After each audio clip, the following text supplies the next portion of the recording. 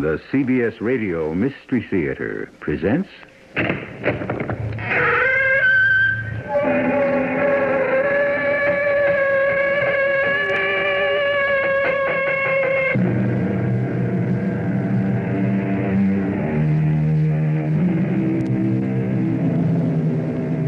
Come in. Welcome. I'm E.G. Marshall. Yes, it's dark in here, but there is no need to be alone. I will be your friend. And on the subject of friendship, I'll give you some invaluable advice. The philosopher Delille once said, "Chance makes our parents, but choice makes our friends." With that in mind, I advise you to choose your friends carefully. Do not make the mistake the young man in our story is about to make. He will choose foolishly and soon learn that one should not make the choice of a friend a matter of life or death. You can't keep us chained below decks forever. I'll pay you back for every lash of the whip. I swear I will. Guards, they'll hear you. Who are you? My name's Armitage. James Armitage. You're just a boy. What are you doing on this godforsaken convict ship? Penance, just as you are. Well, you won't be doing it for long. Huh? I'll be getting us all out of here, I will. How? Leave that to me.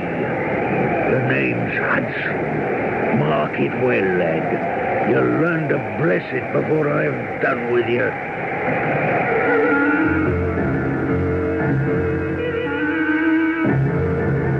Our mystery drama, The Gloria Scott, was adapted from the Sherlock Holmes classic by Ralph Goodman, especially for the Radio Mystery Theater, and stars Kevin McCarthy. I'll be back shortly with Act One.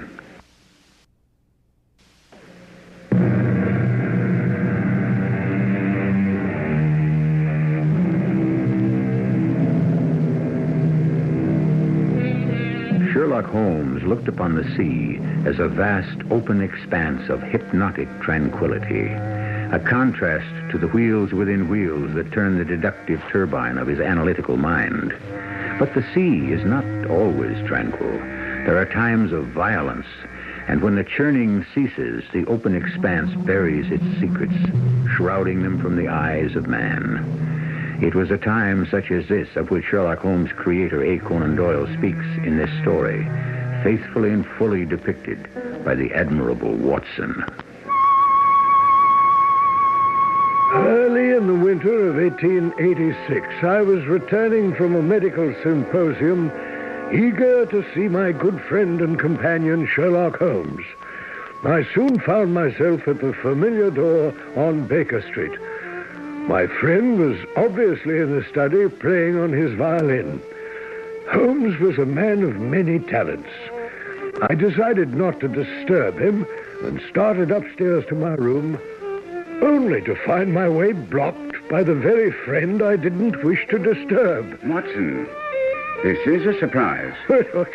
No greater than mine at seeing you coming down the stairs, Holmes. Well, your violin. Ah, coming from the den, of course. But I don't understand. How is it possible? For me to be here on the stairs and in the den at the same time. Yes. Oh, all very simply explained. If you will follow me, Watson. Now, take a look in the den. Well, it's empty. On the table, in the far corner. Oh, what a strange-looking contraption. Newly arrived from America, Watson. A gift of a dear friend, you remember Miss Adler? Oh, Irene Adler, yes, of course. On a world tour with her new production, The Grand Deception. And as a token of her friendship, and perhaps to symbolize the play, she has sent me a working model of Mr. Edson's experimental voice recorder. Well, I merely substituted the violin for the voice. You mean that music is coming from that little gadget? Yes, Watson. I went up the stairs to see how far the sound would travel, and I was just descending as you came in. Here, let me turn this off. Well, I say I am glad to be back. By the way, I stopped off to pick up the Post. There's a package here somewhere for you. Yes, so I see, Watson. It's the small one. Some circulars, advertisements. My medical journal. The small one, Watson. Oh, why, yes, so it is. Now, how did you know that? The small one has been sent by registered mail. The one I've been expecting was to be sent by registered mail. Elementary, my dear Watson. You've been expecting this parcel? Yes, Watson. Now, if you'll hand me those scissors, I'll snip this twine and we'll have a look-see at the contents of the mysterious oblong box. Mysterious oblong box? Mysterious to the gentleman who first received it. He has asked me to have a look at it. Interesting. A tarnished silver cylinder containing a single sheet of slate gray paper. There's something written on it. Bring the lamp a little closer, will you, Watson? Written by an old man, I should say. Wouldn't you, Holmes? Rather a feeble hand. Not feeble. Unskilled in the art of writing. There is a difference. Notice the spelling of the words believe and receive. The sender is unfamiliar with the simple rule of I before E except after C. But you are right about his age. Oh, well, In his 50s, I would say. Well, now, how would you know that? The style of penmanship, this form of calligraphy, went out of fashion 30 years ago. Oh, yes, of course. Can you make it out, Holmes? Yes, now that we have sufficient light, it says, Headkeeper Hudson, we believe, has now been told to receive all orders for fly paper and for the preservation of your hen pheasant's life. Yes. Go on. That's it, Watson. The entire message? Yes. Are you sure you read it correctly? Positive. Oh, that is strange. Yes, doesn't seem threatening at all. I wonder why that worries my friend Trevor so much. An easygoing young man, not easily disturbed. Trevor? Victor Trevor? The young friend you introduced me to during your stay at college? That's the one. I met him accidentally one morning on my way to chapel when his bull terrier froze to my ankle. You recall the incident, don't you, Watson? Yes, ridiculous. The stubborn dog was determined to become your permanent companion. It didn't seem amusing at the time. Laid me up for days. But Victor came around often to apologize, and by the end of the fall term, we'd become close friends. Oh, I hate to see a good friend in a dilemma. Victor's worried enough about this package he received in the post to send it on to me just as he received it. He has no idea who sent it? Not an inkling. Here enclosed is the original wrapping. No return address, which of course does not help to enlighten us as to the name of the sender. There is one small clue, however, conveniently provided by the Postal Service. Oh? Origin of mailing, place, time, date. Of course. The postmark, yes. King's Cove, the 25th of last month, 10 a.m. King's Cove. I don't believe I've ever heard of it. Nor I. Perhaps it'll mean something to Victor Trevor. I think it best I pay that young man a visit. You're right, Holmes, yes. First thing in the morning, we leave for Donningthorpe in Norfolk. Can you make it? Well, I'll telegraph Victor and let him know we're coming. Bully for you, Watson. And if I can somehow decipher this innocent-sounding missive, I have a feeling that you and I won't be bored much longer.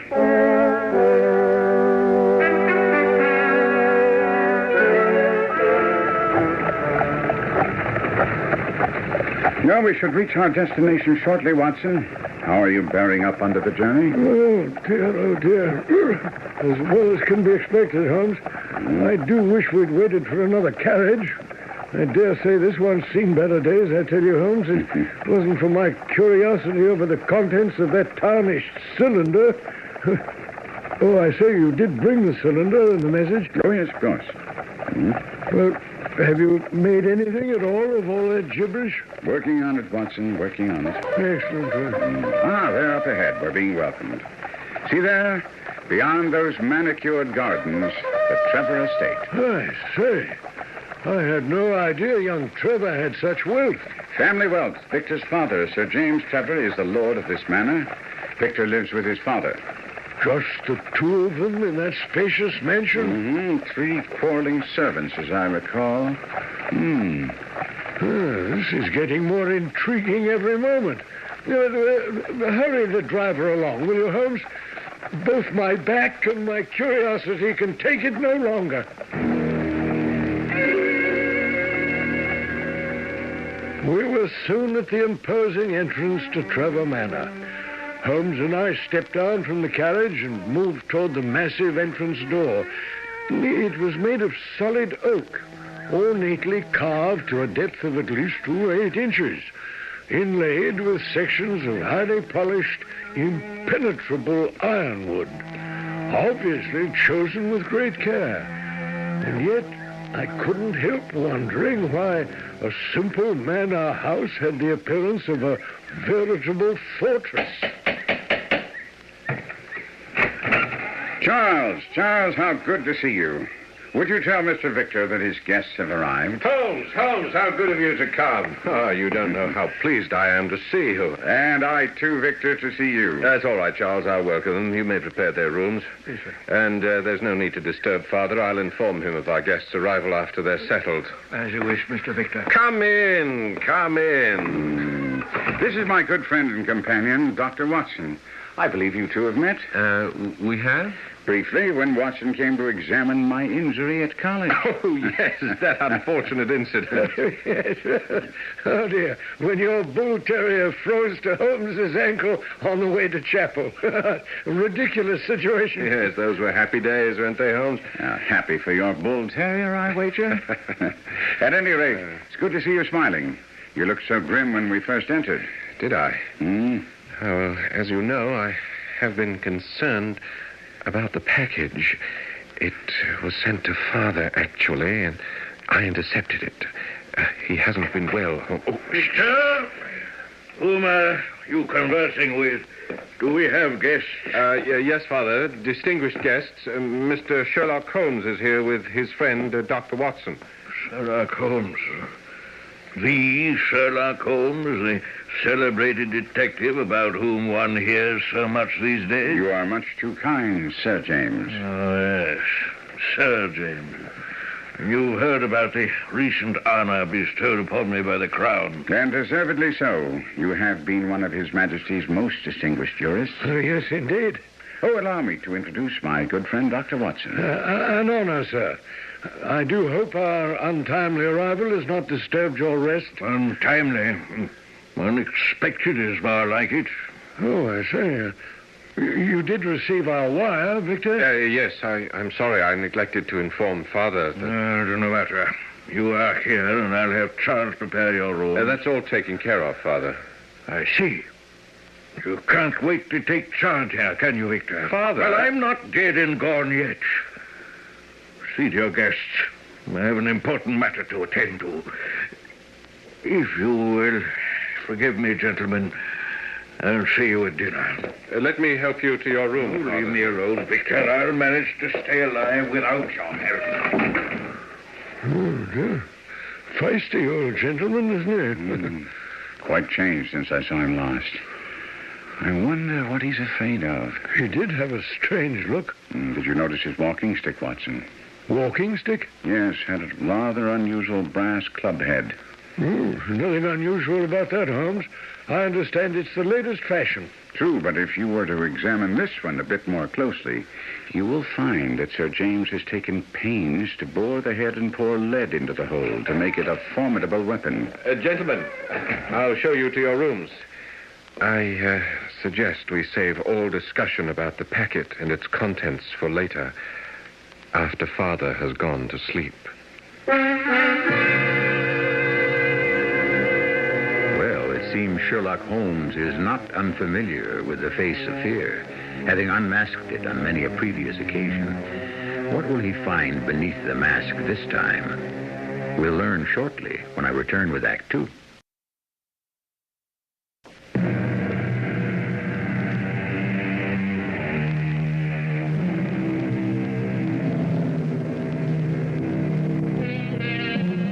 The Mystery of the Gloria Scott is one of Sir Arthur Conan Doyle's most unusual tales. It is unique in that of all the tales of Sherlock Holmes, as recorded by his good friend Dr. Watson, there is no other adventure in which fear proves to be as strong as death, and the mystery that shrouds that fear as silent as the grave. But it is best we let Watson continue with the story.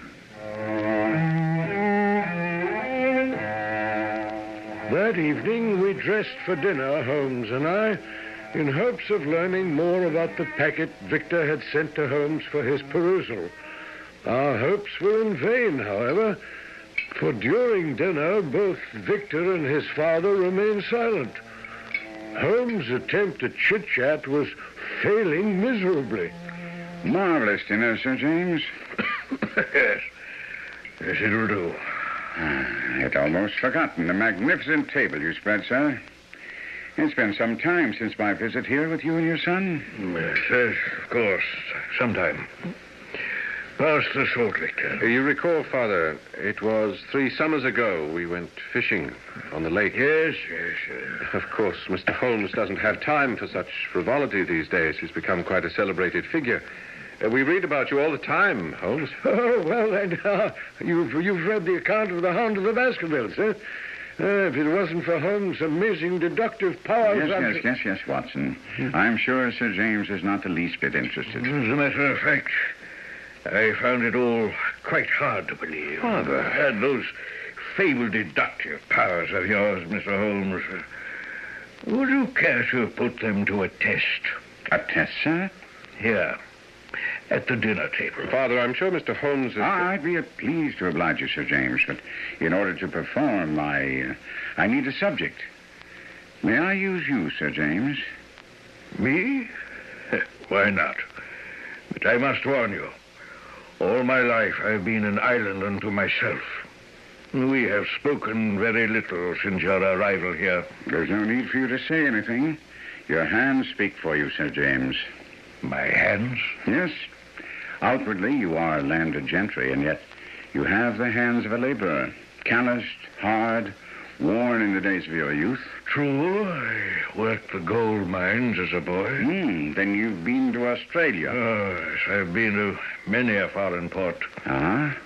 Then the initials J.A. belong perhaps to someone you met on a voyage, someone whom afterwards you were most eager to forget.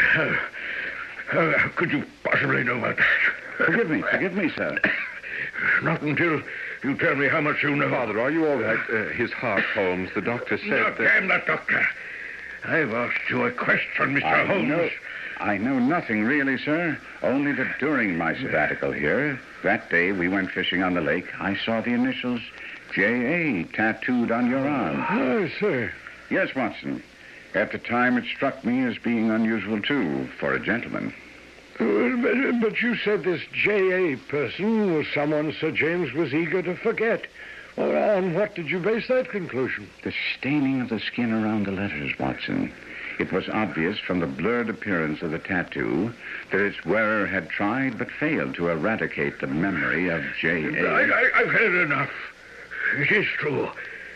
I once knew a J.A., but we will talk of it no more. But, Father, if you are in some sort of danger, Mr. Holmes here is a good friend. I'm sure he'd be more than willing to help. I said I will speak of this no more.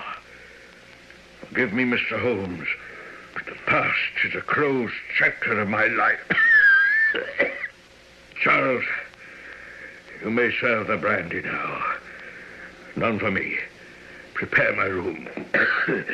If you'll excuse me, I'd best get to bed. Not that I'll sleep tonight. Of all the ghosts of the past, the ghosts of the sea are the worst.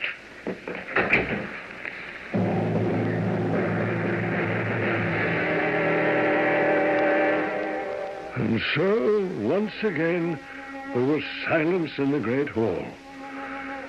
Sir James had retired, and we moved to the sitting room with our brandies. The warmth of the wine was most welcome. It helped stave off the chill brought on by Holmes' uncanny disclosures of Sir James's secret. As we sat there, each engrossed in his own thoughts, Holmes pressed his investigation further. And you say, Victor, that your father never spoke of his past to you? No, Holmes, your amazing deductions came as a complete surprise. The gold mines, the sea. I've seen the tattoo on occasion, but dismissed it as a folly of youth. Perhaps.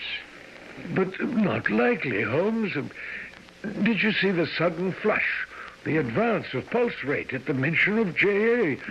Sir James is not a well man. Father refuses to see a doctor. He remains locked in the house in contact with no one. Except by mail, obviously.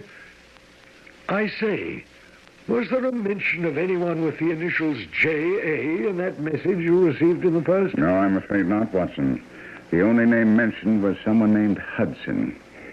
Headkeeper Hudson, as I recall. Hudson? Then you know someone named Hudson? Yes, I do. I do know a Hudson, or did know him. Think, Victor. Now, this could be most important. The man I refer to had no title. Certainly was not responsible enough to be a head keeper. He was a common sailor. A sailor? Interesting. This could possibly lead us to the sea and to the initials J.A. Yes? Go on, Victor. Well, one morning after Holmes's visit here on holiday, Father and I were sitting out on the terrace taking the sun when Charles announced that a man arrived insisting on talking to Father. I remember at the time, Father had many friends, but one look at this unannounced visitor would assure you that he was not one of them. He was a small, wizened man who approached Father with a shambling style of walk and a cringing manner. It's generous of you to see me, Governor. Once again. Once again, sir.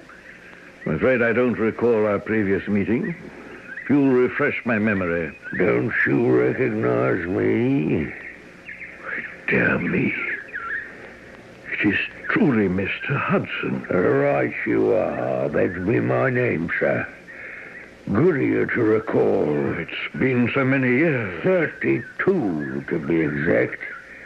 32 years since we saw each other last. Yes, of course. And here you are, sir, in your big house. And me, still picking salt meat out of a harness cask. You'll find I've not forgotten old times, Hudson. You do look rather hard-pressed. I'm just off a 2-year stint in an 8-knot tramp. And I could use a place to stay. I see. Well, I was sure after the hard days we shared on His Majesty's ship, the Gloria Scott, I could put up with either you or Mr. Beddoes. Beddoes? I was sure you'd recall him. Yes. Well, of course you can stay here. We're in need of a gardener. I'd rather work inside the house, if it's all the same to you, sir. In the house? Yes, of course. Charles, take this man to the kitchen. Till then he gets food and drink. I'll be by later to explain his duties. And so that is how this man Hudson entered our lives. Oh, a cheeky sort of fellow, isn't he? Yes. Obvious from his brash manner that he felt on safe grounds. I believe you said he mentioned the Gloria Scott. Gloria Scott. It seems I've heard that name somewhere. Undoubtedly, Watson. The fate of the bark Gloria Scott caused quite a stir in its day. As I recall, let's see, the Gloria Scott left Falmouth on the 8th of October, 1853, sailed to her destruction in north latitude 15 degrees west, longitude 25 degrees, on November 6th of the same year. Oh, yes, of course. The Crown believed the incident stemmed from a mutiny of some sort. But never proved, Watson. The mention of the Gloria Scott by Hudson had an hypnotic effect on Father. He did everything Hudson demanded. He soon elevated Hudson to the position of butler, replacing Charles in authority. The man was drunk most of the time, difficult to deal with, lording it over the servants and insulting Father's guests. And Sir James put up with boorish behavior. Well, not for long. One evening, he'd had enough, took the insolent cur by the nape of the neck, and turned him out of the house. Good for him. We never heard from him again. Until the mention of his name in the message you intercepted. Yes. Why would the words headkeeper precede the name Hudson? Why, yes, of course. You have something, Holmes? I believe so, Watson. It is a code of some sort. I must admit, on first examination, I was quite baffled. Oh, understandably, Holmes. A hen pheasant's life. Well, it's gibberish. Simply gibberish. Well, of course, if the message was meant to convey that thought. But you've left out a number of key words, each of them very important to the final meaning. Well, I'm afraid I don't follow you. Just before dinner, I was examining the message again in my room. Holmes, I do hope you have it hidden away. I'd rather Father didn't... No. I've concealed the packet in my luggage, Victor. Since it was meant for your father, I'm sure he knows the code we are groping for. There's no need for the original. I have a copy of it right here. Words removed, phrases eliminated, letters superimposed. Good heavens. You've tried just about everything, haven't you, Holmes? Yes, without success, as you can see. But now that we've ascertained that Hudson was merely a seaman, we can conclude that the first two words, headkeeper, have no meaning. Possibly. Therefore, we merely underline every third word of the message, beginning with the word Hudson, thusly, and there we have it. You're right, Holmes. Yes. It now makes sense. Yes, Watson. This message was obviously meant for Sir James. Only he would know the dark meaning behind this cryptic warning, which now reads, Hudson has told all, fly for your life. Good heavens. It came from upstairs. My room, I believe. Quick, Watson, follow me. If the cause of that gunshot is what I think it is, I'm afraid we are already too late.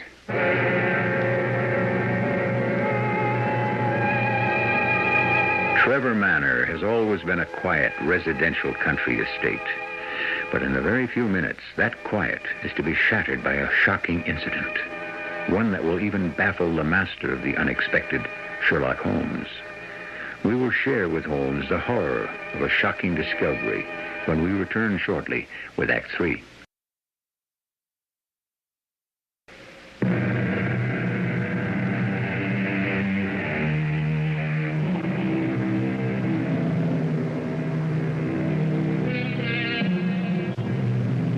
Monuments. What are they? The very pyramids have forgotten their builders. Words, not stones, are the true monuments to the great. Listen then to the words of Sir Arthur Conan Doyle, a tribute to the man and his creation, the fabled detective Sherlock Holmes. Within seconds after hearing the shot, Holmes raced for the stairs. Victor, Trevor, and I were not far behind. As we reached the head of the stairs, we could see Mrs. Henshaw, the Trevor housekeeper. It was she who had screamed at the sight of something in Holmes's room. We entered cautiously behind Holmes and were shocked to see the body of a man lying on the floor. Good Lord. It's Sir James. Father! Your father is dead, Victor? By his own hand, I'm afraid. Oh, Shot through the temple. Telltale powder burns, gun still clutched in his right hand, and here, crumpled in his left hand. the slate gray paper. Despite our efforts to conceal it from him, he has finally seen and read the warning message. Poor Father. This man, Hudson, must certainly have had a terrible power over him. I wonder what ghastly secret they shared. Yeah, I fear we'll never know, Holmes. The secret, whatever it was, died with Sir James. No, I'm not so sure, Watson. Secrets have a way of turning up even after death. Whatever it was that haunted Sir James all these years could turn up even now. Tell me, Victor, do the words Chambeau Deuce mean anything to you? Chambeau Deuce? Here, scrawled on the bottom of this page, I found in your father's clenched hand. There are two words, Chambeau and Deuce. I assume they go together and have some meaning. Yes, they do. Chambeau Deuce is a rare vintage wine, a favorite of my father's. We keep a large cask of the brew in the wine cellar, but I fail to see... We'll look at that in a moment, but first I think that we had best notify the police. Must we, Holmes? The scoundrel. I'm sure they will be discreet, but there will be questions. Yes, and so many we cannot answer. Not as yet. But while the police are on their way, we'll pay a visit to your father's wine cellar. I have a feeling that we'll find that cask of Chambeau Douce holds more than vintage wine.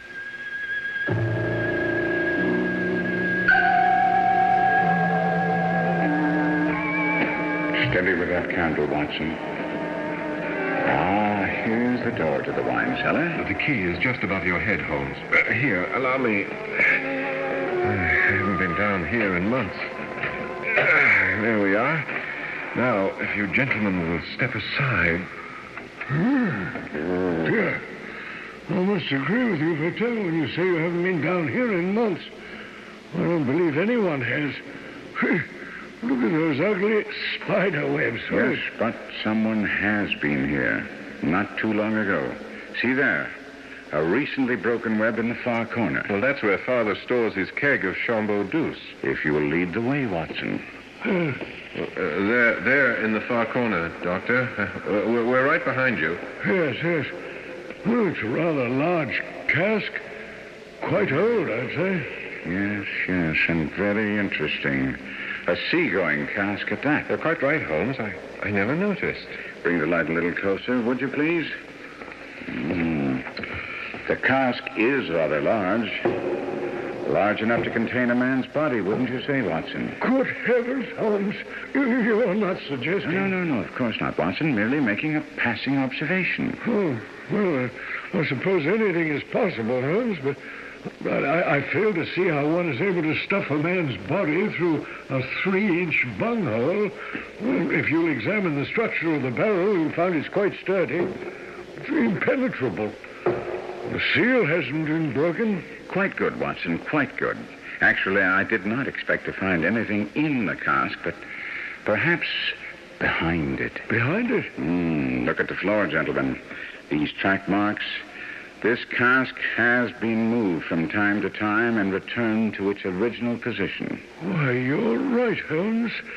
But how anyone without the strength of a Hercules is able to accomplish such a feat is beyond me. I've never seen it moved from this position, Holmes. There's something behind that cask that your father wants us to see. If you gentlemen will step aside. Here it is. A dust-free corner at the top of the casing.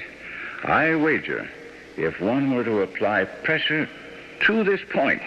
I say, it's moving. So it is, Watson. And what have we here? A small recessed compartment in the wall. The candle, if you please. Yeah?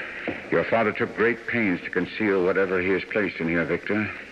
Have you any idea what it could be? No, none at all. We have a wall safe in the house. All our valuables are kept in there. Both Father and I have a key. But this, Victor, this was not meant for your eyes until now. A sealed oilskin packet. May I? Yes, of course. It's rather sturdy, but with this pocket knife of mine should... There we are. Well, what have we here? Book of some sort. Almost destroyed with age and exposure to the elements. I say, it looks like a ship's log. That is exactly what it is, Watson. The log of the ill-fated bark, Gloria Scott. The one Hudson mentioned. I wonder how Father...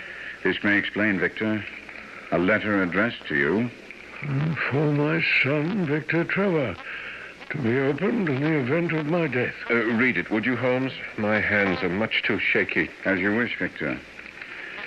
My dear son, now that approaching disgrace begins to darken the closing years of my life, I must record the truth of my shame.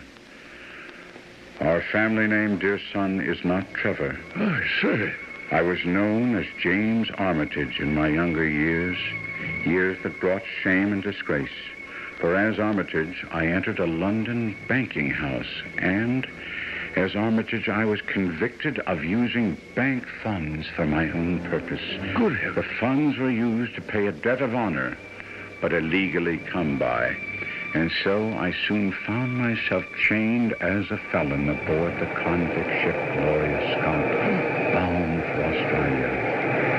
The hold below deck was black as pitch, and the stench was more than one could bear.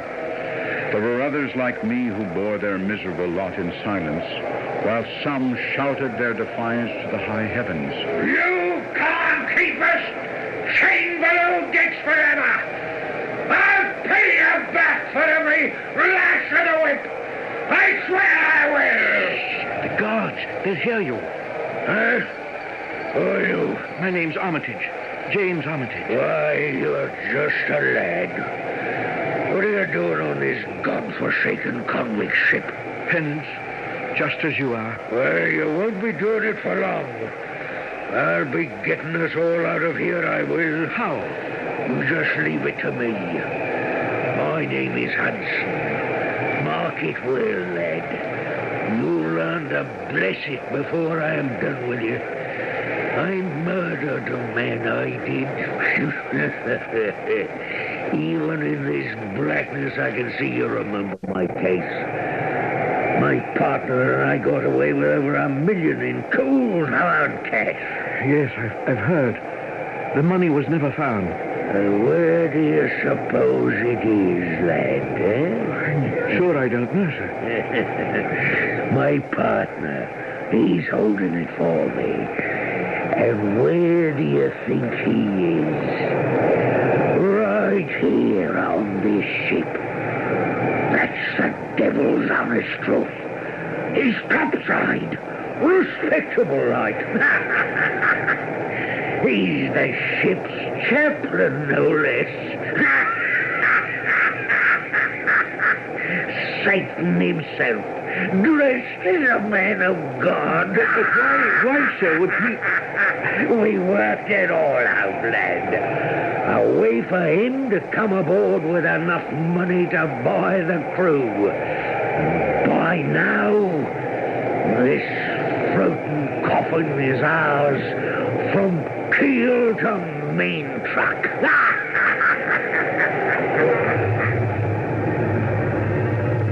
And so, as Hudson had promised, all went as planned. One evening, about the third week, we had an unexpected visit from the ship's chaplain.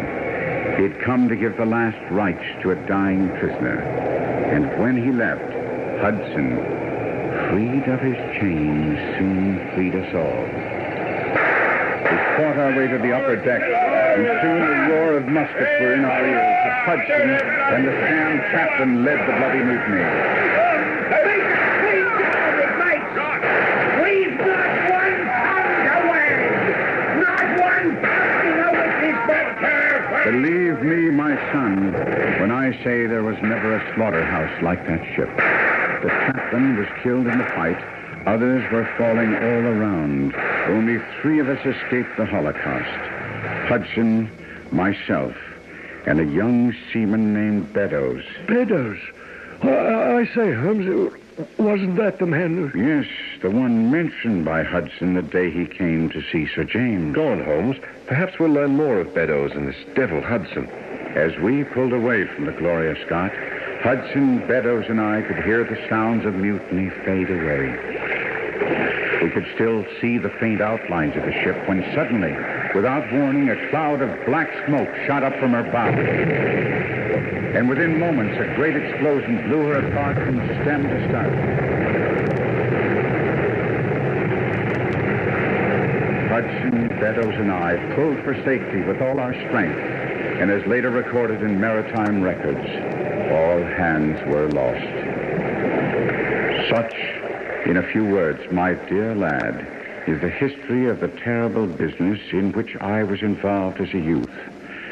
I am sure you can now understand the reason I had for changing my identity. As you know, I have since led a respectable life. Imagine then my feelings when, in the seaman who came to see us, I recognized instantly Convict Hudson, the man who led the mutiny. Chilling tale, indeed. Young Beddoes was a hired hand aboard ship and completely innocent of wrongdoing. Beddoes and I have been in touch with each other from time to time. I pray this confession will keep him safe. I say, of course.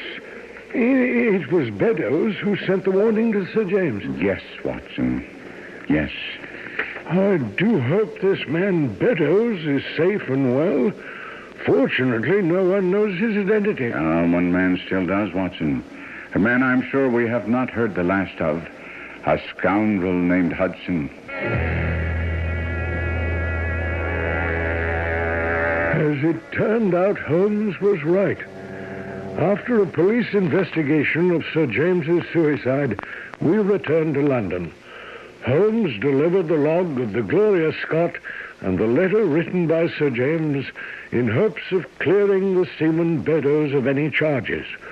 After reading the evidence, the court agreed to record Beddoes' innocence and seal all records against the possibility of public scandal.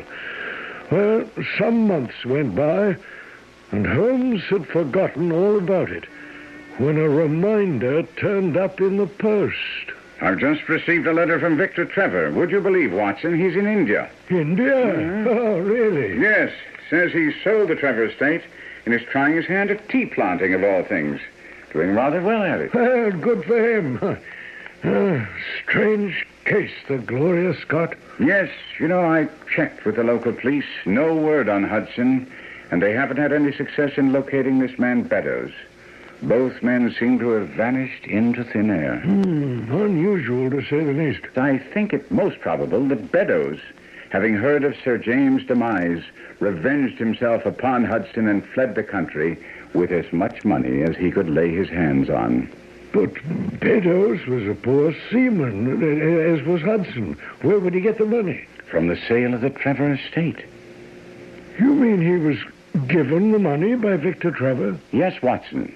A sympathetic ally whom he knew would say nothing, not even to his closest friends. And what better choice could Beddoes make than Victor Trevor? A young man who learned firsthand what it means to be haunted by the past.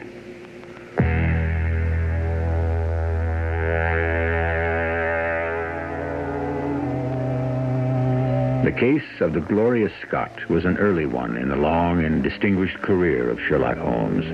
His creator, Sir Arthur Conan Doyle, dates the adventure for us, but the late H.W. Bell suggests it took place close on the heels of another fascinating adventure, the Musgrave Ritual.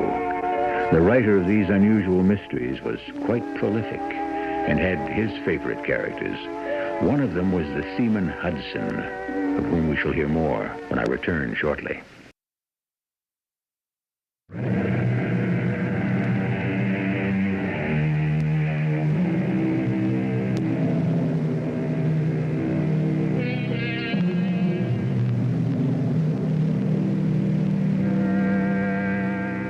It was suggested that the seaman Hudson was at one time the husband of the fabled Mrs. Hudson, who was Holmes' housekeeper.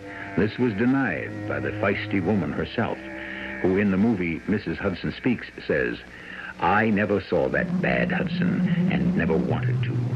My Hudson was a respectable tradesman, and he died when I was barely 25 years old." And so it seems, dear listeners, we have another mystery on our hands. Our cast included Kevin McCarthy, Court Benson, William Griffiths, and Paul Hecht. The entire production was under the direction of Hyman Brown. This is E.G. Marshall inviting you to return to our Mystery Theater for another adventure in the macabre. Until next time, pleasant dreams.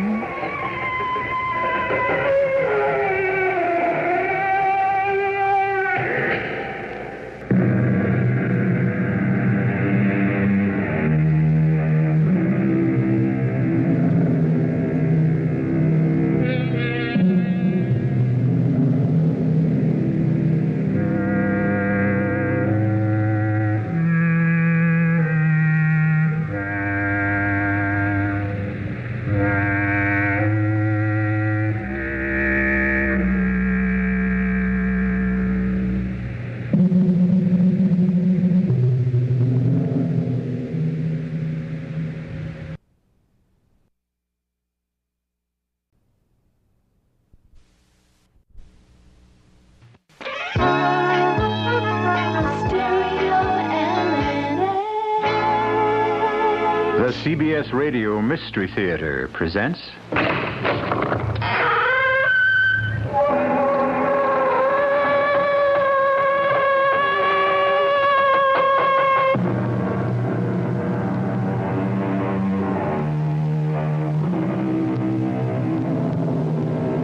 Come in. Welcome. I'm E.G. Marshall.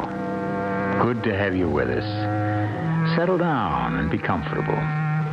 Lend us not only your ears, but your deepest concentration while we tell you a strange and macabre story. Where do you live? Peoria? Salt Lake City? Buffalo? Memphis? Huh? Where? Springfield? Manchester? Spokane? Hackensack? No, you don't live in any of those places, or in any other place that has a name.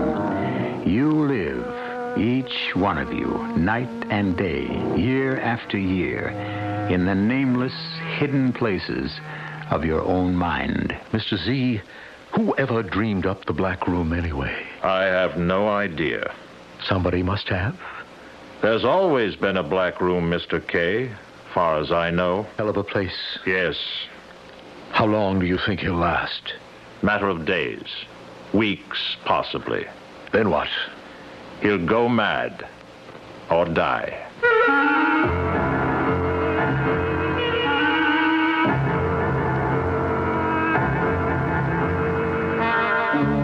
Our mystery drama, The Black Room, was written especially for the Mystery Theater by Elspeth Eric and stars Larry Haynes. I'll be back shortly with Act One.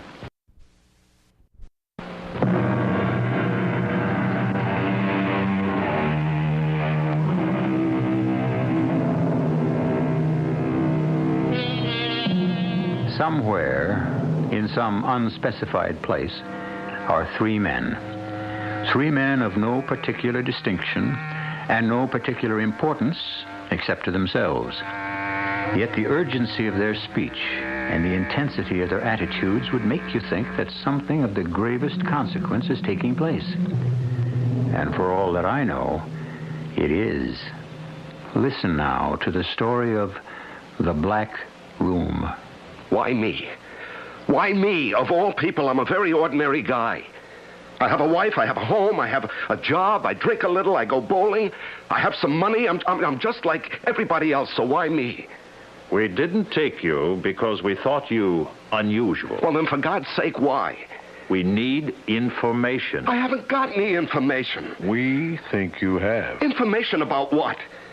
Look, if I have it, I'll give it to you. I'll tell you anything you want to know. You mean that? What do you want to know? Why did you do it? Do what? You know. I don't know. Do what? It's not going to tell us. What am I supposed to know? How could a man like me know anything? Look me in the eye.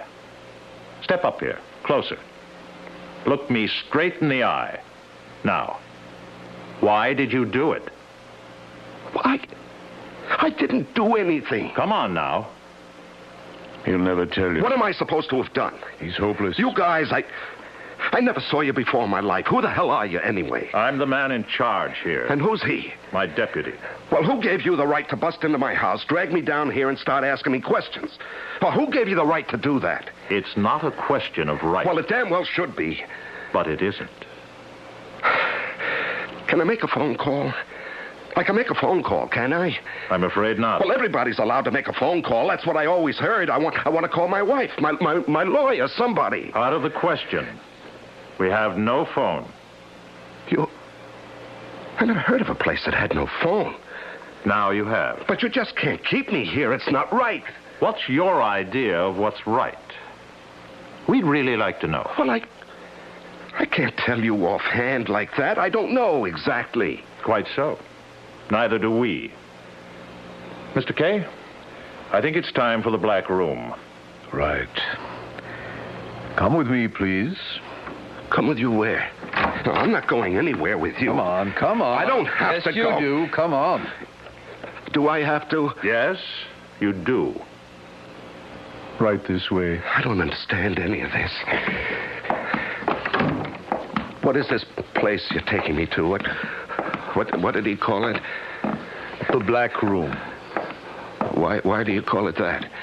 Because it's black. Why, painted black, black walls, black furnishings, what? Well, there aren't any furnishings. It's just a room. And it's black. You're putting me in solitary. You'll be alone. Here we are. Step in, please. Well, I can't see a thing, nothing. It's black. That's why it's called the Black Room. Well, switch on a light. There is no light. Once I close this door, there'll be no light of any kind. You can't do this. Get out of my way. Now, let me... just... Help! Somebody help! Don't make help! such a fuss. Cut it out. I'm going to close this door. Are you there? Are we both in here? Well, say something. Are you here? You haven't any matches on you by any chance? Or a lighter? No. Once I go out that door, you'll be in total darkness and total silence. No light, no noise, no sound of any kind. Only what you make yourself. I don't see why. You'll be fed once a day, never at the same time. How will I know when? It'll be either before you get hungry or after you've stopped being hungry. You'll bring it to me? You'll find it somewhere on the floor. Well, how will I find it if I can't see it? You'll feel around till you come to it. There'll be bread and water, and once in a while, if I'm in the mood, some cheese or a piece of fruit. Okay. Got it? Will you tell the warden something for me? The who? The warden? Well, whoever he is, the keeper. Keeper? Well, you know who I mean, the man in charge. That's Mr. Z. The end of the line. Tell him what? Tell him that That you what? I've forgotten it. Well, it's a good beginning. Keep it up. Oh, wait a second, wait. What now? Let me look at the light. Look at it. Okay. That's all.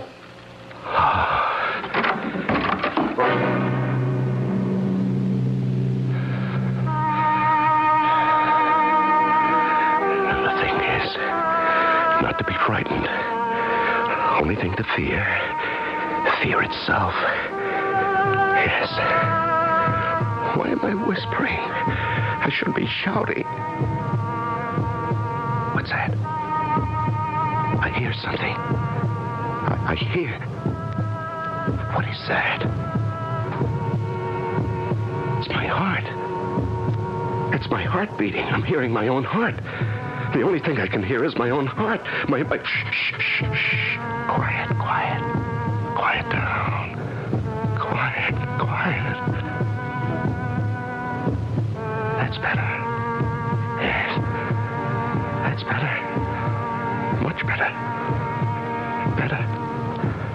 Yes.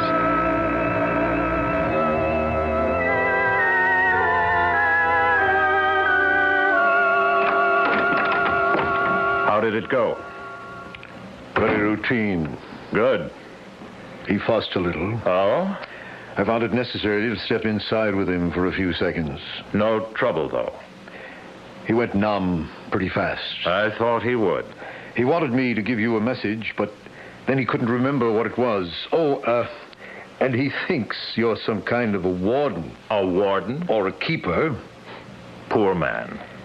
You know, Mr. Z, I didn't much like it inside that room. You knew you were coming out. Who ever dreamed up the Black Room anyway? I've no idea. Somebody must have. There's always been a Black Room, far as I know. Hell of a place. Yes. How long will he last, do you think? Matter of days. Weeks, possibly. Then what? He'll go mad. Or die. Wonder what he's doing now. Oh, counting by twos, then by threes, then by fours. Anything to keep from thinking. That's what they all do. Remember things. Beautiful things.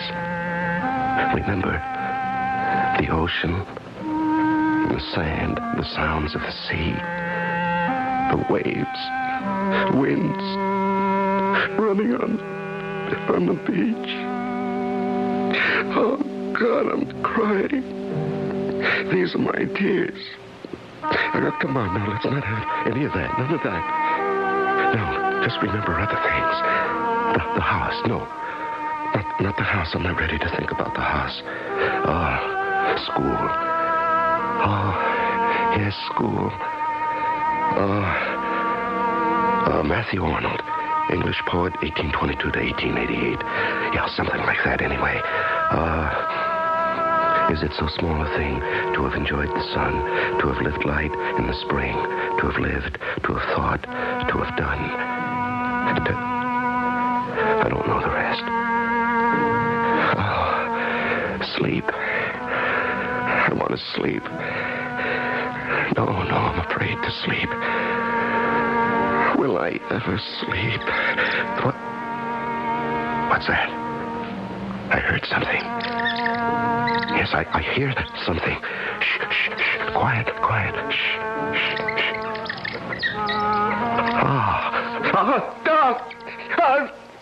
It's a rat. They've let a rat in here. I'm shut up with a rat. Where is that? Where is that rat? I'll kill it. I'll kill it with my bare hands. Where is it? Where is that? Where?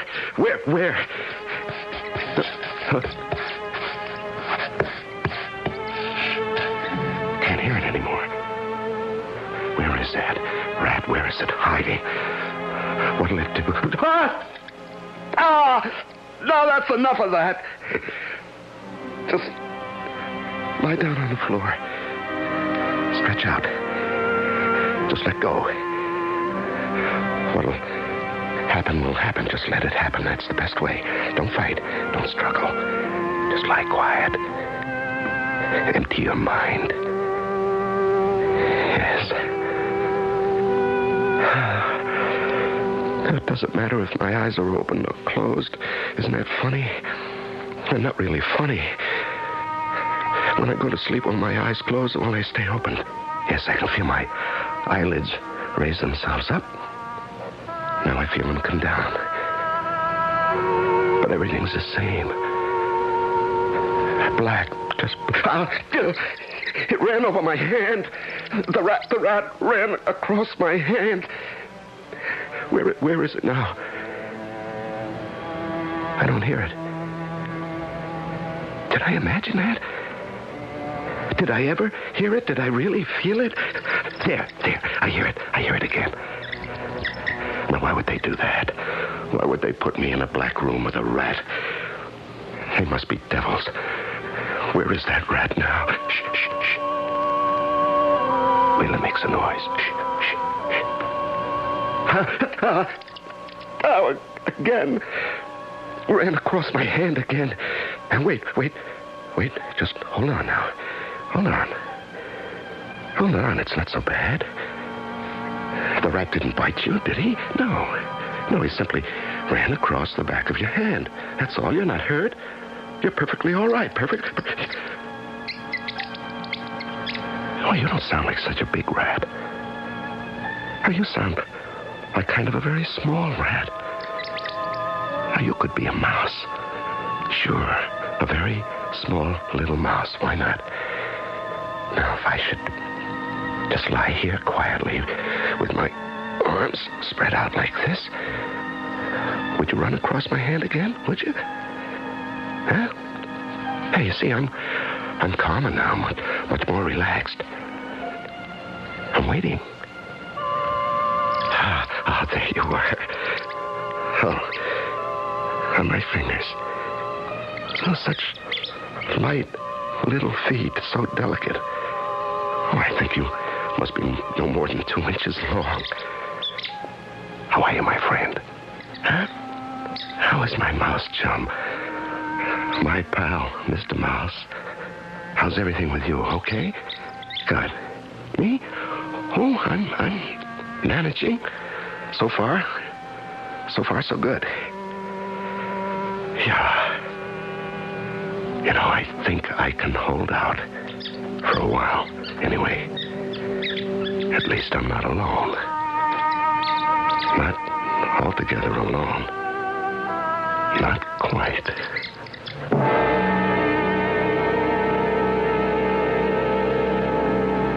The great horror is the fear of being alone. Man will do anything, suffer anything to avoid it, and to postpone that crucial moment when, no matter what he does or what he suffers, he must face his own essential aloneness, the very last moment of his life. We'll be back shortly with Act Two.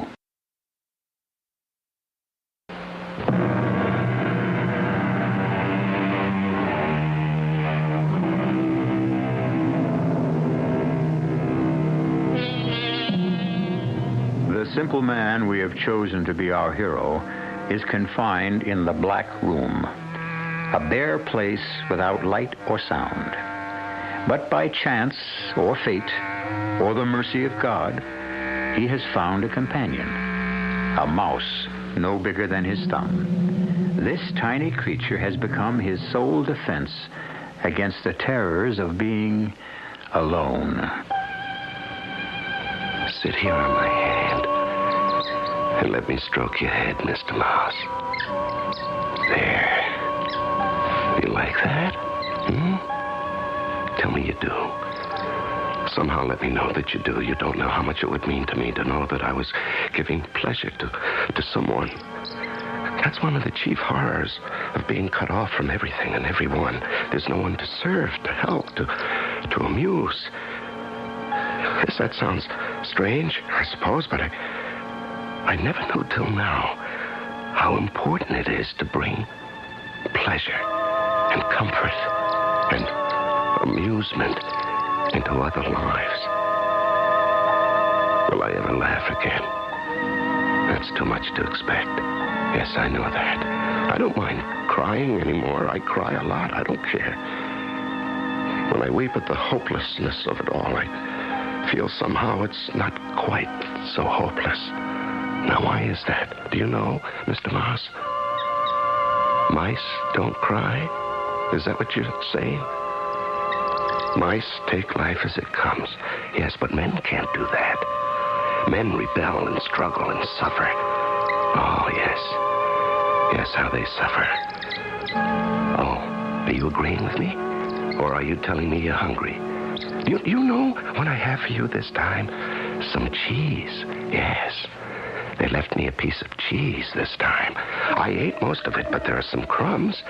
And they're in the breast pocket of my shirt. Now, if you just get into my pocket, way down at the bottom. You're easy now. Don't be frightened. Now, you know I wouldn't do anything to hurt you, my little friend. There. Head first. Down you go. Ah, yes, you found them. You found the crumbs of cheese. You're eating, and I'm almost laughing. Not quite, but almost. I'm almost laughing because you're so pleased.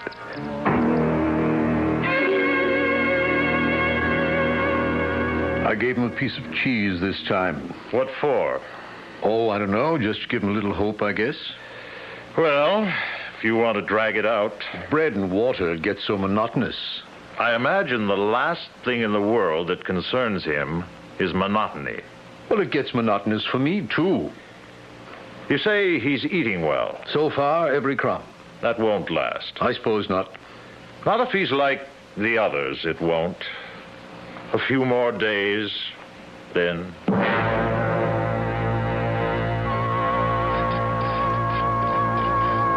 Stay out of my way, Mr. Mouse. Don't get hurt. I'm just looking for our food.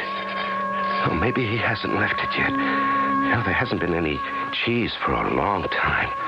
No, I can't count the days anymore, but it's been a long time. Oh, I found it. What is this? What? Well, it's an apple. Imagine an apple. Say, I wonder, is it red or green or yellow? Perhaps I could tell by the taste. Macintosh. Or have I forgotten the taste of apples? I used to know it so well. You want some, do you? Wait till I bite off a piece for you. Wait, you know where it is. Come on now, you know. The pocket. It's in the pocket. That's it. I can feel you move against my chest. I think I have never felt anything so comforting. Now, how did I get here? How did I come to be living in a soundless, lightless room with a friendly mouse? It's almost laughable, but I've forgotten how to laugh. But think about it. How did I arrive at this place, these circumstances? For that matter, how did I arrive at any of the places, any of the circumstances of my life? I planned, yes. Yes, I made plans. But they never seemed to work out precisely as I planned them. The marriage. It looked all right, but it wasn't quite what I meant. The job. Yes, the job seemed to be a good job, but it wasn't quite what I'd expected. The house. It was a good house, a nice house. But not quite. Oh, are you coming out of my pocket now, Mr. Mouse? Have you had enough? Huh? Hey, what are you doing? Are you trying to get inside my shirt? What for? What do you want? Oh, I know. To be close to me is that... Ow! Hey, what was that? What did you do? You know, I felt something... Oh, there it is again. Hey, I think you're pulling out the hairs on my chest. Is that what you're doing, Mr. Mouse? Ah, yes, you are. Now, why? Why would you do that? Not to hurt me. I know you would never hurt me. Are you playing? Are you making up a game trying to divert me from the awfulness? Yes, you're telling me it could be worse. There are things we can do. There is always something. It is never absolutely hopeless. Oh, little mouse, you're trying to make me laugh.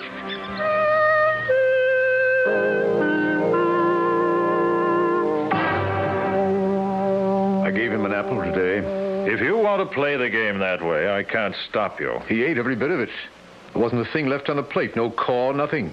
I wonder how he manages to keep up his appetite. Maybe he exercises. After this long, they lose interest. Yes. After all, what's the point? Hope can't last forever. It's got to die, sooner or later. Well, with this one, it looks as if it's going to be later. Yes, but eventually. What makes him hang on? I wish I knew. I'd give anything to know. It's darn near 2 weeks. 2 weeks tomorrow.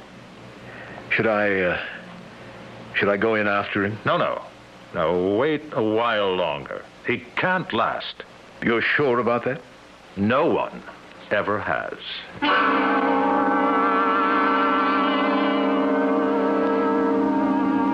It's only breadcrumbs today. Sorry, Mr. Mouse. Hey, where are you? Mouse? Mouse, I have breadcrumbs for you in my pocket. Now, where are you? Are you here? Why don't you come when I call you? Now, there's no place to go in this blackness. I can't look for you. I might hurt you. Now, why don't you come when I call you? I have food for... Oh, what a fool I am. You've gone out of the black room. You've escaped. But where? How? There must be a place. Yes, you haven't always lived in this room. You came in at some point, and now you've gone out. But where? How? There must be a place, a little place, a tiny hole. Yes, a tiny hole big enough for a mouse to get through. No, where? Where? You don't live here all the time. The black room isn't your only home. I mean, not your permanent home. You wouldn't pick a place like this. No mouse would do that. Nobody would do that. No, you came here from somewhere else. You must have. There must be a hole someplace. And you came through that hole, and you've gone out through that hole, and I'm going to find it. What's this? Is this it? Oh, that's so tiny. That's so tiny. Is that a hole? A hole just big enough for a mouse to slip through? Yes, I think it is. Then on the other side, there must be something. The blasted hole is right next to the floor. It's no bigger than my thumb. I can't get my face up to it. Yes, I can. I see. I see a light. I see light. A very little light. Oh, thank you. Thank whoever you are for this little bit of light. And what's happening? What's happened to the light? There's still a little, but there's something gray, something milky gray. What? It's my mouse. He's on the other side of the hole. I'm looking into the small gray eye of my friend. Oh, Lord, it's too much. Who could think of such a thing? Who could think that I would be straining at a mouse hole, bent almost double, to look into the eyes of my friend, the mouse? No, it's too much. It's too much. I can't comprehend. What is there to do? What is there to do but laugh?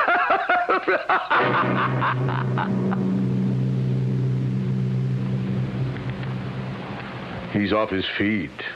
Hardly ate anything the last few days. So, it's starting. What's starting? The decline. I knew it would, sooner or later. I think I'll give him some fruit next time. I really don't know why you want to bother. Maybe some cheese, too. Suit yourself. Look, the idea was never to starve the poor fool. If that was the idea, I wouldn't give him anything at all. He's beginning to starve himself. Can he do that? It's simple. Stay away from food and water. You'll be gone in a few days. No kidding. Animals know that. Well, I never knew it. There's lots of things animals know that men don't know, especially you. If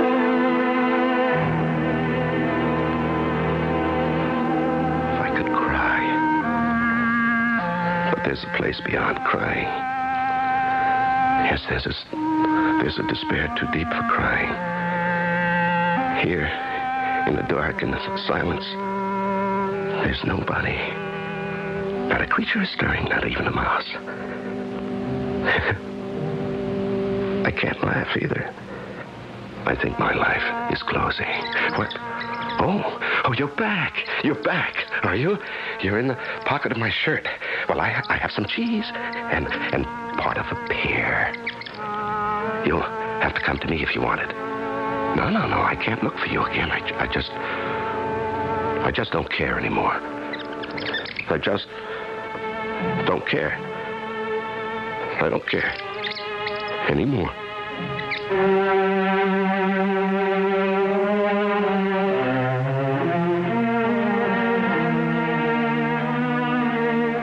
We all know it, but nobody says it. The drama of life is not in battles or elections or crimes or even in love affairs.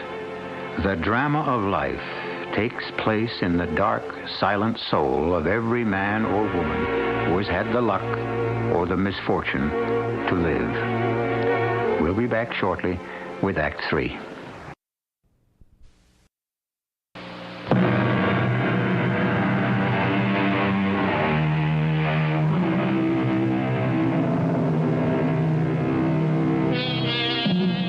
I just don't care anymore. These words were spoken by our nameless protagonist a few minutes ago, and I suppose they are the saddest words anyone can utter. I just don't care anymore. The struggle is over.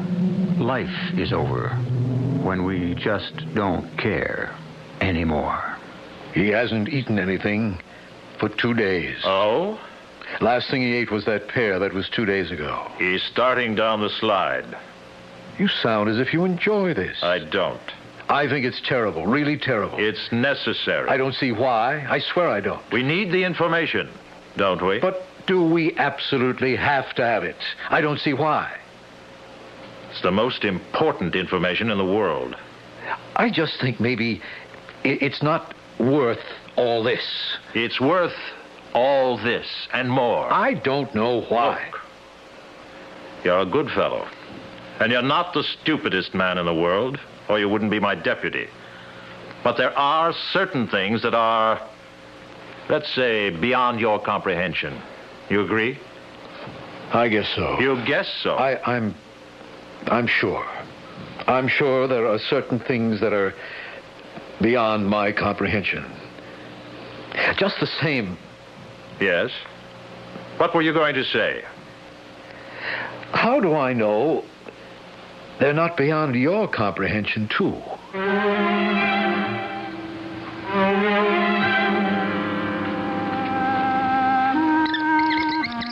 I hear you. Oh, I hear you, but I don't care. Even if I did care, I'm not sure I'm strong enough anymore to go looking for you. There must be food all over the room. Why don't you go look for it? I'm sure the faithful Mr. K has been leaving it, and I haven't eaten any for a long time. So, stir yourself and go look for it. Huh? You want me to bring it to you? Well, that's rough. Those days are over, my friend. I loved you. Do you know that? I really did. I thought you loved me in your own little mousy way, but you didn't. I was just somebody to feed you. That's all. Well, our friendship has come to an end. Mr. Mouse, has all things come to an end.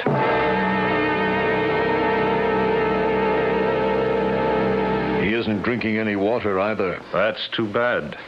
You feeling sorry for him by any chance? Now, don't start up with me, Kay. It's not like you to go soft. I'm not going soft.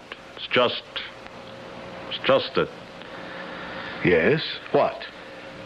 I don't know why exactly, but I had such high hopes for him. That he'd be different somehow. I really had very high hopes for that man. Well, maybe one day I'll learn. Nobody survives the Black Room. Absolutely nobody.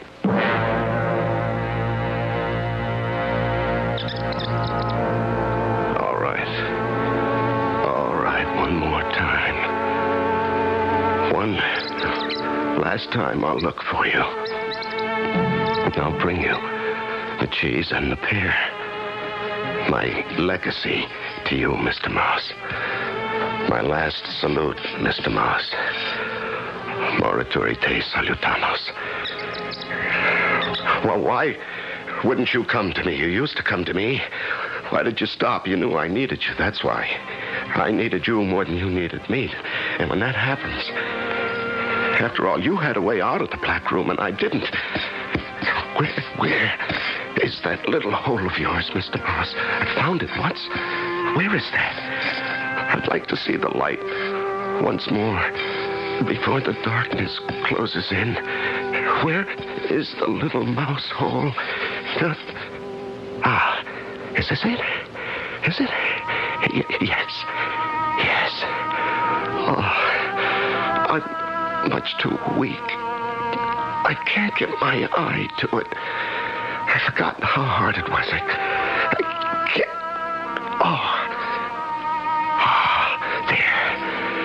There it is. The beautiful light. That little sliver of light, the lovely light. Yes, I'm a little stronger now. I'll find you. Just keep talking, Mr. Mouse. I'll find you. I think I'm nearer. Just keep talking and I'll find you. You sound very loud. I must be close. Or is it because my hearing has become sharper? Does that happen? Does the hearing become sharper when there's nothing to hear? Yes, you're very near now, very near. I think I can reach out and touch you. No! Oh, no, that didn't happen. I won't believe it. It happened. I won't believe that I reached out my hand and you bit me. I won't believe that. Not that, no. Oh. But it's true. Yes, it's true. There's no end to it. There's no end to the shocks and the suffering and the cruelty and the horror. No end to it. When you think you've borne it all, there's more and more and more.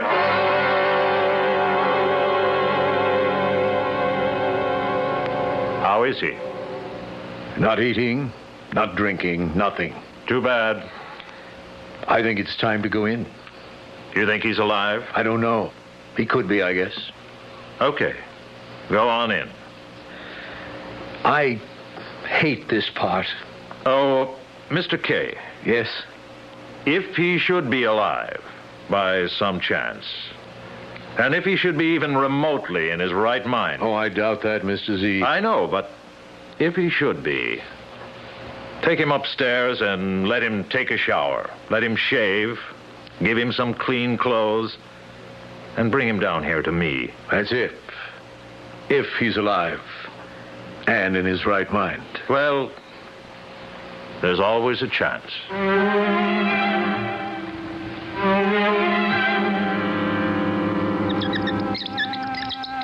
Why did you bite me? I meant you no harm. Why should you turn on me? Explain that to me. I need to know this one thing before I die.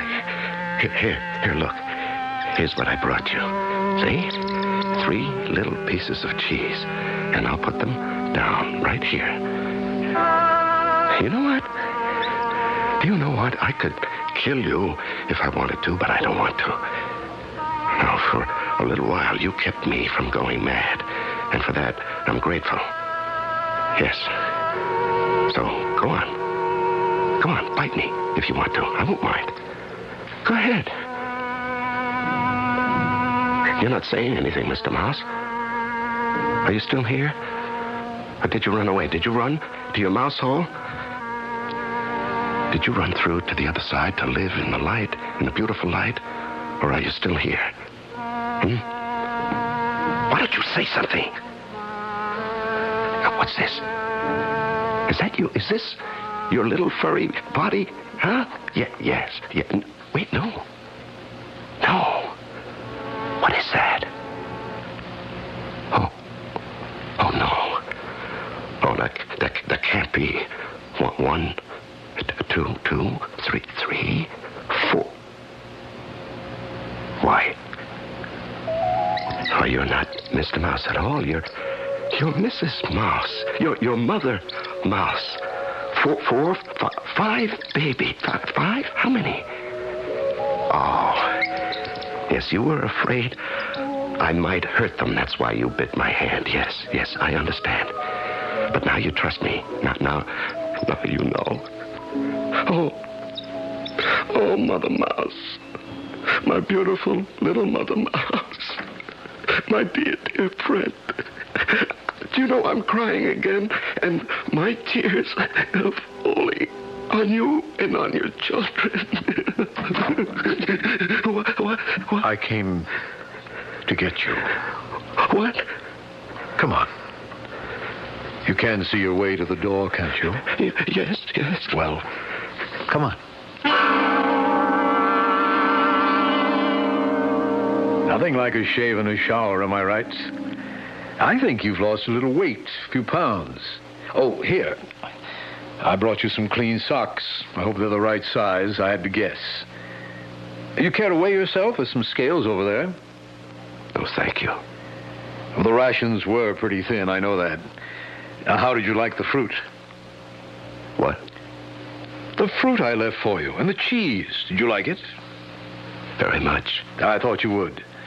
Hey, don't put that shirt back on. I brought you a clean one. Here, I think it'll fit. Thank you. Now, give me your old one, and I'll throw it out. Don't touch that shirt. Huh? Keep your hands off that shirt. You want to save it? It's pretty dirty. I want to save it. I'll wash it for you. No, leave it alone. You want it the way it is? Just the way it is. If you say so. Well, you ready? Yes.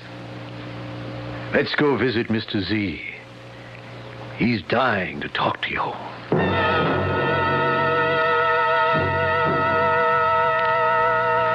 You look rather well. Surprisingly well. Please, sit down. I'm glad to see you. Are you really? Yes, really. Very glad. You've no idea how glad.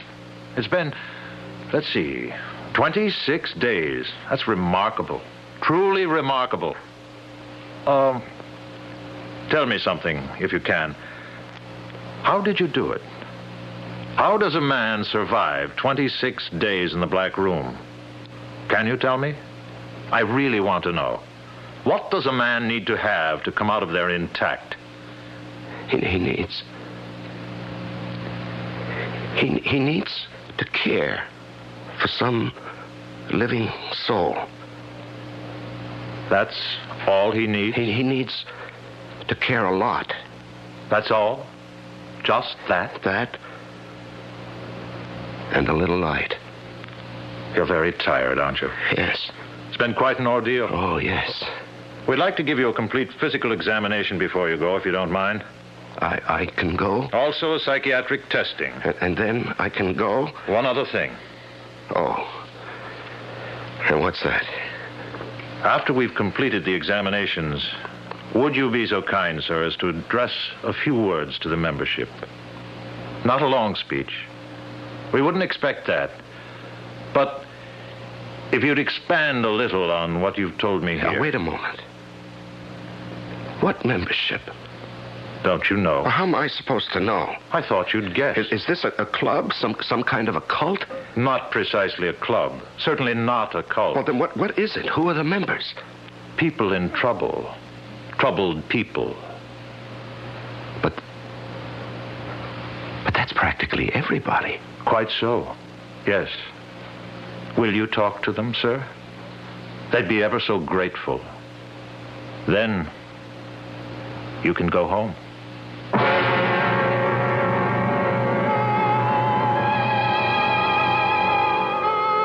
Where do you live? Main Street? Lakeshore Drive? Mulberry Lane? Park Place? Lenox Avenue? Corner of 4th and Walnut? 3 miles out on Route 7?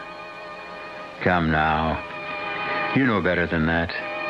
You may hang your hat anywhere at all, but you live in the black room of your own mind. I'll be back shortly.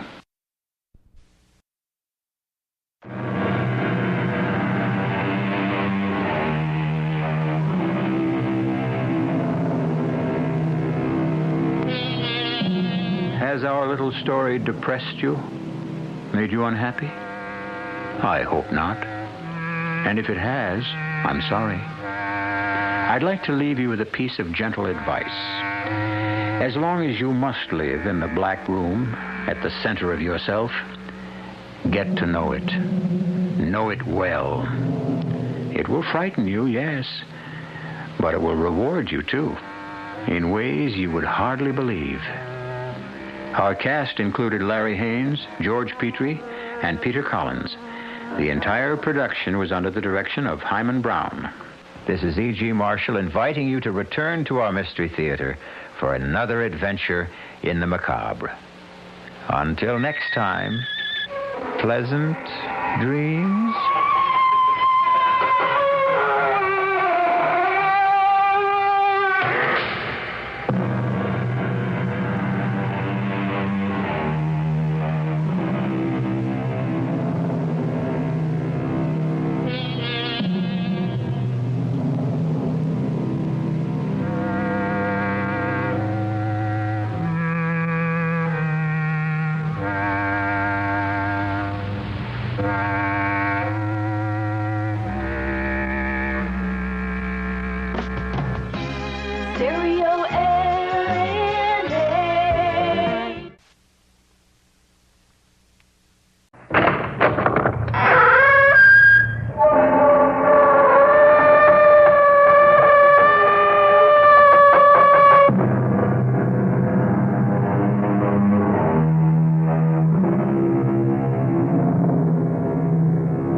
Come in. Welcome. I'm E.G. Marshall. Welcome to the sound of suspense. Welcome to the fear you can hear. Even before Phoenicians first sailed out of the Mediterranean and opened up the seven seas to mankind, the rolling waters of the world have boiled from their depths some of the greatest stories of adventure, romance, and mystery. And of all the stories dredged up from old Davy Jones' locker, I think my favorite is the strange and seemingly insoluble puzzle of what happened to the Annabella. How best to start the story? Oh, yes, of course, why not? Let's read from the log of the ship that found the Annabella becalmed in the doldrums. August 7th, 1865. Log of the Penguin, Captain Brisket commanding. No wind again this day as we drive through the doldrums, moving by paddle and steam to find becalmed a merchantman named Annabella. No answer to repeated hails. Sent Mr. Bascom to board her. His report as follows. Not a living soul aboard. The boat's still snug in the davits. The captain's table freshly set for 6. The crew's meal warm in the galley. All shipshape. The log records an uneventful voyage with no clue as to why she should have been deserted. Not a living soul aboard. Not even a rat. What can be the answer to the mystery of this ill-fated ship? I cannot even guess. I fear no one will ever know.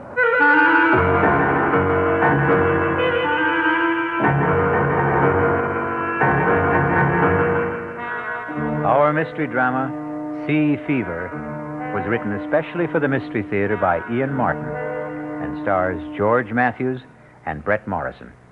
It is sponsored in part by the Kellogg Company, makers of Kellogg's Special K cereal.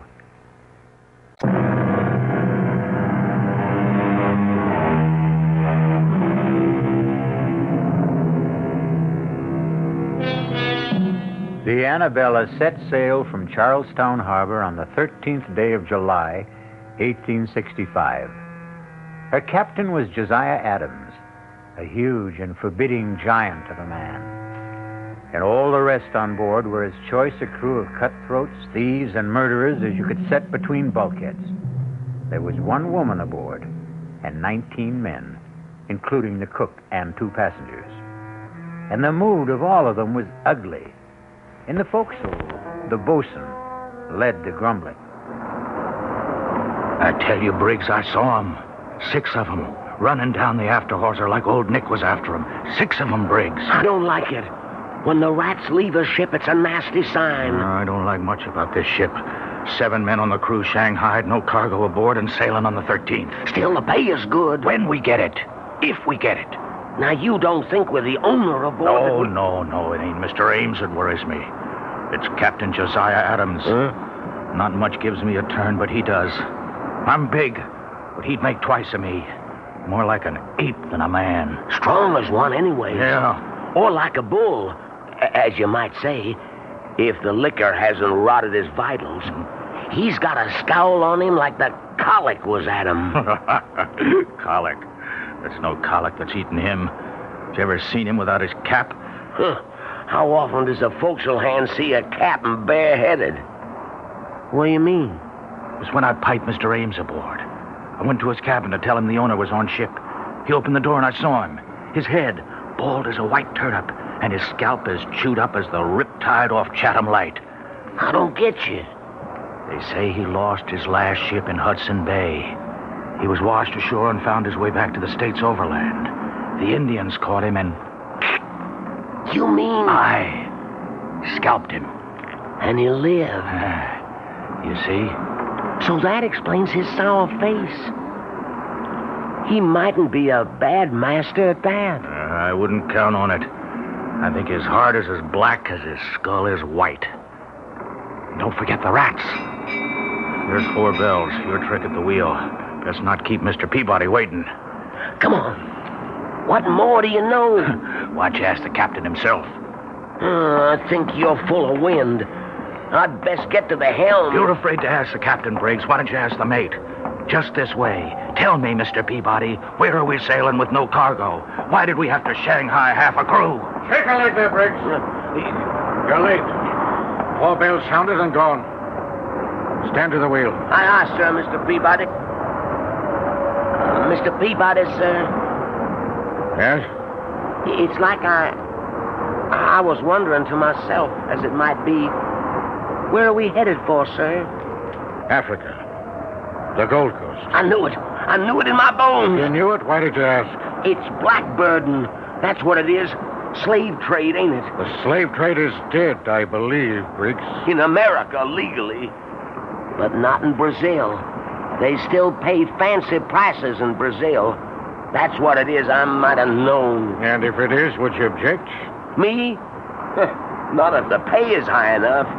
One question, sir? Any further questions or answers you'll have to get from the captain, Mr. Ames, or his fellow passenger, Mr. Rogers. After you've stood your watch. They're in the cabin if you'd care to risk it. Ah, sir. So it's blackbirding, eh? Just what Christopherson guessed.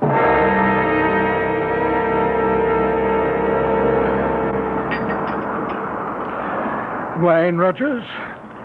Sherry from Spain. Sharpens the appetite before dinner. Something will have to wet mine. This miserable tub rolls like a horse in mud. Well, you'll soon get your sea legs. A small need of them I'll have where I'm going. You'll need them to get there. To the Gold Coast, Mr. Rogers. The Gold Coast. Heat and dust and flies and traffic in human bodies. Slave trader Rogers. A fine job for a fine gentleman. Would you prefer a prison cell? The past is dead. I stole from you and was caught. You let me choose whether to rot in jail in poverty or in Africa in luxury. I chose the second. Now, in heaven's name, let's forget the first. Gladly. More wine. As much as you desire. There's no lack of it. Mm-hmm. More than enough for the voyage. If the captain doesn't drink it. Captain Adams prefers a lustier brew. He must be the biggest man I've ever seen. And that head... I wouldn't refer to it in front of him. He's tender about that scalp plate. I wouldn't blame him. How he ever survived. Tribute to his magnificent constitution. The man is all steel. Not all. What? No, he has at least one soft spot. You mean his wife? Well, you know, the old legend is that it's bad luck to have a woman aboard. A woman aboard?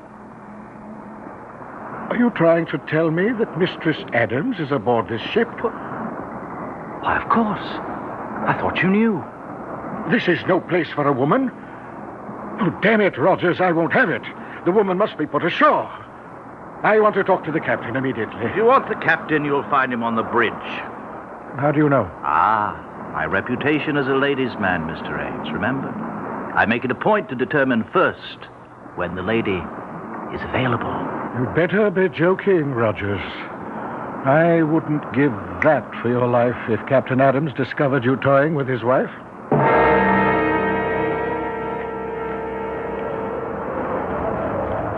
Wind's freshening, Captain.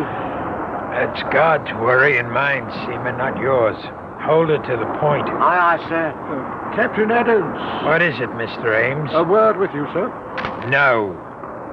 What? You heard me, and get off my bridge. No one sets foot behind the wheel except on my orders or invitation. Dear sir, I take umbrage at your attitude. Take what you will. My only concern when I'm on this bridge is the sailing of this ship. Now, will you take yourself off it? I'll meet you after the watch. 6 bells in the saloon, and you can have your word with me. I'm afraid that's not good enough, Captain. You forget... Good enough or not, it will have to serve. Now, will you go below, or do I have to throw you off bodily?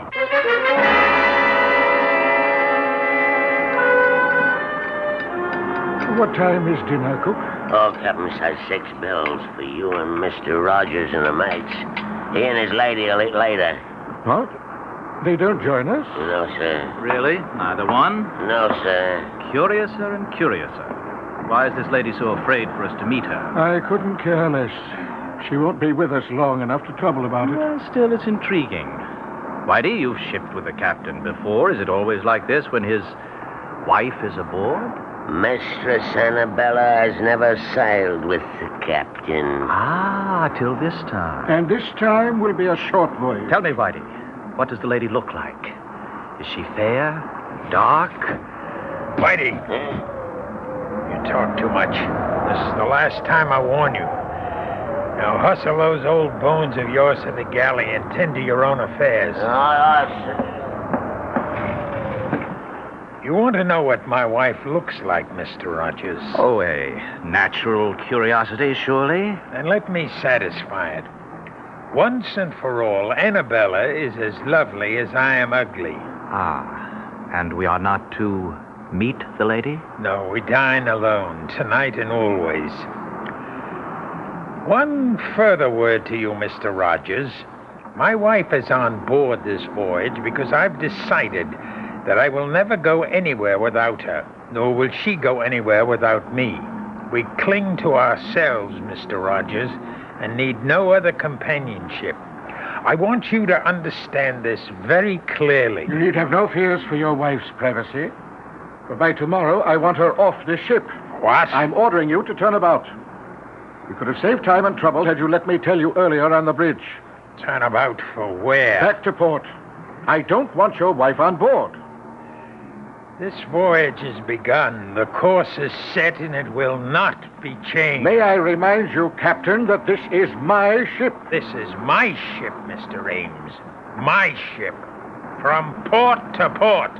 Your ship in the harbor, mine on the sea. My ship. Here I give the orders. Here I expect to be obeyed. In the name of all that's reasonable, man, in view of our business, can't you see this is no place for a woman? There's only one place for Annabella. My wife remains at my side. But on a slave ship. By my side, do you hear? By my side. Now, we'll hear no more of this. For by the living God, owner or not, I'll clap you in irons. So began the voyage of the Annabella. Distrust and fear below and 'tween decks, with bad luck hoving in the shrouds like a storm gathering. Her bow cut the water with good speed, but it was towards the wake the crew's eyes turned. For the legend is that Davy Jones swims the wake of any vessel marked for his locker on the bottom of the sea. I'll return shortly with Act 2.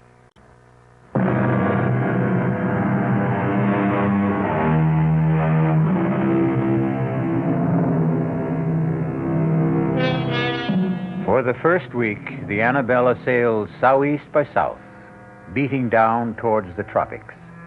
The crew still grumbled, and Rogers strove to drown the irresistible temptation to try and catch a glimpse of the captain's wife by drinking steadily.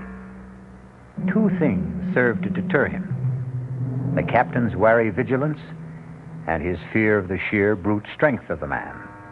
But once the ship veered due east and the mounting seas demanded more and more of the captain's time on deck, Roger's courage and desire began to grow.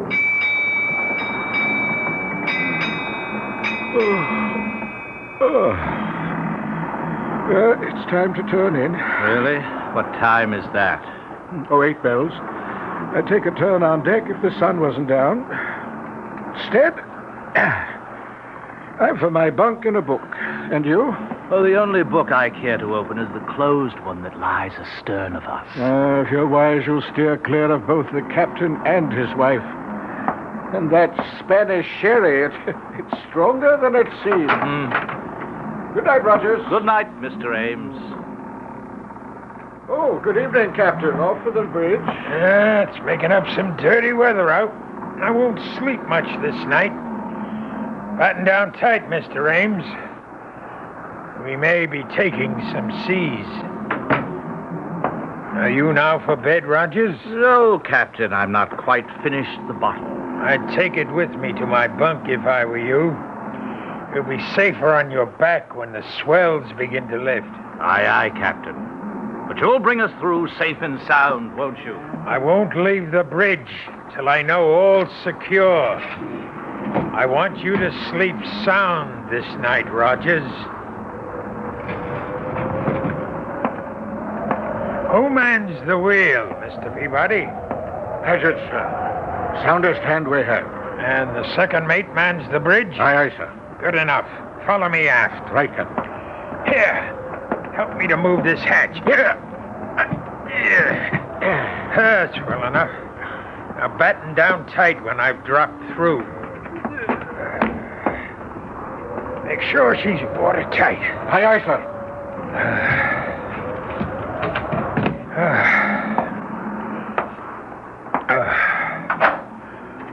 Who's that? Who's there? Oh, Josiah. I thought you were gone to the bridge. I intended you to think so, Annabella. Disappointed to find me back so soon? Disappointed? No. But how did you come back? Through the stern hatch. But why? I had my reasons. You're sure you're not disappointed that I returned? No, dear. You don't find it lonely shut in here in the cabin? Well, sometimes. I'd like to go on deck and feel the fresh, salt breeze on my face. And meet the crew or the passengers, perhaps? Perhaps. At least the passengers. The owner of the ship and... Mr. Rogers, isn't it? You know his name. Whose name? Rogers. You said it just now. How did you know his name? But you've mentioned it to me yourself, Josiah. How else would I know? And you love me, don't you? Of course, Josiah. And you'll never leave me? Never. Oh, forgive me, please, my dearest. You mustn't mind my jealousy. That Rogers, I see that look in his eyes. A hunger. A burning hunger for the sight of a woman and the feel of her body beneath his hands. Annabella, you knew his name. If you've been deceiving me... I've never even seen the man. How can you accuse me of ever forgetting I'm your wife? How can... What is it? Someone's coming to the cabin. Who is it? I don't know. Who is it? Josiah, what's in your mind? Whoever it is, I swear... Go in the inner cabin. But you... Do as I say. Very well, Josiah. Mistress Adams, are you alone? Come, I know you are. I saw the captain off to the bridge for the night. Will you allow me to introduce myself? Thomas Rogers, gentleman, at your service. Can I persuade you to share tonight's vigil and join me in a glass of sherry? Oh, how kind of you. The sight of a pretty face. A pretty face, Rogers? Captain Adams. Mine was not the face you expected to see. Oh, you see, I thought you'd gone to the bridge. So you did. Won't you come in? Well, I think perhaps... I said come in. You wanted to meet my wife, didn't you? Well, yes, I must... But not with me present, right? Believe me, Captain, you do misunderstand. Oh, no, Rogers. The misunderstanding is all yours. Your first sea voyage, you said. You should have said your last. No, in the name of God. My wife. Do you hear me? Mine, and no one shall touch her but me. No one will take her from me. No one. Josiah, what happened? I heard... Oh, you killed him. I should have snapped his neck like a chicken, but I wanted him to suffer. But how could you? He was nothing to me. No one shall have you but me. Josiah, aren't you afraid? Afraid? The owner, the crew, everybody on board. When they find out... They won't find out. No one knows he's here. He'd make very sure of that. His body will go out the stern window and into the sea. Men have fallen overboard on a rough night like this, especially drunken men. No one will know what happened to him except you and me.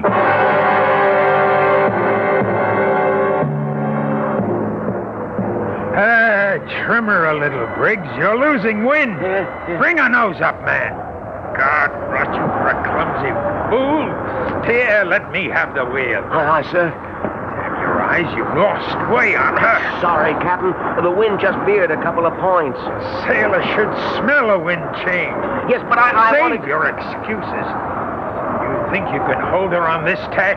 Just try me, Captain, sir. Here, then. But keep her running, or by... Captain Adams. Yes, Mr. Ames? I'd like a word with you below. I can't leave the bridge. Have I your permission to join you? If you insist. I've been searching for you, sir. I thought you were below. Are you in my cabin? Well, I knocked at the door. There was no answer. Are you inside? Of course not. It's not my custom to invade the privacy of others. My wife is resting. I didn't want her disturbed. What is it you want? Can we get out of this cursed wind? I don't want to leave the wheel.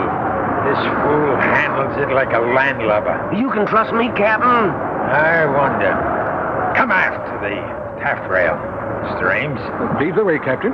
Over here on the lee side. You'll find the breeze a little more to your liking.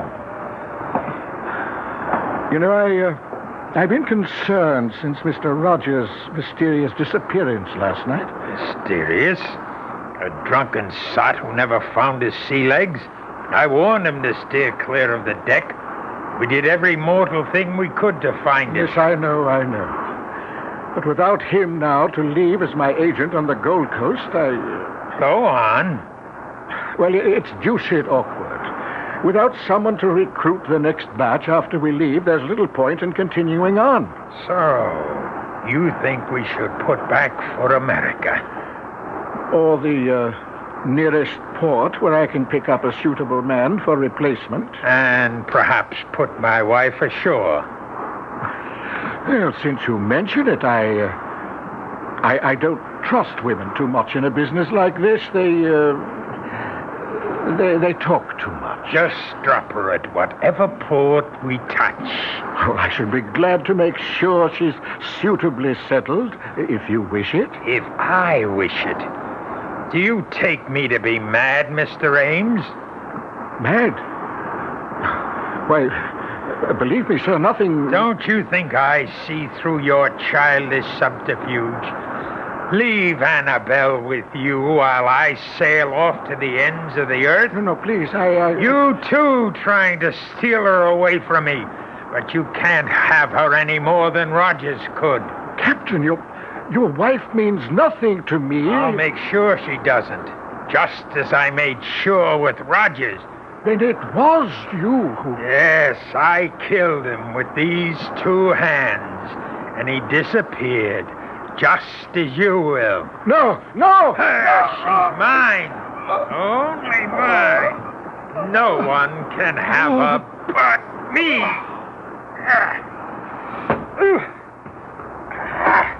Into the sea, Ames, like Rogers.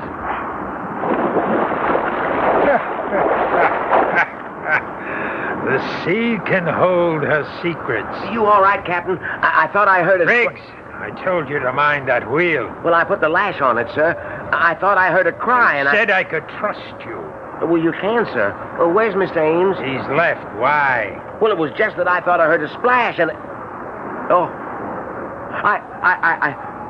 You can trust me, sir. No, Captain. No, let go. I wouldn't trust you with the wheel. No, Captain. I wouldn't trust you with my life.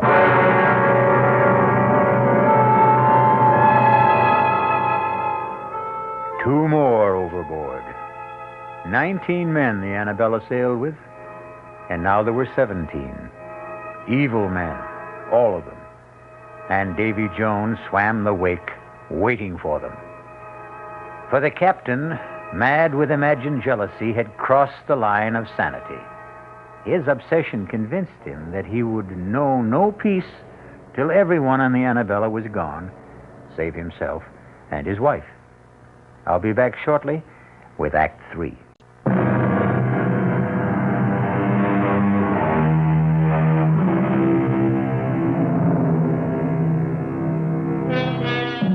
The squall that blew up so suddenly on the Annabella proved to be a full-fledged hurricane that so fully occupied all aboard that there was no time to question missing men.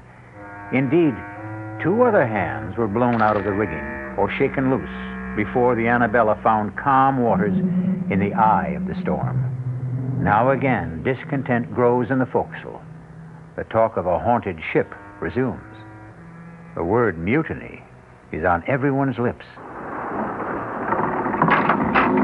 Mr. Peabody, sir. Oh, dinner so early, Whitey? No, sir, it's mutiny. What? You heard me, sir. Mutiny, and about to break out. Oh, Whitey, forecastle grumblings. You know it's all talk. They wouldn't dare. Mr. Peabody, sir, I've been at sea, man and boy, for over 60 years. I know when it's talk. They say the ship is cursed. Who says? The bosun, sir, Christopherson. He says he saw the rats leave the ship before we sailed. And for an old wives' superstition, he's ready to mute. It's a great deal more than that. There's 5 men lost already. I'm aware of that. And most of all, it's the captain's wife. Bad luck with a woman aboard, particularly one that he keeps it away. Well, do they expect the captain to parade his wife in front of common seamen? No, sir, but they wonder. Wonder what? Some say she's a witch, that she's ugly as sin. And some say she's sick of the smallpox. Smallpox? It's aboard, sir, I'm feared. Now you do allow me. I'd best have a look at him. If he has it, he has it. I'll put him in the lazarette so it don't spread. The first thing is the mutiny, sir. That has to be stopped. It has to begin first. It'll begin unless the captain puts about. You know how much chance there is of that. You of all people. Yes, I've sailed with the captain before. I always found him a hard man, but a fair man. Not this voyage. Something happened when he brought his wife aboard. He's not the same man. I think the captain means to kill everyone, as he did the owner, and Rogers, and Briggs. Aye, and even Paget and Breen. And we're blown out of the rigging. Perhaps, sir. Perhaps the captain shook 'em loose by luffing. Whitey, I think you're the one whose brains are scrambled. The men were lost overboard. And the 2 passengers and Briggs. Rogers fell over, obviously drunk. A wave took the other 2. Then why is there not one mention of any of them being lost in the ship's log? That's kept in the captain's hand. How could you know that? He was writing in it. Here in the saloon last night. I was clearing the table. He left to get fresh ink, and I looked at it. You can read? In 60 years at sea, a man has a lot of time on his hands. I taught myself long ago. You're sure of what you say? On my oath, sir. And by God, we'd better turn back. But how? I'll not risk my neck to the hangman's noose by mutinying.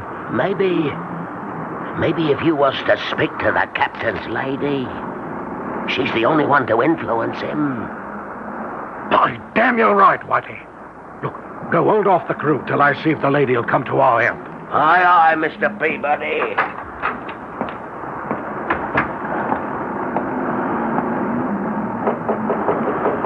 Mistress Adams? Mistress Adams?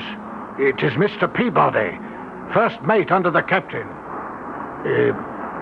Can you hear me? Mistress Adams? I wouldn't disturb you, but the matter's urgent.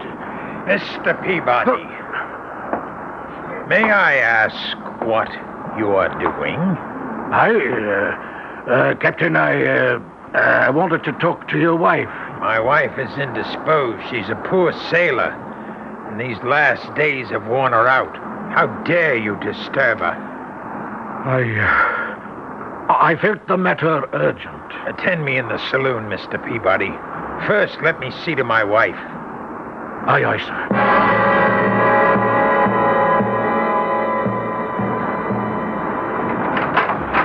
Fortunately for my peace of mind and your welfare, you did not wake Mistress Adams. Now, why did you wish to see her? Well, I didn't think you'd be willing to bring the ship about and head for home. You're quite correct. I would not. Feeling sure of that, I hope to enlist Mistress Adams' aid in persuading you to change your mind. That was the only reason you chose to disobey my orders? That no one was to approach my wife? And what other reason, sir? What other, indeed? Why would you be so anxious to turn for home, Mr. Peabody? Because otherwise you face a mutiny, Captain. Mutiny? Damn. I could ask for nothing better than to cut down some of the forward scum. If I didn't wear my pistols at all times, I'd have a knife between my ribs before this. Mutiny, eh? And if they do, where do you stand, Mr. Mate? I'm an officer, sir, but unarmed. We'll remedy that. Fetch the second mate while I break out the arms. Then we'll muster the crew on deck and have this out. Aye, aye, sir. What about the bosun? Christopherson? No. I won't put firearms in his hands. The three of us can stand them off. Turn back, Turn back for a pack of lily-livered swine. I'll see us on the bottom first. Now, hark to what I tell you. This voyage can make us all rich. No owners split now. The profits are all ours. Sail on with me to Africa, and we'll all reap our reward. Aye, deep sixth in Davy Jones's locker. Speak for yourself, Mr. Christopherson, or all. Or for both. This ship is cursed. Turn back and we'll make you captain. You question my orders? I say to hell with your orders. Mr. Peabody, sir, you know what's happening aboard this ship. We'll sail under you. Will you stand by us, sir? Well, Mr. Peabody, where do you stand? You see where my pistol is aimed, Captain? At me. I suspected something like this when I found you below at my cabin. What would you do now? I'll ask for your pistol, sir. I'm taking over the ship, but I guarantee you safe conduct home. And my wife? Your wife, too, of course. And if I refuse? Don't make me pull this trigger, sir. That's just what I intend to do. Don't come any closer! You fool! Do you think I'd have handed you a loaded gun, knowing what was in your mind? God, punishment for mutiny is death. Well, who's next? Who else wants to go on trial? I thought so. We'll smell the wind. The hurricane's coming back. To the rigging, all of you.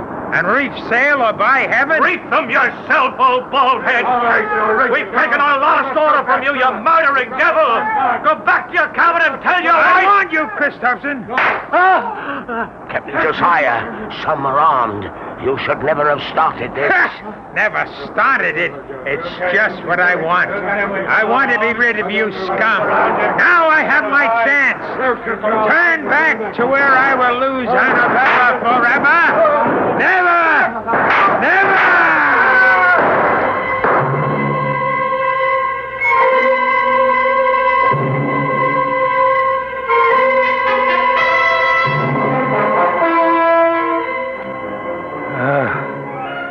Not a puff of air, Whitey. In the wake of the storm, we'll lie here wallowing in the doldrums for God knows how long. It's as well, sir. There's scarcely enough men left to sail the ship. What there is dog-tired and half alive. How many left? Timmins died this morning. 4 killed in a mutiny. 1 more lost overboard. And Rudge, who died in a fall from the crow's nest. It leaves 5, sir. Are they counting you, Whitey? Counting me. 5 of you still between us. We're woeful short-handed, sir. Yes. I have a mess cooking for the crew. Can I set him down to eat? Huh? Eat? Oh, yes, of course. We must all eat. But first, serve all hands a double ration of grog, including yourself. I'll put a cask of rum out in the saloon. Oh, sir. Before you serve the crew, though, set the table in the saloon. Yes, sir. For 6. For 6, Captain? Certainly. The passengers, the 2 mates, myself, and my wife. Oh, at last, my darling, I can bring you to the table as befits a captain's wife, for they're all dead. We have nothing to fear from them anymore. Only 5 left, and they'll be gone soon, Annabella. You understand, don't you? It's all to keep you, to hold them from taking you from me, beloved, to hold you forever. Josiah? Anne, what are you doing on deck? I'm looking for someone I once knew. Who? Josiah Adams. You? But I'm here, Annabella. Here. If only you were. The Josiah I knew.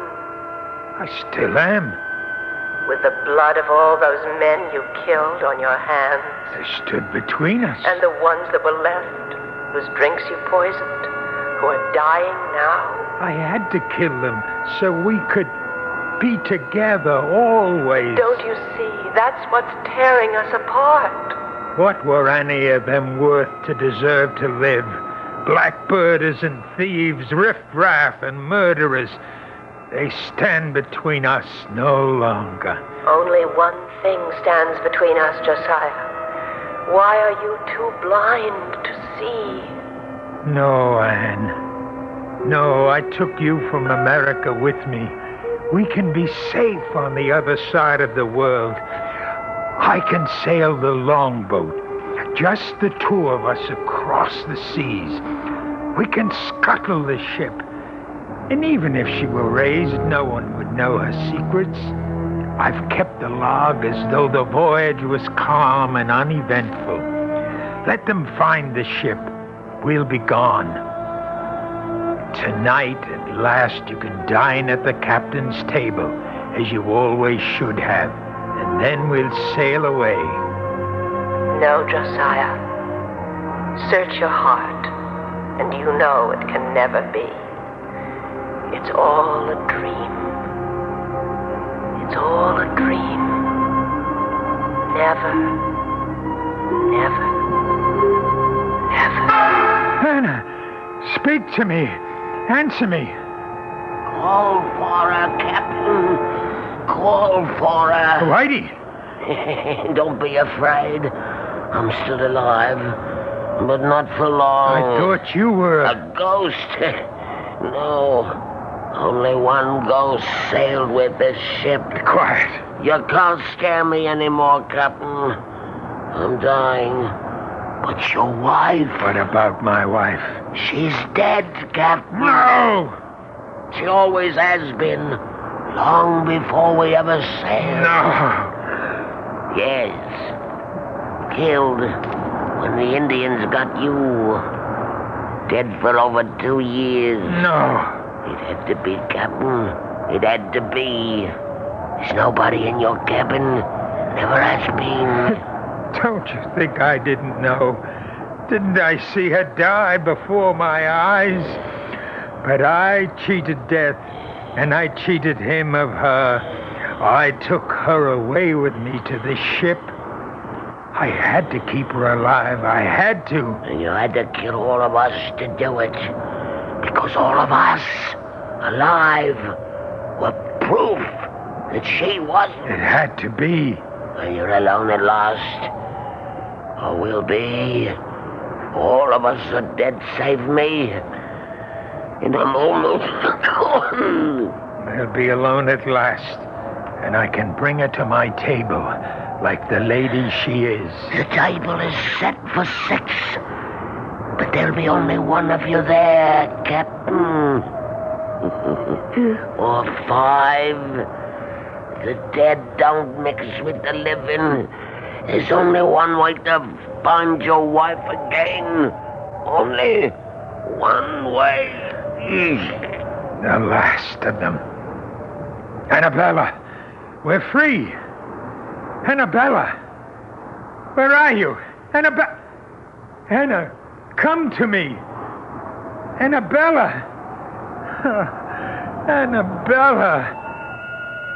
I know you died long ago in America, but you lived on in my mind, in my heart and in my blood. I thought if I took you with me to the sea, away from the land where I dug your grave, you could still live and breathe for me alone.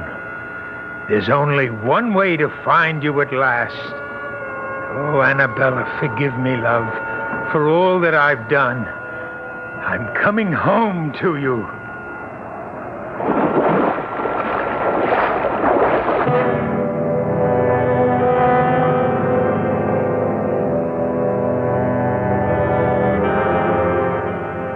"19 men sailed with the Annabella, and 19 men went to the bottom of the sea." I'll be back shortly.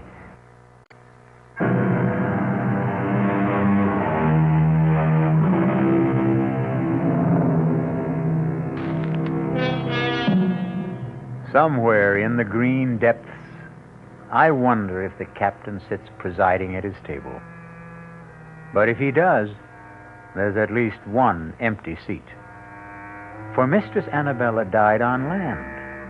She'll never come back to the sea, or him. Which seems fair enough, wouldn't you say? He didn't exactly deserve a happy ending. Our cast included George Matthews, Brett Morrison, Marion Seldes, Leon Janney, and William Redfield. The entire production was under the direction of Hyman Brown. Now, a preview of our next tale. You spoil me shamefully.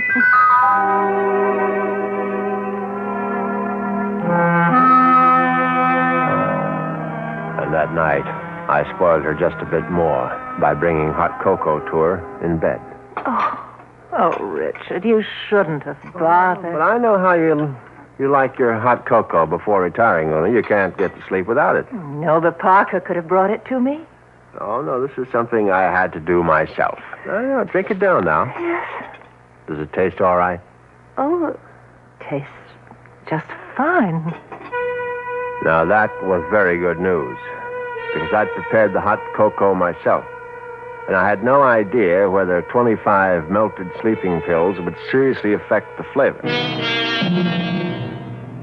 Radio Mystery Theater was sponsored in part by Anheuser-Busch Incorporated, brewers of Budweiser. This is E.G. Marshall inviting you to return to our Mystery Theater for another adventure in the macabre. Until next time, pleasant dreams.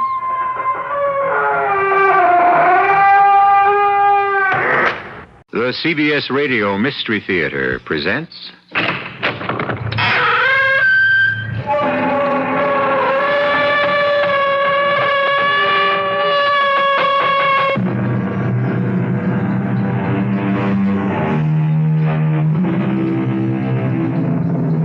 Come in.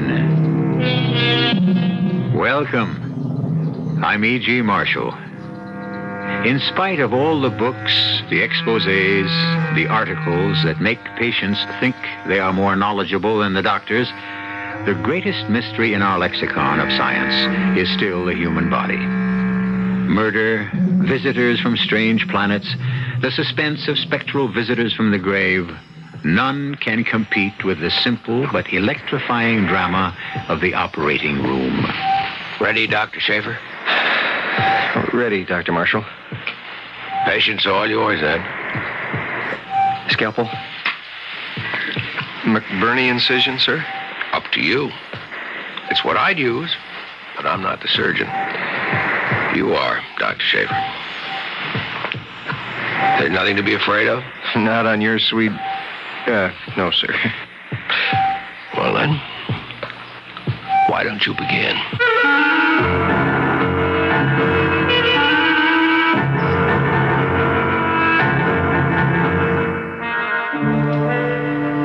mystery drama, A Case of Negligence, was written especially for the Mystery Theater by Ian Martin and stars Mason Adams and Marion Seldes.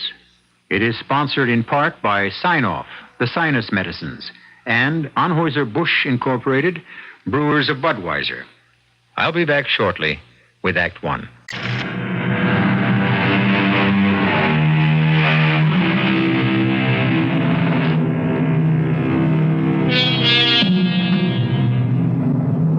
Time after time, I bring stories of death.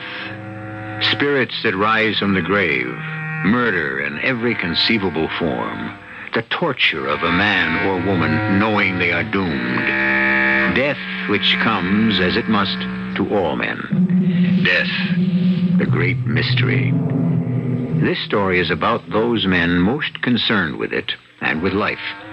The doctors, in particular the surgeons, and the hidden danger they face. It begins appropriately enough in the clinic of a typical community hospital. You sit right there, Spud. Dad'll be right back with the doctor. No big deal. I don't need a hospital. Cheer up.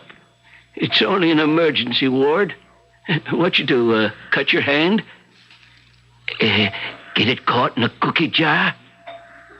Well, I guess you must have got roughed up by a tiger. No, I just got bit by Shadow. Who's that, a black leopard? A dog, Tommy's. But he didn't mean it. Course he didn't. Because dog is man's best friend. I'm only a little boy. A boy's best friend, too. Then they won't do anything to him. Oh, no, why should they? When he didn't mean it. You get bit, too? No. Just indigestion. Something old men get. Well, I don't like to step out of line, Dr. Downing, but, with this sort of thing, it could be. I quite understand, Mr. Pollock. Of course, we've had no cases of rabies reported. It was a neighbor's pet, but just to make sure... Excuse me. Are you Mr. Clay? That's me, ma'am. I'm Dr. Downing. If you're not in any discomfort, this little boy's father is quite concerned I know, Doctor. Don't you worry about me. I'm used to living with pain after 75 years. You tend to Spud. And don't be too hard on Shadow. Shadow? Party of the second part, the dog. He didn't mean to do it. If you'll take Spud into the first booth there, Mr. Pollock. Come on, son. We'll get you fixed up. Come on. Thanks, Mr. Clay. I got a grandson of my own. Know just how the boy feels. And I'm in no hurry. Well, we'll try not to keep you waiting too long. I'm all right.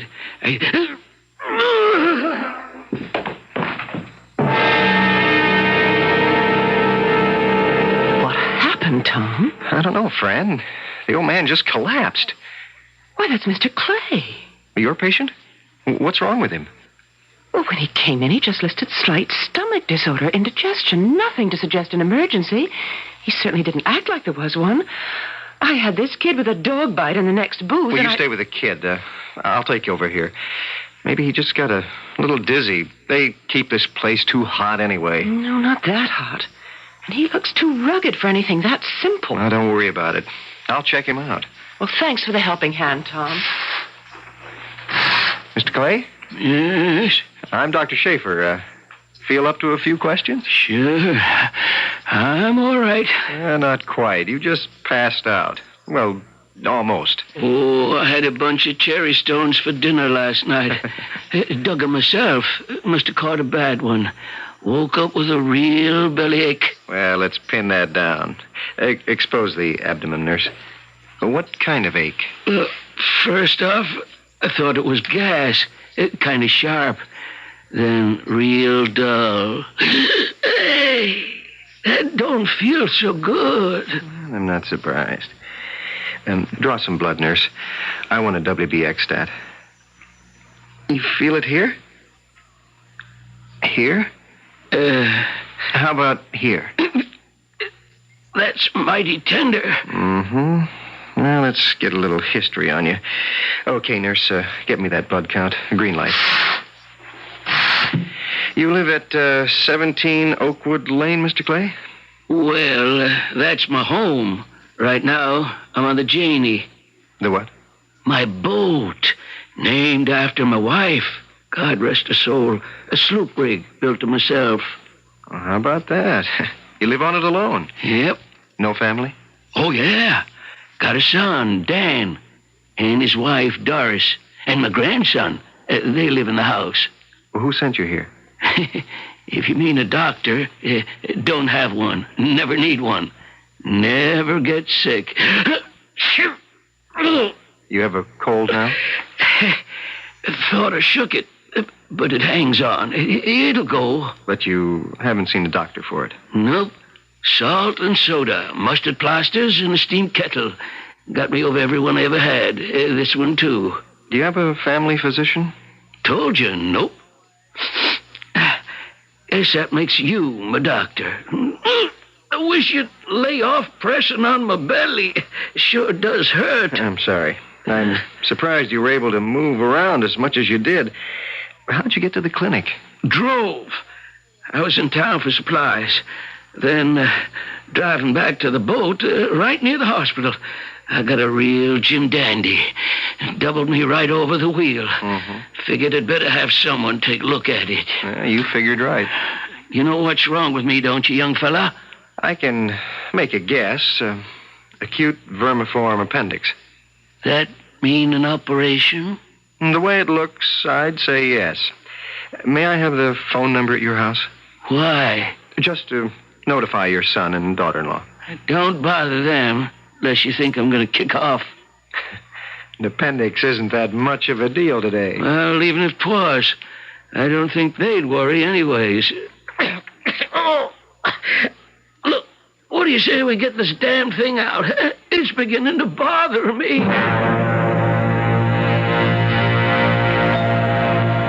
It's just superficial, Mr. Pollock. Keep the bandage clean and dry and come back next Friday. But supposing that dog had rabies? The dog will be checked out by the Board of Health. Right. If there's the slightest chance he has rabies, Spud will need shots, but there's no need to worry about that yet. Okay. We'll see you Friday. Well, isn't Dr. Giannano in attendance?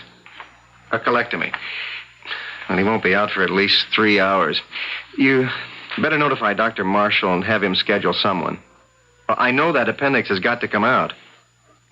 What? Yes, Clay. C-L-A-Y. C as in Charlie, which happens to be his first name. Oh, so that's what was the matter with Mr. Clay. Are you admitting him as a ward patient? I got to. He's in through the clinic, and he has no hospitalization. I tried to reach his son. He's in court arguing a case, and the son's wife is at a bridge game somewhere. No family doctor? Nope. Says he's never been sick a day in his life. I can believe him. Oh, the old boy is as hard as nails. Well, I've got to get a more detailed history on him. Do you have to know all this guff about me? Well, you never know when it might come in handy. And it fills in the time while I'm waiting for your blood count. Let me see now. All the kids' diseases, measles, German measles, scarlet fever. Never had one. Any allergies? No. Have you ever had a bad reaction to penicillin or aspirin or... None. Unless that's one. That's your cold. Oh, that ain't what's bothering me, son. It's the pain in the gut. Oh, the blood count, nurse. Good. Let's see. White blood count 15,000. Well, that clinches it. Get him undressed and we'll start to prep him. I'll be right back. You look kind of grim, Tom. Yeah. You got any consent forms in your desk, Franny? Sure. You going to operate? Before that appendix pops. I meant, are you going to operate? Me? Are you kidding? No. You're a surgical resident now, aren't you? Well, sure, and I've assisted at enough surgical abdomens to do any of them in my sleep, but it's up to Dr. Marshall to give me a nod, and if you think that GI ship-cracking tough son of a... Forgive my big mouth, Fran. I got to remember not to open it around the hospital. I hope you remember to forget. Here's your consent form. You better get it signed by a patient because Dr. Marshall wants you upstairs in OR immediately. That gives me butterflies in the stomach. But look at the hands, huh? Steady as a rock.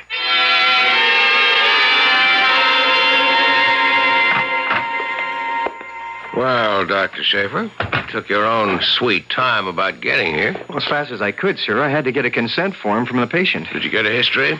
Here, Dr. Marshall. Bit sketchy. What's the best I could do? This is red blanket, sir. The patient's already on his way up. Then you'd better scrub. And while you're changing, you can fill me in. Oh, yes, sir. How bad is this chest congestion? Bad enough to indicate a spinal. At your opinion, or the anesthesiologist? Well, he concurred, sir. I mean, that's what he would have recommended, so he agreed. And we're all in harmony. Except for the patient. He agree? He's in a lot of pain, sir. I had to sedate him. He was a bit foggy by the time we got to deciding on anesthesia. I'd rather he knew. What about the relatives? Can't be reached. The switchboard will contact Dr. Downing if they call in. Well, it won't hurt to check with her before we scrub. Some people still have funny notions about spinals, no matter how safe they are. I'd like to have it part of the record. Dr. Downing? It's Dr. Marshall on this appendectomy out of your clinic. Any word yet from his son or daughter-in-law? Not a peep. Well, Dr. Schaefer and I are on our way up to the ready room now. If they turn up or call before we're out of scrub, let me know. You all set, Doctor? All set. Then let's go.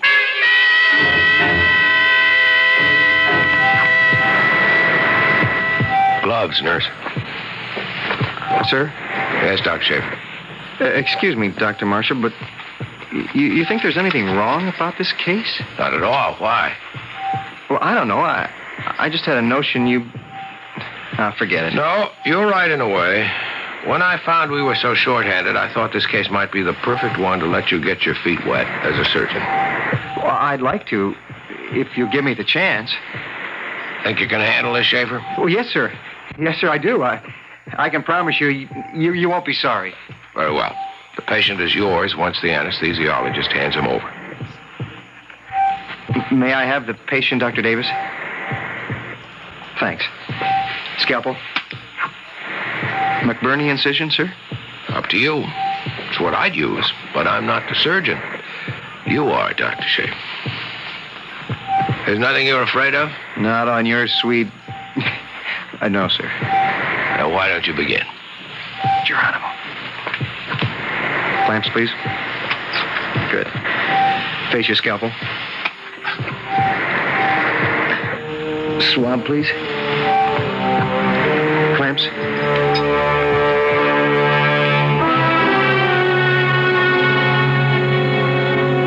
How'd it go, Brian? No problem. Finally got in touch with Mr. Clay's daughter-in-law. She and her husband are on their way into the hospital, breathing fire. About what? Well, they felt they should have been consulted about the operation before it happened. Simple appendix. Why not... Dr. Marshall. Yes, Dr. Schaefer. What? Respiratory failure. Why didn't you tell me sooner? No, I'll be right up. Mr. Clay? Yes. What? I don't know. Secondary result of the operation, perhaps. Oh, poor Tom. His first. It could be his last. I just have a miserable hunch your brother and I are in for a rough time. I hope we can keep you out of it.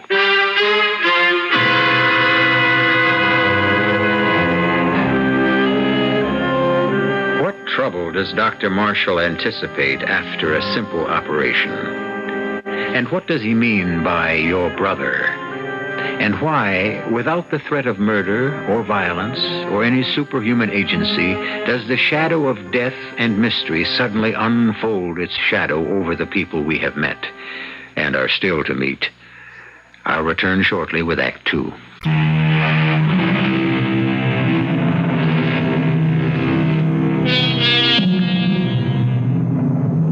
It is late in the day before the two missing relatives of Charles Clay arrive at the hospital. Doris Clay is a triumph of cosmetics over nature.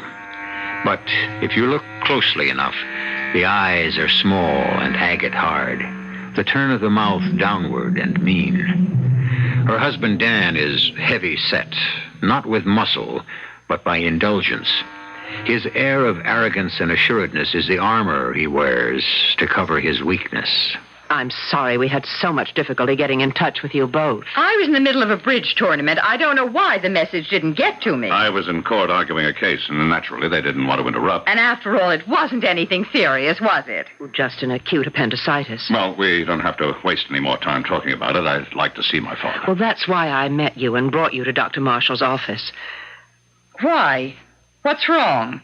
We were assured this was a very simple operation. Well, it seemed that way at the time, Mrs. Clay. And how does it seem now? There were some complications. If you'll excuse me, I'll let Dr. Marshall, the surgeon, and our chief of staff explain. I'll have him paged, and I'll send him right down. Well, isn't this just a dandy little mess? Take it easy, Doris. Take it easy. You should have been here to talk to your father before they operated. I was in court. I couldn't walk out in the middle of a case. But you could have walked out in the middle of a bridge game. I'm not his child. You are. I couldn't have persuaded him to change his will back. And even if I could, he'd have insisted on seeing you before he took any legal steps. You know that. Do I? He didn't consult me when he cut us out of his will. Well, he was angry at us then. Thank heaven enough has happened since that we're back in his good graces. We hope. Well, if we aren't, it's no fault of mine. I did everything I could to butter him up. I gotta give you credit for that. Damn well right I did. Letting David spend half his time on that smelly old boat, cooking his clams and his seafood, even feeding that mangy old dog of his. Ugh, I could throw up when I think of it. But it may prove to have been worth it, baby. Even letting David bring that miserable apology for a dog back into our nice, clean house because... Dan. What, dear? You said may have been worth it. Oh? When you had that talk with him day before yesterday, and you said he was coming home, you said he was going to change his will again yesterday, did he? I guess he didn't. What do you mean, you guess? His lawyer called me this morning while you were still asleep. He never kept the appointment. My Lord, you know what that means? If anything happens to him, we're... Dan, we've got to get to him fast. Damn it, it was only a simple appendix. What the devil are you blowing your stack about? Maybe it's even better this way. We take him home to recuperate, and it'll be a lot easier to bring him around. I hope so, because I'll tell you this. If he dies and doesn't leave us enough to clean up our debts, I'm walking out on you, Dan Clay. Mr. and Mrs. Clay? Yes. Who are you? I'm Dr. Schaefer. Dr. Marshall was concerned about keeping you waiting so long. He asked me to come down and talk to you. We don't want to waste any more time. Both my husband and I want to see our father. I'm afraid you can't for the moment. Why not? I'm sorry to tell you this, but he's gone into a coma. Coma? What? How? We haven't been able to diagnose it yet, Mr. Clay. The doctors don't even know? From what we can see, it has nothing to do with the operation. It looks like an infection or an allergy of some kind. And what kind? Well, possibly a transverse myelitis. I mean, an inflammation of the spine. What's the spine got to do with an appendicitis? Your father had a spinal anesthesia. It was necessary since he had a severe cold, and a general anesthesia could have proven dangerous. Are you implying, Dr. Schaefer, that the spinal could have been a mistake? Not a mistake. But quite often a post-operative reaction like your father's might be due to an allergy. Do you know of any that he had? Didn't you ask Dad before you went ahead? Yes. But at the time, he was in so much pain, and we had him sedated so that... excuse me. Dr. Schaefer. Tom, it's Fran. Are the Clays still with you? Yes. Try not to alarm them, but I think you'd better bring them up here. Brian asked me to call. It's Mr. Clay. What about him? He's gone into convulsions. I see. Well, thank you, Doctor. We'll be right up. Is that about my father? Well, yes. Dr. Marshall just sent a message for me to take you upstairs to his room. Oh, then he is conscious. I'm afraid not. Not yet. Shall we go? The elevator's right outside the door.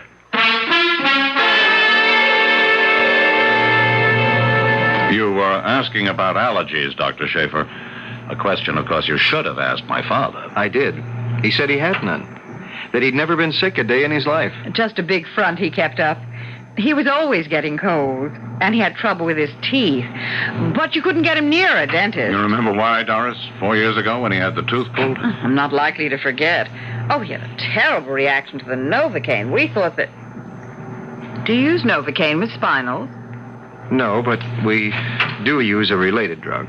And you didn't ask my father if he was susceptible to it? Mr. Clay, your father denied having any allergies. But you didn't check further. We tried to reach both of you, but we couldn't, as you know. And it was an emergency. It seems to me it still is. But it's looking more and more that somebody did make a mistake. Damn serious one. Which door is my father's? Number 814. The one where my sister... Dr. Downing is standing. Your sister? But your name is Schaefer. She uses her married name. Dr. Marshall is in with your father now, if you wouldn't mind waiting just a moment. I don't know about Dan, but I'm getting tired of this runaround. I don't intend to be kept waiting any longer. It's urgent that I see... Excuse me, here's Dr. Marshall now. This is Mr. Oh, so you do exist. Well, I demand that I be allowed to talk with my father immediately. I am afraid that's no longer possible, Mr. Clay. What do you mean? I'm very sorry to have to tell you, Mrs. Clay, Mr. Clay, but your father's just passed away. Oh, good That's Lord, impossible. no. A fine old man in perfect health with everything to live for. Us, his grandson. No man is in perfect health after an operation.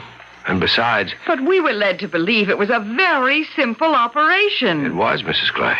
A classic appendectomy done in less than half an hour. No complications, no rupture. The appendix was in no way obstructed. The surgeon was able to see it clearly, detach it, and remove it without any... Just a minute. The surgeon, you said? Yeah? I thought you were the surgeon, Dr. Marshall. I was the surgeon in charge, but the procedure was actually handled by a resident. Just what is a resident, Dr. Marshall? A qualified physician who is training in surgery. What you're saying, Doctor, is that you allowed my father to be operated on by a novice? I'm saying nothing of the sort. I want his name. I want to know who he is. I did the operation, Mr. Clay. You? I think you must be mad, Dr. Marshall. Why, this boy scarcely looks any older than my 15-year-old son. Dr. Marshall, I want the answer to only one question. I want to know, if the operation was performed so classically, why my father died. I wish I could answer that. We haven't been able to determine the causes yet. Oh, you're not willing to admit them. We have nothing to hide, Mr. Clay. Have you? Just exactly what is it you're after? Causes, Doctor. Would you like me to list a few? Since you are not a physician, it seems purposeless. Your opinion wouldn't have much validity. I'm an attorney, Doctor, and my opinion has considerable validity in a court of law. Doris, get the elevator. Yes, Dan. We're leaving now, Dr. Marshall. Mr. Clay, before you do, there are certain arrangements. You can trust me to handle those. You'll be notified. I had wanted you to sign one document. What? For all our sakes, I think a post-mortem examination is indicated. Oh, for my dead body, if you want to add that to my father's. The elevator's here. I hope it's more efficient than the staff in this hospital. I'm sorry, Dr. Marshall. For what, Doctor? Well, if you want me to really be honest, mostly because a swell old guy I like died for no reason I can think of. I just hope it wasn't my fault. Well, how could it be? Just the anesthetic. We'll talk this all out later. Dr. Schaefer, grab a staff elevator and get down and make sure the Clays are off our turf for the moment. And then meet me in my office. Check, sir. On my way. Brian, it wasn't his fault, was it? No, I don't think so. If there is any blame, and it rests on a lot of shoulders, it has to do with us all being human beings. What does that mean? A nice but stubborn old man who wouldn't admit age or infirmity.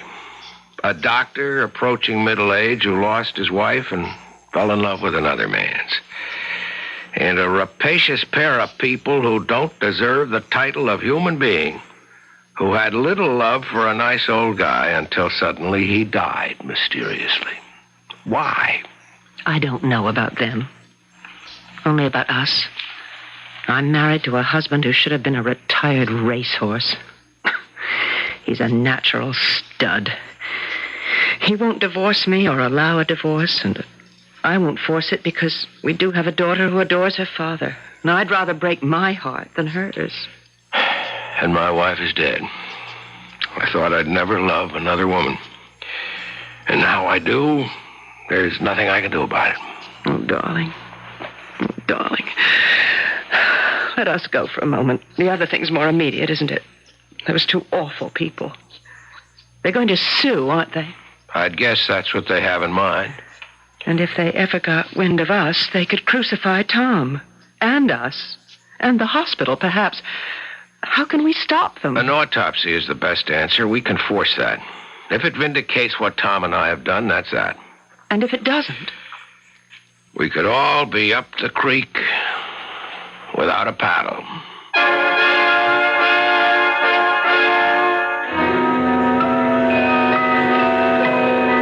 The Doctor's Dilemma. There is no more demanding or exacting and exhausting preparation for any profession. But there is still a small percentile of accident no human being can possibly foresee or devise against. Man proposes, but God still disposes. I'll return shortly with Act 3.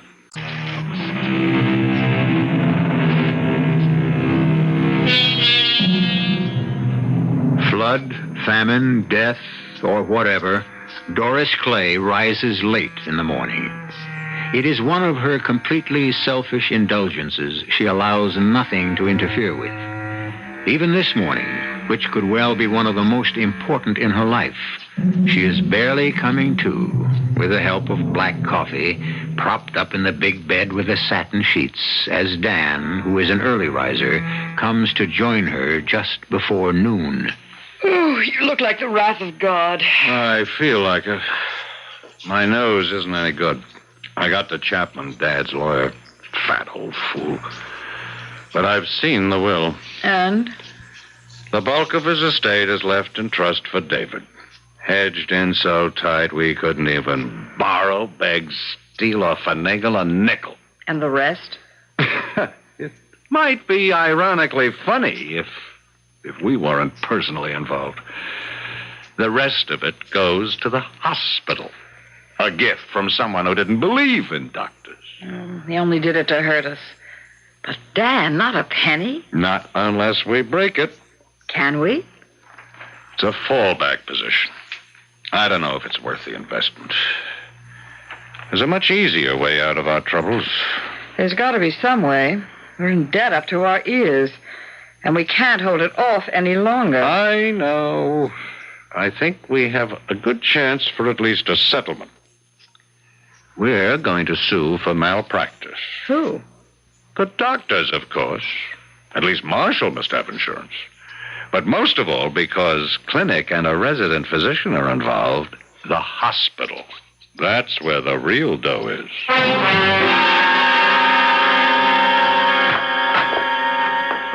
Come in, Dr. Marshall. You know Mr. Clay. Yes, Mr. Wyatt. Mr. Clay is here at my instigation to see if we can't smooth out our differences amicably. I see no reason why we can't. I'm certainly reluctant to damage the reputation of this hospital for just one tragic mistake. If we can keep things quiet. What are you getting at? Well, until he sold out a little over a year ago, my father was Pioneer Furniture. One of the wealthiest and most influential men in the state. If the papers should pick up any hint that his death was, headlines, sell newspapers. Pick up what? There's no story for them here. Oh, isn't there? Even you doctors admit my father's death is an enigma. Doesn't have to be. If you want to render more than lip service. What does that mean? Give us permission to perform an autopsy. Haven't you mutilated him enough? You say you don't want to hurt any reputations. But you don't want to protect them either. I want my father to rest in peace. Mr. Clay, we're both lawyers. Why fight an autopsy? You know, under the circumstances, any court would grant an order to perform one. My object in coming here today was to keep this out of court. Meaning you want a settlement. Well, the wrong has been done. You can't prove that without an autopsy. It is the truth you want, isn't it? Of course. All right. Give me the paper and I'll sign it. How soon will we get results? By tomorrow morning. Very well. Then we'll know exactly where we all stand.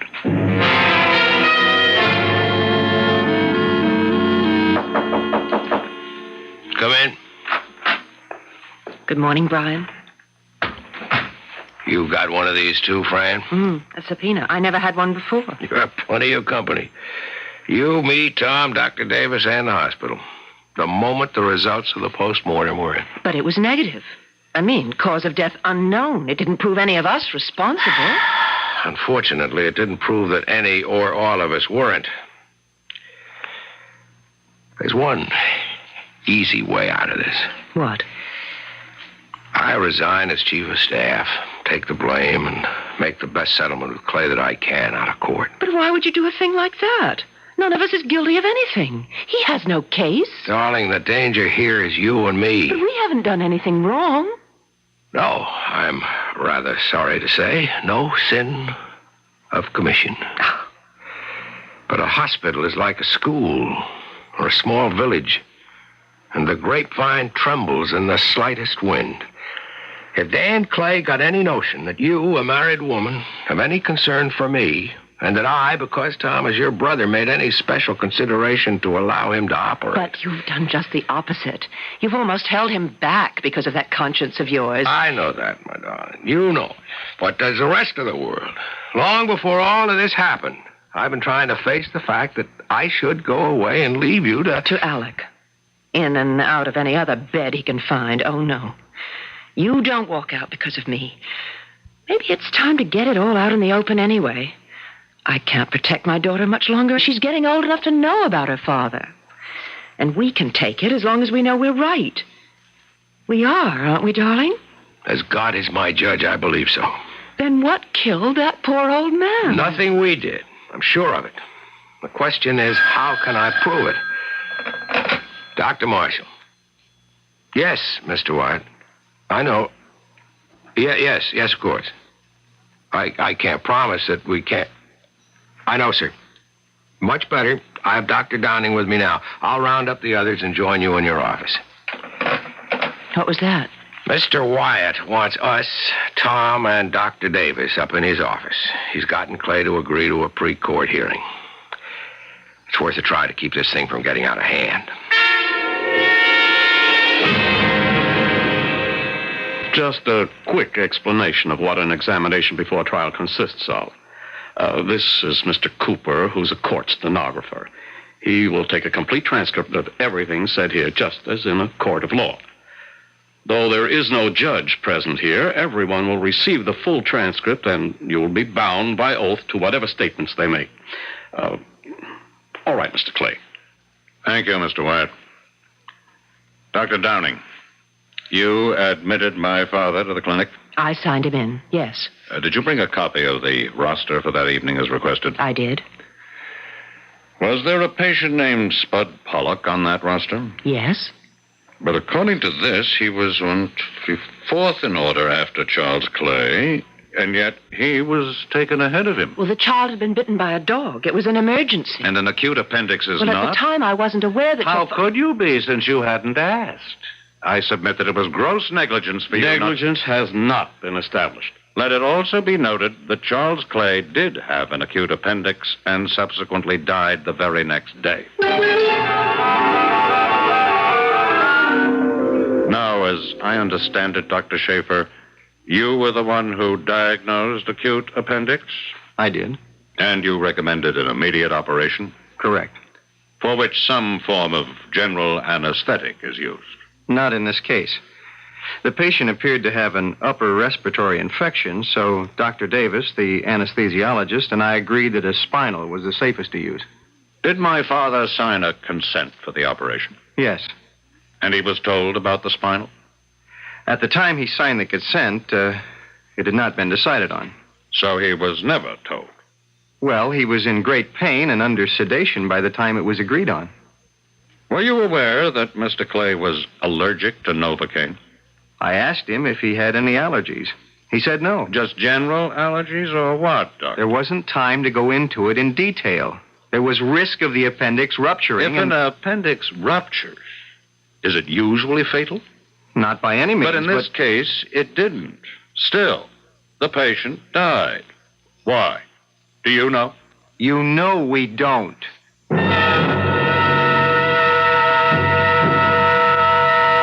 Dr. Marshall, I received a copy of the autopsy report. Quote, death by respiratory failure and or cardiac arrest due to cause or causes unknown, unquote. That doesn't rule out an allergic reaction to the anesthesia, does it?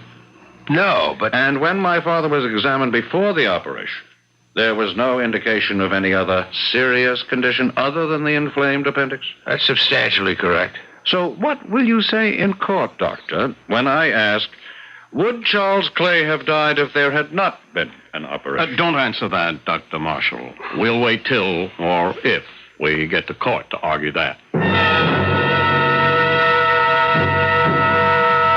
You are married, Mr. Clay? I am. Any children? One. A boy. David. Were you and your father close? Yes. We were a very close family. So your only reason for bringing suit is to punish the parties you deem responsible for the death of your father? Correct. And any money you might be awarded is secondary, of course. It's of no object. I see. Your father didn't live in the same house with you. No. Where did he live? In an old boat he built. Why? He liked that kind of life. Even in a freezing winter he thought was too much for his dog to stand? Dad was getting old. We liked to indulge his whims. That's what he wanted, so we gave in. It wouldn't be that he was tired of indulging your whims and paying your debts. Did your father leave a will? Oh, you know he did. You subpoenaed a copy of it. But he was going to change it. A blow for the hospital it would have been, wouldn't it, to lose all that bequest? I won't even dignify that with an answer. I want to read only one part. I bequeath and trust to my grandson David all the rest of my property, real or otherwise, etc., etc. And I charge him and or his trustees to maintain until his death my friend Whiskey. He and David have given me the only love I ever knew. Whiskey? My father's dog. We've been taking care of him. Better than your father, I hope. Whiskey was old and sick. He had to be put away. A deliberate act, Counselor. Not like my father, who was lost through negligence.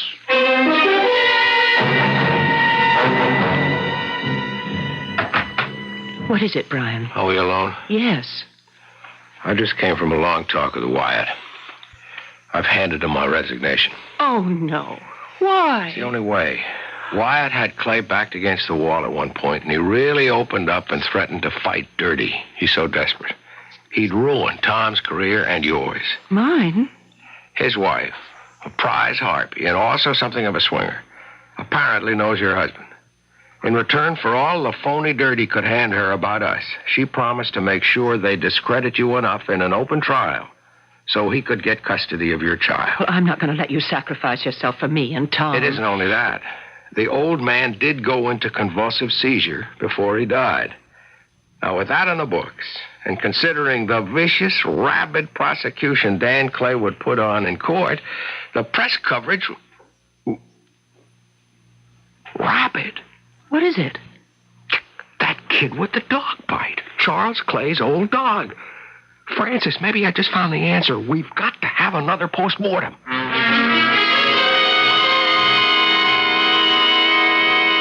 The second autopsy, Mr. Clay, when we knew what we were looking for, lists final proof.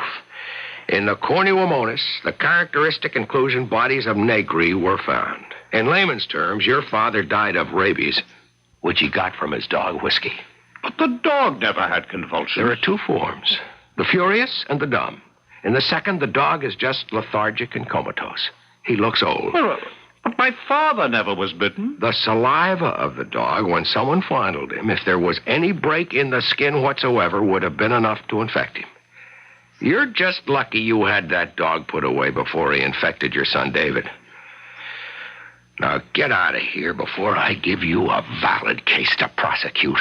Assault and battery. Well, That's the end of that. And the beginning of us. What do you mean? Oh, I'm just realizing that I'm the one who's really guilty of gross negligence. Brian, my darling, you think you can forgive me? I don't know. But I'll spend a lifetime trying.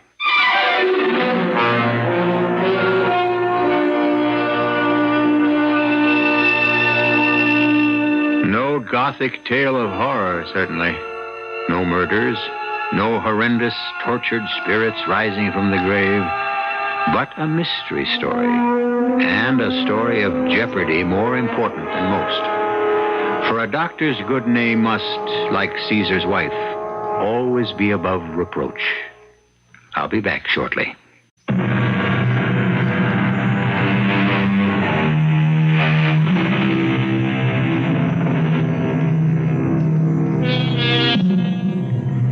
A few footnotes to a compelling story. First, that the doctors were vindicated. Second, to applaud the depth of a surgeon's knowledge that enabled him to make such a rare diagnosis, once he had the facts. Last, a word about old Charles Clay. Though today, rabies, if caught in time, can be cured, once the symptoms develop, death is inevitable. So, somewhere, Charles can perhaps take heart, knowing his death achieved one thing. It brought a happy life to two people who might have let it slip through their fingers. So, at the end, this was a love story. Our cast included Mason Adams, Marion Seldes, Bob Caliban, Alan Hewitt, Hetty Galen, and Gil Mack. The entire production was under the direction of Hyman Brown. And now, a preview of our next tale. With shaking hands, I measured a very small portion into a cup of hot water and took it down the hall to my uncle's bedroom. Oh. It's all right, my dear. I wanted to spare you for a little while, but you'd see it sooner or later. I couldn't believe I was seeing it then. The walls and floor were black, and so was the big bed with a prow like a Viking ship. My uncle looked like a ghost propped up against those white pillows. And thank heaven, John had warned me, because there on one side of the bed was that coat rack thing from which dangled a full-size skeleton. Don't be frightened, my dear. You'll soon get used to everything around here. Radio Mystery Theater was sponsored in part by Anheuser-Busch Incorporated, Brewers of Budweiser, and Sign-Off, the sinus medicines. This is E.G. Marshall inviting you to return to our Mystery Theater for another adventure in the macabre. Until next time, pleasant dreams.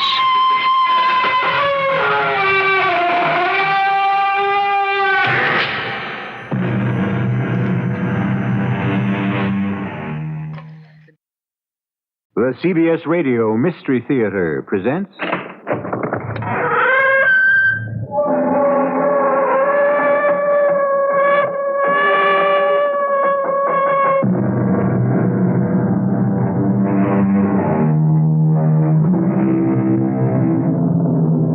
Come in.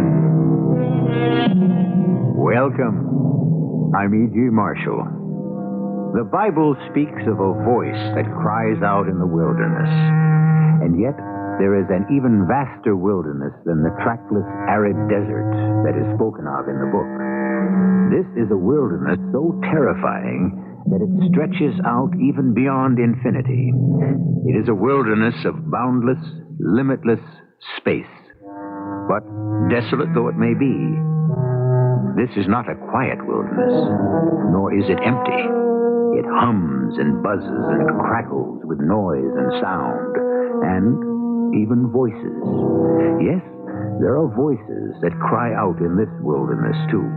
Voices that are not human, but voices that weep and laugh and threaten Where are those production schedules, Bert? Production schedules? Yes, production schedules. You're chief engineer. I didn't make them up. I didn't think it was necessary. What are you talking about? We'll be out of business. Out of business?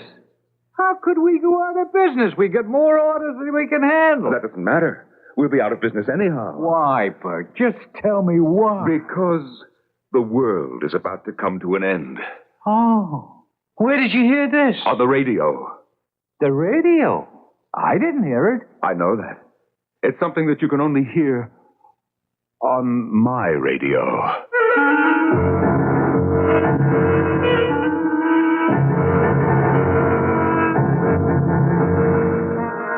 Our mystery drama, The Voices of Death, was written especially for the Mystery Theater by Sam Dan and stars Norman Rose.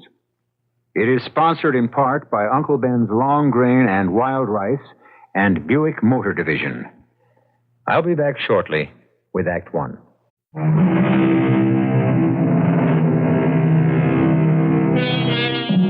If you ever took one of those ordinary round 1-quart ice cream containers, a handful of paper fasteners, a couple of paper clips, some number 36 enameled copper wire, a small piece of silicone or galena, and a pin or two, and transformed it all into a radio set. Well, you're not as young as you used to be. Unbelievably, it worked. You could hear the Paul Whiteman Orchestra and Will Rogers and President Coolidge. How unbelievably primitive your crystal set would seem now. But is it possible that your cat's whisker might still receive a message that simply is not getting through the marvelously sophisticated equipment we have today? Yes, Miss Hastings? It's Mr. Cartwright of National Industries. He wants to congratulate you. Tell him that I'm in a meeting. And you've got 4 other calls on Well, hold. tell them all I've gone to Outer Mongolia for the afternoon. Oh, yes, Mr. Fowler. What should I say if they ask me why? Oh, tell them I had to buy some yacht butter. And, yes, Miss Hastings, could you come in? Oh, wow. Now, Miss Hastings, would you mind retyping this letter? It's not very long. I've marked the words that aren't spelled right. Oh, Mr. Fowler, it's not that I spell them wrong. It's just that I leave out the E in all words that have an I and an E. I write receive and believe. I don't know why I do that. Well, maybe we better send you to a psychiatrist. Oh, I'd be afraid to talk to one of those people. Mr. Fowler, now that you'll become president of the company, will you need me anymore? Miss Hastings, what kind of question is that? Well, I thought you'd want a new secretary. Somebody who looks like she might be a secretary to the president. Miss Hastings, for 24 years we've been a team. When I get promoted, you get promoted. Now what's it doing outside? Well, Mr. Davis would like to see you. Oh, Arthur, send him in. Yes, sir. And remember, Miss Hastings, I before E, except after C. Hi, Bert. Busy? Now, what is this, Arthur? You feel you have to be announced now? I don't become president until tomorrow. Yes, tomorrow. Yes, and even then, I'll probably still be the same sweet, lovable Bert Fowler. Now, what's your problem, Arthur? Problem? Who says I have a problem? Well, you look like a man with a problem. Do I? Well, how are things, Bert? Well, now that you've deftly changed the subject, I may add I'm being swamped with requests for my bio. Well, 2 of them, anyhow. Why not? You're a famous man. I will be after tomorrow. Tomorrow? Yes, I knew it would happen one day. I said it 25 years ago. Remember, Arthur? You remember 25 years ago? Remember what? Oh, you don't have a sentimental bone in your body. Oh, how can you say that? I'm paying alimony to 2 wives. We both came here the same week, didn't we? 2 raw youngsters just out of college. And we did pretty well. Bert. Yes, Arthur, what is it? Well, I guess there's only one way to say this.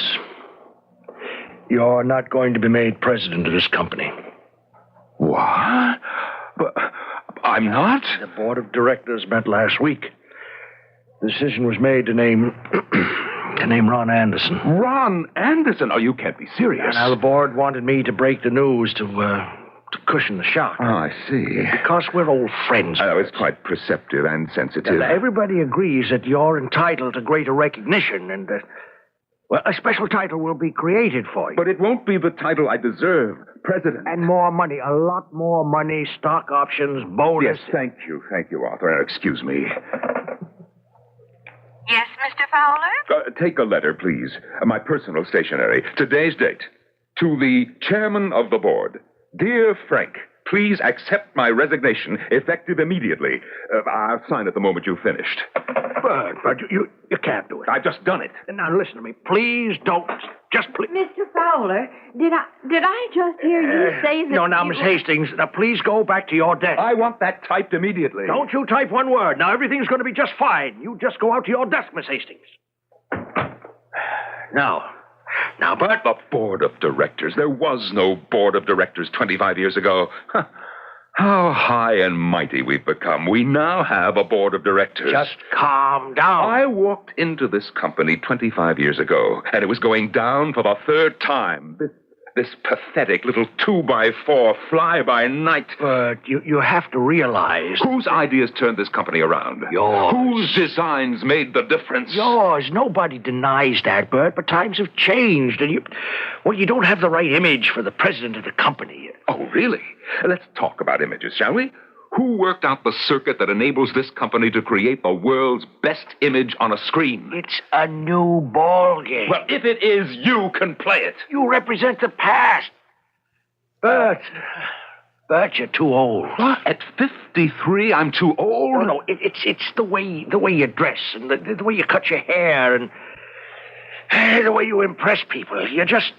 Well, I guess the only way I can put it is that you're just too World War II-ish. Whereas Ronnie Anderson... Ronnie Anderson is an idiot. No, he's not really an idiot.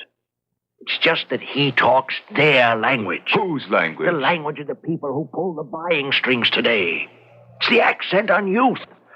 And he sports that long hair, and he wears clothes that are called mod or whatever. And well, he's just that fresh, bright, vibrant image the board thinks that this company needs. But he doesn't know one end of a receiver from the other. He doesn't have to, Bert. The engineers don't run companies anymore. You know that. It's all in the hands of the marketing people. Well, if you'll excuse me, Arthur, I'd like to clear my desk and go home. Where are you going? You heard me. I said I'm going home. Are you? Tell me, Bert. Where's home? Where's home? It's here. And what's home? This company. It has been your wife, your kids. What else do you have? Will you excuse me, Arthur? You gave everything to this company. The company is all you have to show for your life. You can't leave it. The company's leaving me, Arthur. Ronnie Anderson is a temporary madness that's come over the company. Oh, Ronnie Anderson. Who says God has no sense of humor? You want to go to lunch? Well, Ronnie Anderson's invited everybody to be his guest in the penthouse. I have a previous engagement. Why don't you go and score some points? That was a low blow. I'll see you later, Bert. Yeah. Yes, sir? Miss Hastings, call the garage. I want my car.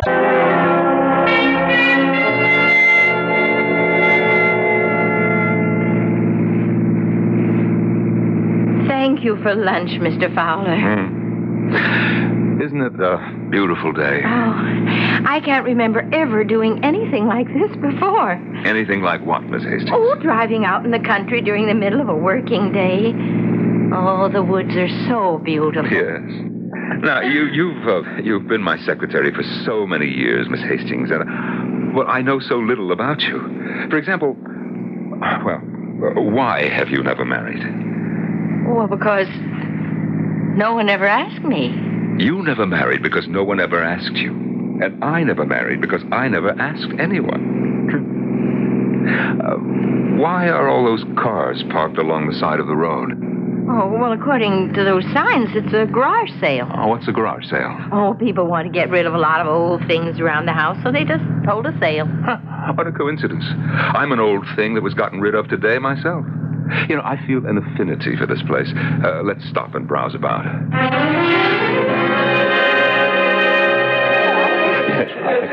Oh, my. I've never seen so much junk. Oh, usually you see some old books and pictures.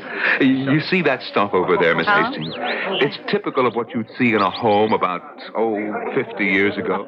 Look, there's an old, broken-down, wind-up phonograph, a clothes dummy, a coffee grinder, and Mr. Fowler? Mr. Fowler, are you all right? No. Oh, no, it can't be. Mr. Fowler, you're so pale. But it's mine. Mr. Fowler, something's wrong. Miss Hastings, do you see that thing on the table? It looks like a round container with some wire wrapped around it. Yes? See what price is marked on it, Oh, there isn't any. Oh, the woman at the gate. Ask her how much she wants. Oh, Mr. Fowler, you're shaking. Are you ill? No. Find out how much she wants. I have to have it.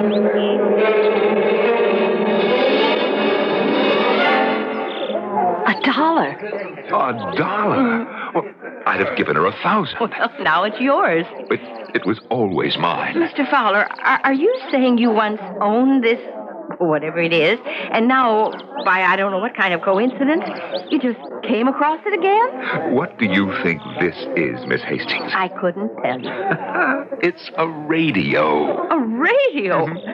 Well, it looks more like a carton for ice cream or sauerkraut. This was my first design. My very first design. You designed this, Mr. Fowler? My first design. My first prize. There was a magazine called American Youth, and it offered a prize for the best and most simple design for a crystal set. And, well, I submitted this one, and I won. I was 10 years old, and I won. The magazine printed the diagram for this, and youngsters all over the country copied their own sets from it. Just think about it. More than 40 years ago, a kid who lived in this house made this radio from my design. Oh, I still remember the prize. Oh, a gold medal. And on it was inscribed, "To Bertram Fowler, a great scientist of the future." And it came true. You are a great scientist. No, I never became a scientist. I just tinkered around with gadgets. Do you mean a thing like this could actually work? Oh, sure. Look, put on the earphones. Well, now, wouldn't it need a new battery? No battery, no electricity. It works by itself. You see, it's just a coil of wire, a crystal detector, which is made of silicon or galena. And let's see, we need an aerial. Oh, we can use the metal clothesline the lady has stretched in her yard. Oh, this will be fine. Now listen through those earphones. All right. Now, what do you hear? Anything? Oh, yeah, I do hear a kind of scratchy noise. Wait. Music. Yeah, I think I hear music. Clearly? Well, listen for yourself. Yes. May I have those earphones?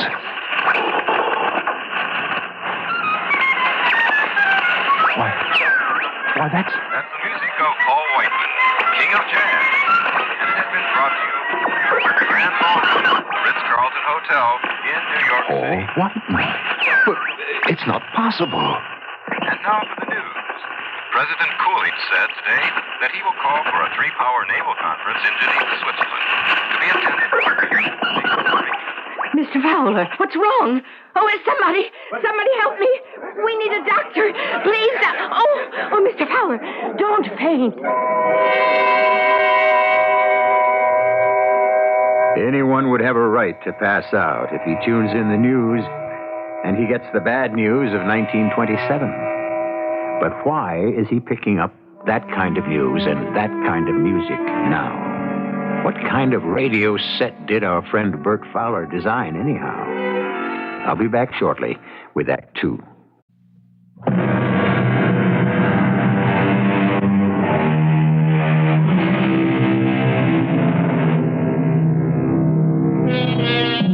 I shot an arrow into the air.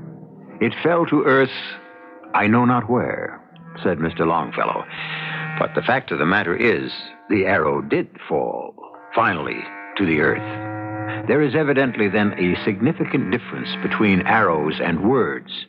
When you shoot or utter or discharge, however you want to put it, a word into the air, Apparently, it never falls to Earth again. It enters the ether and stays there forever. Or does it? How else may we account for the fact that Bert Fowler is now hearing words that entered the airwaves more than 45 years ago? You say that you heard an actual Paul Whiteman broadcast. And I heard a news broadcast, which could only have been made in 1927. Why? Because it was about the conference to restrict the number of battleships. Mm-hmm. It was called by President Coolidge. You've heard of him. Yes. And you heard all this on that, that ice cream carton? This ice cream carton is actually a variable inductance tuning coil, a crystal detector, and... Look, Doctor, I don't want to get into anything here. I know what I heard. Well, when Miss Hastings brought you here to my office, she said that you'd had a very shattering experience earlier in the day in your business affairs. Yeah, you could say that. Well, that was one shock to your system. And then you encountered this radio, which was made from a prize-winning design of yours. Now, you were only a child at the time, so that's a second shock. All right, but what does all this have to do with what I heard? Well, the present has suddenly become unbearable. And you're escaping back into a beautiful, promising past? Now, what you're saying is that for one reason or another, I imagined all this, Well, yes, that's what it comes to, Mr. Fowler. Listen, I put on these earphones. I scratched that crystal, the cat's whisker. All I got was static. Doctor, am I okay otherwise? Oh, you check out first rate. Hey, listen. Let me know if you raise any more of that 20s jazz, huh?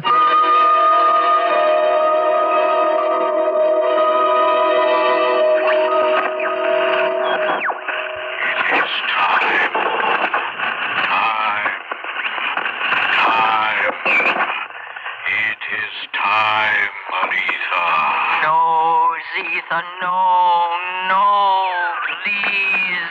I beg you. Aletha, I have waited and waited. Mr. Fowler. Wait. Mr. Fowler. Yes. Yeah, what is it, Miss Hastings? Oh, let me take these earphones off. Let me take these earphones off. You're due at a meeting in Mr. Anderson's office. Oh, yeah, that's right. You know, Miss Hastings, I'm hearing the strangest voices on this old radio of mine. What kind of voices? Well, I don't know. Oh, Mr. Fowler, I wish I could hear the voices you say you hear. They're there. They're loud and clear. Bert, we're no longer competitive. There's not a company in the world that can match our quality, Ron. Yeah, but we've got to cut costs. We can't. You mean you can't? If you know someone who can produce this quality for less money, well, I'll step aside. How about less quality? There goes the reputation of this company. Well, don't you worry about our reputation. I have to. I created it. Why didn't you resign, Bert? You know, I'd have resigned if they'd named you president. That would be the easy way out. Well, you'll simply have to find some shortcuts. If you put us back with the rest of the pack, why should people buy our product? That's my job, marketing. You turn it out, I sell it. Just like that, huh? You're not keeping up with the current market. Neither is your friend, Arthur Davis. What about Arthur? Well, I almost fired him today. Why? He has a lot to learn about publicity.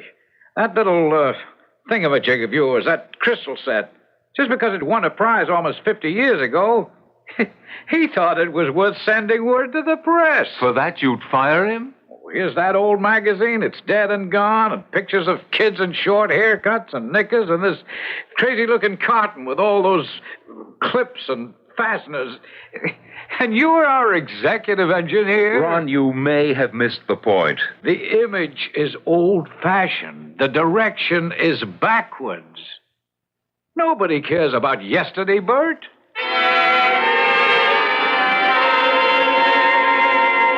Mr. Anderson's secretary just called. You're supposed to have a cost analysis ready for the meeting tomorrow morning. Yes, I know. Well, if you don't give it to me to type, they won't have it.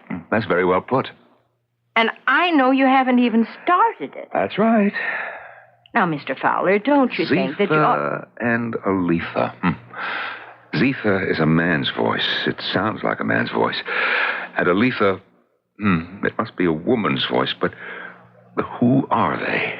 Who are they? Mr. Fowler, should I call back and tell Mr. Anderson's secretary the report will be ready? Yes, you do that. Or else, well, tell her it won't be ready. Any way you feel. But, Mr. Fowler... And now, Miss Hastings, you must excuse me. Are you going to listen to that thing again?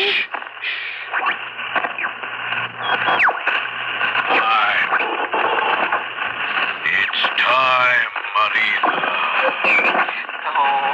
No, Zitha, give them a chance. How many chances?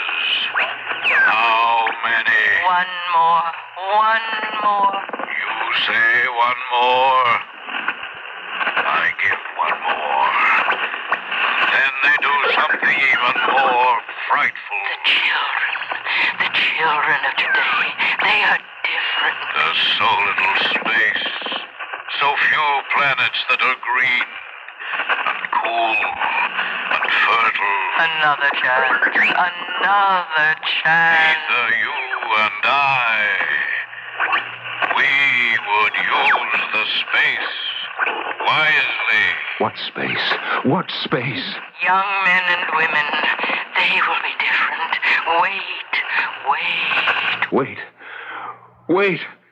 Wait for what? Mr. Fowler, are you all right? What? Why, what's the matter? Oh, you've been shouting, wait. Wait for what? Oh? Have I? Now, Mr. Fowler, ever since you came across that thing... You look at it as if it's some sort of poisonous snake. It's really a very primitive device. And it gave so many children in less affluent times a wonderful creative outlet. Hey, wait, the children. The creative children. Are they the ones Zitha and Aletha were talking about? Now, Mr. Fowler, you have to go upstairs to that meeting. They have been phoning for you. Oh, yes, the meeting. Meeting.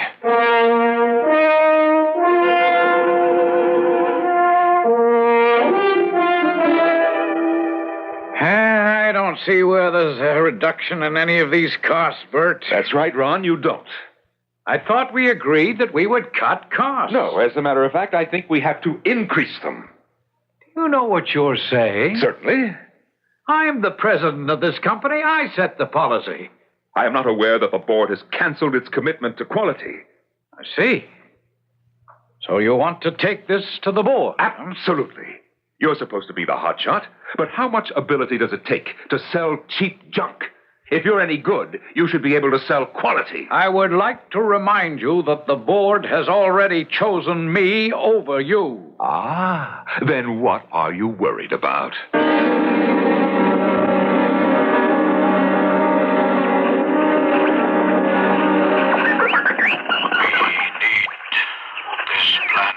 We have no right to take it. We will make better use of it. But it is theirs. It is theirs.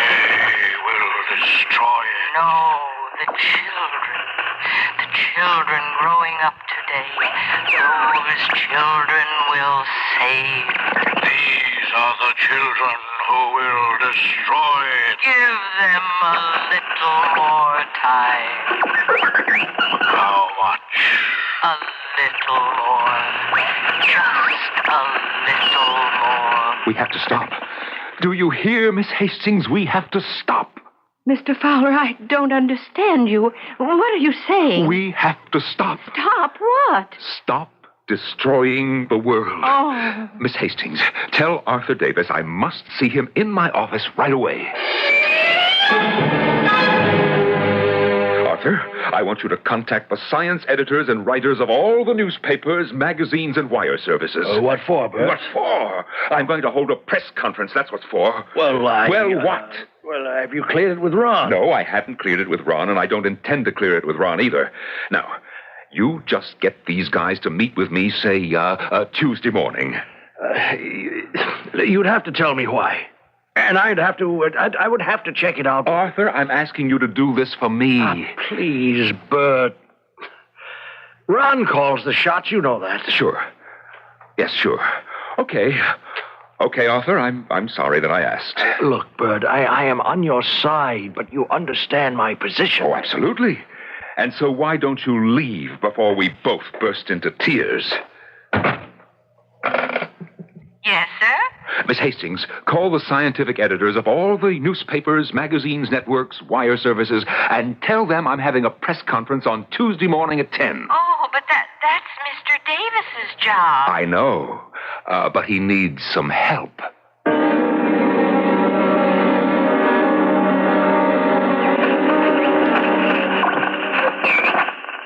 Wait, Azetha. I beg you, wait. Every day, they do further damage, wreak greater havoc, sow sorrier destruction. Soon, it will be too late. Give them just a little more time. More time. Now, what I have just played back for you, ladies and gentlemen, is the tape recording of voices that were picked up on this old crystal detector. The message is clear. The world is in danger. It will be taken over by another race or kind, or call it what you will, unless... Unless what? What is this guy? No, wait. No, wait, please, don't go. Listen to me. Please listen. There's almost no time left. We're running out of time. Now, please, Mr. Fowler, you can't get so excited. They don't believe me, Miss Hastings. They don't believe me.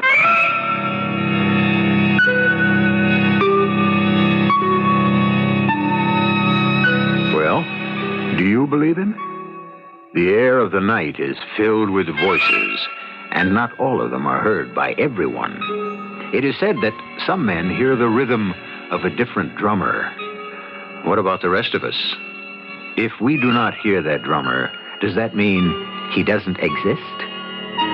Right now, all we're sure of is this. You exist, and I exist. And I shall return in just a few moments with Act 3. Easy-going, amiable Bert Fowler is suddenly cast, or he seems to have cast himself, in the role of a prophet of doom. A role that is certainly alien to his nature, but one that he seems powerless to reject. Prophets of doom, historically, don't do very well. Indeed, most of them come to a rather unfortunate end.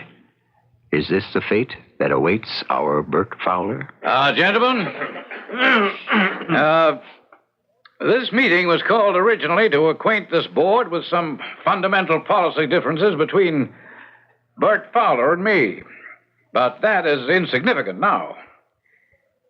Anyone who has read the papers, who has seen or heard the news broadcasts, is aware of the fact that Bert Fowler has made this company a laughingstock. You had no right to call a press conference.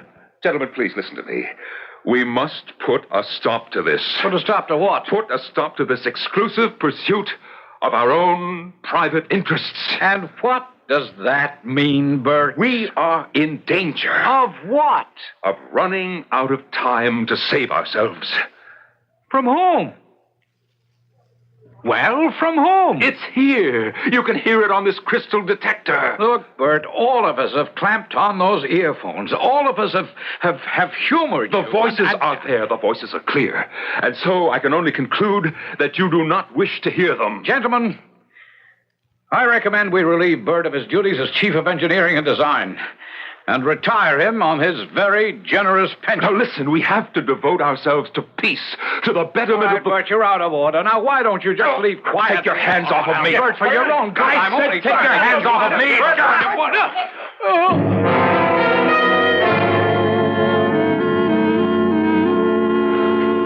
Not so good, Mr. Fowler. Oh, I don't know what came over me, Doctor. A fine crusader for peace you turned out to be. You slugged the first guy who disagrees with you. Yeah. Doctor, what am I doing here in this hospital? Well, you're going to be observed. What does that mean? Oh, well, this will give you a chance to cool off. I will write a high-sounding report filled with all kinds of technical statements that no layman could understand and no two doctors would agree on. I do hear these voices. Yes, of course. Then you admit they exist.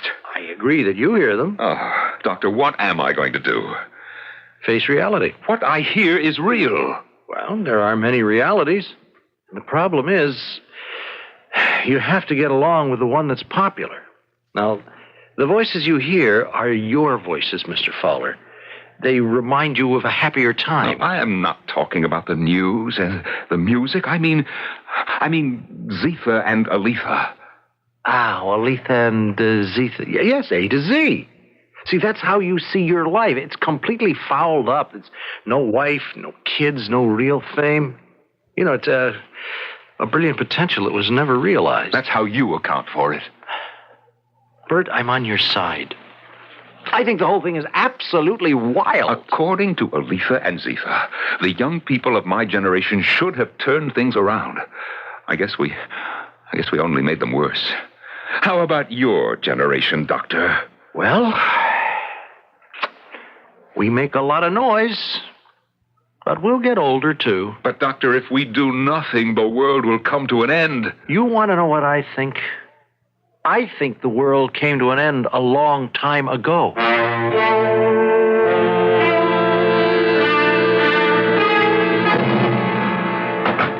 Welcome home, Mr. Fowler. Thank you, Miss Hastings. The company told me I should stay on as your secretary.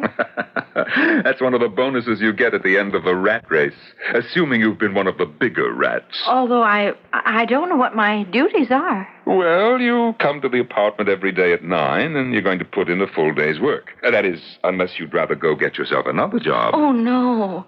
No, Mr. Fowler, I'll never leave you. I'll stay as long as you want me. Now, Miss Hastings, all our lives, we've been looking out for number one. You follow this? Yes, sir. And so, despite all the other theories, that is the basic reason the world has gone to hell. Do you agree? If you say so, Mr. Fowler. Yes. People have to start looking beyond themselves. We just have to do things that will turn the world around. Yes, Mr. Fowler. Now, this is something that has to begin at the top. Once the leaders understand what their true mission has to be, we can save ourselves. Now, I've drawn up a list of important people. After all, I was somebody myself. There's no doubt about that, Mr. Fowler. I have worked with people in government, in the military, in industry, and not just here, but also abroad.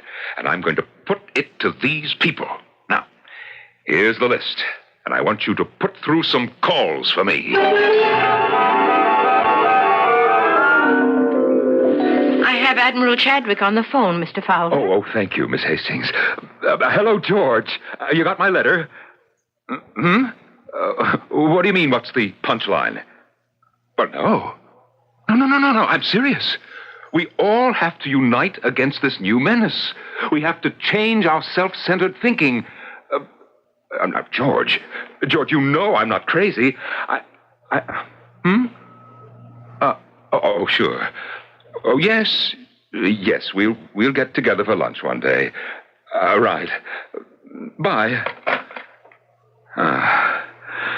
Well, at least he returned the call. I'm sorry, Mr. Fowler. Who else have you tried? Oh, Mr. Cartwright of National Industries. He always seems to be in a meeting. Mr. Taylor's out of town. I just can't get anybody. I'll see who it is. Oh, hello, Miss Hastings. Oh, good morning, Mr. Davis. What? Arthur, sit down. You like a drink? No. Well, what is it, Arthur?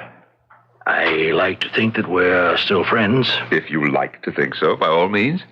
But what you're doing is, well, to a person who knows you, it's heartbreaking. Oh. And what am I doing? You're making a damn fool of yourself. The way you write letters to people and the way you call them on the phone and try to waylay them in the offices.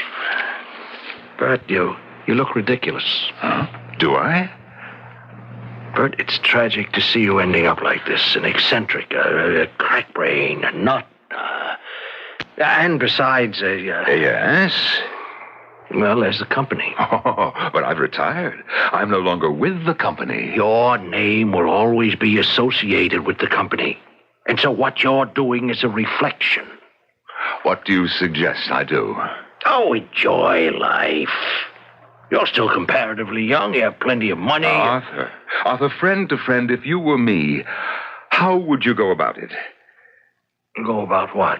Go about getting people to listen. Nobody wants to listen to what you have to say, Bert. I know, but how can I dramatize my message?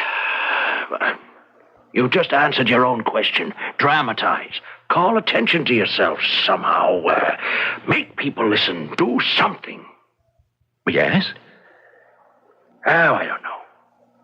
But something that would just explode all over the front pages. Oh, yes. Thank you, Arthur. But I want you to know we're still friends. Oh, it's heartwarming to hear that, Arthur. I wish you'd forget about those voices. But how can I forget? I hear them so clearly. Now listen, put the earphones on. I tried, but I just can't hear. Or you don't want to.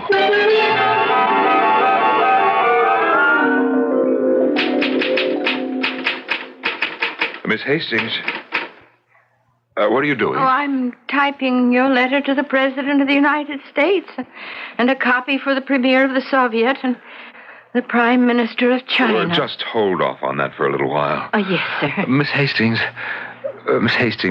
you don't think that I'm crazy, do you? Oh, no, sir. Well, take the rest of the day off. I'm thinking of trying a different strategy. Yes, sir. Arthur was right. He said I should try something that would explode all over the front pages. Now, what do you mean, Mr. Fowler? I simply have to make people take me seriously.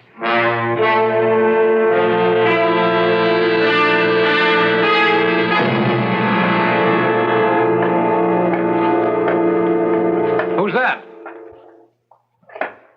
Why, Bert, it's you. Yes, Ron.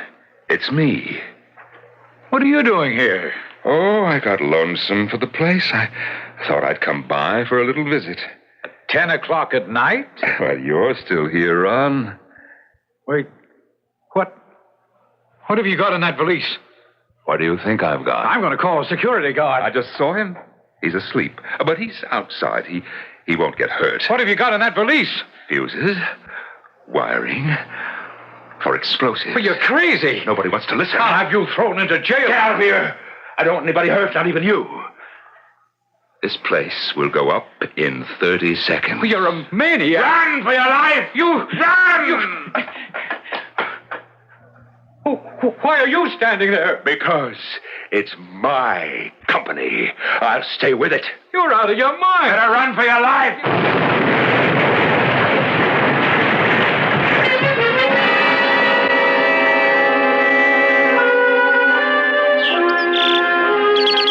How is he this morning, Miss Hastings? Oh, he seems to be fine, Doctor.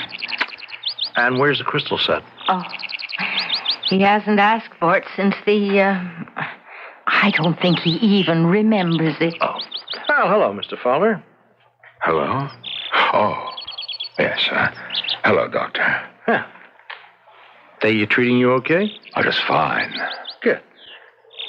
Between you and me, Bert, is that what it was all about? I mean, you were so completely upset at not being made president that you just blew up the company for revenge? I don't know what you're talking about. Well, you're lucky to be alive. How you survived that explosion just defies all explanation. She can explain it. Miss Hastings? Oh, that's not her name. No, her name is Aletha. Aletha. And she loves me. Oh. You love me, don't you, Aletha? Yes, I love you. Because she loves me. That's the reason the world is still ours. She doesn't want me to be destroyed with everyone else. Oh. Well, all right. Do you understand, Doctor? I tried. Yes, but no one wanted to listen. And the world will only last as long as I live. And afterwards? Zephyr and Aletha will take it for their own people. Isn't that so, Aletha? Yes. Yes, Mr. Fowler. That's so. Well, I guess it's up to me to keep you alive for a long, long time, Mr. Fowler. Oh, thank you. Thank you, Doctor. I want to stay with her as long as I can, because I love her. I always loved her.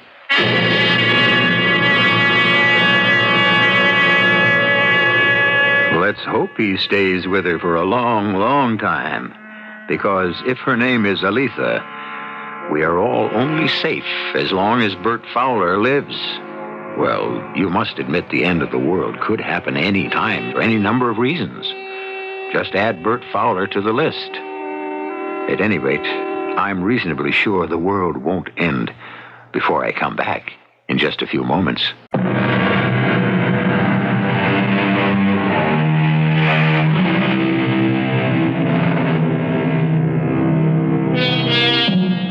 The incredibly complex and sophisticated electronic communications of today sprang from simple pieces of wire and crystal.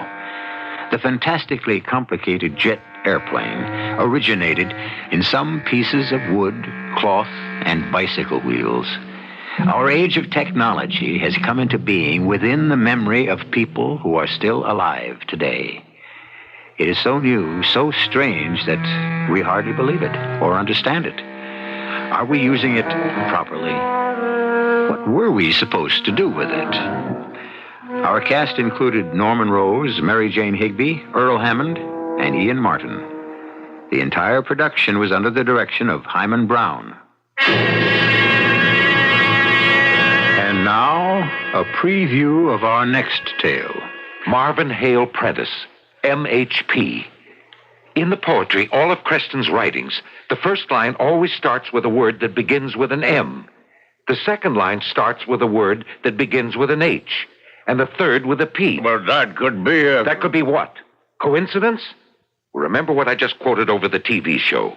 The first line begins, millions reach out. There's your M. Second line, here we are prisoners. And the third line, poetry. Only in poetry is, there's the P. And the final three-word sentence, must hope perish. MHP, Marvin Hale Prentice. Now, do you know why I feel V.K. Creston's reaching out to me? One man's thoughts reaching out across thousands of miles and touching my own? That's why I'm fighting this trade bill. It's for V.K. Creston. Radio Mystery Theater was sponsored in part by Anheuser-Busch Incorporated, brewers of Budweiser. This is E.G. Marshall inviting you to return to our Mystery Theater for another adventure in the macabre. Until next time, pleasant dreams.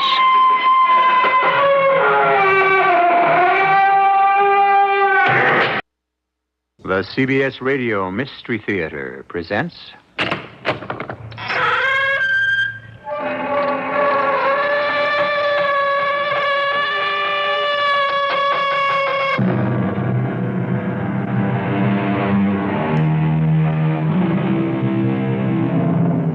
Come in. Welcome. I'm E.G. Marshall, comprador of all the fiends and felons, plus some poor, plain, unfortunate fellows who must regularly report for duty at this time and place. Trust none, advises William Shakespeare. Trust none, for oaths are straws. Men's faiths are wafer cakes, and holdfast is the only dog. Trust none. But surely we should be able to trust somebody. No, not according to some of the greatest English poets. Didn't Kipling say, he travels fastest who travels alone? The following is a dramatic essay in trusting one's fellow man and what may come of it. Don't look now, but the man near the window is a police detective. Would he suspect me? A good policeman suspects everybody. He's coming this way.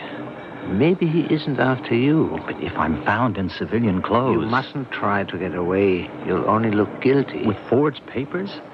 Look, do they have the right to shoot me? It's hard to say. They might not. It all depends. On what? Who knows? He's coming. Try not to look guilty.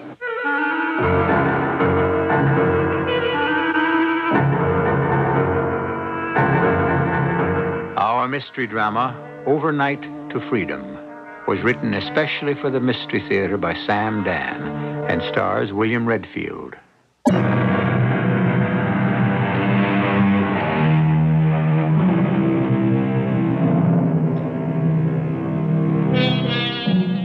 World War II. It seems so long ago and far away.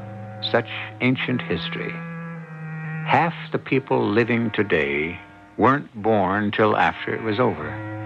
And yet, for those who survived it, World War II can never be forgotten. We're about to meet a survivor. The year is 1943. World War II rages toward its fiery climax. We're in a railroad station in Glassenheim, an industrial city in central Germany. A young man who appears to be a French volunteer from the cut of his clothes is sitting on a bench. He is whispering something to himself. The Café de la Paix on the Rue Napoleon. Ask for Mr. Lafayette. The Café de la Paix on the Rue Napoleon. Ask for Mr. Lafayette. No. Or is it the Café Napoleon on the Rue de la Paix? Or the Café Lafayette on the... No, I had it right the first time. The young man lights a cigarette and begins to puff nervously. A middle-aged man who wears a beret watches intently. Now the middle-aged man casually saunters over to the bench and sits down next to the young one. He unfolds a newspaper. He pretends to read. Now he begins to talk in a quiet, confidential tone. You must do something about that cigarette. What? Keep your voice low. You smoke like an American. Who are you? Shh. Just listen very slowly, very casually. Grasp the cigarette between your thumb and your forefinger. Lighted end pointed out. Yes, good. That's better. You are an American, aren't you? A prisoner of war. And you're trying to escape. Oh, I think you're mistaken. All things considered, you could pass for a Frenchman in those clothes. A volunteer French worker going on a furlough. Why not? I assure you, sir, Smile. What are you? Smile. People going home on a furlough should look happy. Well, what are you going to do? I said smile. What are you going to do about me? Help you escape. You will? Why? Because I'm a Frenchman. Oh, yeah? And why did you volunteer to come to Germany and work for the enemy? You'd be surprised how many defective fuses we can put on the shelves. What is it? The one in the trench coat. I think he's a detective. He must be looking for me. When will your escape from the camp be noticed? I guess not for another hour. Then don't start to worry now. Your French, it's excellent. A bit cultured for a workman, but... Well, I was a European language major at college before I was drafted. That cop is looking at me. Yawn. What? A big yawn and stretch your arms. Oh. As if you didn't have a worry in the world. Yeah, that's fine. Bigger. You better get away from me. I said I would help you. They shoot civilians who help POWs. My name is... No. Don't tell me your name. When I'm captured, it'll be better if I didn't know it. I'll just call you Pal. Why did you say you'll be captured? Because this escape, this whole thing, it's just crazy. It can't work. Why? It's a long story. You have a passport, papers? Yes, I've got all that. You look like a Frenchman, you talk like a Frenchman, you have papers. Why shouldn't you succeed? Because that cop, he's looking at me, and don't tell me it's my imagination. He's looking at me. Yeah, he isn't looking at you. He's looking at her. Who? The blonde. Oh, not bad looking. Headed this way, and she will sit down right next to you. Oh, great. Every cop in the station is looking her over. Flirt with her. What? Are you good at picking up girls? I've been a prisoner so long, I forgot how. Remember, in a hurry. It's normal to flirt with a pretty girl. Be normal. Okay. Are you waiting for the train, Fraulein? No. I just like to come to the station and feed the pigeons. Well, what pigeons? I see. You, care for a cigarette? Thank you. Say, these are American. Oh, yes. Well, you see, we have prisoners of war at this place where I work, and you know. Oh, they're wonderful. I mean the cigarettes, not the prisoners. Dankeschön. Bitteschön. French, aren't you? Oh, and here I thought my German was so good. Oh, it's too good. No native speaks that well. Only a foreigner who learns German in a university. Oh, I'll have to remember that. Where are you going? Nancy. It's my furlough. Isn't that a coincidence? I'm going to Nancy, too. I'm a lab technician at the German military hospital. Oh. I've just been home on a holiday. Oh, my name is Ursula Reinmuth. Oh, I'm George my name is Louis. Which is it, George or Louis? I'm sorry, it's both. I was named George Louis, but Louis Cardinet, that's the name on my papers. Do you work here in Glassenheim? Yes. Where? Where? At the Dieckhoff-Baumann workshops. You can't be serious. Why not? You were sent from heaven to save my life. I was? You know my father. I do? Everybody knows Papa. He's plant manager at Dieckhoff-Baumann. Otto Reinmuth. Oh, Herr Reinmuth. Oh, yes, that's right. Now, here's how you're going to save my life. You see, Papa hates for me to travel on the train alone. Too many soldiers. Papa doesn't trust soldiers. That's because he was once a soldier himself. Anyhow, when he sees you... When he sees me? Of course, he'll be here any second. Here? Of course. He wants to see me off. So I can say to him, Papa, I'm not traveling alone. I'll be with one of your own workmen, Louis Cardinet. Oh, will Papa be glad to see you. Look, could you excuse me, please? I have this terrific toothache. I better go to see if I can find something. Oh, you won't find anything around here. But I may have just the thing. Little bottle of cognac right here in my bag. Ah, yes. This'll fix it. Take a sip. Oh, but I... Say, I'm a medical technician. I know what is what. There. Isn't that better? Now, let's save some for later. Do you, have a compartment? No, I mean, you're going to stand up in that crowded corridor all night? Well, I guess the military get the priority. Well, I'm in a compartment. And as soon as somebody gets off, why don't you just come inside? I rode in the corridor coming home. 50 people packed in that narrow space. Hey, the train's coming. We better go to the platform. Oh, no. We have to wait for Papa. Oh, what could be keeping him? If he doesn't hurry, he'll miss us. Oh, that would be terrible. There's Papa. Just come in the door, see? Look, I have to. I promised I'd help my friend with his luggage. Oh, no, I'm holding on to you for dear life. If he sees I'm traveling with you, I can leave without one of his famous lectures. Can't he just curl your hair, though, when he gets started? But look, Isn't that typical? He stops to talk with that fellow near the window. Papa knows everybody. Listen, you have got to be a good, reliable fellow. Otherwise, you'd never have earned a furlough. And that means you're one of Papa's favorites. But we'll miss the train. Oh, there's plenty of time. I'll make him hurry. Papa! Papa! Over here! Oh, when he gets involved in a conversation... Look, could you help me out? Help you? I know I don't have the right to ask, but sometimes you meet someone for the first time and you feel that you... I don't know how to explain. Well, maybe you don't have to. Papa, over here. I'm over here. I don't want your father to see me. Papa, hurry.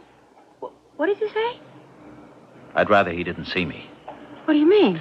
Look, I had to work overtime to get the furlough, and it got to be so late last night that I just couldn't finish the polishing of several outer casings. Oh. I mean, it's nothing serious or even important. No one would even notice. Oh, Papa would. And you know, I'm just... It's a good thing you told me. Papa could make you go back there and finish right now. Yes. Do I ever know Papa? Oh, he's coming now. I don't think he sees you. You better go to the platform. Yes, I better. I'll see you on the train. I'll see you on the train.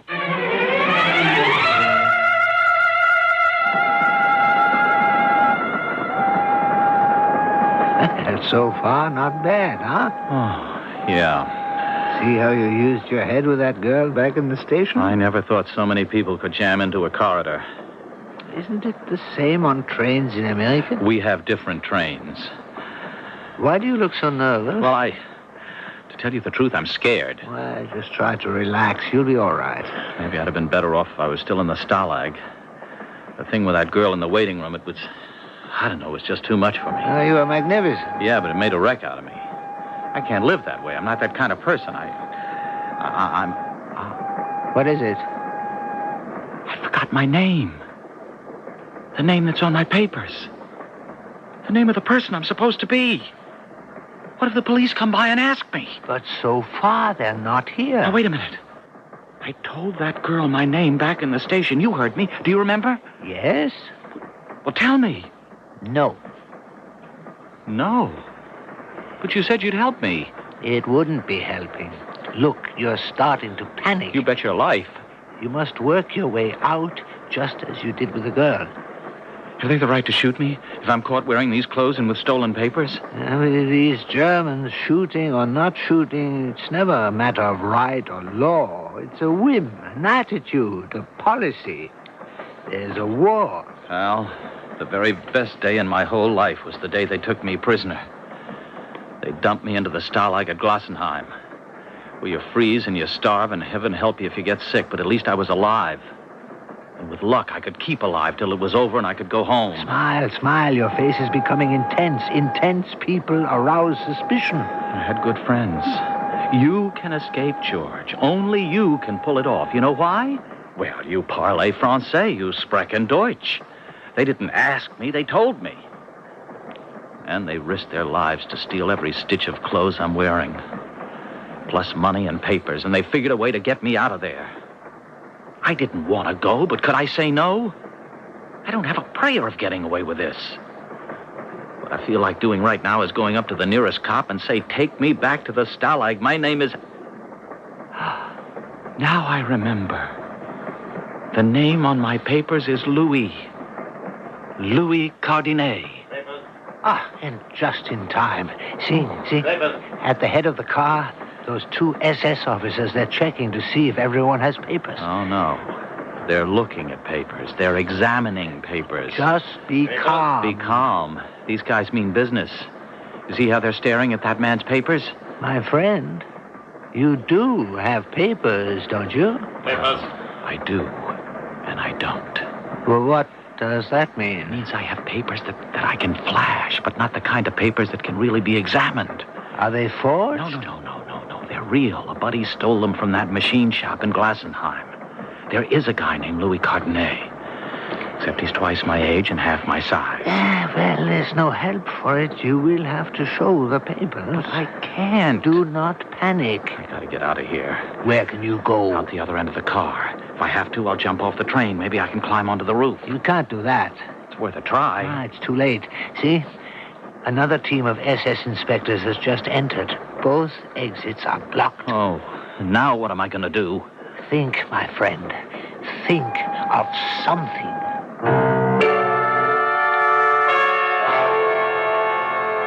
These days, people who are being faced with the making of a decision usually say, let us review our options. Corporal George McAllister, who is escaping from a German prison camp, has only one. And that is to show his stolen identification papers.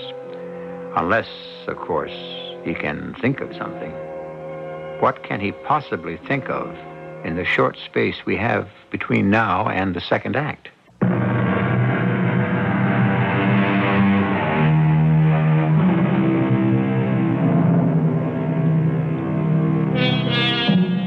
One night in the late spring of 1943, a train is speeding from Glassenheim, Germany, to Nancy in occupied France.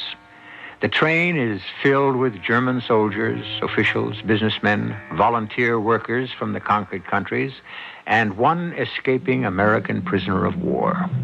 He's dressed as a French volunteer worker. His stolen passport identifies him as Louis Cardinet. His problem is he doesn't look very much like a Louis Cardinet. I tell you, pal, my papers aren't good enough to be examined the way that fat man is checking them. My friend, sooner or later you will have to show those papers. Not to that mean-looking fat one. I know his kind from back in camp. Now, you listen to me and you'll be all right. How can I be all right? Believe me, they depend on fear. Stare them down. You are Louis Cardinet, a machinist who has worked loyally for the glory of the new order. You are going home on furlough. There can be no question about you or your documents. This attitude is what they must read on your face when you hand them your papers. Oh, sure. Stare them down. They don't read the papers, they read your face. Let them read confidence. I knew I shouldn't have taken the train. It's the quickest way to go. Go? Where? But surely you know where you are going. If I ever get there. Why shouldn't you get there? It's a certain place in Nancy, a cafe, where the underground is supposed to smuggle me back to England. Oh, that's good. I go there, and I give them a certain password. Papers? Papers. That officer, that fat one, he's working his way closer. He scares me. Remember what I said? Look him in the eye. Hello. Hello. I've been looking all over for you, Louis. Enjoying the trip? It's fabulous. A woman in my compartment is getting off in about an hour from now, so there'll be room for you. That is, if you can tear yourself away from your friend. Oh, mind if I hold on to your arm? Sure. The train sways so much. Papers. Are you sure you're a Frenchman? Oh, why do you ask? You're the shyest Frenchman I ever met, if you know what I mean. But that makes you very interesting. Oh, how's Hugo? Who? Hugo Heilman, chief draftsman at the shop. Oh, Herr Heilman. Yes. Well, you know. How's his wife? Oh, about what you'd expect. I know what you mean. What did they name the little girl? The little... Brigitte. Yeah. Brigitte? I can't believe that. How could he not name the baby after that rich old aunt of his, Margaret? That's right. I'm sorry. He did. I was thinking of someone else. Sure, yes. He named her, Little Margarita. You know, the old girl may not leave him her money anyhow. Oh? Here are your papers. Yes, sir. Here they are. Your papers, Fräulein. My papers? My papers. Oh, they're right here in my bag. Right here. Oh, no. Now that I look, I don't have them in... Oh, I know. They're in my suitcase back in my compartment. Papers must be available for inspection at all times. Oh, that's certainly true, sir. I'll go get them. Papers. I said papers. What's the matter, you stupid foreigner? Don't you understand? The poor fellow, he's not feeling well. Keep out of this. Your papers. What's your name? My name? Your name and your papers. What? Yes, I have them. Hand them over.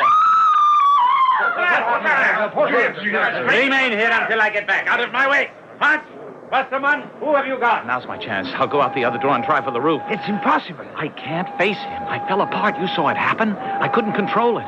Everything just became unglued, unstuck. Well, put yourself back together. You see, they caught somebody. The other guards are dragging him off, and here's Fatso making his way back. I can't face him. I can't. Not now. Louis. Look, I need time. Just a little bit of time, and I'll be all right. I'll find you sometime. How? Here. Go into this compartment. What? Who's in there? Soldiers. Soldiers? They're in a good mood. Just came off furlough. Are you crazy? You're a soldier. You can get along with soldiers. But these are German soldiers. Soldiers are soldiers. In you go. Gentlemen. Hey, what's This poor fellow needs a little fresh air. His patriotic Frenchman who has been working for the Führer in the factory. Oh, hey, it's the Frenchman with the good-looking blonde who was back at the station in Glasenheim. Come on in, have a drink. You'll be all right, Louis. You'll be all right. Yeah, sure. Hey, where's your girlfriend? Go on, bring her in. Yeah, we could make her very happy. Yeah, right, fellas? Yeah, bring her in. Right. Let him alone, Gerhard. What am I doing, Heinrich? Nothing. I'll tell you, I want to be friendly, that's all. You see, Frenchie, me and my buddies here, we are the happiest guys in the world, and we want everybody to be happy, right? Right. Yeah. And you know why we're happy, huh? We're being transferred to France, no more Russia. La belle Mademoiselle France. Right, Frenchie? Oh, hey, we can't keep calling you Frenchie. I'm Gerhard, that's Heinrich, and Willy, and Johann, and Fritz, and Wolfie. What's your name? Louis. Louis Cardenet. Louis Cardenet. Well, now, that's a real French name. Hey, who's got a small? Oh, please, try one of mine. Hey, and these are American cigarettes. Where did you ever... Well, they have a prison camp near Glasenheim. Some of the American prisoners work in my factory. You know, we trade. American cigarettes? Guard them with your life. They cost a fortune. Aren't you smoking, Louis? Well, it's bad for my lungs. I just carry these for friends. Hey, Louis, you sit by the window. Open it wide, Wolfie. Let Louis have your seat. There you go. Oh, thank you. Thanks very much. Hey, Louis, that girl you were with here, I say, she's your girlfriend, but Heinrich said that you picked her up. Well, I saw how he did it, Gerhard. It was a pickup. Now, for a whole hour back in that waiting room, I'd been trying to make her. How'd you do it? Oh, what kind of question is that? He's got his technique. Yeah. Louis, among comrades, how are the French girls? Well, I don't want to spoil it for you. You'll find out for yourself. Words from a master. Oh, too bad you had to be in the French army. How do you know he was in the army, Gerhard? Well, because he don't look like a draft dodger type to me. Were you in the French army, Louis? Well, we can't hold it against you, Louis. Yes, I was in the army. I bet you were infantry. Machine gunner. Hey, you see, we're all soldiers together, so let's straight to the infantry. Papers? Well, it's our friend, the assassin. Papers. What do you say, fatso? Have a drink. The civilian first. Oh, it's you. Hand me your papers. What are you yelling at the poor man for, huh? Gerhard, pipe down. Yeah, sure. Now, look, fatso. While the fella's putting his papers together, come on, why not relax, have a little drink with us, huh? Drink? What's wrong with the drink? Gerhard, cut it out. I want to know what's wrong. You're drunk. Was there a law passed against drinking while I was away? Gerhard, shut up. I shall report you. For what? Disgracing the sacred uniform of a German soldier. I disgraced this uniform for 18 months in Russia, too, huh? Respect, oh, damn you. Respect for a combat soldier, you white-livered, yellow-bellied rear echelon commando. Gerhard! We freeze and starve in the foxholes while fat slobs like you are cozy and warm at home with the wine and the girls and the steaks and the joints. You're under arrest. Let's see you take me. You pull that gun, and I'll ram it down your throat. Let's throw him out the window. Hey, wait! What happened to Louis? Louis? The civilian. Where is the civilian? Oh, poor Louis. He needed air. He must have fallen out the window. Step aside. I must stop the train.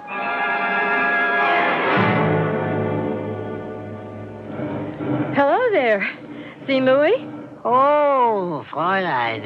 He must be around somewhere. If you find him before I do, tell him there's room in my compartment now. I will. Why is the train stopped? I don't know. The police. Running up and down the track. Probably looking for someone. I suppose. You tell Louis I am looking for him. Of course. Excuse me. Where are you going to be? I don't want to lose sight of you. Louis always manages to turn up whenever you're around. I have also been lucky. I found a friend who also managed to find room for me in her compartment. Oh, you Frenchman. Excuse me. Have a happy trip. Thank you. Herr Captain, I don't know what happened, but he's gone. The American prisoner is gone. He's not here. That's obvious, Schneider. And it's your fault. Your fault. Me? Why am I to blame? Maybe you weigh too much. Maybe you remind him of a butcher. But there's something about you that frightens him. I'm a very nice person. Why should I frighten anyone? Where could he have gone? He is under your nose. Or should I say above your nose? On the roof. Well, let's take him right now. If that is what I wanted, I could have arrested him back at the Glassenheim station. Captain, my orders are to search the train for all fugitives and arrest them immediately. I have countermanded those orders. But if he escapes, it will be my responsibility. He is headed for Nancy. He has a connection with the French underground. If we discover this contact, we can destroy the entire escape network. But we are not under orders to do that. Our orders are merely... I saw this fellow immediately for what he was. Without my help, he couldn't even have gotten out of the railroad station. And I must keep helping him all the way to Nancy, all the way into the underground. Then we capture the lot.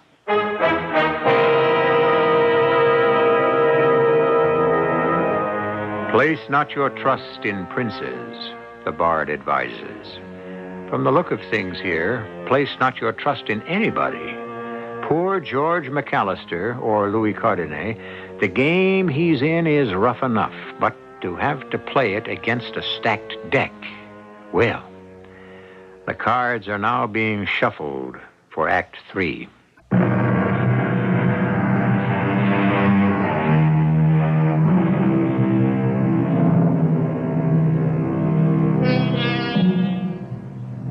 The wheels of the train are turning, and there are wheels within wheels that are turning too, and not all of them in the same direction. The kindly gentleman in the beret is helping George escape. Why not? He's an SS officer in disguise. He's assisting George to jump from the frying pan right into the fire. But, Captain, the safest thing for us would be to arrest him right now. Get out of this compartment and keep out of sight. I have to check papers. Let Hans and Westermann do it. You frighten him. So just hide somewhere. Please, Herr Captain, if he should escape. You realize I can be punished. I could be transferred into the infantry. Well, at least you will lose weight. Now get out of here.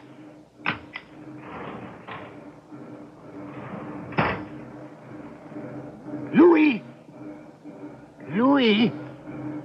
I know you're up there on the roof. Don't worry. You're safe. Climb down.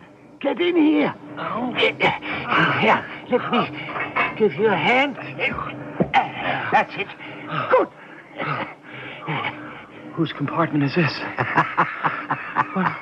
What's funny? It's their compartment, the SS. What's the best place to hide from the police? By the police station, of course. Your fat friend left. He thinks you are off the train. Oh. So now they're searching the countryside. I feel like a fool. I lost my head. I should have faced him down. I should have slapped the papers in his hand. I bet I could have carried it off, too. Splendid. That's what you said. It all adds up to confidence. Look him in the eye.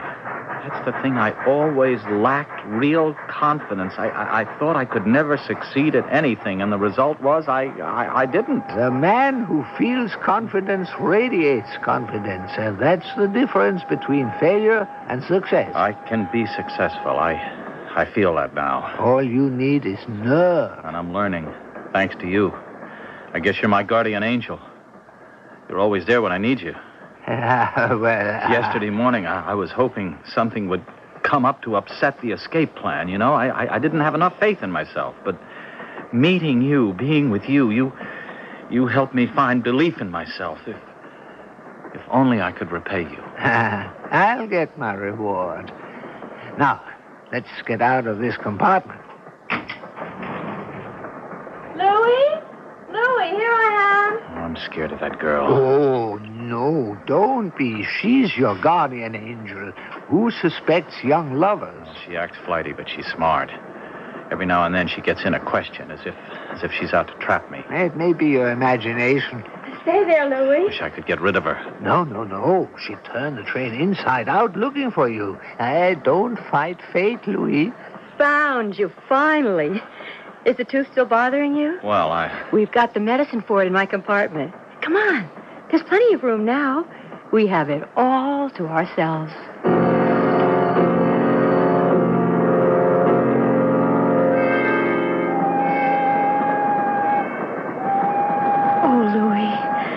Louis, I knew it would be like this. The real thing would be like this. Didn't you, Louis? Louis? Yes. You're a very deep person, Louis. You're always very busy with your thoughts. You're just the kind of man I need. Do you know why? No. Why? Because I'm kind of, Papa says, giddy, scatterbrained, and so I need a man who is very deep and intellectual. Oh. Then I saw you, and I knew. Then and there I knew my fate. Even though you were a Frenchman. That didn't mean a thing. It didn't? Just between us, Louis. All this nationalist stuff, I don't go for it. Well, you're people, just like us Germans. Oh, but what are we doing talking politics? I don't know. Louis, I'm so happy. Hold me close, darling. Closer. Oh, Louis. I've got cold shivers running up and down my spine. Do you know why? Because we're together. No. Because we were almost not together. Oh, Louis, this almost didn't happen. You don't know how close we came to not meeting. Oh? Darling, remember back there in the station at Glassenheim? Well, I was looking for a place to sit, and then I saw you. Do you know who I thought you were? Who? I thought... No, I better not tell you. Why not? Because it's so silly. Why is it silly? Oh, forget it. Darling, do you believe in love at first sight? Who did you think I was? Oh, it's not important. Sometimes life can be like a novel. Two lonely people meet and fall in love. Who did you think I was, Ursula? Say that again. What? My name. That's the first time you ever spoke my name. Say it again. Ursula. Till now, I always hated my name. Ursula. Ugly. I'm more the Lisa or Elena type. But the way you say Ursula... Oh, well, it is such a lovely name. The soft U sounds, they seem to come up from the heart. It's a divine name. Ursula, who did you think I was? No, it's final. I won't tell you. But why, Ursula, why? Because you'll laugh at me. I won't. Swear? I swear. Well, back at the station, I thought you were... Now, you promised you wouldn't laugh. I promise.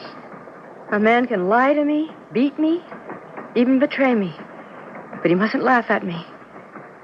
I wasn't going to sit down next to you because for a moment I thought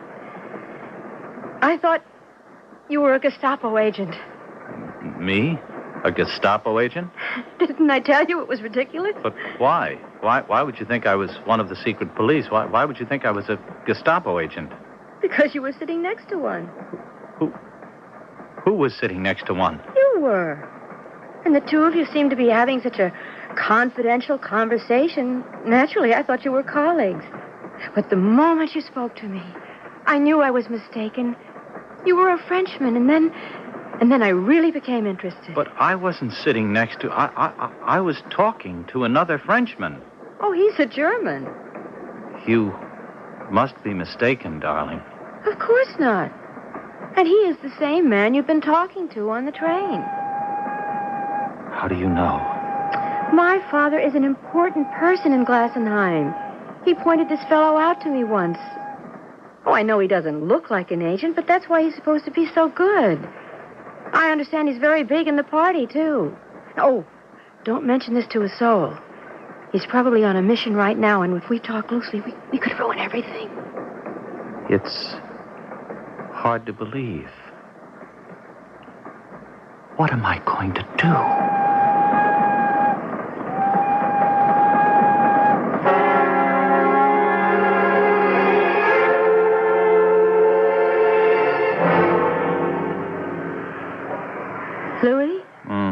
Louis, darling, wake up. What? We're here. What? Nancy, we're in the station. What? Oh, Nancy. We'll go to my place for breakfast, all right? Yes, all right. I have to go and brush my teeth and put on my makeup. I won't be too long. I know there is one thing a man can't stand, and that's a girl who takes forever to get ready. Wait for me here, darling. Ursula, are you sure about the man in the beret? Oh, can't you forget about him? Oh, yes, dear. I've forgotten all about it. And I'll be right back. Goodbye, Ursula. Goodbye? Why do you say goodbye? Well, you're leaving me, aren't you? I'm just going down the corridor for a few minutes. But you are leaving me. Louis, you are so crazy. But that's why I love you. Goodbye, Ursula.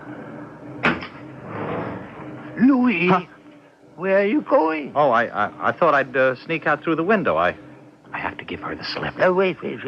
Let me shut the door. I was waiting for her to leave your compartment. Oh? I've told Schneider to delay her on some pretext while you and I get out of here. You're right. We'll take the window. We? I'm part of it now. I'll see you through to the end. Oh, pal, you've been so helpful. I'd like to shake your hand. Of course.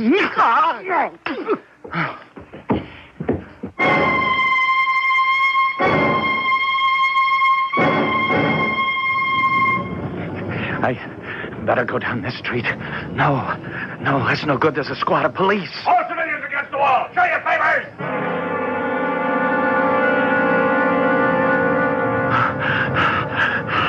I've got to find a place to hide. But where? Where can I hide? What's the best place to hide from the police? Why, the police station, of course.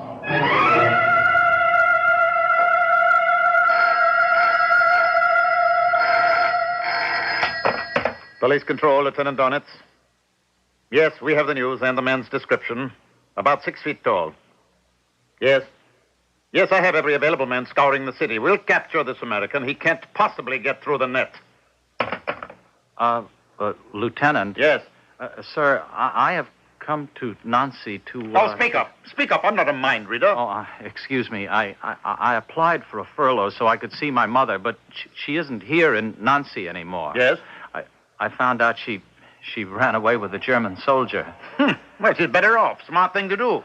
Yes, but what happens to my furlough? You see, I only was given a furlough because I wanted to visit my mother, but if she isn't here, do I still have the right to... Why don't you just go out and have a good time, Frenchie? Well, suppose someone checks my papers and says, why didn't you report back? You're a good man, Frenchie. Stick around. I'll check the law out for you. Oh, thank you. Thank you so much, Lieutenant. Respect for the law. It's what we need. Yes, sir. Hello, Sergeant Major. I have a little problem which you can answer.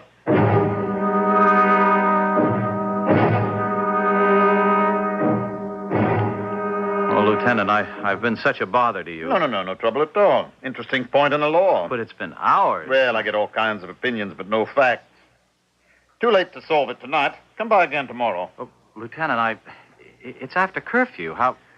How can I walk home? Well, I'm going off duty. I'll give you a lift. Where do you live? Oh, do you know where the Café de la Paix is on the Rue Napoleon? I live next door. Café de la Paix? Favorite hangout of mine.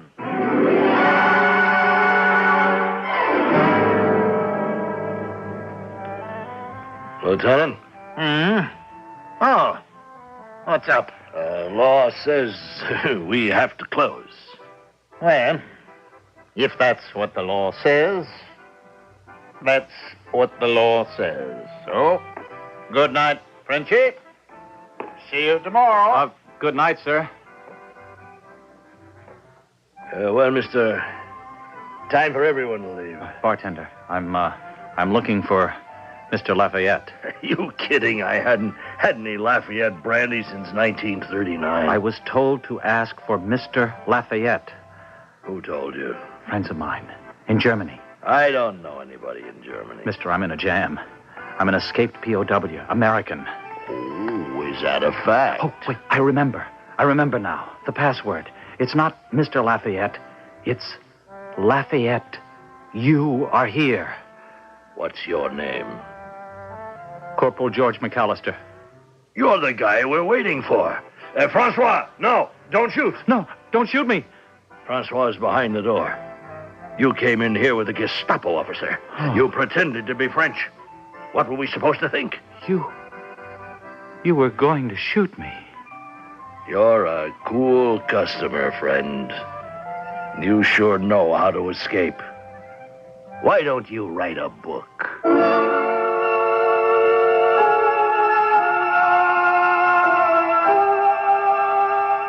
And he did. And you have just heard it. In 3 weeks, the Underground was able to smuggle him to England, where he was assigned to an outfit that briefed soldiers in POW escape tactics. Don't you try to escape me. I shall return in a few moments.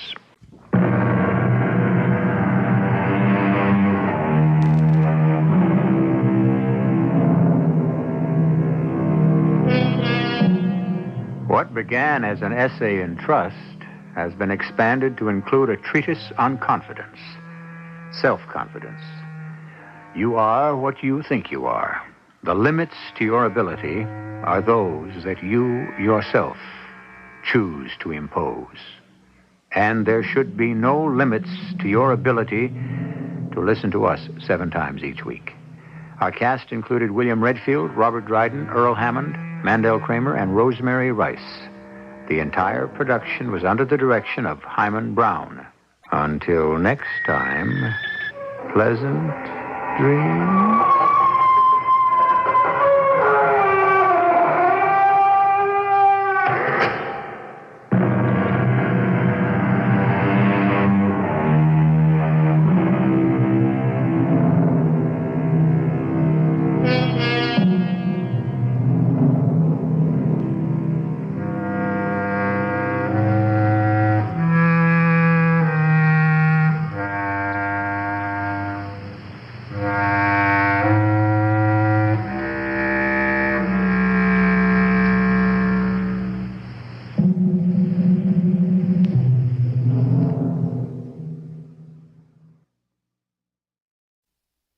The CBS Radio Mystery Theater presents...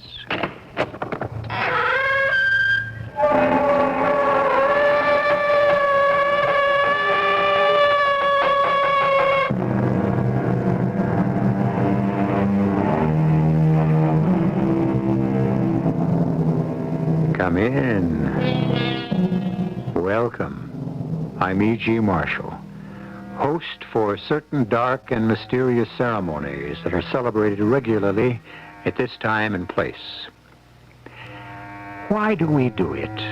Why do we teach children certain proverbs or maxims, or give them various bits of cautionary wisdom which in actual practice prove at worst to be false and at best irrelevant?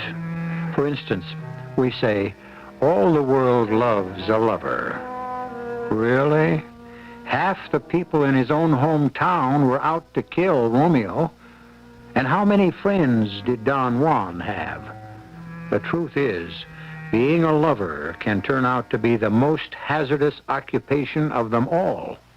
Oh, my darling. I beg your pardon. My beloved. You must be making a mistake. It's no mistake. No mistake. I love you. I've never seen you before in my life. I adore you. Please, this is a public place. People are staring. Oh, hold me. Now, look, lady. Kiss me. I don't even know you. Love me.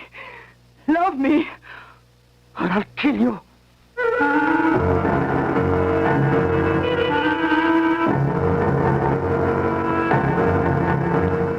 Our mystery drama, Demon Lover, was written especially for the Mystery Theater by Sam Dan and stars Mandel Kramer. It is sponsored in part by True Value Hardware Stores and Buick Motor Division. I'll be back shortly with Act One.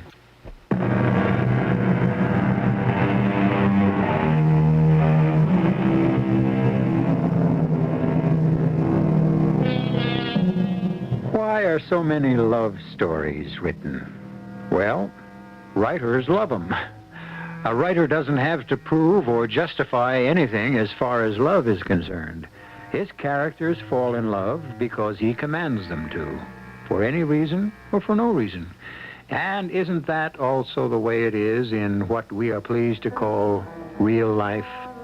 Look at some of the romantic combinations of your own acquaintance. Can you figure them out?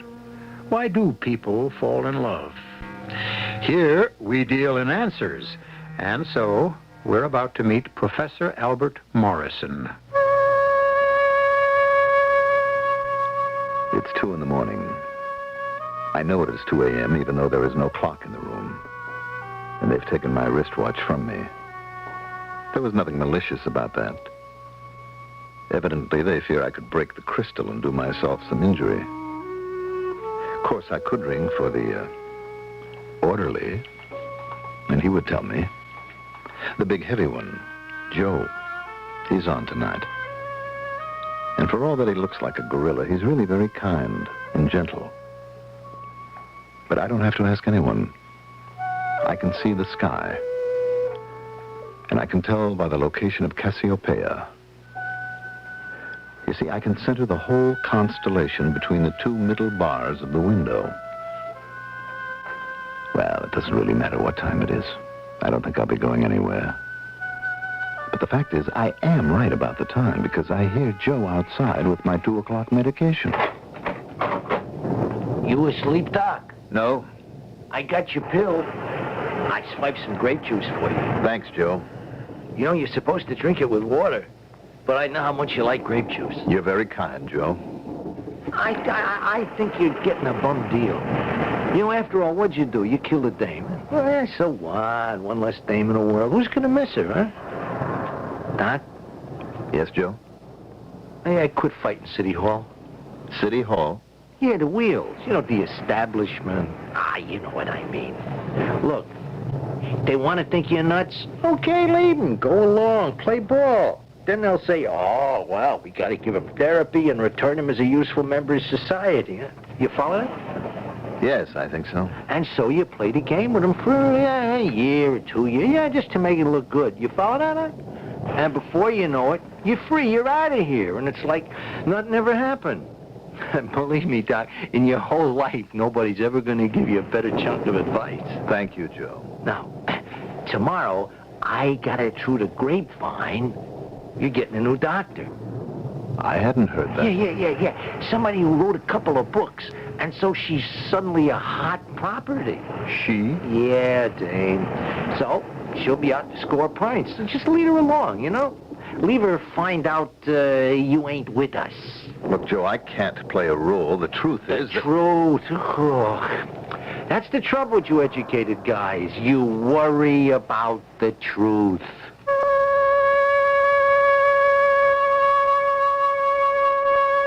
A new doctor? Why am I being given a new doctor? And a woman doctor? I don't like this. I was feeling very comfortable with Dr. Rader. Is that why we're changing doctors? Because I'm comfortable? Oh, listen to me. I'm becoming paranoid. Actually developing a persecution complex. These people are only doing what has to be done. After all, according to the circumstantial evidence. But why a new doctor? And why a woman? What kind of game is she going to play with me? I've already told the entire story, Dr. Mallow. I know you have, Dr. Morrison. It does seem odd that we call each other doctor. I have a Ph.D. in astronomy. I don't insist on being called doctor. Nor do I. But since I am the patient, it is altogether fitting that I call you doctor. You are the patient, and I am the doctor. Why? Because these are the roles that have been assigned to us by society. Who knows? It is entirely possible that I shall be helped more than you by our sessions. Yeah, I see. A brand new technique. Why do you say that? Oh, I've become an authority on psychiatrists. We have the austere ones, the friendly ones, the clinical ones, and now, you. How do you classify me? Well, you seem to be a we're both in this thing together type. Well, we both are. Tell me, what happened? Doctor, why do you persist? Why do all of you persevere in this pathetic little game? I'm not aware that it's a game. I was under the impression that absolute truth between doctor and patient is the cornerstone to any success in this type of relationship. I am new to this case. I have no preconceived... You saying you know nothing about me? Nothing. Am I to assume that you never have read the papers, looked at a news program? The news media can only examine the skin of the orange. What lies beneath is beyond their capabilities. I see. We have here a phrase maker. It's the truth. Therefore, you intend to peel me as if I were an orange, to reveal my hidden juices. With your help. Doctor, why aren't you honest? Why doesn't everybody come clean? You're out to prove I'm crazy, and you know it. We'll play the game. But I'm sane, Doctor. I am as sane as you are. You could be making a self-damaging statement. You know, you're very soft and very gentle, with just a touch of wry humor. Very much like Dorothy was. Same blonde hair. Dorothy. Is it possible? Are they that diabolical? Who is Dorothy? My wife. She was my wife. She died 5 years ago. She was the only woman I ever loved. And I remind you of Dorothy. In many ways. So they have found what they think is a psychological softening up process. They'll expose me to you. It won't work. I'm sane. Tell me what happened. For the 987th time, I was in the Logan cafeteria in the faculty administration building when a woman I had never seen before in my life threw herself at me. Don't just tell it. Try to relive it. Try to reveal to me what it looked like, felt like. All right. It passes the time. I have already said I was in the Logan cafeteria. I generally don't eat there, but on Fridays they have New England clam chowder. So I bought myself a bowl, and I found a quiet table, and I was enjoying my clam chowder. It was thick with large, succulent clam chunks. God was in his heaven, and all was right with the world, when suddenly she hurled herself at me, knocking the clam chowder to the floor in the process. I remember I said, "Madam, please," but she threw her arms around me, began to cover my face, mouth with kisses. "Please, madam, please." Oh, I love you. I love you. You must be making a mistake. Darling, darling, darling. What is the meaning of this? Please, who are you? I must have you. Always. Madam, this is certainly some mistake. No. Now, please. No. Don't push me away. Take me. Love me. You have confused me with someone else. No, I know who you are, what you are. Now I know why I was born, to love you. I tell you, this is all a mistake. I wouldn't want you to make... Love me now. Look, can't we discuss this? Love me here. Rationally, love please. Me. We're starting a scene. People are looking. I don't care. I defy the world. I don't care. Excuse me. Please, excuse me. Oh, love me. Please, will you excuse me? I adore you. Excuse me. Somehow I broke away from her. I ran to the door into the street. I ran all the way across the campus. I didn't stop running till I came to my apartment. When I arrived there, the phone was already ringing. Hello? Morrison, this is Clemens. Yes? Clemens, Jim Clemens, President Clemens. Oh, yes, sir. Get over here to my office at once. Jim? Mr. Clemens. President Clemens, sir. Oh, boy. Well, Doctor, when the president of the university says, "Get over here," you get over there. And I did. And he was loaded for bear. He harangued me for 10 solid minutes before I could get a word in edgewise, and when I finally did, he refused to believe it. You expect me to believe that? It's the truth. Now, I warn you, Al, don't insult my intelligence. I know how you feel about me. I know how you all do. I got the job because I know how to raise money, not because of any intellectual brilliance. Now, you look down on me, but don't you think you can take me in with a story like that? I haven't told you a story. I said I never saw that woman before in my life. That's a one-sentence story, and it is a lie. I was sitting there minding my own business, enjoying my clam chowder, when this woman attacked me. Okay. I expect trouble with my political science people, with my arts people. But you fellows, you astronomers, you never bothered anybody. That's not true. Galileo and Copernicus presented the authorities with a great deal of trouble. I mean in 400 years. Oh, Al, help me out. What are you talking about? Her name, it's Maria Capuchin. She's an exchange professor. She's considered the leading poet of her country. She's delicate, ethereal, shy. Clem, are you serious? You attacked her. 100 people in that cafeteria saw her attack me. Not quite. She passed by your table and you seized her. Why? Because you're crazy. No, you're not crazy. You're mentally unbalanced. You're having a nervous breakdown. I can't believe what you're saying. Al, the exchange program between our country and hers, well, a lot of people don't want it to work. We can't have any scandal.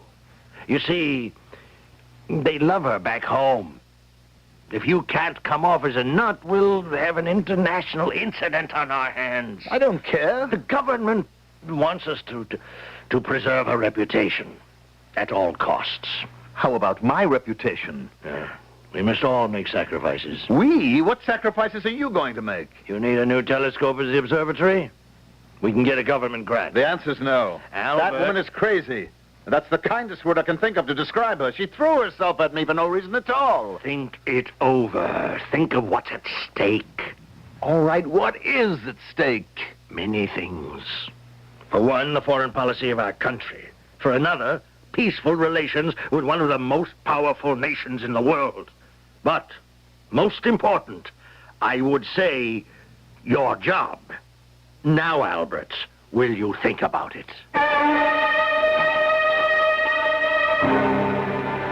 It's always something to think about when the boss puts the proposition in just that light. Well, here we have Albert Morrison, a quiet, retiring professor of astronomy, locked up in an institution for the criminally disturbed, recounting the story of how he got there. So far, he seems more sinned against than sinning, but you know by now that you never get the full story in the first act. And I shall return shortly with the second.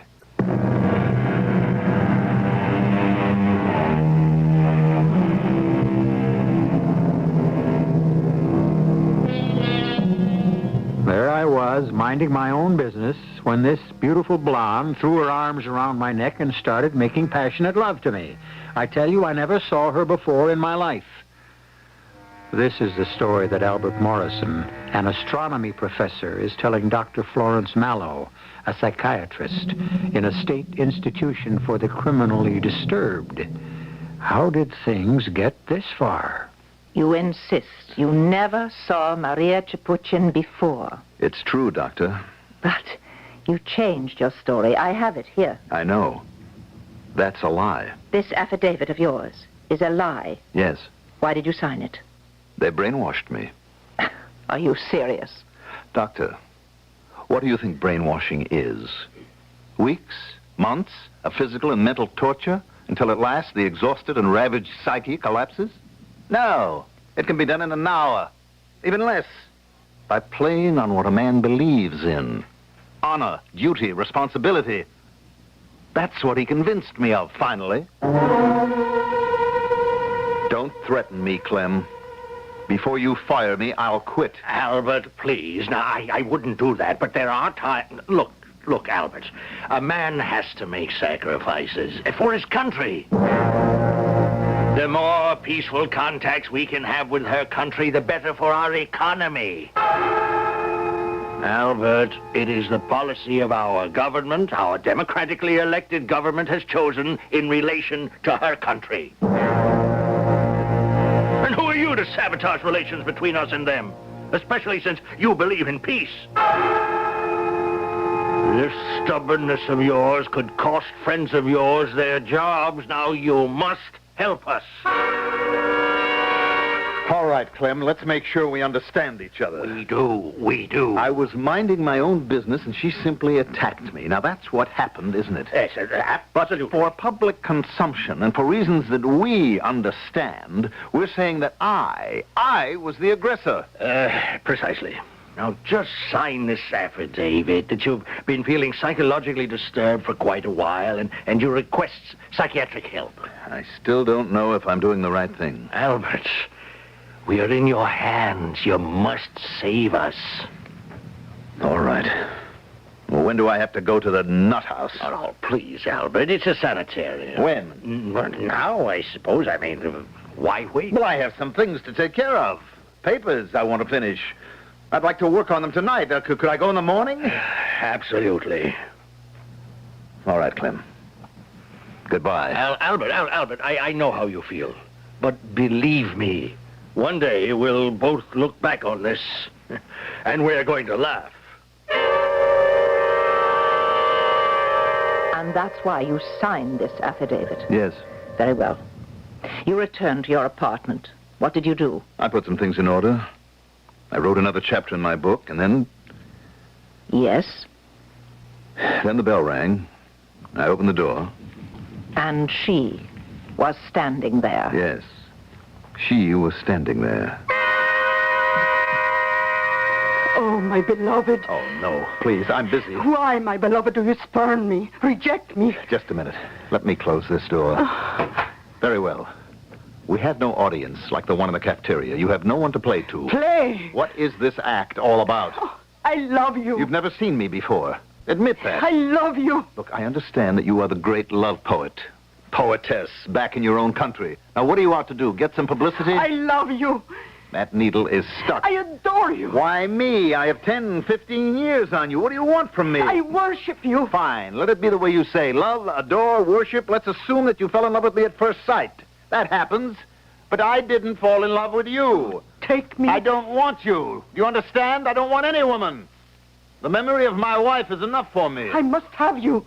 You speak English. Don't you understand it? I will have you. I don't want to be impolite, but I must ask you to leave. I shall never leave you. Please. I was born to love you. Can't I make you understand? It is the will of the gods that I love you. I shall not disobey them. What gods? The gods. Can't you hear them? No. The gods are speaking. Fulfill your destiny. Love each other. Are you sure you're not writing a poem? We must not. We cannot. We shall not defy the gods.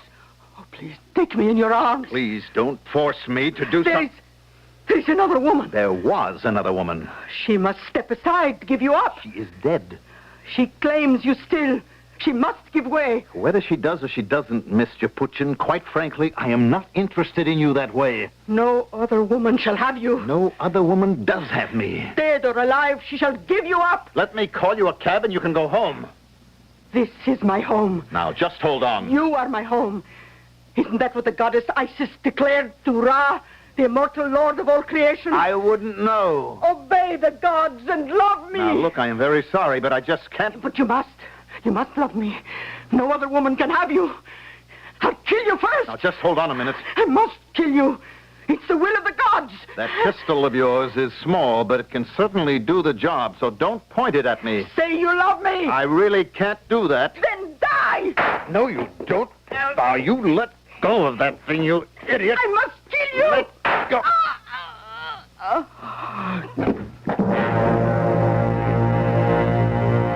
She fired at me and missed.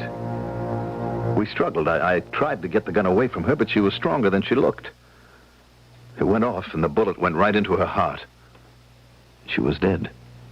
And that's your story. You don't believe a word of it. I neither believe nor disbelieve it. We have here the task of reconstructing the past. And what is the past? A series of memories that fade and become distorted with time. I don't doubt it. However, the net result of everything you'll discover is that I am a psychotic killer. That is one conclusion. There are others, an infinite number of others. According to the district attorney, she came to my apartment to seek justice. I had betrayed her love, her trust. I had used her, and then callously flung her aside. She confronted me, and I killed her. That's one story. Now, it would be better for international relations if I were a psychotic rather than a deliberate seducer. Therefore, that's the verdict you folks have to come up with. I want your side of the story. I just told it to you. No, you just showed me the orange. What's under the skin? Nothing. What are you holding back? Nothing. Then how do you account for her behavior? I'm not supposed to account for it. The woman was psychotic. Maria Alexandrovna Chipuchin. 30 years old, one of the foremost poets of her country. She deals in strong modern images. I wouldn't know anything about that. She was a leader in the movement away from classicism. Her ideas are crisp, current, contemporary. They sparkle with the latest slang, the burst of youthful ideas. Now, how do you account for what she said to you? It is the will of the gods that I love you. I shall not disobey them. And the gods are speaking. Fulfill your destiny. Love each other. She could have been writing a poem. She was not writing a poem, because that is not the kind of poetry she writes. She doesn't write about the ancient gods. It is a completely foreign idiom to her. I can't help it. That's what she said. But why? I don't know. Please, Albert, think. Look, I'm tired. I'm fed up. I can't fight it anymore. I'm crazy, okay? No, it is not okay. Now, let me tell you what really took place. You see, we happened to meet on the campus grounds one night. And it was just one of those things. I thought she just wanted a lark the way I did. Yes? And evidently, she took it seriously. She was a very emotional girl. Then when I said all affairs must one day come to an end, well, she made quite a scene. She actually confronted me in public. Well, the way 100 witnesses can tell you. She was becoming more trouble than she was worth, and so I simply lost my temper one night, and in a fit of uncontrollable rage, I shot her. For over a month, you have told an entire battery of police officers and psychiatrists one story. One straight, simple, uncomplicated story. And that story insists that she was the aggressor, that you didn't even know her, that she came to your apartment and you were forced to kill her in self-defense. Am I stating the case? Yes. And now suddenly, we have a complete turnaround. You admit you seduced her. Why? Why have you changed your story? I suddenly decided to tell the truth. Is it the truth? What do you people want? I tell you finally the story you want to hear. The story that will be best for all concerned, and it still doesn't make you happy. I want the truth. What's important about the truth? Without it, all of us will be lost. Now, why did you change your story so abruptly? Why? Why? I can't tell you now, Doctor, not now. Don't ask me to tell you now, because you won't believe it. How can you? I can hardly believe it myself. I've changed my story because I've fallen in love with you. Oh, I know patients think they're in love with their doctors, but I know. You're Dorothy. Dorothy in every tone of your voice and every light that shines in your eyes. Dorothy in your smile. Dorothy in the way you hold your head. You're Dorothy, come back to me again. Dorothy, reborn. Why have you changed your story, Albert? Because I'm ready to play the game. The game Joe advised me to play. I'll let you cure me, Florence. I'll let you nurse my sick mind back to health. And then I'll declare my love for you.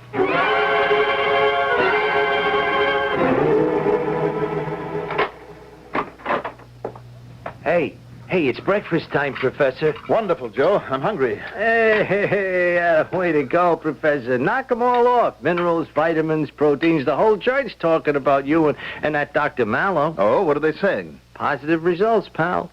You are now listed as a cooperative patient. You sleep good, you eat good. I feel good. Hey, Doc, keep it up. I mean, look.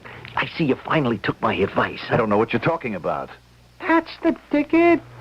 Dummy up. Don't admit nothing, not even to me. But just string her along, and you can be out of this joint by Christmas.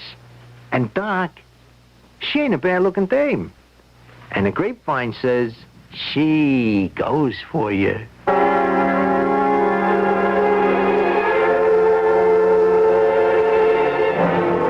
What was there in your behavior that could have inspired I don't her? know. Albert, I thought we agreed never to use that phrase. Instead, we would pause, think, and try to come up with an answer. Obviously, you were doing something to her. Yes? Something in your manner incited her to... Yes? Well, think. No. No, I better not say this. Say anything that comes into your mind, no matter how silly it may seem to be. Well, it's not something that was altogether of my doing. Perhaps another agency was at work here. What other agency? She spoke of the immortal gods. You remember she said she was following the will of the gods? The gods. But we are modern, rational people. I'm only telling you what exists in my mind. Well, enough for today, Albert. I'm not tired. Perhaps not. But I am. Yes, I can see that you're tired, my darling. And it's because we are no longer patient and doctor, but lovers. Lovers. Not one word of love has been spoken between us, but each of us knows how we feel. And soon, my darling Dorothy, I mean Florence, I can trust you with the answer. Because, you see, my dearest, I know the answer now. I know now why that woman threw herself at me. I know why she had to kill me. And very soon you'll love me enough so that you'll believe me.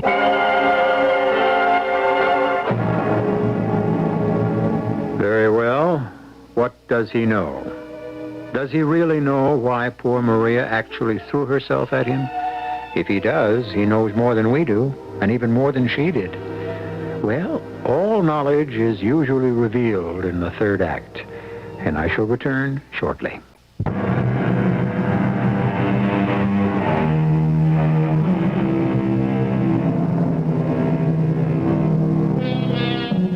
There are many aspects of love, and at this time, we deal with love not as a sweet, sublime, satisfying emotion, but as a violent, destructive force that brings sorrow and death. We can't help these things. It's how matters work out for some people, and how it has worked out so far for Professor Albert Morrison.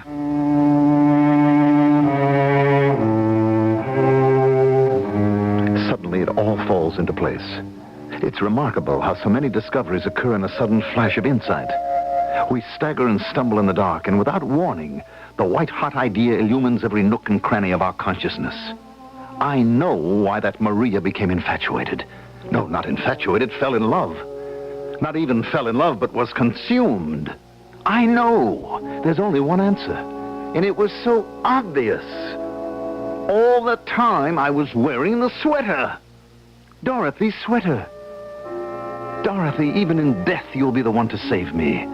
Remember that sweater, Dorothy? Remember, it was my birthday. I hurried home because your gift was always sure to be something wild and wonderful. Happy birthday, darling. What is that? What do you think? It's a sweater. Well, I know it's a sweater, Dorothy, darling, but what is that all over it? Egyptian designs. Why? Well, because they're bold and colorful and exciting. Well, I'd look like a walking tomb with all these pictures and lines. Oh, you don't like it. I love it. Well, darling, it's just that you always dress so conservatively. And you're about to change my entire image. I'll tell you where I got the idea. See, I was in the library and browsing through a beautiful book of ancient Egyptian culture, and there were these fantastic designs. Well, they're fantastic, all right. Now, this central figure, this woman, she is the goddess Isis. Really? The goddess of love. She exists in practically all pagan mythology. And you see these little birds? Mm-hmm. And these squiggles that look like snakes and, well, everything. Well, it's a message. You mean this says something? Oh, yes. These aren't just any wild colors and pictures woven into your sweater. They say something definite and very interesting. Well? Well, you see, the translation was printed right next to the design, and it says, Memnon, an Egyptian noble of Memphis, joined the Greek general Phistos of Sparta in a war against the Scythians. Who were the Scythians? Oh, a warrior people who lived in what is now the Balkans, parts of Russia. Anyhow, our hero Memnon asked his patron goddess Isis for a charm which would protect them against the wild Scythian warrior women. Isis did reply, "Weave my charm into your battle shields, and the wild Scythian women shall fall madly in love with your men." And thus... That's what it says? Yes, darling. You can read it for yourself. The idea was that the Scythian warrior women would fall in love with Memnon's soldiers? And thus be conquered. They would just see this design on the shield. That's all. That would do it. Scythia. Well, I better not wear this sweater when there are any Russian women around. You never know about these ancient charms and things. Maybe you better not. If you want the truth, I didn't wear it at all. I was too self-conscious to be seen in it. So I would make excuses. The occasion was too formal for a sweater, or the weather was too warm.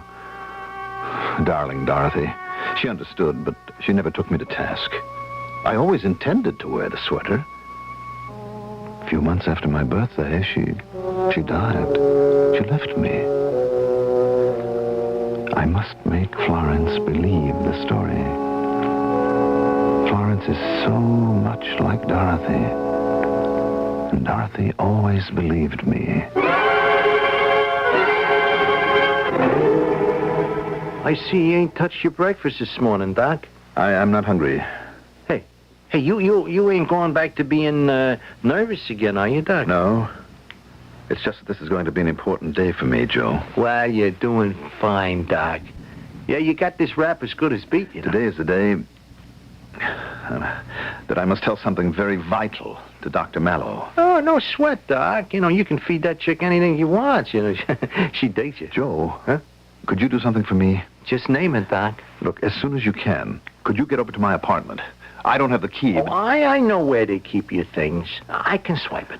Look, I have a sweater there with long sleeves. It's blue, red, and black, and yellow. Oh, hey, man. With Egyptian-looking designs on it. Now, could you bring it here? Doc, it's done.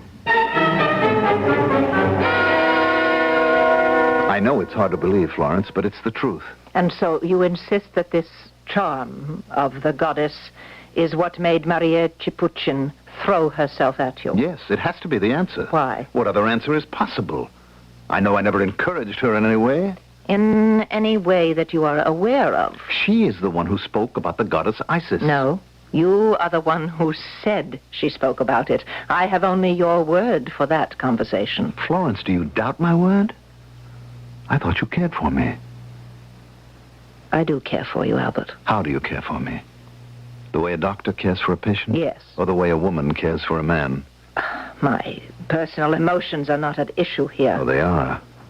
They are. I thought you were in love with me. Why?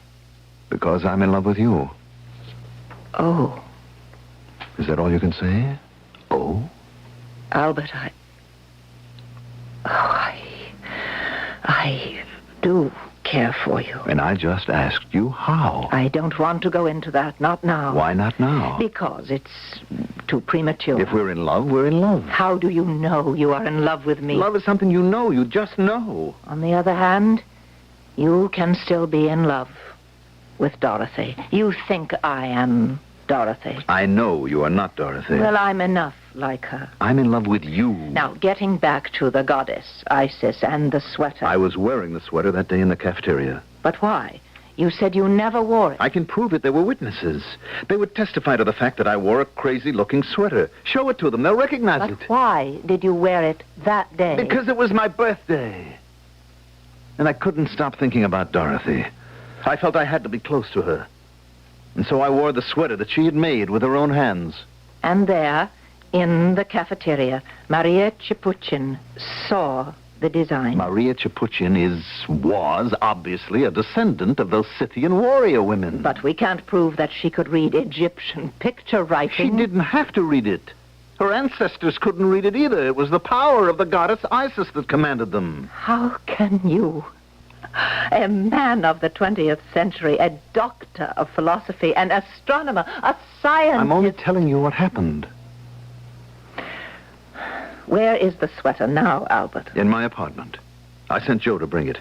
You'll see. You'll read the charm. You'll see how authentic it is. I tell you, Maria did talk about the goddess Isis. I don't care if she was modern. The goddess Isis possessed her soul through that charm. She lost her will, her reason. I can prove to you that what you are saying is nonsense. That there's nothing to it. How? Come in. Oh, I'm sorry. I thought the session was over, Dr. Mallow. What do you have in that bag, Joe? It's all right, Joe. Just leave it here. Thanks. And now, please, excuse us. Yes, ma'am. I said I would prove to you that this is nonsense. Now, put on the sweater. But how will that prove Just any... do as I tell you. I'll explain later. You're the doctor. All right, now, let me tell you why your theory holds no water at all. I deliberately neglected to say something when you told me your story about Isis. Albert, if it's true, then why don't I... Florence? Why? Florence, is something wrong? Oh, Albert. Oh, my darling. Oh, my beloved. Florence. Come to my arms. Florence, what do you I say? adore you. I love you. Tell me that you love me. Yes, I love you. I do love you. Embrace me. Kiss me. Dorothy, I thought I'd never hold you again. I don't know what happened to me. Suddenly I realize I can't live without you. Dorothy, you've come back. Never let go of me. Never. Hold me closer, closer. Oh, my beloved, say my name. There's poetry when you say it. Florence, oh, come say it. Say it. You're not Dorothy. I'm Florence. I'm your own beloved Florence. You're not Dorothy. Let go of me. Let go. No. Let go. Don't push me away. I said let go. I love you. I have to obey the gods, the immortal gods. You're crazy. You're like the other one. Beloved, hold me. Love me. Don't cast You're me not aside. Dorothy. I thought you were Dorothy. I was so lonely. You're mine. Mine. You belong to me. I'm sorry if there's been a mistake. Isis orders me to love you. What kind of nonsense and are you therefore speaking? you must love me. All this stuff, how can you, a psychiatrist, be taken in by it? Love I me. can't love you. I love Dorothy. Dorothy! She must give you up. No. The gods command it. No other woman can have you. I'll kill you first. You're crazy. If I can't have you, she won't have you either. I don't have to listen to this. I will strangle you with my own bare hands. Isis, give me strength. Don't try. Isis, help me to fulfill thy command. You're choking me. Let's go. Ooh.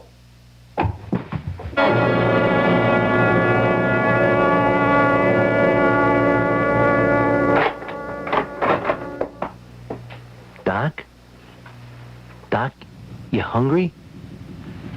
You gotta eat. I know you hate to be fed. I'll unstrap your hands.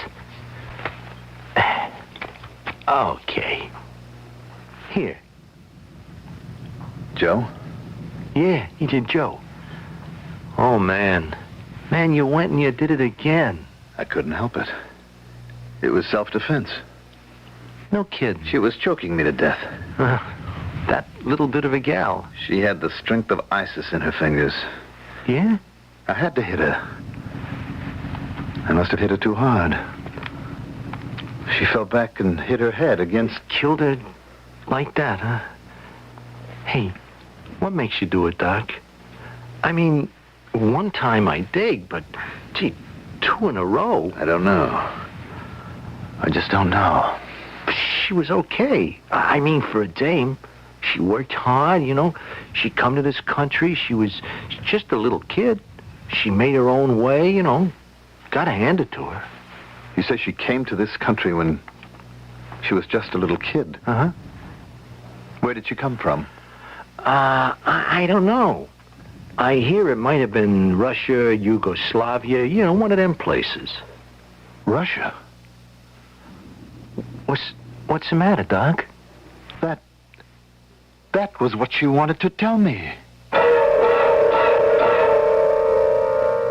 Yes, that was what she intended to tell him. That she was also a descendant of the wild Scythian warrior women. And see, the charm would have no effect on her. That's what she intended all along. However, somewhere on the journey between superstition and enlightenment, she became sidetracked. I, on the other hand, shall return here shortly.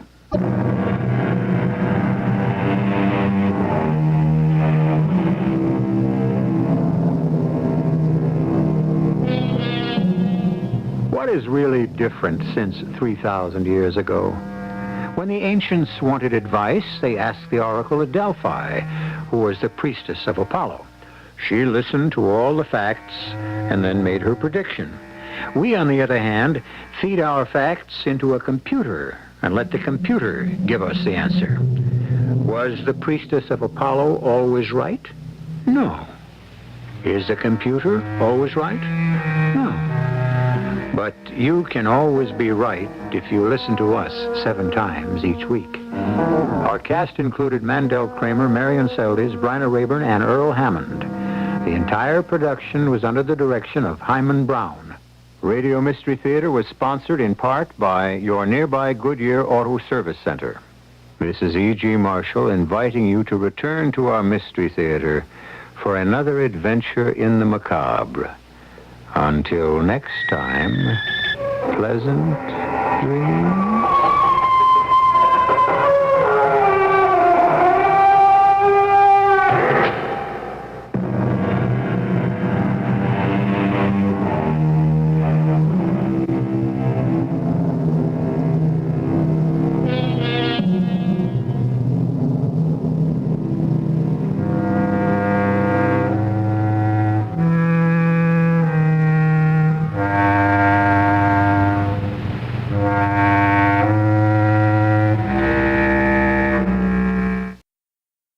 CBS Radio Mystery Theater presents...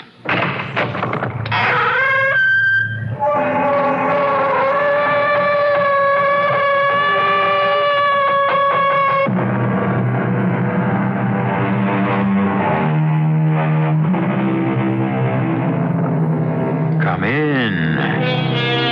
Welcome. I'm E.G. Marshall. Have you any idea of the meaning of paramnesia? Neither did I until I heard the strange story, later confirmed by an arrest, of Mr. Terence Pierce. The word paramnesia means the illusion of remembering scenes and events experienced for the first time. You find yourself somewhere, or you meet someone, and you know you've been there before, or that you've once met that person. It's an odd experience. For Terence Pierce, it once was fatal. Remember that once. More coffee, darling? Pardon? What is so absorbing about the front page of the paper? Sybil Harrison's been murdered. Oh, no. Oh, she was such a fine actress. So was Lady Millbrook. And she was murdered, too. Who? Lord Millbrook's wife. England. 1810. Oh. Well, how interesting. It's terrifying. Why? Because Sybil Harrison and Lady Millbrook are one and the same woman.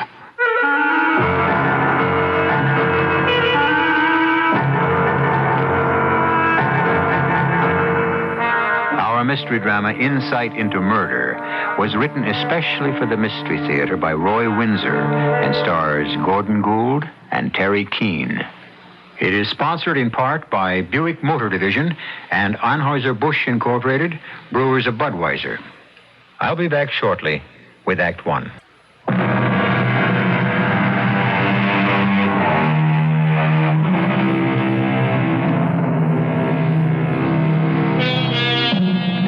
Abnormal psychology is the study of mental processes that deviate from the imagined norm. The key to understanding it is the concept of the unconscious, which we owe essentially to Freud. One aspect of this complex subject is fantasy life. Investigation into such phenomena as déjà vu, the sense of familiarity in a new situation. And that, it seems, is what has suddenly possessed Terence Pierce. Call it paramnesia or déjà vu. He's seen something he's seen before. Let me see the newspaper, Terry. Yeah, it's on the lower right-hand side. Sybil Harrison strangled. Maintenance man arrested and charged with murder. Body discovered by husband Rodney Harrison and his close friend Seward Black, a film producer. Oh, how awful. What's the name of the man accused of the strangling? Philip Donato. He didn't do it. Terry, I don't understand you. I don't understand myself, Meg. You said Sybil Harrison and some English lady. What did you say? Lady Sybil Millbrook and Sybil Harrison are the same woman. Now, don't look at me that way. I know it sounds bizarre. Terry, that makes no sense. No, I suppose it doesn't. Let me see that picture again. What would you know about some Lady Millbrook? Didn't you say she was murdered in 1810? And how do you know that? Who was Lady Millbrook, anyway, and how could you have seen a picture of her? It was a portrait. Where did you see it? In Lord Millbrook's home. In 1810? Oh, Terry. Listen, I'm glad we're leaving on vacation at the end of the week. The Arizona air will clear your mind. I suppose so. Yeah, you've been working terribly hard defending my brother. And what a marvelous job you've done. Thank you, darling. Ben will be grateful for the rest of his life. He was innocent, Meg. Yes, but to be accused of taking dirty money from a mob leader still makes me furious. Well, the department stood behind him. They knew he was an outstanding detective. Still, it could have broken him. As a police officer, but not as a man. Your brother Ben is a real man. Well, it's behind us now, thank goodness. Terry, you're still bothered by that picture in the newspaper, aren't you? Huh? Oh, not really. No, forget it. It's just a coincidence. That's not what you really think, though, is it? Come on now, I'm your wife. I won't send for the man in the white coat. I hope not. Just take me out of town. I look forward to our trip. You know, I miss the Parishes, George and Kim. Oh, no. For heaven's sake, now what? They lived in England near Enfield School. One of the boys from the school was Charles Cowden Clark. And he had a young friend named John Keats. I met them at the Parishes. Keats the poet. You remember John Keats? Yeah. Terry, you've got me scared half to death. You know that. Oh, well, it scares me, too. Look, should I telephone Dr. Fisher? No. I'm all right. I wonder. No, really, darling. What is the matter with me? That picture in the paper. And Lady Millbrook and Sybil Harrison being lookalikes? Even the names are vaguely familiar. I seem to be experiencing something I experienced before. That's déjà vu. Yeah. Your imagination is playing tricks. Well, could be, but it's also vivid. I've never had an experience like it before. Did I exist in this fantasy land of yours? Yes. Yes, you did. That's vague now. Like something seen through a mist. Mist from the Thames. Oh, no. Darling. The Parishes warned me. For my sake, they feared Lord Millbrook. And then I was swallowed up in the mist. I wandered into it, and I was drowned in the River Thames.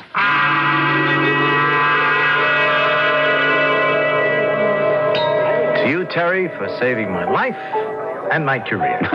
You thanked me in court, Ben. Yeah, and I'll go on thank you as long as I live. I hope you like this joint. I do. I like its old-fashioned flavor. The dark paneling and the red and white checked tablecloths. Now, the food's plain, but very good. Oh, I got that table over there, the one for two. Ben. Yeah?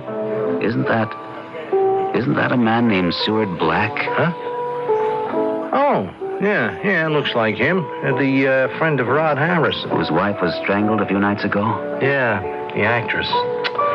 Hey, what a dirty shame, huh? She really was a beautiful woman. A pretty good performer. I wouldn't know.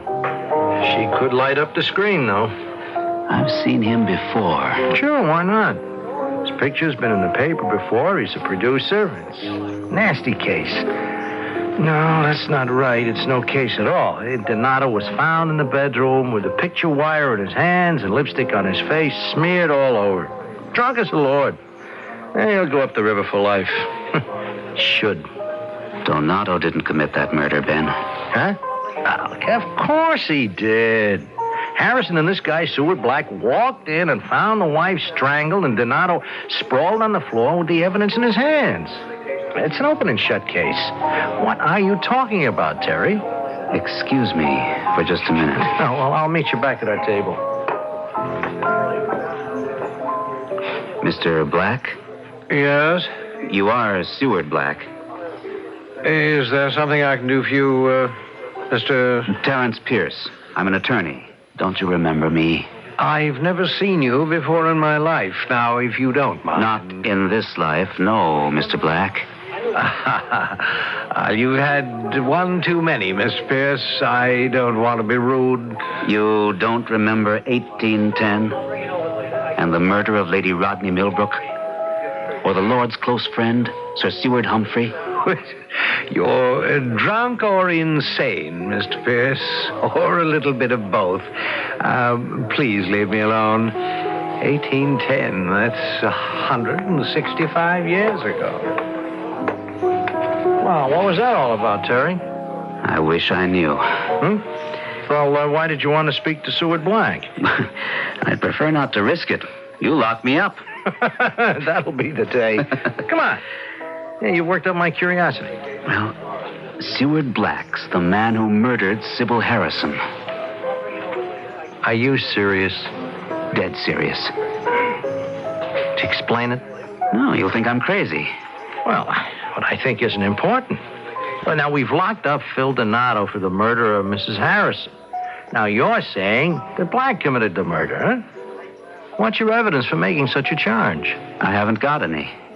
Well, you're talking like you really are balmy, Terry. Tell you what, Ben. You are coming over for dinner. Sure. Meg's fixing corned beef and cabbage to celebrate my being cleared, and you know how a Kelly likes corned beef and cabbage. Right. Well, let me hold my story until then.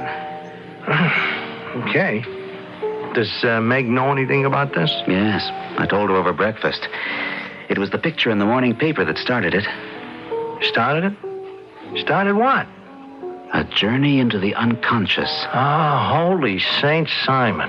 And I traveled all the way back to the year 1810. And what's that year got to do with how you're acting now, going up to a stranger and getting his back up, huh? Now, I could tell you were annoying him. He was annoyed. Now, don't tell me you accused him of murdering Sybil Harrison, huh? No. But he knew I knew. I could see it in his eyes. Oh, Terry, my friend, forget it. Talk to Meg and me all you want to about the murdered woman and whatever it was you bumped into on your journey backwards in time. But you're a lawyer. Cases are decided on evidence. Now, if you made an accusation against Seward Black, Mr. Harrison's best friend, what do you think would happen? I know, Ben, I know. Yeah, sure, you'd be laughed out of court. Nevertheless, I have just spoken with the man who murdered Sybil Harrison.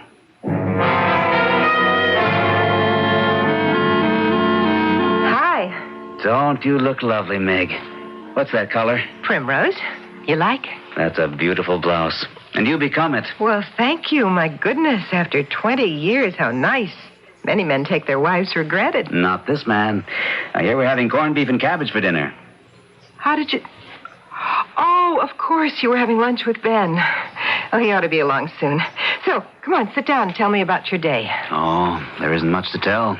My partners were very happy. I proved that Ben was not guilty. I got dizzy from their pats on the head. Well, you deserved them, and I expect you got a really big one from my brother. Better than that. I got lunch at Chris's Chop House. Yeah. It was a rewarding day. No daydreaming? I'm sorry about this morning. I must have sounded a little wild. Well, that was an odd story you told me. I had a funny experience at lunch. Ben and I were having a drink at the bar, when I saw him. You saw? Seward Black. That wasn't his name 165 years ago.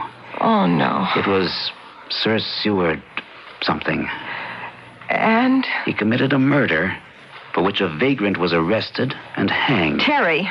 Yeah, I know. Look, did you mention this to Ben? I told him I'd tell him the story tonight. Seward Black. He's that producer friend of Rodney Harrison. That's right.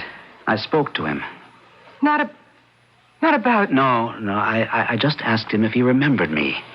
He denied it, of course. He intimated that I was drunk or crazy or a little bit of each. I'd deny it, too. Meg, I've got to resolve this puzzle. Will you help me? Of course, Terry. Then try to get to the library tomorrow and look at back issues of London newspapers or periodicals for 1810. Find out if there was a Lord Millbrook and a Lady Sybil. Did he have a friend named Seward? Was a man, a vagrant, convicted for the woman's murder? Will you do that for me? Certainly, darling. Really research it, Meg. As Ben pointed out, cases at law are decided by evidence. I don't have any. All I've got is a picture in my mind of a murder and of an innocent man being hanged for the crime. It's a very long time ago, but the same crime has been repeated. I just know that. If there's any substance to what I've seen in my mind's eye, I'm going to defend the man now being accused of murder.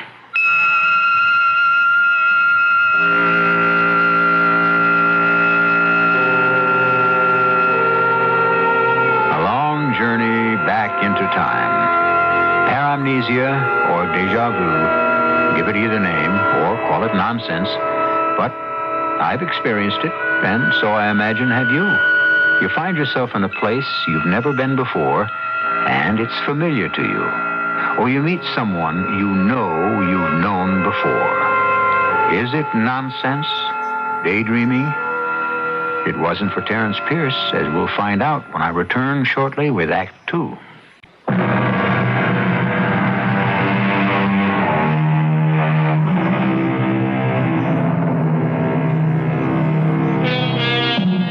Can anyone have an insight into murder? Terence Pierce sees a photograph in a newspaper and declares that a murdered woman, an actress named Sybil Harrison, is the same woman who, as Lady Sybil Millbrook, was murdered in England in the year 1810. Offhand, that seems to be absurd. But so are many of our dreams. Can you deny it? I can't. Hey, hi, Meg. Come in, Ben. Well, corned beef and cabbage last night and cocktails tonight. What a sister you are. You're always welcome. How was your day? Well, I'm back in the routine. It's been a bad time, Ben. Yeah, I never expected to be accused of taking payoffs from that gang and then have to prove my innocence. Well, you did. Oh, Terry did. He's something else as a lawyer. Is he home from work? Any minute now. Would you like a drink? No, thanks. I'll wait. You're really worried about Terry, aren't you? Well, not worried. Concerned. It's all been very funny. Yeah, I thought so, too, when we had lunch. He left me at the bar and he walked over to a stranger. Yes, he told me. Seward Black. Terry has convinced himself that Seward Black murdered Sybil Harrison. Yeah, and that's just not so. Now, we got the guy who committed the murder. Philip Donato. But that way you know all that. It's been all over the papers. Now, what's gotten into Terry, huh? What was all that last night after dinner about some murder that took place in England in 1810? Well, that's what I wanted to see you about, Ben. Huh? Terry asked me to do some research on the subject. He wanted to convince himself that he wasn't just a little crazy. So I went to the public library and looked over old copies of newspapers from that period. Well, they had newspapers then? Well, of a sort, yes, and periodicals. And is Terry just a little crazy? No. You mean there was a murder back then when he said there was? Oh, there's Terry now. Why would he ring the doorbell? Before you ask me why I rang the doorbell, I rang it to get into my castle. I left my keys on the dresser this morning. What? Tidy Terry? Hi, Ben. Oh, hi. He forgot his keys. Well, he's had a lot on his mind, Meg. And my guess is that you're not going to relieve the situation. Did you turn up anything, Meg? I was just about to tell Ben. All right, researcher. Let's hear. Now, you're certain you haven't been cheating, reading up on some old murder case? I know you still read Walter Scott. Scott never recorded what jumped off that newspaper page and into my head. What I saw in my mind's eye, I saw. I still see it, in fact. And you found something? Yes, I did. It's rather terrifying, Terry. There really was a Lord Millbrook? There was. And a Lady Sybil Millbrook. Was she an actress? Well, she had been. Rodney Millbrook was what was then called a womanizer. Before he ascended to his title of Lord, he seems to have been a very gay blade around London. He ran with a wild crowd, and they drank, fought, generally were a nuisance to the police.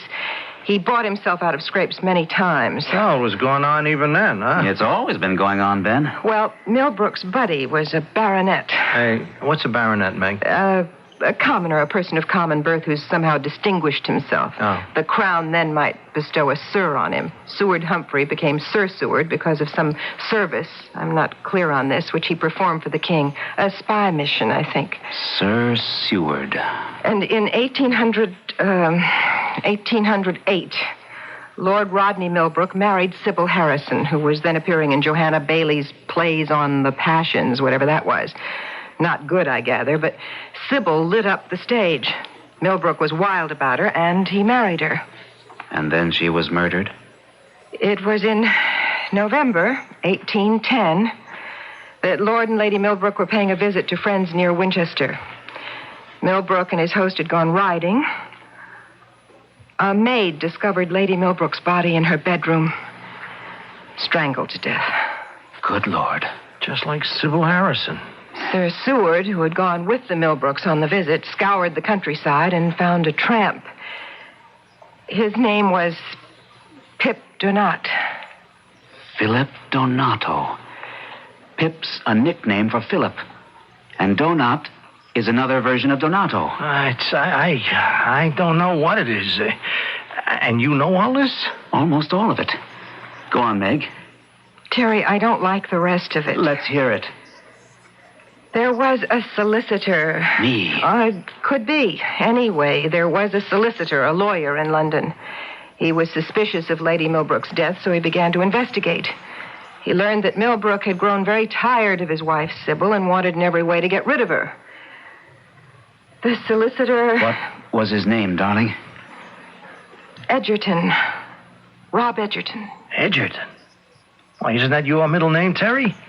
Yeah. What happened, Meg? Did Edgerton learn the truth? No. The vagrant was drunk when the confession was wrung out of him. He was hanged. Which is just what might happen to Philip Donato. Pip Donat was hanged, but Rob Edgerton cast so much suspicion on Sir Seward that he was forced to leave England for the United States. Well, good for lawyer Edgerton. Not too good for him. One night his body was found floating in the Thames. I see. So, may I suggest, darling, now that you've taken your trip backward in time, please come home? I can't do that. Sir Seward framed a vagrant for the murder of Lady Millbrook, and Pip Donat was hanged. Today, Seward Black, Rodney Harrison's furtive confidant and hanger-on, frames a maintenance man, Philip Donato, for the murder of the actress Sybil Harrison. It's Phil Donato I'm worried about. Ben, you've got him cold to rights, haven't you? Afraid so. Well, let me ask you this. Huh? Who's defending Philip Donato? Friend of the court. Donato's a poor man. I'd like to talk with him, Ben. Maybe I'll offer him my services. Oh, no, you won't. Do you want to end up dead in the East River? No, Terry. Then you do think there's something to what you've told us. Well, I can arrange for you to see Donato, Terry, but... See, I'm with Meg. Don't get mixed up in this. You both think there is something to what jumped into my head when I saw Sybil Harrison's picture. Am I right? Ben, make it possible for me to visit Philip Donato. Well, Meg? All right. But let me give you a piece of advice, my darling husband. Stay away from the East River.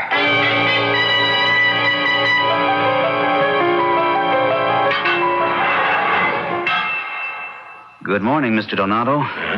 Hello? I'd like to talk with you for a few minutes. Okay. I haven't got any money. This won't cost you anything. Okay. What do you want to talk about? Mrs. Harrison. Oh, what's there to talk about? Who killed her? I killed her. You see in the newspapers. Did you kill her? They say so. Maybe I did. I don't remember much about it. It's all in the papers.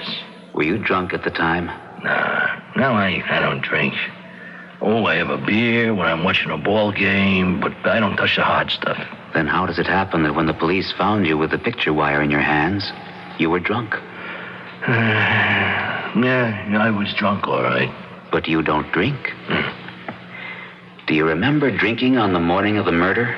No. Tell me what you did that morning. From when? Well, from the time you reported for work. What for? Because I don't think you murdered her. What, you some kind of nut? No. I really have no doubts about who killed Mrs. Harrison. I know who killed her. Yeah? Who? Tell me the story. You think maybe I didn't kill her? Yes. Now, you reported for work? Yeah, I relieved the nightman at 6 in the morning. Someone's on duty all the time. You know, people want service all kinds of times. Why did you go to the Harrisons' rooms? Oh, it was about 11 o'clock in the morning. The maids had already cleaned the rooms. One of them, Gertrude, she said the kitchen sink was stopped up and I should fix it. Was anyone in the rooms when you went up, Mr. Donato? Just Mr. Harrison. He was leaving to go out. What about Mrs. Harrison? As far as I know, she wasn't there. I didn't look around. You know, you got a job like mine, you stick to business. They gotta trust you. So, Mr. Harrison was going out, and as far as you know, Mrs. Harrison wasn't there either. No, I didn't see her. Mm-hmm. The newspapers said she had a date at the beauty parlor for 11, but she didn't show up. Now, what did Mr. Harrison say to you when you rang the bell and he let you in? He said good morning very nice and said he was sorry to trouble me. I said that's all right. I had it fixed up real quick. Anything else? Yeah, he said there was coffee in the kitchen if I wanted a cup. Uh-huh. Did you have a cup after you fixed the sink? Yeah. Then what? After that, I don't remember. It all went blank-like. It's so simple, it's ridiculous. Huh? You were drugged, Mr. Donato. What? The drug in the coffee knocked you out. Someone had strangled Mrs. Harrison. She was probably dead in the bedroom and framed the murder on you. I was? Someone drugged me? Yes. It happened before. A long time ago. You mean I was drugged with booze? No. Yeah, but I smell all over from booze when they found me. Of course, the murderer poured whiskey down your throat and over your clothes. Who was it?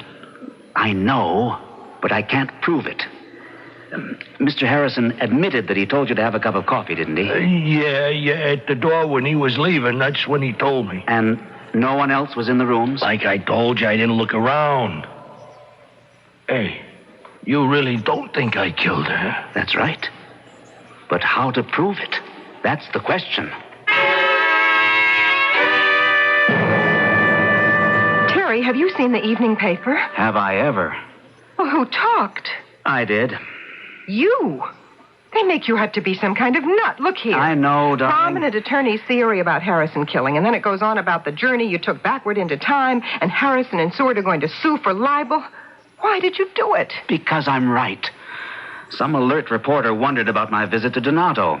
So I told him my theory. But why? I want Harrison and Black to realize I know that Donato didn't murder Sybil Harrison. But why? I still want to know why. This will reopen the case.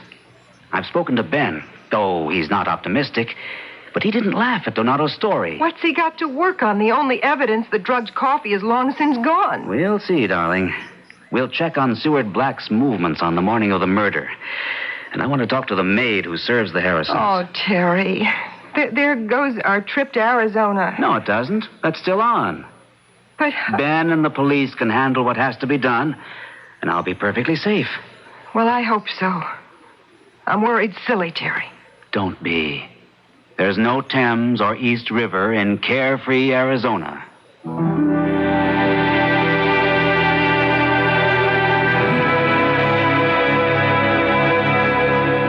Are you enjoying your visit? I hope so. Even science cannot scoff at dreams. And from a dream experience, as Thomas Jefferson remarked in a letter to Thomas Monroe in 1823, we sometimes pick up some hint worth improving by reflection. But can a man's life be saved by an experience in paramnesia? We'll find out when I return after these messages.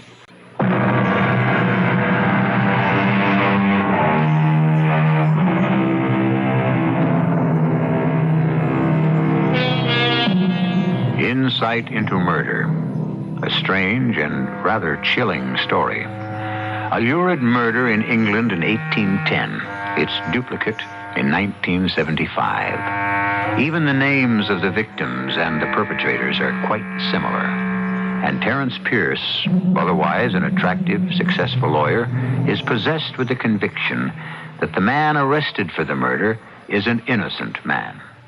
All set for the airport, Terry? Yep. Packed and ready to go. How you feeling, huh? Well, a little nervous, to be honest. The newspapers have had a lot of fun with you. I know it. The papers think you ought to be at the funny farm. But how about Professor Gruber? He didn't think it's all nonsense. Yeah, I read the interview with him. Well, that's everything. Kitchen, heat, draperies pulled, everything. Hi. Oh, it's nice of you to drive us to Kennedy, Ben. Glad to do it. Terry's feeling a little nervous. Yes, I am, too. Those newspaper stories. They're not what I'm nervous about. It's Seward Black. He and Harrison had gone back to Hollywood. Didn't you know that? Oh, I didn't. For the funeral, I suppose. Yeah, it was yesterday. Harrison said he'd go away for a while. He's badly broken up by his wife's death. Well, with them on the coast, I've got nothing to be afraid of. No, we'll make sure of that. Now, just what does that mean, Ben? Nothing, Meg, nothing. We're doing some further investigating. Now, Terry's created a doubt about Phil Donato's guilt. Harrison and Black are angry about it, so I wouldn't want anything to happen to Terry, you know. What? What could happen? I didn't mean to alarm you. Nothing. Relax. How can I relax when you're suggesting that Harrison and Black might try to do something to Terry? Not a chance. Why should they? Because they know they're guilty of the murder. That's your theory, Terry, but it hasn't got a leg to stand on. But you said you're doing some further investigating. We are. Now, look, let's not talk about it, huh? Okay? You're staying with the Parrish, is that right? Yes, in carefree Arizona. Kim and George Parrish, you remember that? Sure. Same address, phone number? Yes. Why? Well, just in case anything develops. I'll telephone Terry. I'd appreciate it. And now can we put this fantasy out of our minds and leave? I'm on vacation.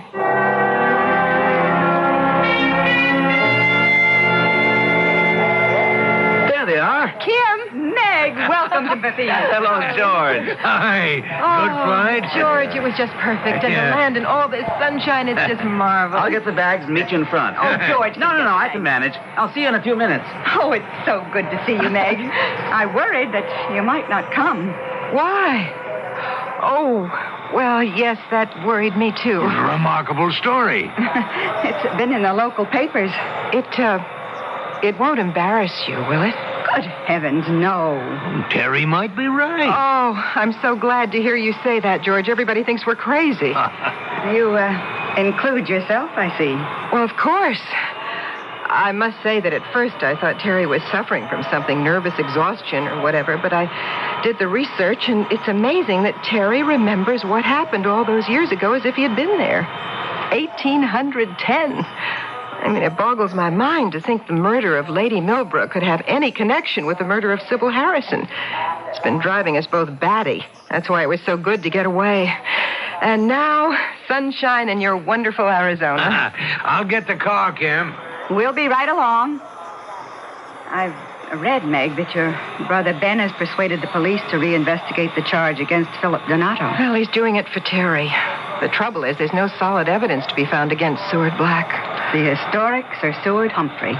Hey, you have read about it, haven't you? Of course. I wouldn't care to see history repeat itself.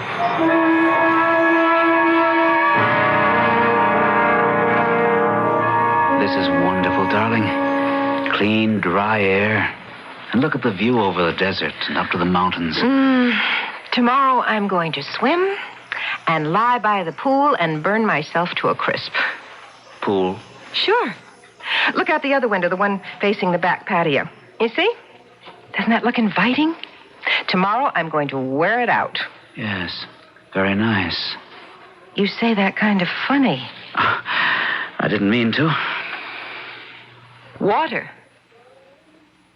Terry, you don't think... Oh, no. That couldn't be. Anyway, it was the Thames, not a pool at a friend's house in the Arizona desert. What is the matter with us? Oh, my fault. I've got us both worked up about that miserable murder case over 100 years ago. I'm sorry. Ready to go downstairs? It's getting late. The sun is almost set. Not quite. You go ahead. I'll be down as soon as I comb out my hair. I won't be long. You look beautiful. Run along. I'll be down in a few minutes.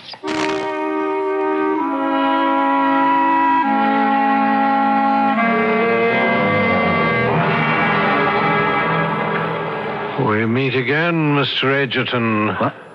Mr. Edgerton? Oh, good Lord.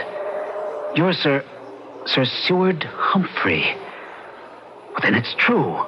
I was right. It's a long time ago, and I've never forgiven you for your persecution. But you were guilty as sin. So I was. And you caused Pip Donato to be hung for a murder he didn't commit. What are you doing here?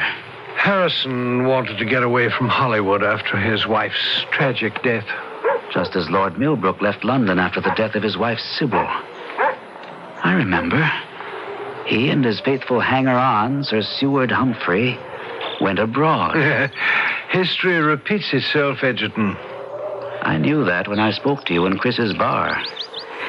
You handled that very well, Sir Seward. But your eyes gave you away. Oh. I knew that as Seward Black, you had killed Sybil Harrison and placed the blame on the maintenance man, Philip Donato. All those years ago, he was Pip Donat, a vagrant. He was hanged for your crime. He was a worthless tramp. Donato was an ignorant cipher. Now, the innkeeper... Oh, my good Lord. I think the wife's name was Mrs. Kimberly. That's it.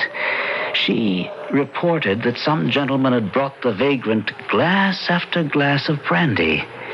You'd gotten Pip drunk, and then you framed him for the murder of Lady Millbrook. You made it very unpleasant for me in London, and that's why I emigrated to the United States. Not before you'd committed another murder. It was quite painless. Your body was found in the Thames.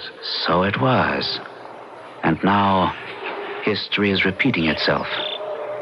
You murdered Sybil Harrison, doped the coffee that Phil Donato drank, and framed him. Yes, it was quite simple. Why did you do it? Harrison was tired of her two-timing him. Do you think you're going to get away with the murder? Of course. I made certain that a maid went up to the Harrisons' rooms and cleaned up soon after I'd deposited Mr. Donato next to Sybil's outsized bed. Who called for the maid?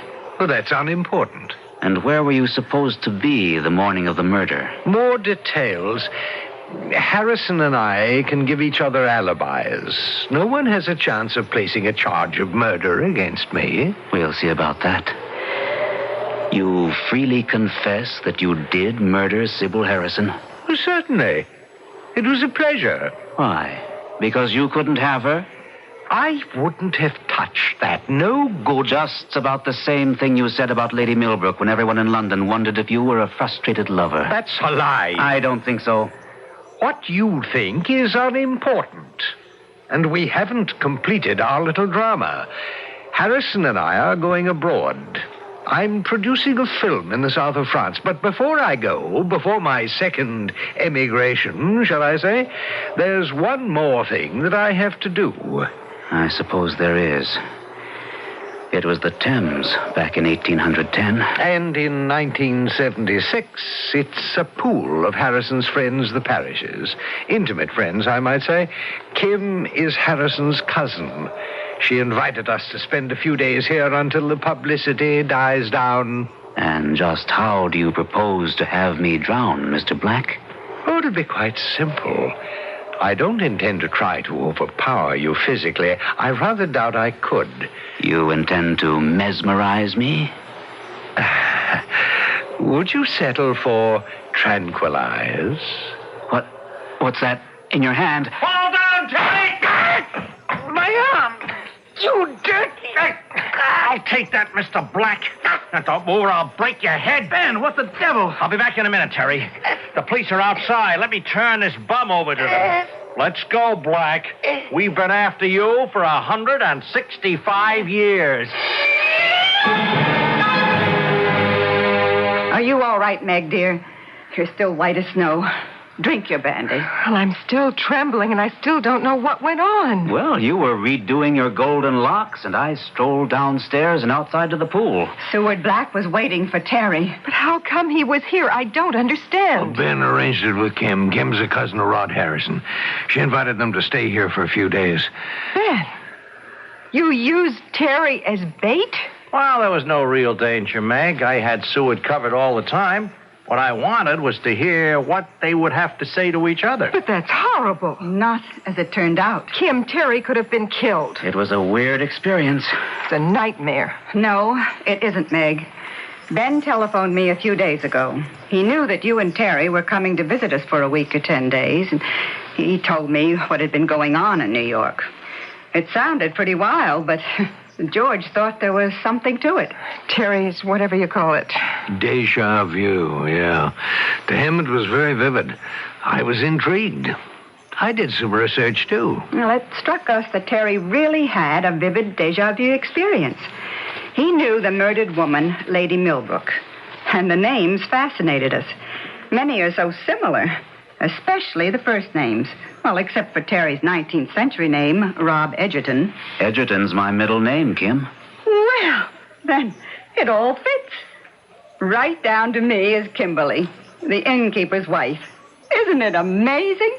But why would he want to murder Terry? I know that nonsense about history repeating itself, but without Black's confession, he'd have gone free. Oh, I don't think so, Meg. Remember the maid who received a call late in the morning to clean up the Harrison kitchen? Could she identify Black's voice? Probably.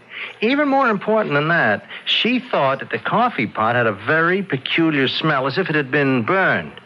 Now, she carried it back to her closet, was going to give it a good scouring or tell Mrs. Harrison to buy another one.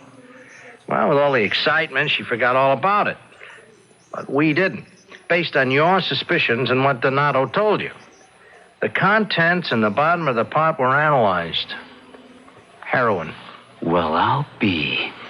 So that's how Donato was doped. Yeah. The rest was easy. Thanks to you, Terry, we caught the real murderer of Sybil Harrison. And my journey back into time really was an insight into murder.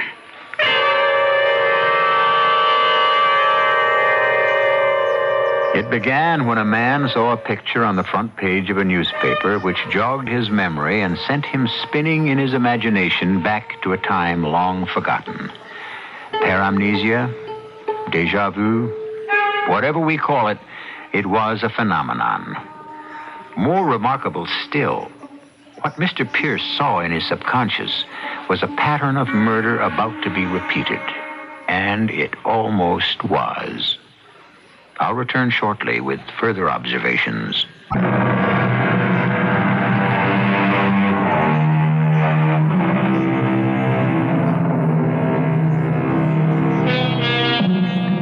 A dream is the occurrence during sleep of ideas, emotions, and sensations. Upon awakening, we may or may not recall them. Often the dreamer will tell in detail about what happened in the mysterious world of the subconscious. When you are lying in bed on a dark, quiet night, and you slip into sleep and then into a dream, Perhaps you'll go back in time to an event that occurred long ago. If so, I hope it will be a less frightening experience than that of Mr. Terence Pierce. Our cast included Gordon Gould, Terry Keane, Court Benson, Earl Hammond, and Joan Arliss. The entire production was under the direction of Hyman Brown. And now, a preview of our next tale. You left me everything in your will. But I'm not dead. To all the world except me, you are. And you're going to stay that way. If you come one step closer, I'll scream. No one will hear you.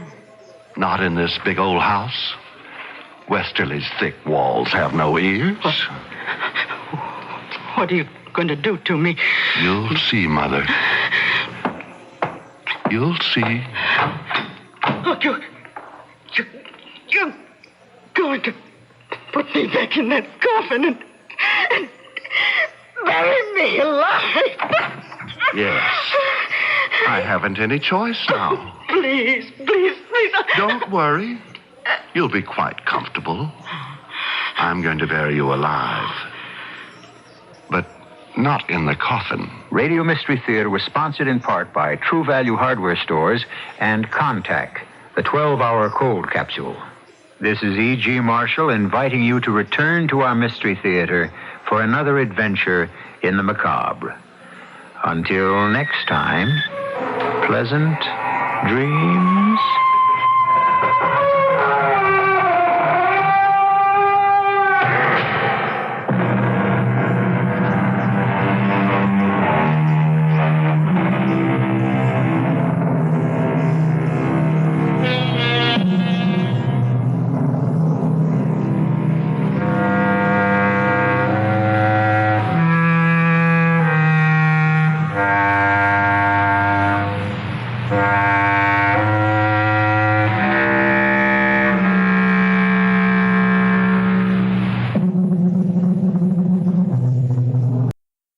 The CBS Radio Mystery Theater presents...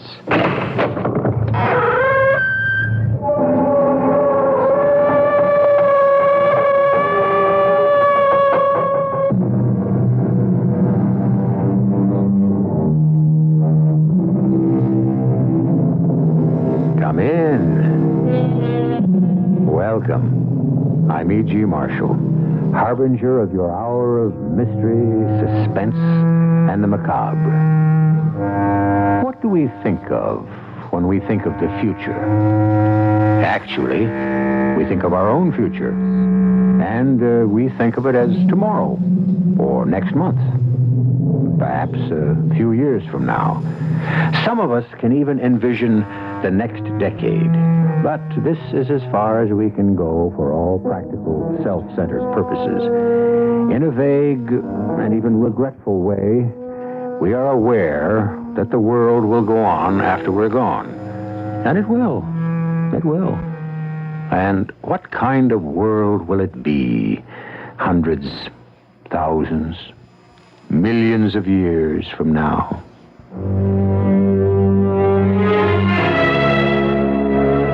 My name is Rado. I'm an admiral of the fleet. You're not aware of me, but I can make the decision that will end your life and the life of every living thing in the solar system.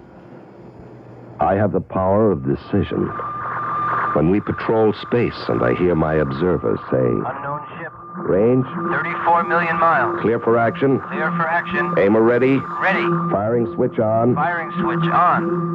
Right now is when I decide. Do I or do I not press the button that will destroy the world? It's my decision. Mine and mine alone.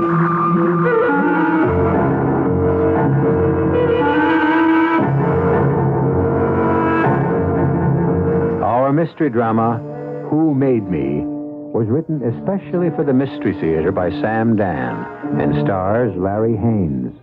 It is sponsored in part by Buick Motor Division. I'll be back shortly with Act One.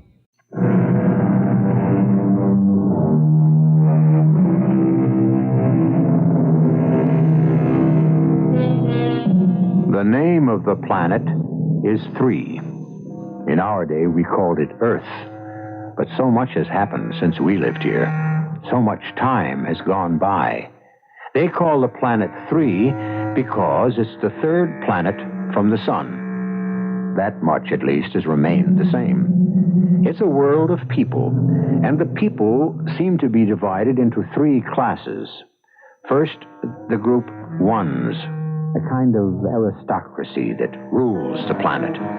Secondly, the group 2s, who perform the incredibly complex, skilled labor. And third, those who can't seem to make it. They're all group 3. As long as they behave themselves, nobody bothers them. This is the story of a group 1 aristocrat named Rado, a very important man, also a very troubled man. Troubled because he's talking to a boy of 18, 19, and the boy is asking questions. Who made me, Rado? Again? I thought we settled that last time, Corral. No, we didn't settle anything. Who made you? Corral, you know who made you. Leela and I, we made you. I know about you and Leela. What I'm trying to find out is, who made all of us? Who made all of us? Why? Because it bothers me. Well, now, when something bothers you, you must report to repair. Leela took me to repair yesterday. You saw Leela yesterday? Mm-hmm. It was her duty visit, and she took me to repair. And what did repair say? I'm in perfect balance. Well, then how can anything possibly bother you? Well, you see... Yes? Well, maybe I'm just one of those. No, Corral, you are not one of those, and you must never say that, even in a joke. Well, truthfully, the only reason I hope I'm not is for your sake and Leela's. For our sakes? Well, wouldn't you and Leela lose your franchise if you couldn't reproduce your own birth group? Reproduce is inaccurate and archaic. Say make. Well, don't you and Leela like being franchised? Leela and I can only like what is legal and balanced. Now, you stop wasting time with Group 3 type questions like who made me and concentrate on your studies. Lord knows you have enough to keep you busy. Who's Lord? Lord? Well, every now and then people say, Lord knows. Oh. Well, obviously, there was once a sage named Lord who knew everything. Well, that's what I thought. But I can't find her in any history book. Well, that would indicate she was in prehistory. And that means I'll never find out.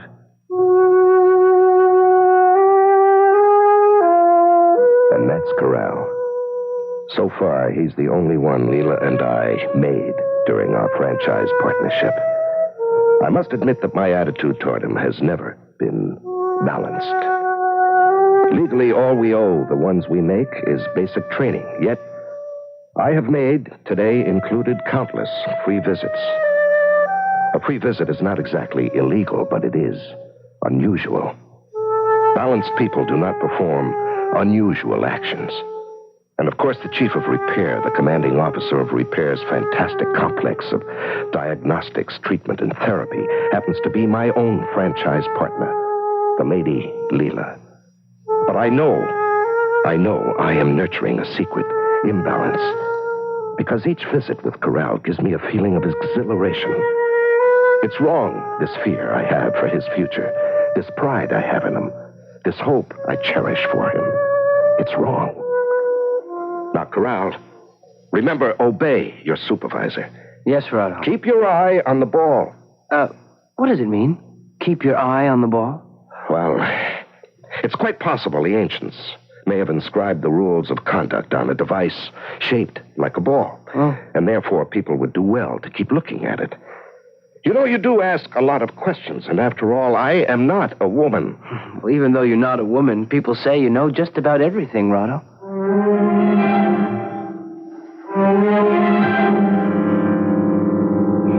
You made a free visit to Corral today. I see, Leela, after all these years, one of your inspectors found a way to let you know. She may think so, but I intend to ruin her career for it. Now what, my lady? Do you suggest I report for repair? Will you assure me that any Group 1 can ask for it without prejudice? I suggest you go inside and tell Turn we shall dine shortly. Certainly. Tern had punched out the food request. Characteristically, she had asked the wrong menu, but I said nothing. You know how they are. The tiniest criticism and they collapse into a severe depression or explode into a manic tantrum. When Tern saw me, she smiled. A typical Group 3 smile. You know those people, they seem to smile with their entire body. I can release dinner any time, Admiral. The lady will tell you. Say the word, sir. Speak one little word, or point your finger, or blink your eye. I said the lady will tell you. May I leave the villa tonight and visit my partner? You must ask the lady. If the lady says no, I will kill myself. You are free to leave now, Tern. We shall release dinner ourselves. Oh, thank you, lady. Darling lady, sweetest lady ever made. Why did you allow her to leave so early? You and I have to talk. Well, whatever we say would be beyond her. Yes, if she's Group 3. Tern? How could Tern be an inspector? I suspect Tern, because she's too perfect. Too absolutely Group 3. But suppose she is an inspector. What have you and I ever said to each other that's reportable? I am head of repair. You are Admiral of the Fleet. And we are about to be disenfranchised. Why? Corral cannot qualify for Group 1. He will fail the examination. But you took him to repair yourself. He was judged in perfect balance. Oh, yes. Because he was examined by a single practitioner, and I was present. Do you think he's out of balance? Oh, I know it. He's one of those. I refuse to believe that. You refuse to accept it. Yesterday he asked me, do you love me, Leela? Love? I see. Love. Well, the best I could get out of him is that love is an intense form of like. Well, couldn't you explain that any emotional intensity is a form of imbalance? Well, love is an intense like. It can only be bestowed on one person. It restricts and excludes. And what type of Group 3 questions has he been asking of you? I was afraid to tell her. And yet see how calm she is. It's because she's a woman. We men, we take things so much harder than they do. When Corral is classified down to Group 3, he'll disappear from her life forever. But I know this. He will never be gone from mine. He'll never be cold or sick or hungry, and he shall not die young. Secretly, somehow, I'll arrange to protect him. He's my Corral. What are you thinking about, Rado? I'm becoming reconciled to the fact that Corral will not be admitted to Group 1. Who said he will not be admitted? You did. Well, I said he couldn't qualify. Well, isn't that the same thing? No. Because, qualified or not, he will pass the examination. He will? How? You and I will prepare him for it. Leela, that's illegal. Of course. I shall pay my duty visit the day before the exam. I will inject him for stability in physical function. Well, if that's discovered, we'll be degraded. I know.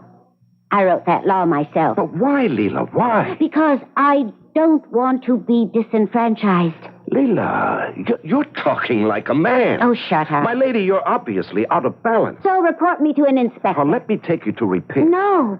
Please. Please. Please what? Find a way to keep us franchised. Please. But how can I? I want to stay franchised. I find it pleasurable to be franchised with you. I never expected pleasure. I never even knew it existed. I submitted to the order. I mean, I accepted. I complied with the directive of the franchise committee. After they balanced us together, I agreed. I obeyed the law. And the pleasure came later. Oh, I want us to stay franchised, Rado. Don't you? I want us to stay balanced, Leela. Having our franchise is what keeps me balanced overall. Do you understand? I understand you're unbalanced. So are you. So are you. All right. You realize all imbalance must be reported. Yes. And I'll report mine if you'll report yours. It'll take time, but eventually I can be balanced out of my need for this franchise. Are you willing to be balanced out of your need for Corral? You see, I know about that. What's to be done? Yes, we could probably cheat him past the classification board somehow, but then what? If he's really Group 3, those characteristics will become noticeable eventually. He'll be officially declassified, and our franchise will be dissolved in any event. You won't let that happen, Rado. How can I prevent that? You'll convince him he's Group 1. There's no way I can convince him. No way I can make him believe he's Group 1 if he really... Find a way. Leela, you don't understand. In his heart, he wants to be Group 3. Find a way to preserve our franchise. Assume the worst. He'll be declassified, and we'll be disenfranchised. Even if our partnership is dissolved, we can still give each other pleasure, unofficially. No. I am not a Group 2 machine or a Group 3 animal. My pleasure needs this franchise. If I lose this franchise, I will undergo permanent imbalance. I will confess. I will proclaim our treason. Oh, I will be degraded, but I will drag you down with me, down all the way to Group 3. Do you believe me? Yes, I believe you. No one cares who partners whom among those in Group 3. And I have decided. We will be partners till death do us part. You will never escape me. Be reasonable, Leela. I could live in Group 3, but you would die. Now, place your arms around me. Oh, yes. Yes. Oh, now I feel I'm in perfect balance. And you will save Corral. Leela, the truth is, he doesn't want to be saved. Save him, dearest. Save him. Save him. Or I will kill you. You must remember, we're telling you a story that takes place in the distant future. But in many respects, much of what you've learned so far could very well have taken place in our own time. As we evolve, it's only the outward trappings that change. People remain the same, basically. Or do they? Well, there'll be some differences when I return in just a few moments with Act 2.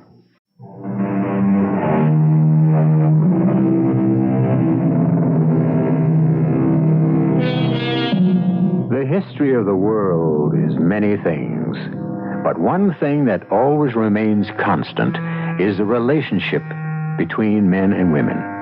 We don't mean the relationship is constant. We mean there is a relationship, because men and women must live together somehow and raise the children somehow. And doesn't the success of any society depend on how well they do it? Leela, you're not listening to me. I said Corral wants to be in Group 3. No one in his right mind wants to be in Group 3. We have created one who is one of those. Balance. Oh, Lord, whoever you were, tell me how I can achieve balance. I need balance. Every time I take the ship up there with my 22 technicians, I'm the one who needs balance. Without Corral, how can I hope for balance? The next time I hear my observer technician warn. Unknown ship. Range. 32 million miles. Clear for action. Clear for action. This is how it is on patrol. The unknown ship circles in the viewing field. Is she hostile? Is she curious? Would she just as soon not have spotted us either? Is she stronger than we are? Weaker? This is where I must maintain balance. How easy it would be to signal my aimer and fill the universe with death and destruction. How often have admirals before me done this? Unbalanced admirals. What a price the universe has paid for that. And how many times? No, balance. Balance. And I am balanced. My vanity, my ego, my pride is not in need of constant nourishment. I do not require all life in the universe to bow down before me. Perhaps the admiral in command of the unknown ship does. Now watch the screen. I'm headed for him. He is headed for me. Very well, Admiral. I am not willing. My vanity does not require me to destroy the world. You may claim the victory, and I give the order. Awaiting orders. Execute 180-degree turn. Acknowledge 180. Head for home. Heading home. And once again, I have saved the world.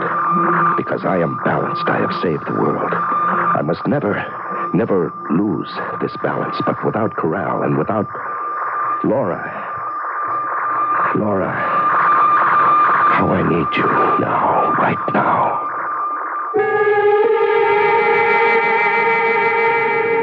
Are you tired, dearest? She kills me, Laura. You don't have to talk about her, Rado. They drain you and destroy you, these Group 1 women. Laura, tell me you love me. Tell me you love me. I love you, Rado. I love you. Listen to me. I'm fantastically unbalanced. But I don't report to repair. I come here to this Group 3 woman, to this illiterate but beautiful, soft, and lovely woman. I have the power to destroy the universe, but I am helpless in her hands.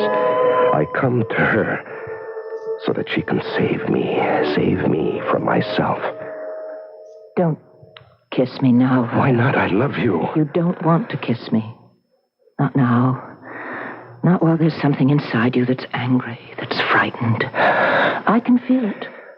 What is it, Rado? Yes, I am frightened. You? Afraid? Oh, no, not my Rado. Corral. I'm frightened for Corral. Why? Corral will be declassified. Oh, no, not Corral. Yes, it's true. Rado, no Group 1 boy is ever declassified. Oh, but he asks questions. Your kind of questions. Group 3 type questions. Don't they all? Didn't you? Well, I don't remember. You don't want to remember. How do you know? Oh, sometimes you talk in your sleep and you ask questions. What kind of questions? It's one question, and you've been asking it for years and years. What question? Who made me? Who made me? Of course. That's a normal and natural question. And suddenly 20 years fall away, and I see myself talking to my own Group 1 senior. And I hear myself ask that same question. I remember how important it was for me to find the answer. How I must know that answer at all costs. And I remember how wise and how patient my own senior was. And how he handled the situation. And that's how I must handle Corral. Corral, you haven't asked me the usual question. No, I decided not to ask anymore. Why? It seems to displease you. Oh. And here I thought you hadn't asked because you had found the answer. The answer? No, not yet. Oh. Corral, your classification comes up soon. Will you discuss the question with your examiners? Absolutely. You realize 2 things will happen. First, you won't get an answer. Second, you'll be assigned to Group 3. I know. You have no objection to being in Group 3? I prefer it. I'm not impressed by Group 1. I'm bored by Group 2. The only ones who really live are Group 3s. Live? Well, they don't have the food, and the clothes, and the houses. But they're the only ones who laugh and sing. Yes, they do make a certain amount of noise. But you won't find your answer in Group 3. You're Group 1. You can't give me the answer either. Yes, but I can help you find it. Can you? Try me. Ask the question. Who made me? Nobody. Well, then how did everything begin? It always was. No, that's not possible. At one time, there must have been nothing. And somebody deliberately said, today I will create something. And she did. And she created something that became you and me and every living creature. And she created a place where we could live, food we could eat, metals we could shape, fiber we could wear. And all I want to know is, who is that somebody? Corral, I don't think the answer lies on this planet or any planet in our solar system. I patrol all of them. I meet men and women in all groups of life. I never heard anyone discuss it. Where is the answer? There are other solar systems, other galaxies. Perhaps on one of them, on a planet we never heard of, you'll find your answer. How could I ever get there? If I had your problem, Corral, I'd seek to solve it in a balanced way. I would register for naval training. Oh, Rado, who wants to join the fleet? I would qualify you as a reconnaissance scout.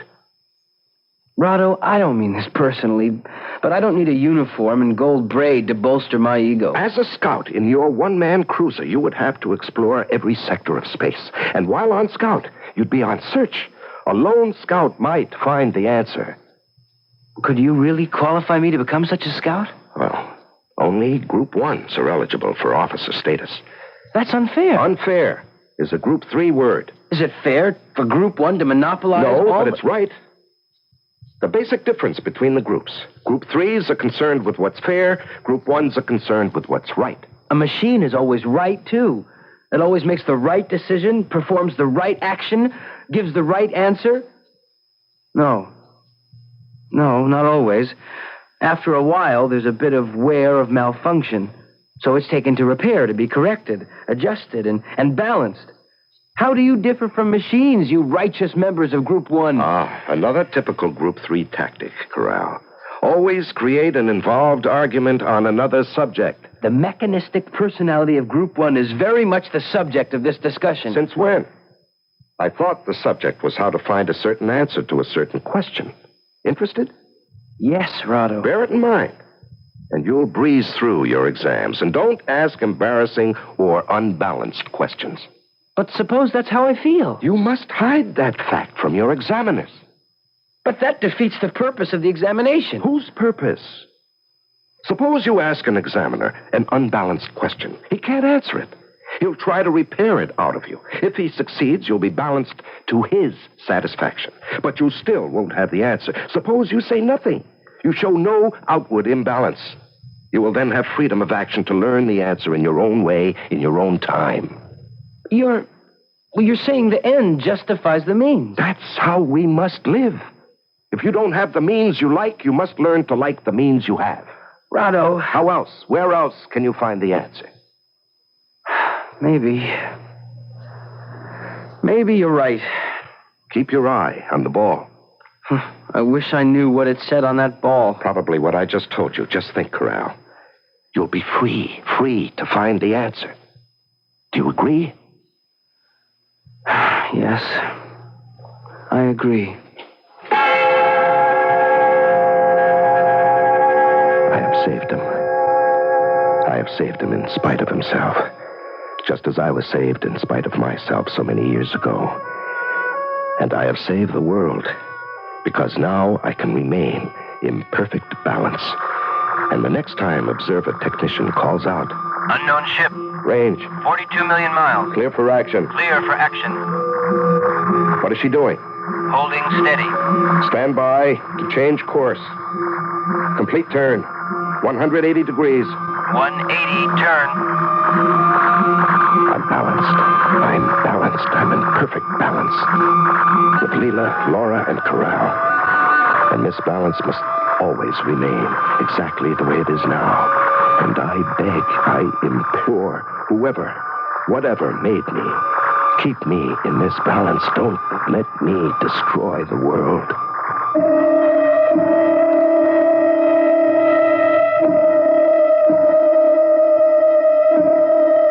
Well, you can see what's involved. We are dealing with human beings, and human beings are made of highly volatile and combustible materials. And balance, whatever it may mean in that far-off future time, seems to be a precarious state at best, especially since it seems to hang on the whim of a 19-year-old boy. Well, the immediate future will bring you the third act when I return in just a few moments. From time to time, we speculate about the future. Will it be paradise? Will it be utopia? Some say yes. Some say no. Some say, Why should we expect people to be smarter or better than our ancestors? Oh, we have more knowledge. But do we have more wisdom? Rado, you saw Corral today. Yes, Leela. And what did you say to him? Corral will pass his exam. Oh, are you sure? Mm-hmm. What did you do? Nothing. I simply remembered what it was like to be a boy. To be filled with fears by the size of the world around me. The confusion of sights and sounds. Permissions. Prohibitions. To look at the stars and wonder, where does it begin? And where does it end? Who made it? And I remember how I asked my own senior. Did he give you the answer? No. But he gave me the courage to go out and look for it. And did you, Rado? Oh, yes. Did you find it? No. Perhaps it doesn't exist. I looked for it a long time. Then one day, I stopped. Why? The answer didn't seem important anymore, or maybe the question no longer bothered me. I forgot it even existed until Corral brought it up. Well, it will bother him the way it bothered me. And then one day, he will forget it, just as I have forgotten it. Actually, I never forgot it. It just really doesn't seem all that vital anymore. And so, as the time for his exam approached, I could see that Corral had made his decision.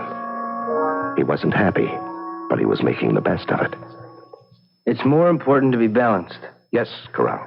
The world must be run, and the world must be saved by balanced people. The people of Group 1. Yes, say the rest of it, Corral.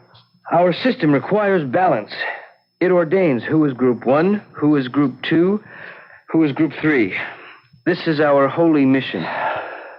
Yes, Corral. You are ready for your exam. Rado? What does holy mean? It means complete and entire. It comes from the word whole. Huh. But why is it spelled without the W? Oh, some lazy Group 3 printer must have left it off by mistake and custom. I can't wait to qualify for reconnaissance scouts and leave. I can't wait. It was me all over again 20 years later. I have succeeded. I have saved him for Group 1 because he thinks, as I did, it's the only way to find the answer.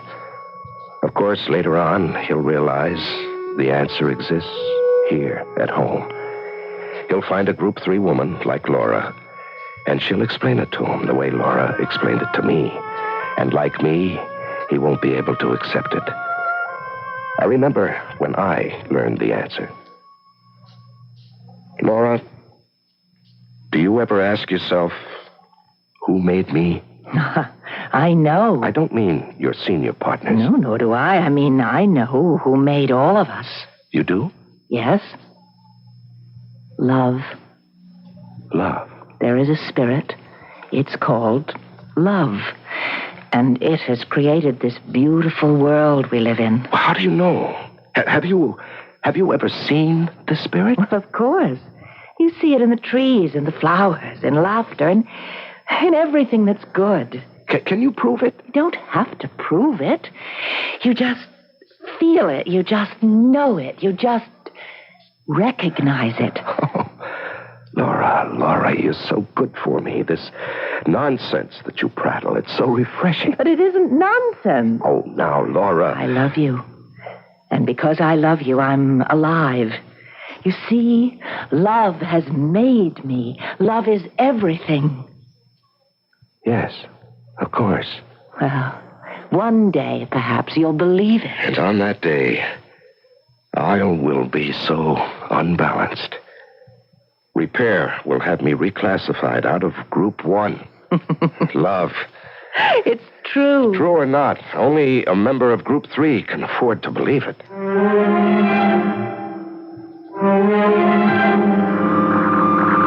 Message for the Admiral. Yes? From the Commander-in-Chief. Report immediately. Acknowledge? Tell her I acknowledge. Navigator, head for home.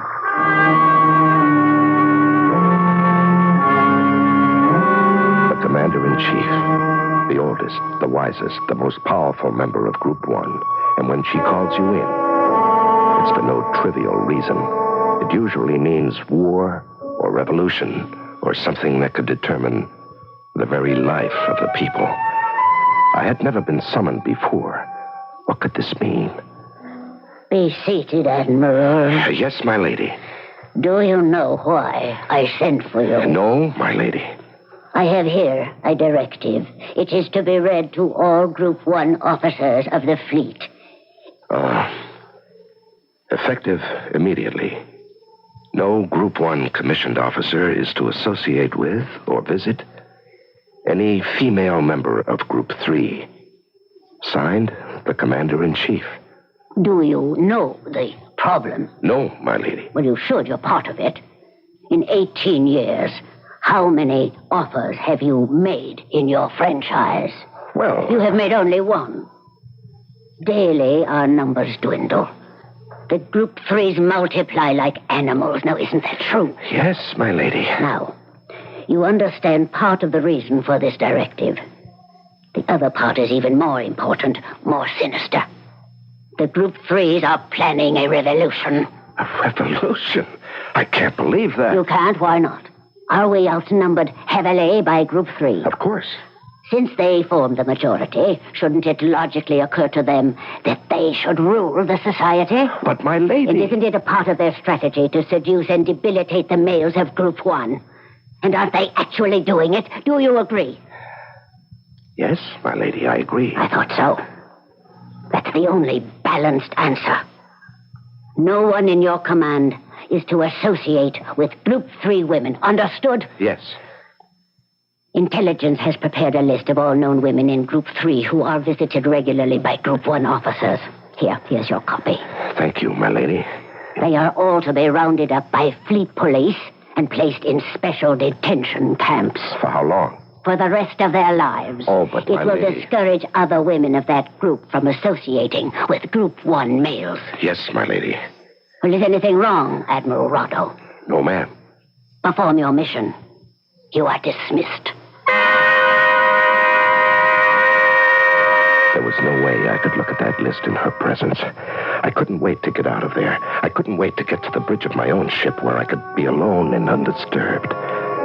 And I opened the envelope and took out the list, and my eyes shut down to the L's. And there she was. Laura. What was I going to do? And then the voice of my tech. Message for the Admiral. Acknowledge. Have passed examination. M Group 1. Leave immediately as a recon scout. Will return when I find the answer. Keep your eye on the ball. Signed, Corral. Acknowledge. Corral is gone from me. And they'll take Laura away, too. No, I won't let them. I can't let them. I can't give up Laura.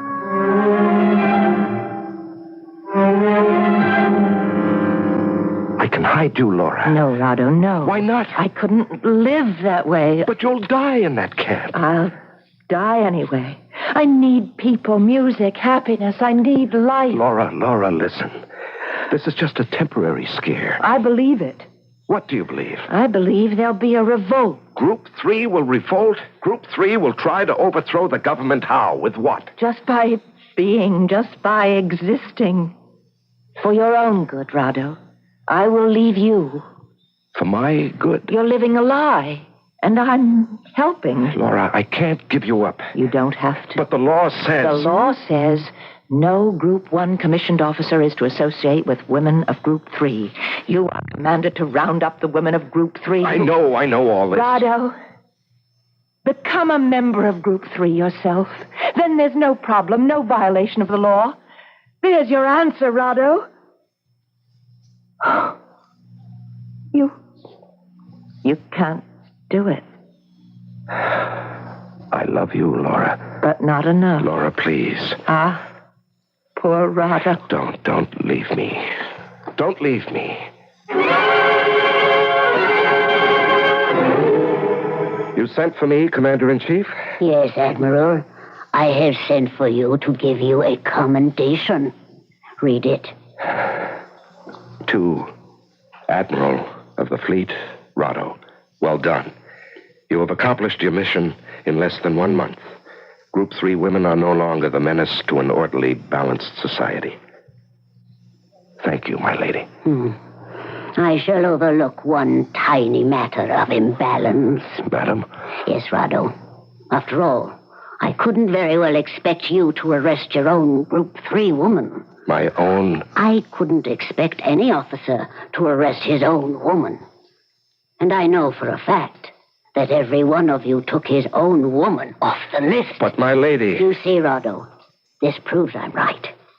It's how an association with a Group 3 woman can undermine a man. My lady, A special squad corrected all these missions. Your woman was arrested this morning. Later, she killed herself. Yes, my lady. Now, you are in balance. Go back to your duty.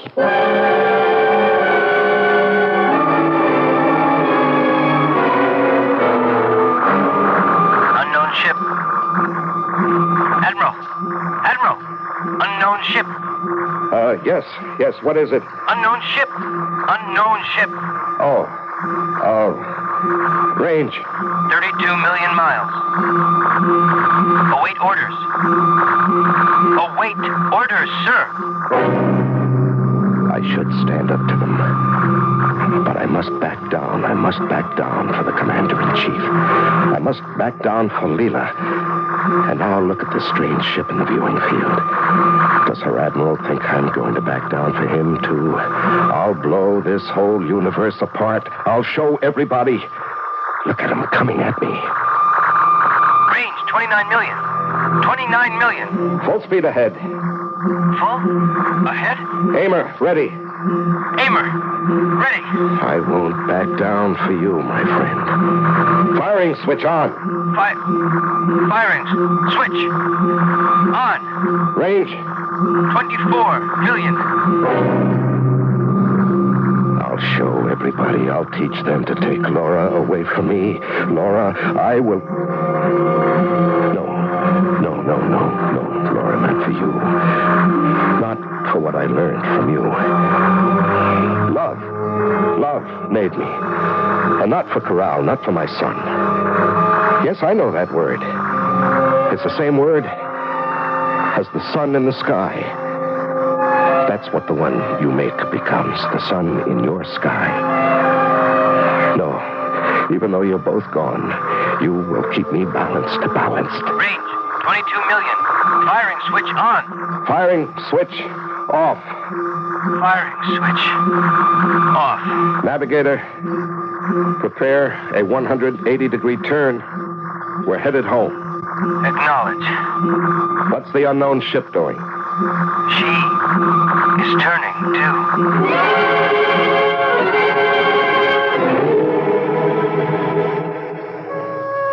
I almost did it this time. I almost did it. Oh, love. Laura's love. That made all of us. Help me. Help me always. Please, don't let me destroy the world.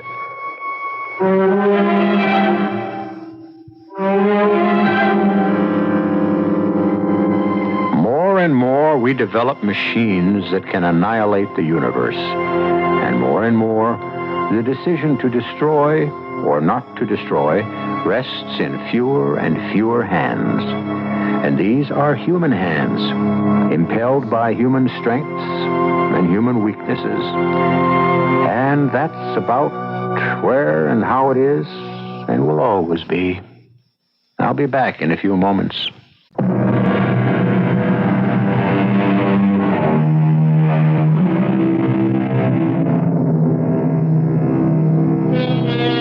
How many times has the world been destroyed? Are we the first civilization of our kind? How many have there been before us? Can anyone say? But the world will always be destroyed until we can all give Corral's question, who made me? Laura's answer, love. Our cast included Larry Haynes, Marion Seldes, Don Scardino, and E.V. Juster. The entire production was under the direction of Hyman Brown. And now, a preview of our next tale. Oh, then I suppose we could say that I'm not here as an actress playing a part. I'm actually posing as the Queen. Precisely. That isn't quite the way this job was sold to me. And my opening lines do not really mean, in God's name I conquer, in God's name I rule. No? What do they mean? In God's name I am unworthy. In God's name I abdicate. Whatever gave you such an idea? And I abdicate in favor of Iola R.D., who happens to be your sister. So, what has become of the Queen? Queen Amara is dead. Really?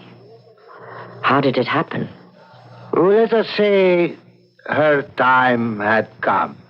This is E.G. Marshall inviting you to return to our Mystery Theater for another adventure in the macabre. Until next time, pleasant dreams.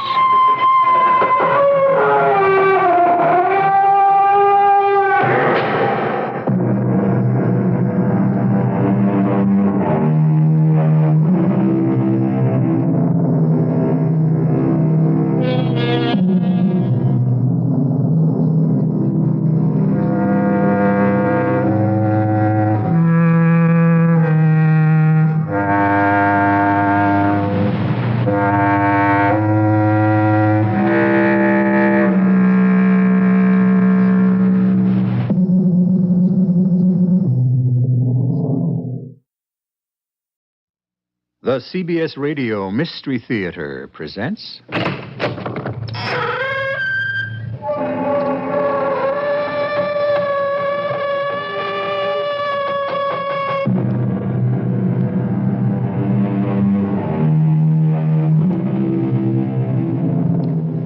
Come in. Welcome. I'm E.G. Marshall.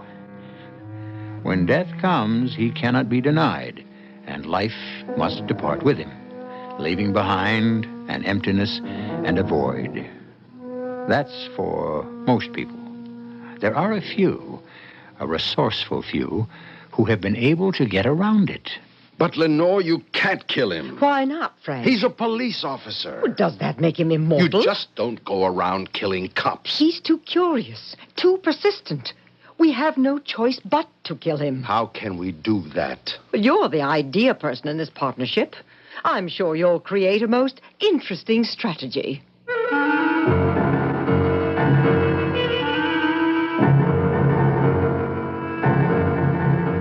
Our mystery drama, Pharaoh's Daughter, was written especially for the Mystery Theater by Sam Dan and stars Jack Grimes and Joan Shea.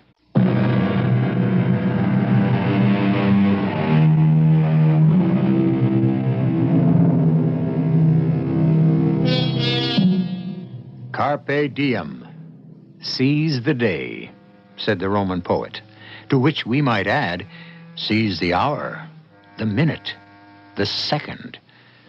There are those who, in one great intuitive flash, can see the entire workings of the universe. It is a gift given to great artists, great poets, great composers, and great crooks. We're in a large city. It is rather late at night. The doorman of an exclusive dining place whistles up a cab. 3 extremely well-dressed people get in. One is a rather distinguished-looking gray-haired gentleman. The second is a stunningly attractive woman, just entering middle age. The third is tall, dark, and he looks extremely competent. You know Arthur and I despise taxis, Frank. Benjamin had to have the night off. His mother died. Oh, that was inconsiderate of her. I don't think you should talk this way in front of... Whom? He probably means me, lady. Your friendly taxicab driver. You know, I'm one of the, plebeians. Well, where do you aristocrats want to go? Take us to number 87 Barclay. Let me help you. Arthur? Thank you. Lenore? Thank you, Frank.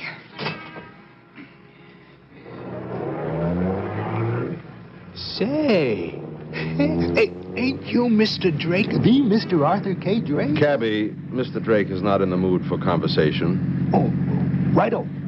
Arthur, darling, are you all right? You haven't said a word. What's wrong? Frank, look at him. He's so pale. He's breathing hard and sweating. Arthur, you okay? Hey, the old gent don't look good. Something's happened to him. Arthur, I have your pill. Just open your mouth. You want I should drive to a hospital? The motion of the cab is upsetting him. Pull over to the curb. But do as you're told. Oh, this is more than just an ordinary attack. This guy needs a doctor. Oh, Frank, I'm frightened. He's not responding to his pill. He'll be all right. No, he should respond immediately. I still think he'll come out of it. He can't die now. He can't. Not with the Fleischmann deal unsigned and the Carruthers merger unresolved. Mr. Drake. I'm frightened. Mr. Drake. Arthur, speak to us. Lenore, he's dead. What do you mean he's dead? He's dead? Wait a second. I took a first aid course in resuscitation. Now, mister, you get behind the wheel, drive the cab to the nearest hospital. It's down the boulevard to Henderson and turn right. You can't miss it. He's not breathing. Move over and give me some room. I don't hear nothing. He needs both compression and mouth to mouth. Hey, what are you waiting for? Either get us to the hospital or find a phone and get an ambulance. He's dead. Now, you never say die. Yes, he's dead. What are we going to do, Frank? Oh, for crying out loud, get help! Do you trust me, Lenore? Yes. Will you do as I tell you without asking questions? Of course. Hey, what's the matter with you two? The first thing we have to do is kill him. Kill who? This cab driver. Is it necessary? I don't believe he's the type who can be bribed. Hey, are you people crazy? You see anybody about? No, the street seems deserted. Hey, what do you want to do with that gun? Are you crazy? Everybody will hear the shot. What happened to him? This pistol has a silencer, my dear. Well, I'm sure he's no great loss to anyone. But did we have to kill him? Yes. Since I'm old Arthur's bodyguard as well as his personal secretary, this is the stroke of luck. It provided us with a weapon just when we would need one. But what are we going to do right now, at this moment? Well, both your late husband and our talkative cab driver are safely in the back seat. Hand me the cabbie's cap. Now, you get back in there with them. Back in there? What harm can they do you now? Up the street is a phone booth. I must make a telephone call. To whom? To someone I can trust. Frank, My dear, the stakes consist of the entire Arthur Drake fortune. You may be apprehensive and uncomfortable for the next 20 minutes, but it'll be worth it.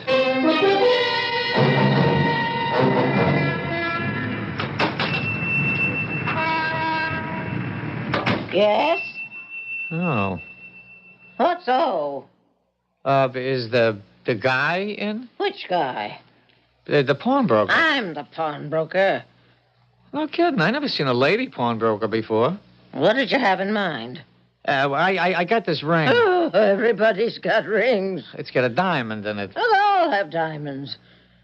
Where'd you get it? Where'd I get it? What kind of a question is that? It's a legitimate question. What do you think? I bought it. Would you happen to have the sales slip? I bought this ring 20 years ago. Uh-huh.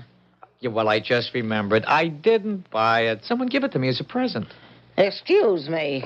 Hey, where you going? In the back. Well, what for? Where I got better light. I gotta examine the ring, don't I? Well, Got that. 7, 6, 7.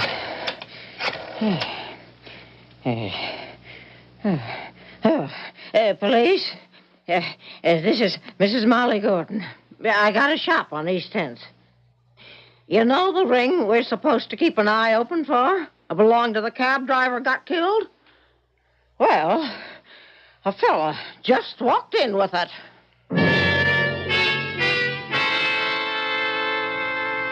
Where'd you get the ring, Eddie? I found it, Lieutenant Davis. Where? In my pocket. How did it get into your pocket, Eddie? Well, gee, I don't know. You don't have any idea at all? You know me, Lieutenant. I get drunk. Well, I shouldn't, but I do. I get a few drinks in me. Yeah, plus a few pills. Come on, the ring, Eddie. Well, when I get into a certain state... Don't stop now, Eddie. That's all I know. I just get high and then... And what, Eddie? I just can't remember what I did. Should we refresh your memory? Well, that'd be great. You killed a cab driver named Joe Paulson. What are you saying? Why would I kill him? You took his cash plus the ring. How did I kill him? With a gun. That's impossible. You know me, Lieutenant Davis. I never worked with a gun. Until now. I don't even have a gun. Oh, yes, you do, Eddie. We found it in your apartment. A gun? But how... A 32. The gun that killed Paulson. Yeah, but I don't remember. If you killed him when you were high, would you remember? Well, no. Well, that's it, Eddie. You got the ring and the gun. Yeah, the ring and the gun. Now, do you want to make a statement? I don't remember killing him, Lieutenant, but... if you've got all this evidence, I guess I did.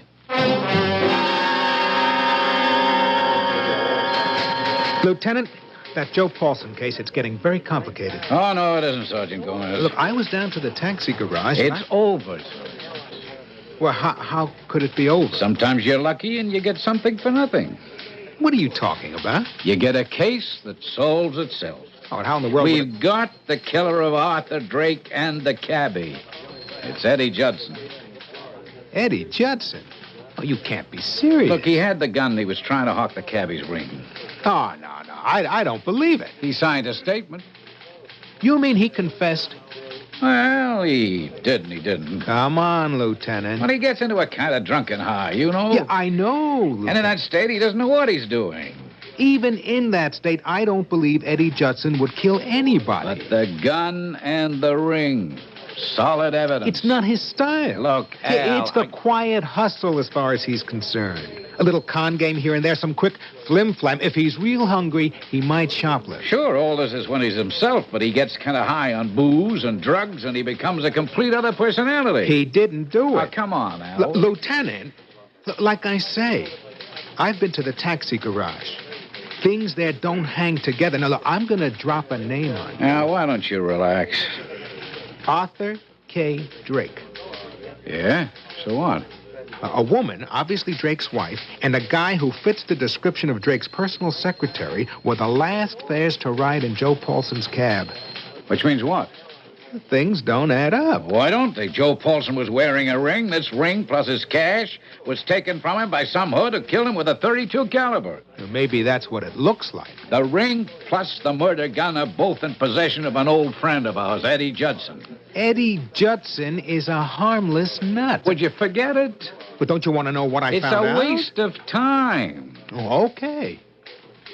But I don't believe you got a confession from Eddie. You want to see it? No. No, I want to see Eddie.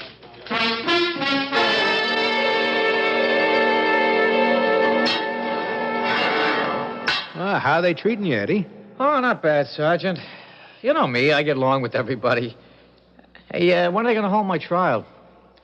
Eddie. Did you kill that cab driver? Yeah, well, sure. Tell me how. How? Yeah, well, I don't know. Well, what do you mean you don't know? I don't remember. Then it's possible you didn't kill him. Oh, no. no, that ain't possible at all. I killed him all right. If you don't remember, how can you be so sure? Well, they found a ring on me, didn't they? Eddie, would you put your hand on the Bible and swear you killed that cabbie? Everybody says I killed him. I mean, well, you fellas, you've always been good to me. Could someone be trying to frame you? Well, you guys wouldn't do that to me. I look on you as my friends. No, I didn't mean cops. I mean someone else. Well, Sergeant, I got no enemies. Why would anybody want to hang a frame on me? Okay, Eddie. Okay.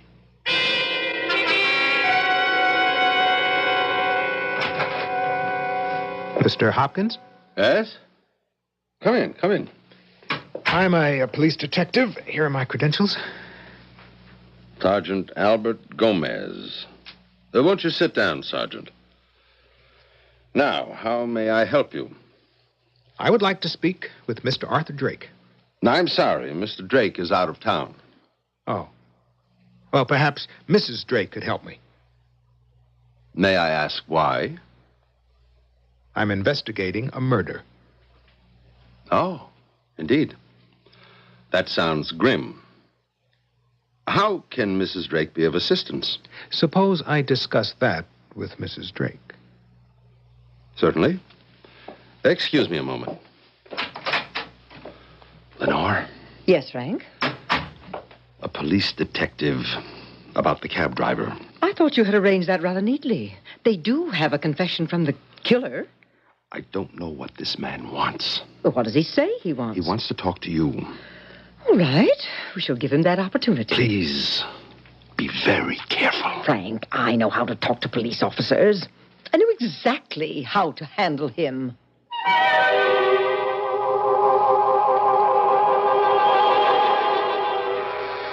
The web has been spun. Its purpose? Well, the spider weaves it to catch the unwary fly. But at this rather early point in our story, we have not yet established who is the spider and who is the fly. That is the general purpose of second acts, and I shall bring you this one in just a few moments.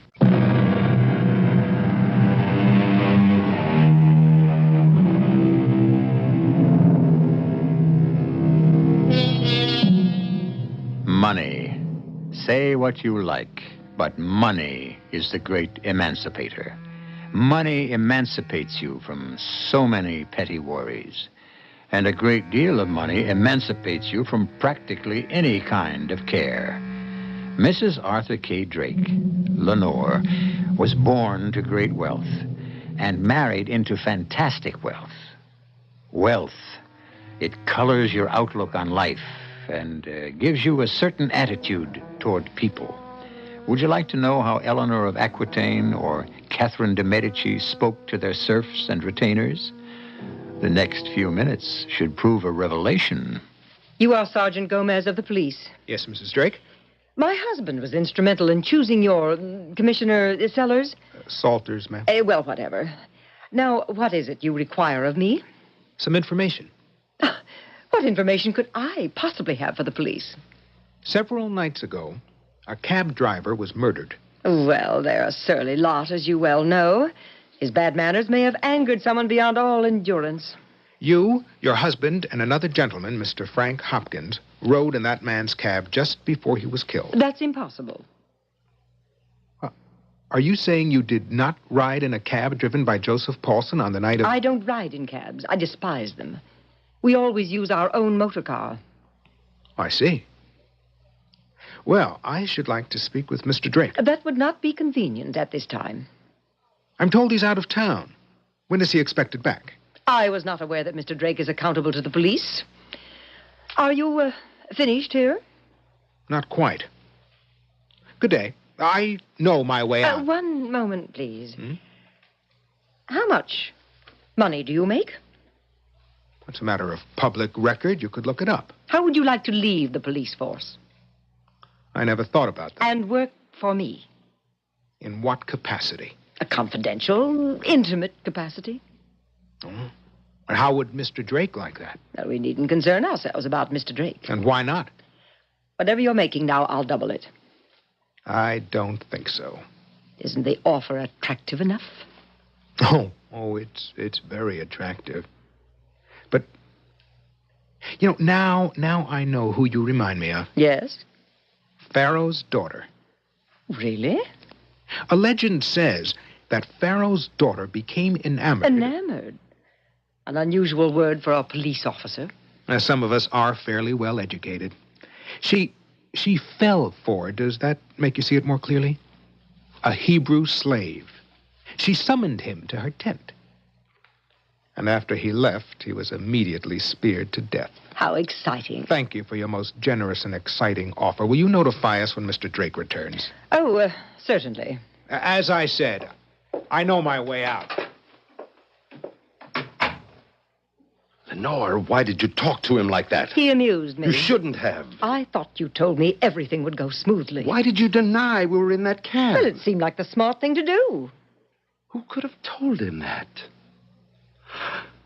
The doorman. The doorman at Luigi's restaurant. Oh, Frank, will we have to kill him, too? Lenore, we cannot depopulate the city. Yes? This is Mr. Hopkins. Now, I'll speak with Mr. Townsend. Yes, Mr. Townsend, Mr. Drake was called out of town on a sudden emergency. But he authorized me to tell you to go ahead with the merger. Thank you. Goodbye. It worked. We can keep doing this. For how long? Indefinitely. Arthur always tried to pose as a man of mystery. Well, he's going to become more and more mysterious as time goes on. I just wish... What do you wish? I wish you hadn't irritated that detective. Well, if he bothers you, kill him. Lenore, you just don't go around killing people. The daughters of Pharaoh do. What are you talking about? You may have to. He may become very, very bothersome. But why don't we wait and see? I would do it now. He will pry and probe, disturb the dust But until... you have no way of knowing that he intends to. I have a woman's way of knowing, Frank. These things are best done early.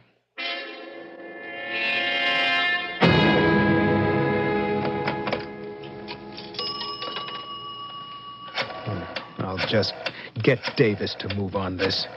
I'll get the evidence and just dump it into his fat lap. Hello? Hello, is Jim there? Yes, Jim. He was the doorman at Luigi's restaurant? Yeah. Yeah, well, I want to talk to him. What do you mean? Is that a fact? No, never mind. Thank you. Well, what do you know about that?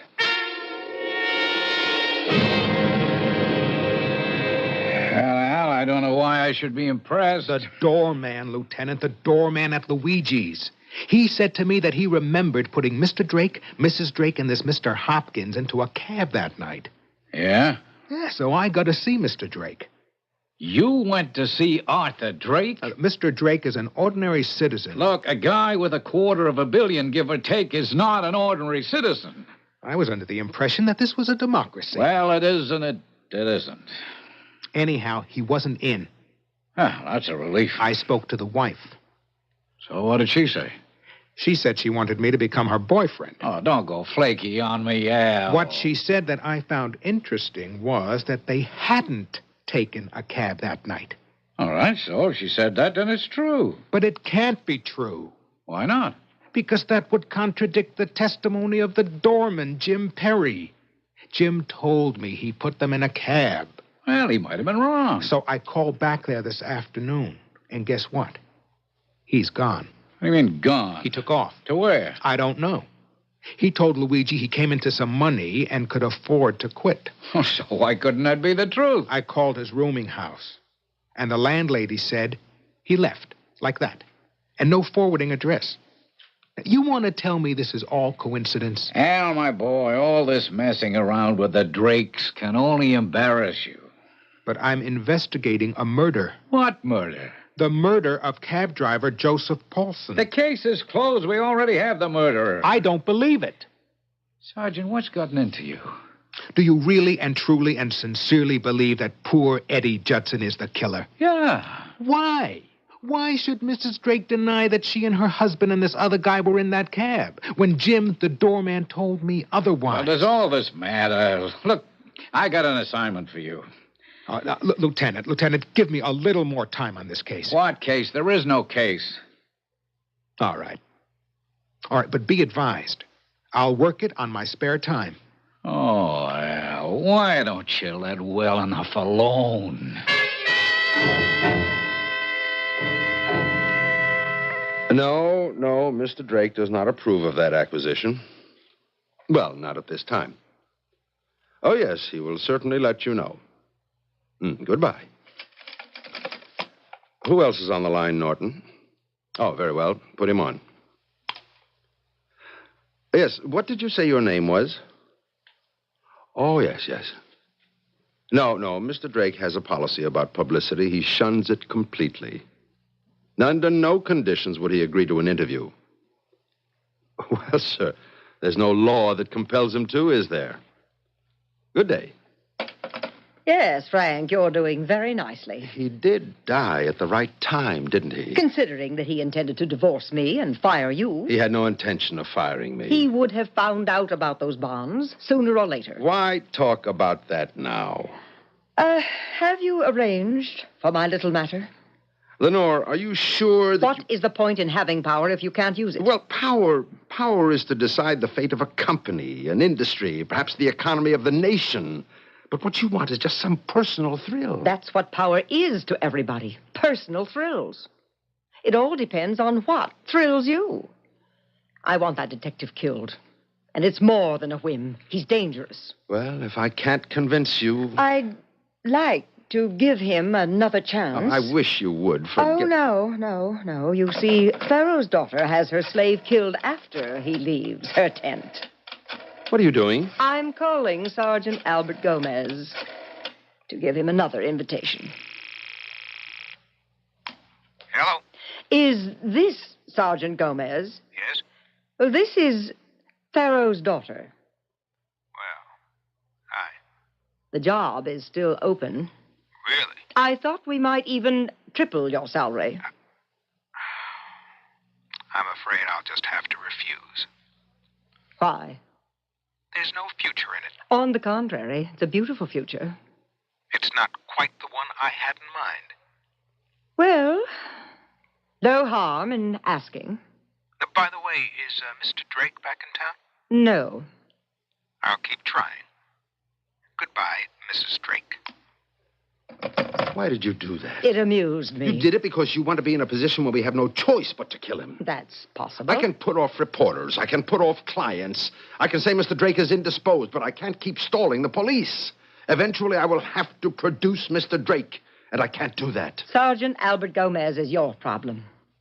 He's the only curious policeman. Get rid of him. Just like that. I'm sure you can devise something plausible. I'll have to.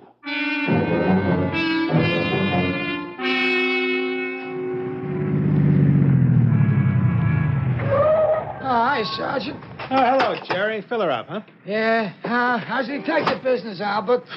It's like everything else. Yeah, well... Al! What's the matter, Jerry? Across the street, them guys with masks in Lou's grocery store. It's a stick-up. Jerry, run inside to your office. Phone the precinct. Quick. Officer needs help. Armed robbery in progress. Yeah, I got you. Be careful, Al.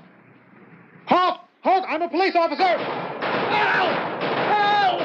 No!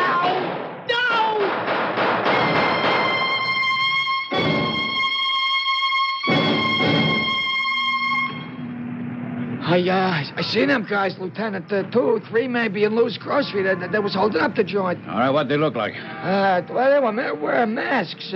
Al said to call you as he steps out of the car, and well, all of a sudden they start shooting at him as if, Well, as if what? I don't know. It might sound crazy. Just tell me. As if they were waiting for him. Wait. Go ahead. Yeah, like they were waiting for him because, well, he no sooner steps out of his car when it seems like they shoot from all over. What do you mean from all over? You said the stick-up guys were in the grocery across the street. Yeah. Might have been my imagination, but it seemed to me the bullets was coming from every which way. You know what I mean? No. Like they were waiting for him. Why would anybody be waiting for him? I don't know. It looked like he'd been set up. Why would anybody want to set up Al Gomez? I said I don't know. I just say that's how it looked. You know what I say? I say you've been watching too many movies.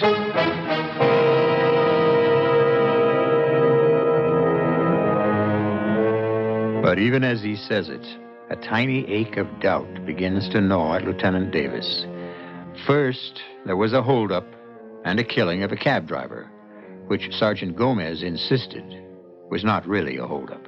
Now, a holdup of a grocery store in which Sergeant Gomez is killed and might not be a holdup either. The lieutenant is a hard man to convince, but once you get him in motion, well, that's the concern of Act 3, when I return in just a moment.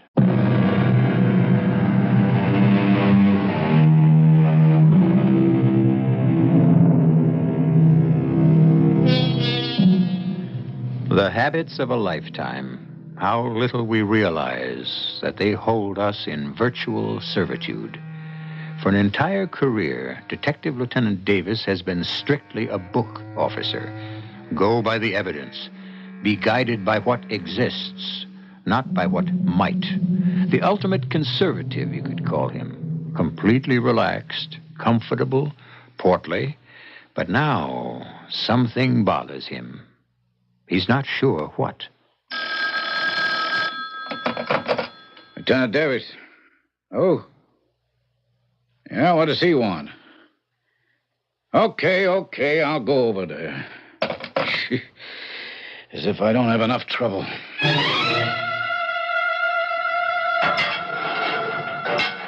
Oh, thanks, Lieutenant. Nice of you to come by. Now, what do you want to see me about, Eddie? It's awful about Sergeant Gomez, huh? Yeah. I heard it on the radio. I keep remembering what he told me. About what? He said to me, Eddie, would you swear on a Bible that you really killed that cab driver? Well, what about it? Well, you know, Lieutenant Davis, when somebody, a friend of yours is killed or dies, you kind of feel very close to God. And? Well, I couldn't put my hand on the Bible and swear that I killed that cab driver. Eddie, you mean you want to change your story? I don't want to make it inconvenient for you, Lieutenant. There isn't a person I admire more than you. Come on, get to the point, Eddie. A friend of mine was in to see me. Who? I'm not a pigeon, Lieutenant. That's something I never done. And she says to me, Eddie, how could you have killed that cabbie when you were with me? You mean you got an alibi? Well, not exactly. What do you mean, not exactly? If she's got to take the stand to clear me, the DA is going to check her out. And you see, she's on the lam. Yeah, but if she can put you in the clear, I told her I got friends on the cops. We are friends, ain't we, Lieutenant? Well, sure, Eddie. I mean, there's nothing personal in this. We need each other, so I figure you can get me clear as long as I'm innocent. Oh, Eddie, what am I going to do with you? And so since I found out I didn't do it, I've been trying to think. Maybe Sergeant Gomez was right. Maybe I am being framed. All right, Eddie. I'll look into it.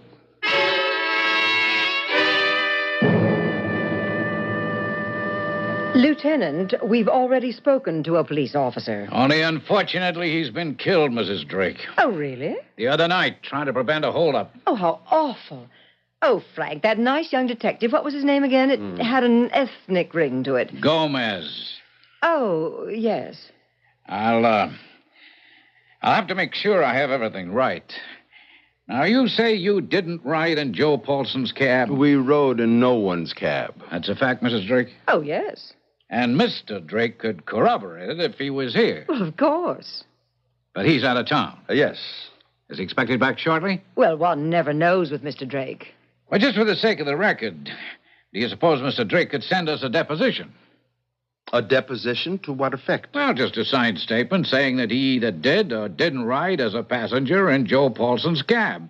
or any taxicab on the night of October 28th.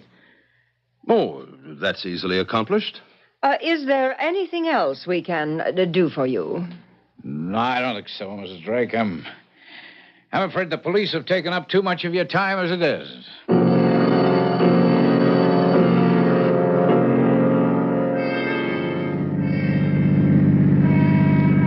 It's sure nice of you to get me out of jail for a breath of fresh air, Lieutenant. We're here on business, Eddie. I want you to think. About what? Here. Right under this lamppost is where Joe Paulson was killed. Uh-huh. Do you remember being here that night? I told you. I got on one of them highs. I don't remember a thing. Eddie, that's not good enough. You gotta remember. Please, Lieutenant. If you killed him here. Now, if you want me to go out on a limb for you, you'll have to cooperate.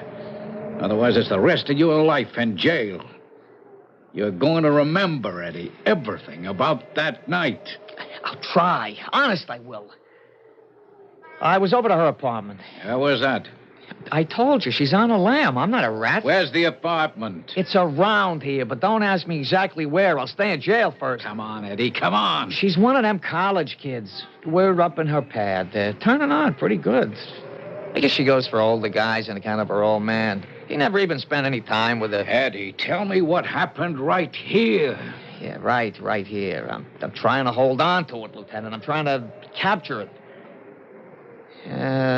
Yeah, well, we were sailing pretty high, she and I, and there was a shot. We hear a shot. A pistol shot? A shot, and she says, "Get out of here, Eddie. Don't get mixed up." And she pushes me out of the pad. Yeah. And, Eddie? It's kind of hazy. I'd had too much.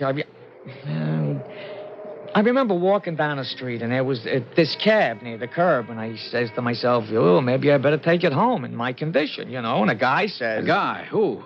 A guy says, "Excuse me, sir, did you drop this ring?" Who was he? I don't remember. It's all so mixed up. So for absolutely no reason, somebody gives you a ring and then takes you home? Yeah.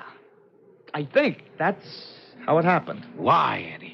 So they could hang the frame on me. Somebody said, "Don't you worry about a thing, Mr. Mr. who? It's like Simpkin. No, Hopkins. Hopkins? Yeah. Okay, Eddie. Time to go home. Oh, you mean you're taking me back to jail? For just a little while, Eddie. I hope.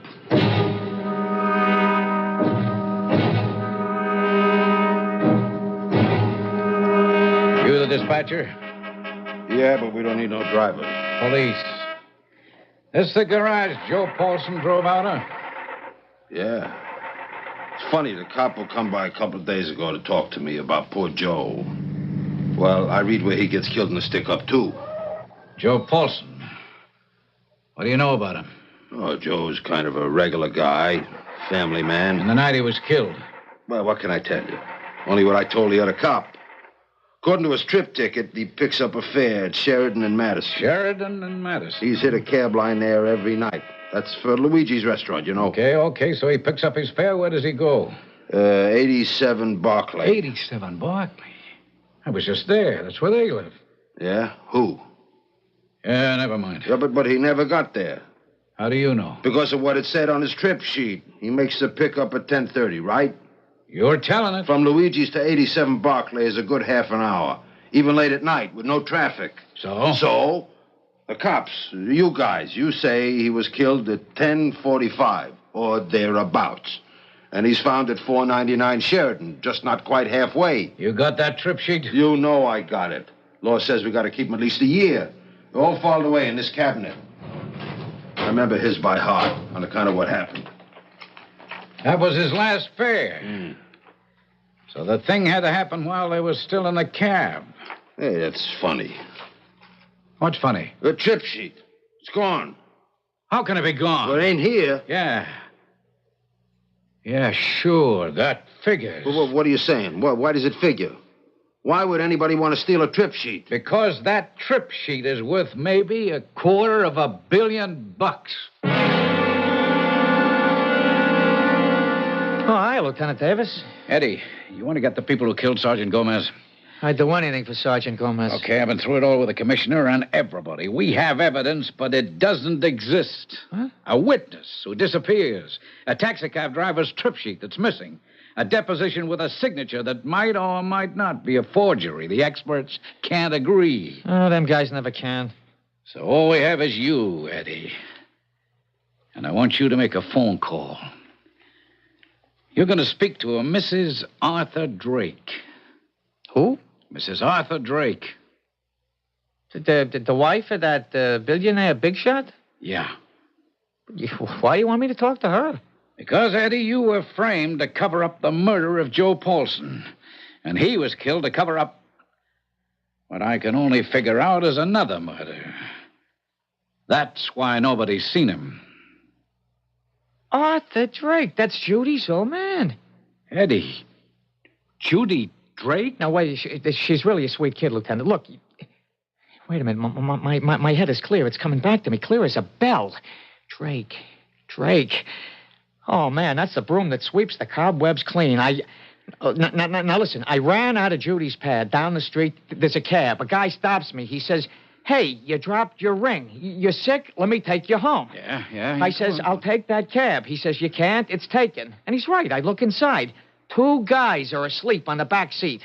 One of them is Mr. Drake. Asleep or dead? I don't know. I know they're on the back seat. Are you sure one of them's Mr. Drake? I'm positive. How? Because I just seen his picture in Judy's place. That gray hair, the white mustache. I'd know him anywhere. Okay, Eddie, you have to work for us now.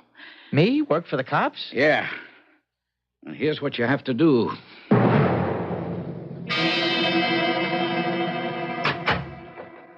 Well, Mr. Judson, you said on the telephone that you were a witness to a certain event. Yeah, I was. Please, be seated. Oh, thank you. And continue. Has the gentleman arrived, Frank? Yes, he's about to begin. Oh, please, don't let me interrupt. Well, about 10 to 11 on the night of October 28th, I turned the corner onto Sheridan near Desmond, and I seen his cab with a bunch of people around it. So many at that hour of the night ain't usual for the neighborhood. Yes, continue, Mr. Judson. Well, I was supposed to be the one who killed the guy that drove that cab. Haven't you been in jail? Oh, I've been let go. The DA says he don't have a case against me. But the gun, the ring. Circumstantial evidence. But I seen the cabbie dead on the back seat. And also Mr. Drake. And you folks standing around. Oh, this is a ridiculous accusation. Who would believe it? Okay, you got rid of the cabbie's trip sheet. You bought off the doorman at Luigi's, but you can't take care of the whole restaurant. People know you were there. How did you get home? Benjamin, my regular chauffeur, drove us. Now, you bought him off, too, plus the hoods who knocked off Albert Gomez. But it's no good. Do you wish to be bought off, too? Soon you'll be buying off the whole world. It won't help. You're going to have to produce old Mr. Drake. And you can't do it. How much do you want? Nothing. I just think you better give yourselves up. He's mad. This gentleman is very dangerous. Kill him. What a Pharaoh's daughter you would have made. Evidently, he's seen through everything. There's no other way. Oh, yes. Huh? There is another way. It's that police, Lieutenant. Lieutenant Davis? That's right. And I think we got it all down. You know, Mrs. Drake, the other way would have been for you to laugh at him, deny everything. But I guess it takes more to being a real Pharaoh's daughter than just being born rich. No, they don't make them like they used to anymore.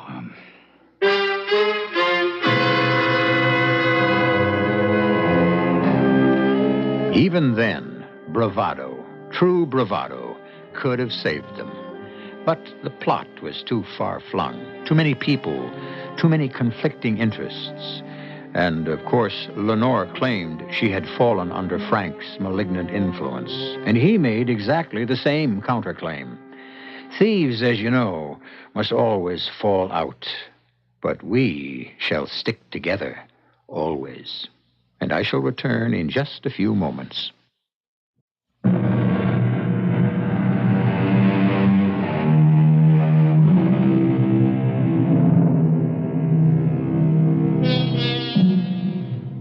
those who feel it's their privilege to rule the earth and everyone on it.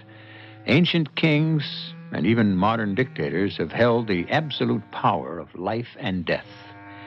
But their success depends on how judiciously and cleverly they do it. Our cast included Jack Grimes, Ian Martin, Joan Shea, Nat Polan, and Jordan Charney. The entire production was under the direction of Hyman Brown. And now, a preview of our next tale. So quiet the night, so still the stars, so silent the world. I said shut up. I've got to get hold of myself. Got to keep tight control. Can't let my mind go. I know. I'm going to have a little trouble with my conscience. Now, that's to be expected. After all, murder, and that's what it was. Of course, I had no choice. I had to. All right, I'll have some bad nights, but it'll go away. The thing to remember is not to panic.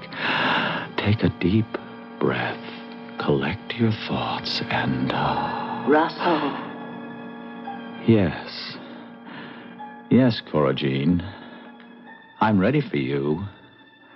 I can handle my conscience. I can handle you. This is E.G. Marshall inviting you to return to our Mystery Theater for another adventure in the macabre. Until next time, pleasant dreams.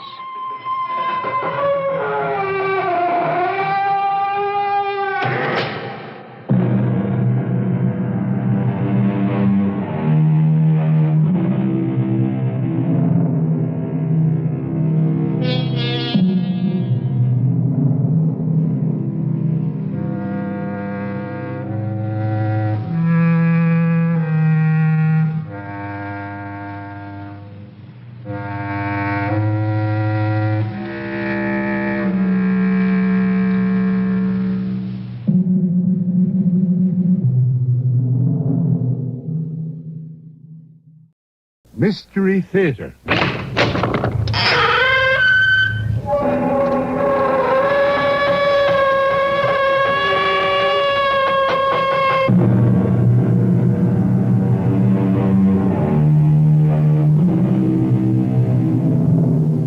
Come in.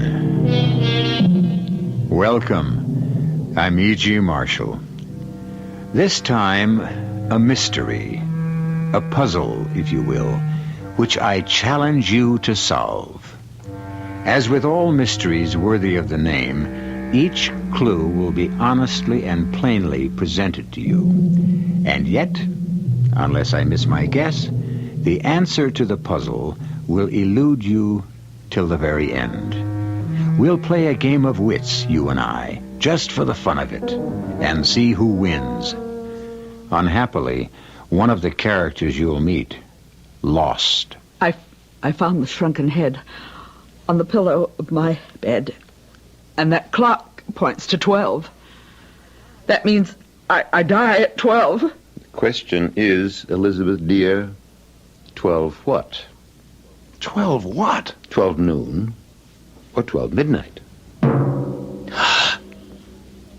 drum clock. 12 o'clock. Noon. Maybe you'll be dead on the stroke of 12, Elizabeth. And maybe you'll have to wait till midnight.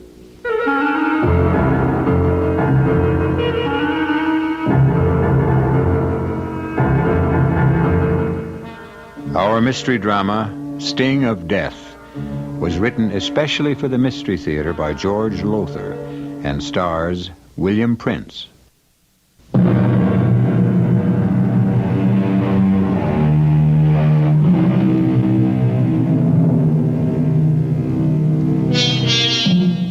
My first move is to describe the huge barn-like living room of the country home of Trevor Costain, explorer, adventurer, author.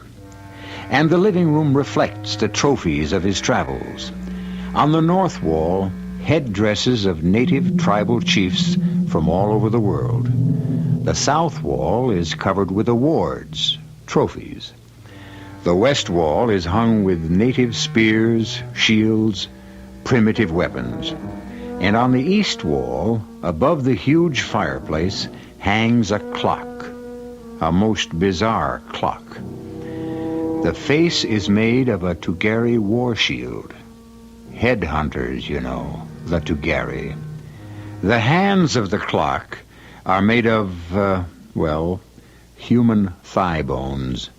And the hours, from 1 to 12, are marked by shrunken human heads. Well, don't look so horrified. I told you the Tugari were headhunters, and when I told you that, I gave you your first important clue. See what you can do with it.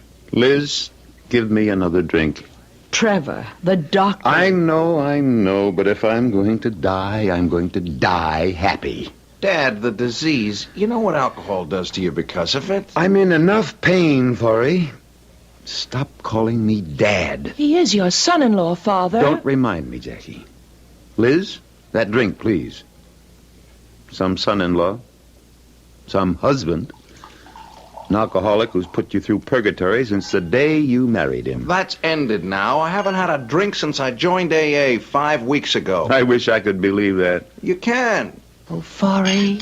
Here's your drink, Trevor. Thanks. Oh, Father, you're not going to smoke, too. Did I say I was going to smoke? Well, every time you pick up one of your pipes... Oh, don't worry, Jackie. Whatever disease hit me in Borneo years ago, just a whiff of tobacco sickens me. Give my right arm to be able to smoke these pipes again, but all I can do is polish them, clean them, puff on them, never light them. It's a terrible way to live. I'll be glad when I'm dead. Oh, don't say that, Trevor. You sound as if you'll be sorry when I'm gone, Liz. I will be. Why lie to me, Liz? Our marriage has been anything but a happy one. We put each other through the ringer the way our long-haired son-in-law put Jackie through one. Different kind of ringer, that's all. Oh, that's over now. Everything's over. For me.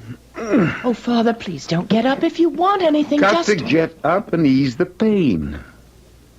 Just want to get those pipe cleaners on the mantel and... Oh, blast. You dropped your drink. All over me. I'll get the pipe cleaners. Oh, I can't do a thing for myself anymore. Not a thing. Jackie, what about the divorce? Well, I've given Forey... Here the pipe cleaners. I've given Forey another chance. It's a waste of time. You know that? It's probably hopeless, but in common decency, I can't let him down. He depends on me, Father. A weakling. He's a weakling. Well, some men are. Not Rod's champion. Oh, no. I told you that. Your drink. Thanks. Raj will be here tomorrow, Jackie. Going to spend a few days helping me straighten out my affairs. Why don't you and he try to get together? See if you can still hit it off? Father. He's the... What the devil? What? The clock. That headhunter clock over the fireplace. Look at it. That's strange. One of those awful shrunken heads is missing. The one that marked the hour of 7. Oh, Father, what happened to it? I don't know. I just noticed it was missing this minute. Look around. See if it's on the floor. Oh, if it is, I'd just as soon... Look around, I said. I can't. All right, dear. All right. Jackie, you look and see if... Well, that was Forey. Something's happened. Good heavens, what could have... I don't know. Look at this. Look at this. Look. The head off the clock. Oh. What are you doing with it? It was on the pillow of my bed. Your pillow? It was just lying there, smack in the middle of the pillow. Forey, this some kind of gag? Did you take it off the clock? Oh, why would I do a thing like that? I don't know. But then I don't know why you've done a lot of things you've done. Dad, I tell you, All right. We'll put it back on the clock. The hour of 7. Yeah, sure. Somebody's playing games. Somebody with a sick sense of humor. And I... Oh! Forey, what? Father! Catch him, he's falling. Oh, Forey! Get away, Jackie! Let me see. Is he... Dead? Yes. Drum clock in the hall. It's 7 o'clock. The shrunken head. The hour of 7. Pharaoh found it in his room, on his pillow. And now he's dead. What does it mean? What?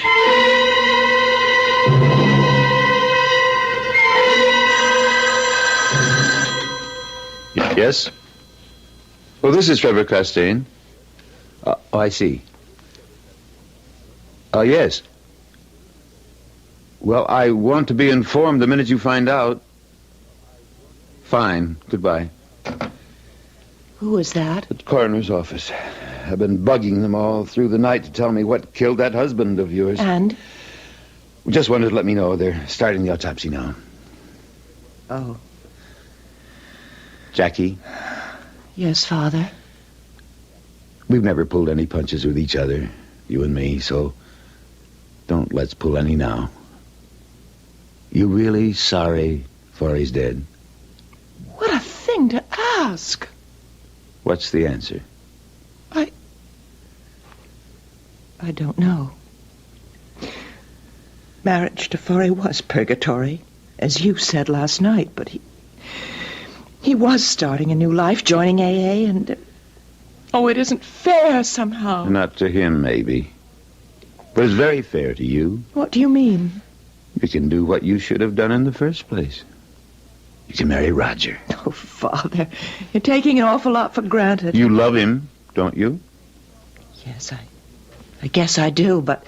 No buts about it. When Roger gets here...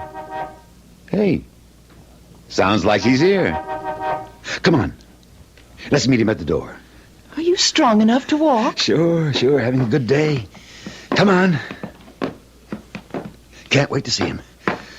Best safari manager I ever had. Never took any guff from me either. Didn't have to. He's a fine man, Jackie. Fine man. Hey, Trevor. Jackie. Good to see you. Rod, you old son of a gun. I can't tell you how good it is to... Who's this? Trevor. Jackie. Meet Virginia. My wife.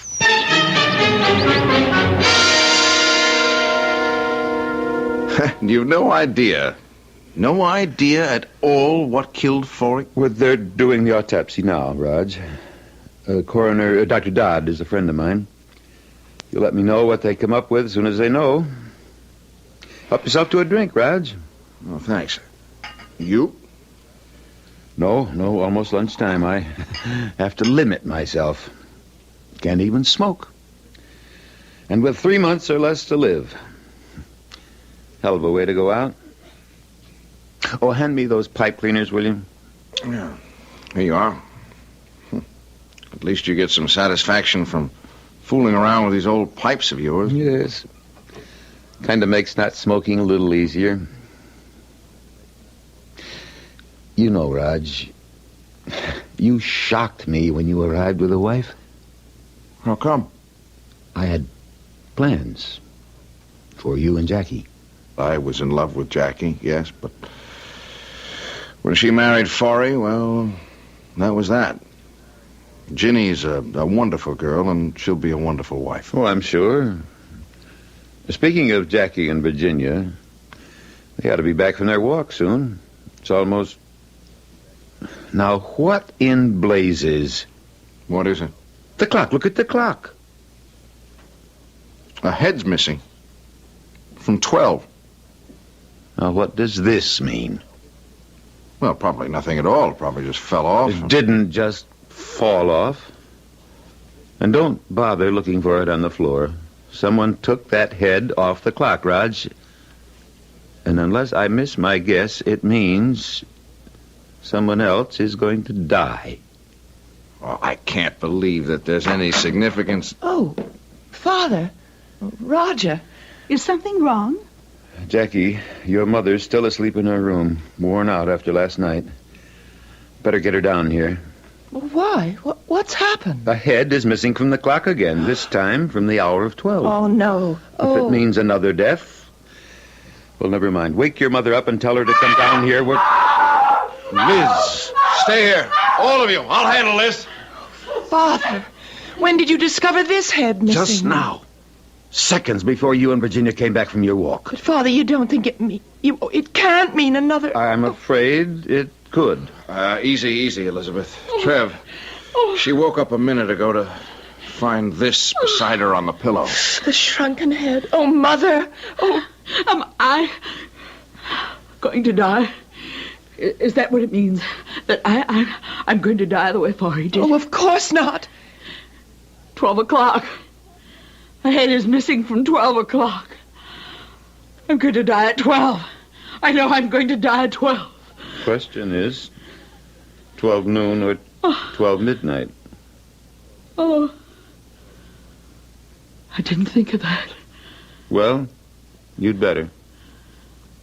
Oh, how can you be so callous? That head. That shrunken head. You put it on my pillow. What? It would be just like you to do something crazy like this. Because you're sick, Trevor. Mother, He is please. sick. I don't know how he killed Pharaoh. Before our eyes, yours and mine. Killed him. But he did. And he's going to do it again. This time to me. Take it easy, Elizabeth. When? When is he going to do it? That's the only question now. The only question that interests me. When, Trevor?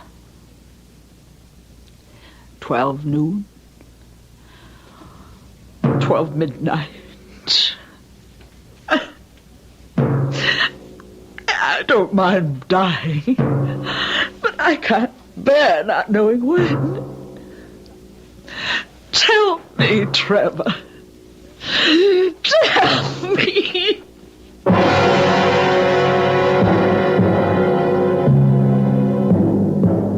A dramatic scene. And an intriguing one, don't you think? If I were you, I wouldn't at this moment be asking, was Pharaoh murdered? And will Elizabeth meet the same fate? But if Pharaoh was, and she does, how? I'll return in a minute for Act 2.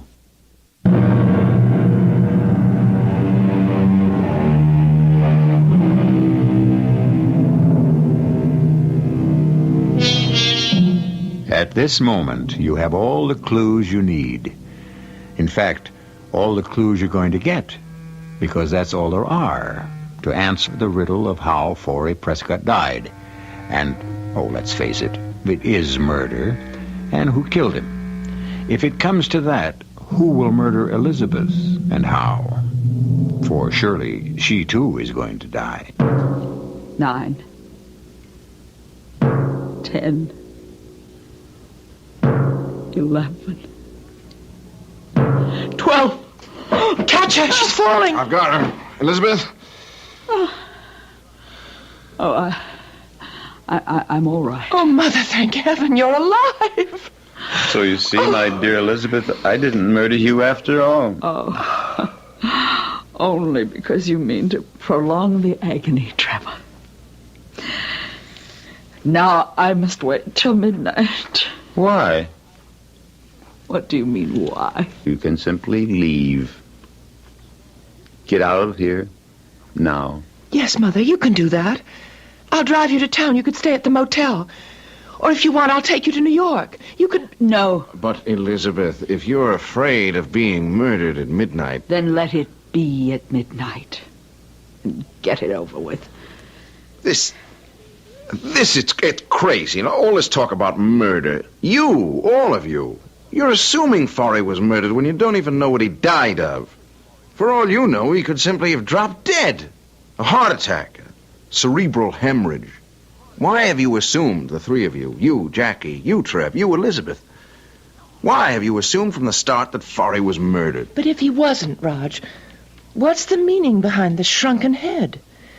We discovered the head was missing from the hour of 7 on that awful clock above the fireplace.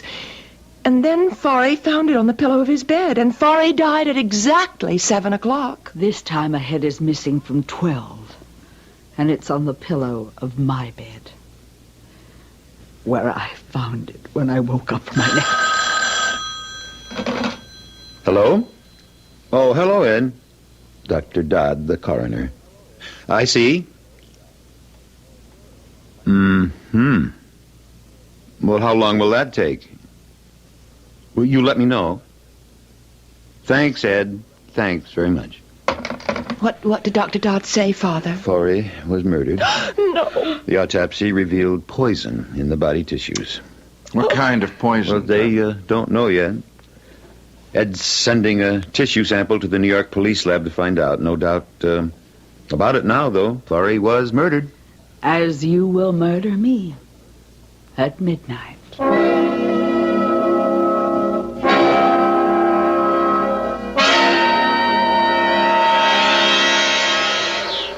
Darling, let's sit down a few minutes before we go back. Oh, Raj, I just had to get away from that awful atmosphere in that house. Look, sweetheart, I'll be more than happy to take you back to New York. And then come back by yourself? Oh, no. Oh, I'd be safe enough, I think. From whom? What? I'm not thinking of the murderer, sweetheart. I'm thinking of the danger you'd be in, and I'd be in from the very attractive and decidedly sexy Jacqueline.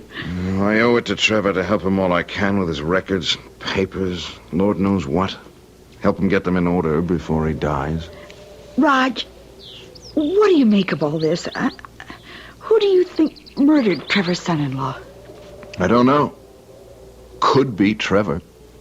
He hated Pharaoh, but then it could be Jackie. She hated him, too. What about Mrs. Costain? Elizabeth? I know what you mean. With that shrunken head on her pillow, she could have put it there. Yeah? A red herring, a blind. Something to throw the police off the scent when they get here. The police will come again, you think? Well, sure. I'd say all they're waiting for is a toxicology report on whatever poison killed Pharaoh, and that can come any minute, any hour. It's almost 5. I guess we've been gone at least a couple of hours. I guess we'd better think of getting back. Ginny, you sure now? You don't want me to take you back to New York? You're a brave little girl who deserves a kiss. I'm a scared little girl, but don't let that stop you. Don't tell me what to do, Jackie. If I want to change my will, I'll change it. In fact, my attorneys are changing it right now. Well, damn it, don't look at me as if I'd done some terrible thing to you. Or maybe you misunderstood me. No, I didn't misunderstand. You're cutting Mother off and leaving your fortune to me. Why? Plain enough. I want to be sure you're financially safe and secure. Oh, no, Father. There's more behind it than that. You know as well as I do Mother would take good care of me, share what she has with me. You don't know her like I know her. Oh, I know her better than you. I've spent my life with her. You've spent yours elsewhere. I'm an explorer, or I was. Oh, you could have spent more time with her. I don't tolerate fools easily. Well, we've got off the subject. What's your real reason for changing the will? All right. Let me tell you. You're still hoping I'll marry Roger Campion. You're hoping that if I'm an heiress, the money will help induce him to divorce Virginia and marry me. You said it, not me. Well, you think it. You must. I can't think of any other reason for changing your will. Oh, Father, Roger and I are through with each other. If only you hadn't married Pharaoh. Damn. Well, if you'd put a brake on your temper, you wouldn't break so many of those pipe stems. One of my best pipes, too. Well, I have to send it for repair. I wish I could repair the mess you've made of your life as easily. All right, I made a mess of my life, but that's over now. Pharaoh's dead, and that's over. And I mean to keep you from making another. Now, you listen to me. Roger's the man for you. He always has been. and why you didn't marry him years ago. You know why? I wanted a husband I could live with, be with. Not a wanderer like you. I saw what happened to Mother because of you. The emptiness, loneliness, and I made up my mind it would never happen to me. Pharaoh was no bargain, as it turned out, but he stayed at home.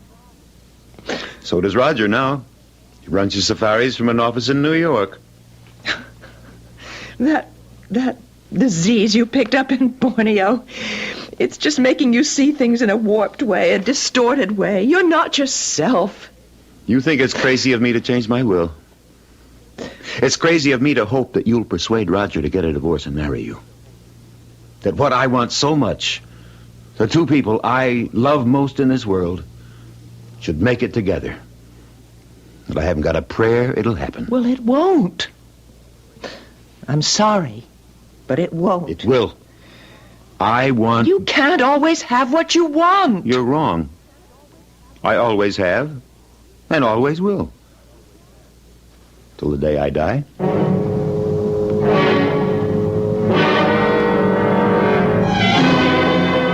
Midnight. It's nearly midnight. Jackie, where's your mother? I told you. She's locked herself in her room. And I told you I want her here in this living room at midnight. Go get her. She won't unlock the door. She feels safer locked in her room. If you won't go and get her, I will. Weak as I am, I'll go up there and break the door down. I want her here. Give it another try, Jackie. All right. And tell her I'll come up and break the door down. And you go get that piece of fluff you married. I want her here, too. That little piece of fluff I married is probably fast asleep. And Trev, I'm not waking her.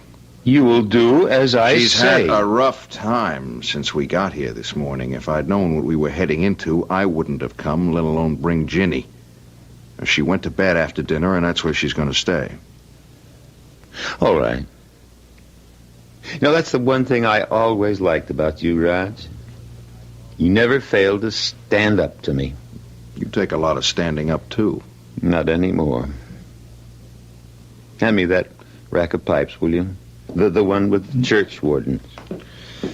Church wardens? Oh, the ones with the long stem. Yes. They're beautiful, Trev. They really are. Any practical reason for the extra long stems? Oh, sure, they cool and filter the smoke. Longer the stem, the better... Oh, you finally decided to join us. You decided, Trevor. Why are you so determined to have me here, in this room at midnight? Elizabeth, why were you so determined to stay in yours? To put it plainly, so you couldn't kill me. You've eaten no dinner? You've had nothing to drink all day? To cut down the chances of your poisoning me, the way you poisoned Pharaoh. I locked myself in my room to cut the chances down even further. But, well, here I am.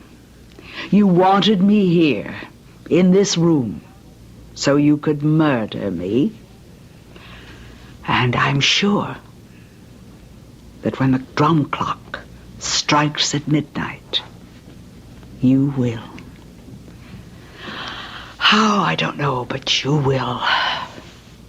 It's never occurred to you, I suppose, that I want you here so I can protect you. Protect me? Is that so hard to believe? Oh, very hard. In fact, impossible. Well, less than a minute now to midnight. Roger. Yes, Elizabeth? Goodbye. I want you to know that, like Trevor, I too have always been very fond of you. Respected you. Hoped you and Jackie would marry. But I also want you to know that you couldn't have done better when you married Virginia. She's a fine girl, Roger. Just the kind of wife you need. Goodbye, Roger. Elizabeth, you're sounding as if you were going to your execution. In a way, that's what it will be. Nonsense. You're not going to die. You're standing here in this room, as healthy a woman as I've ever seen. We've let Fari's death overshadow everything, warp our thinking, make us expect death. But look around you, Elizabeth. Where could you possibly find a more home-like scene? A scene that ought to reflect contentment rather than anything else. Contentment? I mean, look around. The fire blazing in the fireplace, Trev polishing his pipe, the friendly warmth of an old house where... Midnight. Jackie. Mother? Let me hold you. Mother, you're not going to die. You can't. I am, I know it. Elizabeth, this is nonsense. It's ridiculous. Trevor, I'm waiting. What do you mean, waiting? For you to kill me. Murder me. If I murder you, Elizabeth, it'll be the neatest trick of the week. I couldn't agree with you more. Oh, Mother. Oh, Mother! I tried to catch her, but... No. Jackie, stand back. Let me... She's dead. But how? How? One moment she was alive and the next... dead. Roger, what killed her? What killed Fari? What?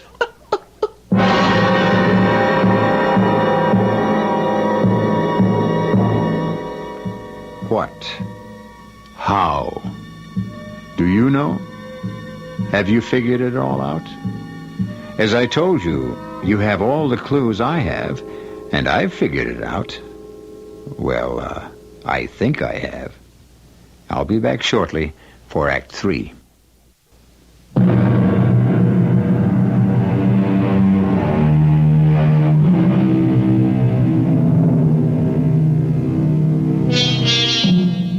Now Elizabeth Costain is dead, mysteriously struck down, instantly killed as her son-in-law Forrest Prescott was, only the day before.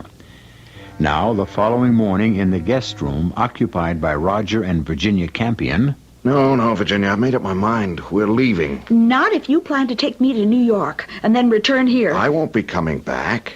I never expected anything like this when I agreed to help Trevor straighten out his affairs. Oh, but Roger, you're such old friends. I'm not so sure of that, Jenny. To be Trevor Costain's friend, you have to be friends on his terms.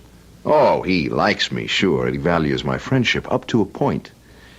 But that's because I always did the job he wanted done, and I never crossed him. He must have been a hard man to live with. He hasn't changed any, even with his death only a few weeks, months away. He's still demanding and getting what he wants. He's still riding roughshod over everyone in his path. I have got a strong suspicion that that's why Fari and Elizabeth were murdered. They got in Trevor's way. Then you really think... I'm almost sure of it. Now, there are only 4 of us left in this house now. There's you and me and Jackie and Trevor. Now, you and I certainly aren't murderers, and Jackie wouldn't kill a gnat if she could avoid it. No. It's got to be Trevor. What I can't figure out is how he killed them. What's that? Well, I thought all the police had left. Oh, it's the last car heading out of the driveway now. Come on, Ginny, let's get these bags packed. I want to be heading out of that driveway, too. And just as soon as possible.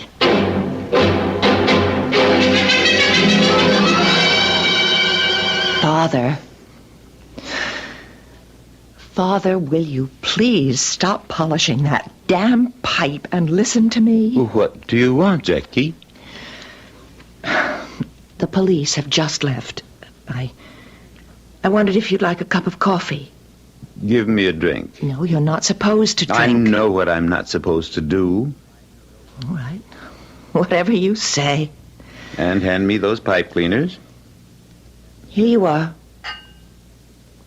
And here's your drink. Thanks. Good. I'll miss this fine old scotch when I'm gone. One consolation, though. Roger always enjoyed it, too. And it'll all be his when I've kicked the bucket. You You willed it to him? Your supply of scotch? No, of course not. I meant all of this will be his. I don't understand. You said you willed everything to me. Well, I did. Maybe I shouldn't have said this will all be Roger's. I should have said yours and Roger's. Naturally, after you're married. Married? Father, I told you yesterday I'm not marrying Roger. For one thing, I don't love him anymore, and he doesn't love me. And for another, he's happily married to Virginia. For as long as she lives. As long as she lives? As long as... Oh, come in, Raj. Come in. Trev, Jackie. Did you and Ginny get any sleep? Not much. Dozed an hour or so. How about some coffee? It's a good idea. And what would you like for breakfast? Just coffee. You'll be okay. And what about Ginny? Coffee will be enough for her, too. We want to get an early start back to New York. Back to New York? We haven't even started on my paper, my record. I know, Trev, but... But what? Trev, if I'd known what I was walking into when I came here, and known what I was walking Ginny into, I'd never have come. Oh, yes, you would. You never disobeyed me. Stood up to me, yes. But when the chips were down, you did what you were told. I was your second in command then, and that was years ago. Oh, not so many. 2, 3... But busy years, Trev. I've got my own business now, my own life to live, and to be plain, I don't take orders from anybody anymore. Why, you ungrateful... Now, just a minute, Trev. I was more than willing to come here and spend as much time as it took to straighten out your affairs. I felt I owed you that. The least you owed me, the least. Maybe. But what I don't owe you is putting my life, or Ginny's, on the line for you. You mean Pharaoh's death? Mother's? Yeah, and who's next? I've got a feeling that no one is safe in this house. A feeling or a suspicion? Same thing, Trev. Not exactly. Feeling there may be another death is one thing. Suspecting who might be behind the deaths is another. You suspect me, don't you? Yes, Trev, I do. Well, I guess the time has come to tell you that your suspicion is correct. 100% correct. You did kill. Oh, you suspected me too, but did it's you? Impossible. You hardly have strength enough left to stand on your feet, to walk a few steps. Wrong. Oh, I'm weak, all right, but not as weak as I pretended. See? Then you were able to take the shrunken heads from that clock. And put one on Forey's pillow? And the other on Elizabeth's? But even so, I still don't see how you killed them exactly on the hour. Forey at 7, Mother at midnight. How did you manage that, Trev? My little secret. Some sort of slow-acting poison? A poison that you were able to time to the minute? No, but, a small matter. All that matters to me now is that you and Roger marry. You're out of your head. Father. You're sick. Right now you're overly tired. You're exhausted. You're a little mixed up. Crazy. Say it. You said it yesterday. Say it again. Crazy. But sane or crazy, the two of you will do as I wish. Obey my final order. No way, Trev. I love Virginia. I'm married to Virginia. I'll stay married to Virginia. You can't very well stay married to a corpse, Raj. Now, what do you mean by that? Why, no more than what is stated in the marriage vows. Till death do us part. And death is going to do just that in a few short minutes. When I kill Virginia, as I kill Forey and Elizabeth. Trev, you've gone crazy. Ginny and I are getting out of here and fast. Don't move. What? I said don't move. Try, and I'll kill you where you stand. And be warned, Raj, I can do it. Jackie? Yes? Get Virginia. Bring her here. Father, Do as I order you. But Do you want him to die now, before your eyes? Jackie, no. I'd better do what he wants, or he will kill you, Raj. Get her in here, Jackie. No need. I'm here. Ginny. I heard every word he said. He will kill you, Raj. Unless you let him kill me. Let me kill you? He can't prevent me. What I mean is it's my death you want. Not his. I don't know how you do it. But go ahead. And do it. Kill me. Ginny, you're out of your mind. I love you, Raj. Too much to see you die. Answer that, Jackie. Hello? Yes, Dr. Dodd. It's for you, Father. You talk to him. I can't at the moment. Oh, if Father can't come to the phone, Dr. Dodd, could you give me... Oh, I see. Yeah. Yes, I'll tell him. Well? The poison that killed Forey. And Mother, too. I guess. The New York police identified it. Curare. Curare? So, that's how you did it. What is curare? It's a poison used by New Guinea headhunters to kill their victims, kill them instantly. How? With darts, thorns, dipped in the stuff and shot through blowguns. Yes, but how could Father... Oh, good Lord. Oh, Lord. The pipes. The pipes. You've sat there polishing and cleaning, blowing through the stems to clear them, you said. But blowing a poison dart through them when you wanted to. The stem of a pipe makes an excellent blowgun, especially the very long stem of a churchwarden like this one. And the thorn inside this stem, a thorn dipped in curare, kills instantly. Virginia? Yes. Doesn't hurt, Virginia. All you'll feel is a little sting when the thorn pricks the skin. Second later, you'll be dead. Roger?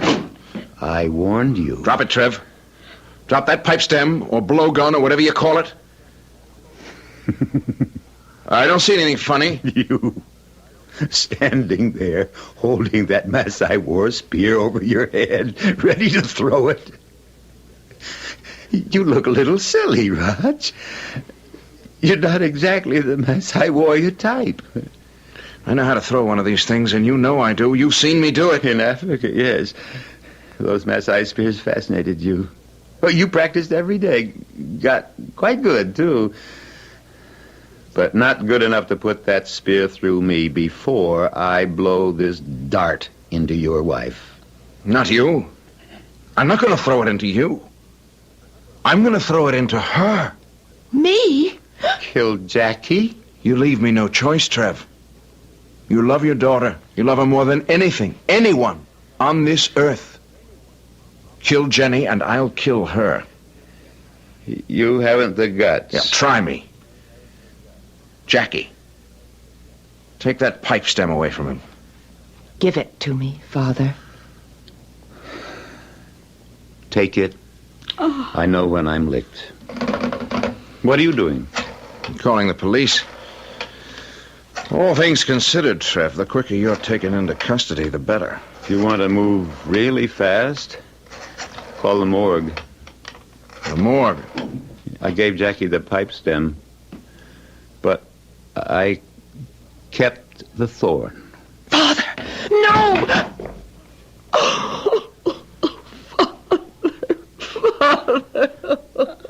Police headquarters. This is Roger Campion. I'm calling from the home of Trevor Costain. You better send someone out here. What? No, it's not another murder. Suicide.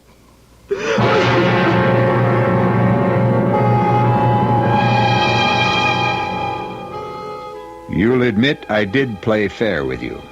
From the very beginning of this mystery, you had all the clues, all of them, including the shrunken heads, the New Guinea headhunters who you might have known use curare, and a clue that gave everything away. Trevor Costain's absorbing interest in his pipes. When E.G. Marshall plays fair, he plays fair. I'll be back shortly.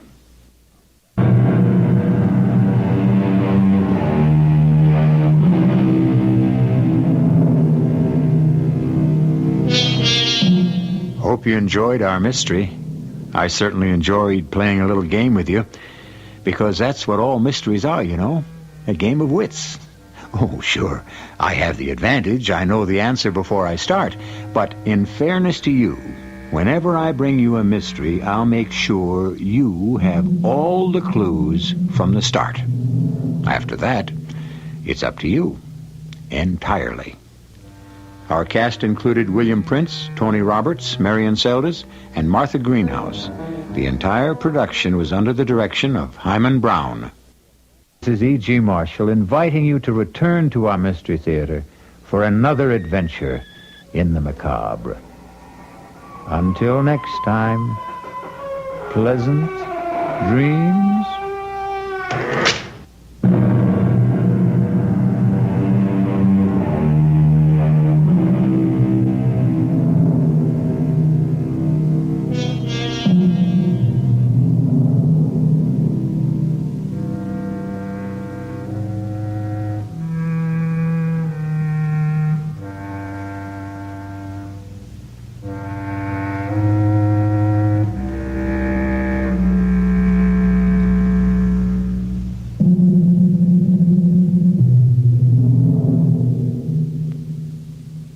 The CBS Radio Mystery Theater presents...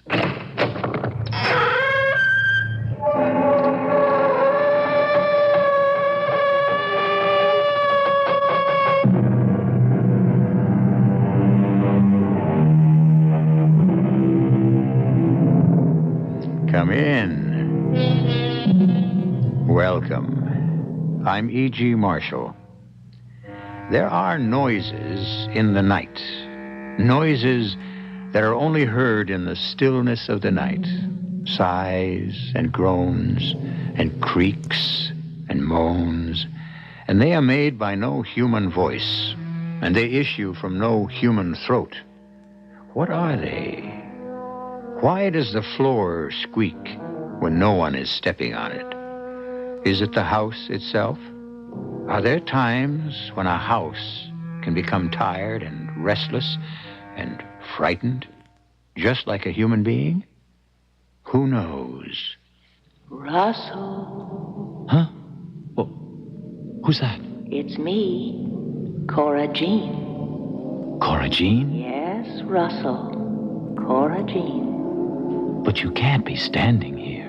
Why not? Because you're dead. I'm not dead. You are.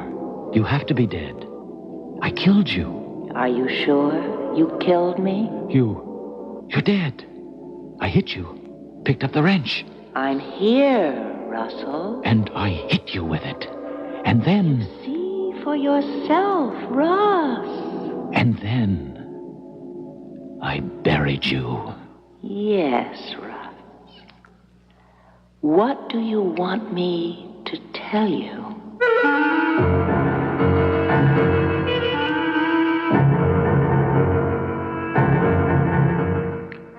Our mystery drama, How Quiet the Night, was written especially for the Mystery Theater by Sam Dan and stars William Redfield.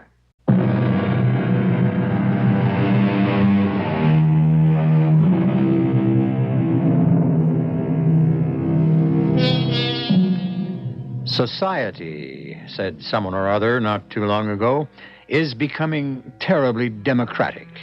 Why, some of the most vulgar people are in it. Yes, society has gone down in recent years. But if such things bother you, take heart. One place where society is still society, where breeding and position still matter, is in the home of Aeneas Malone, whose blood is of the most cerulean blue. And yet, Aeneas understands the implications of noblesse oblige. His daughter will marry Mr. Russell Porter, a young man of most humble origins. As a matter of fact, the party at the Malone mansion this evening is for the purpose of announcing the engagement. My friends, may I have your attention, please? Thank you. I have a most happy announcement. My daughter Sybil has informed me that she is in love with Mr. Russell Porter.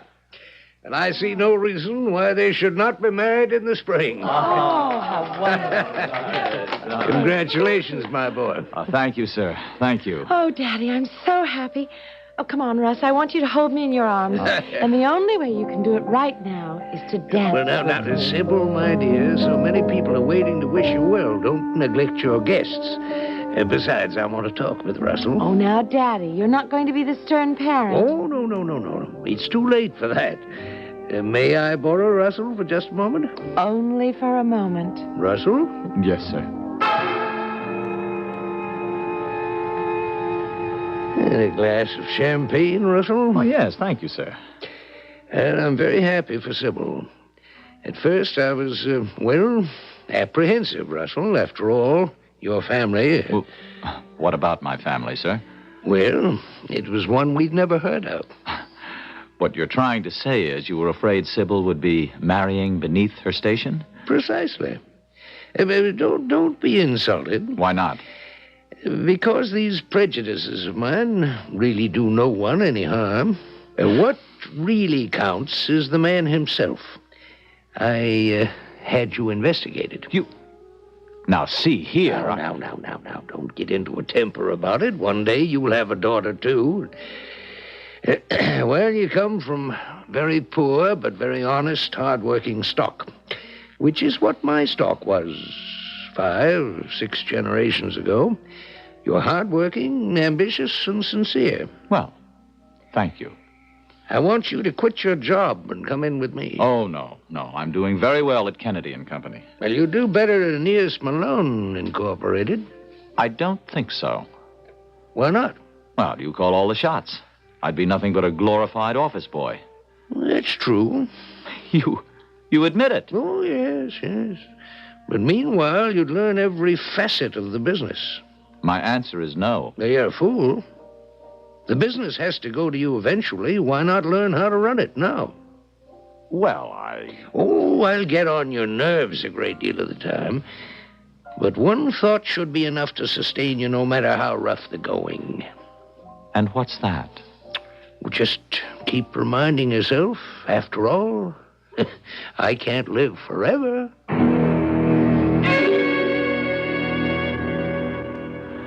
Well, they've all gone home. How alone at last. May I have this dance? What did Daddy have to say to you? He wants to take me into business. How wonderful. I guess I'll just have to outlast him. Oh, he's not really so bad, my darling. How bad would you say he is? Not bad at all. You see, he's obsolete. Why? Because he's a man of principle. Such people are rare these days. Yes, I suppose so. You're a man of principle, too.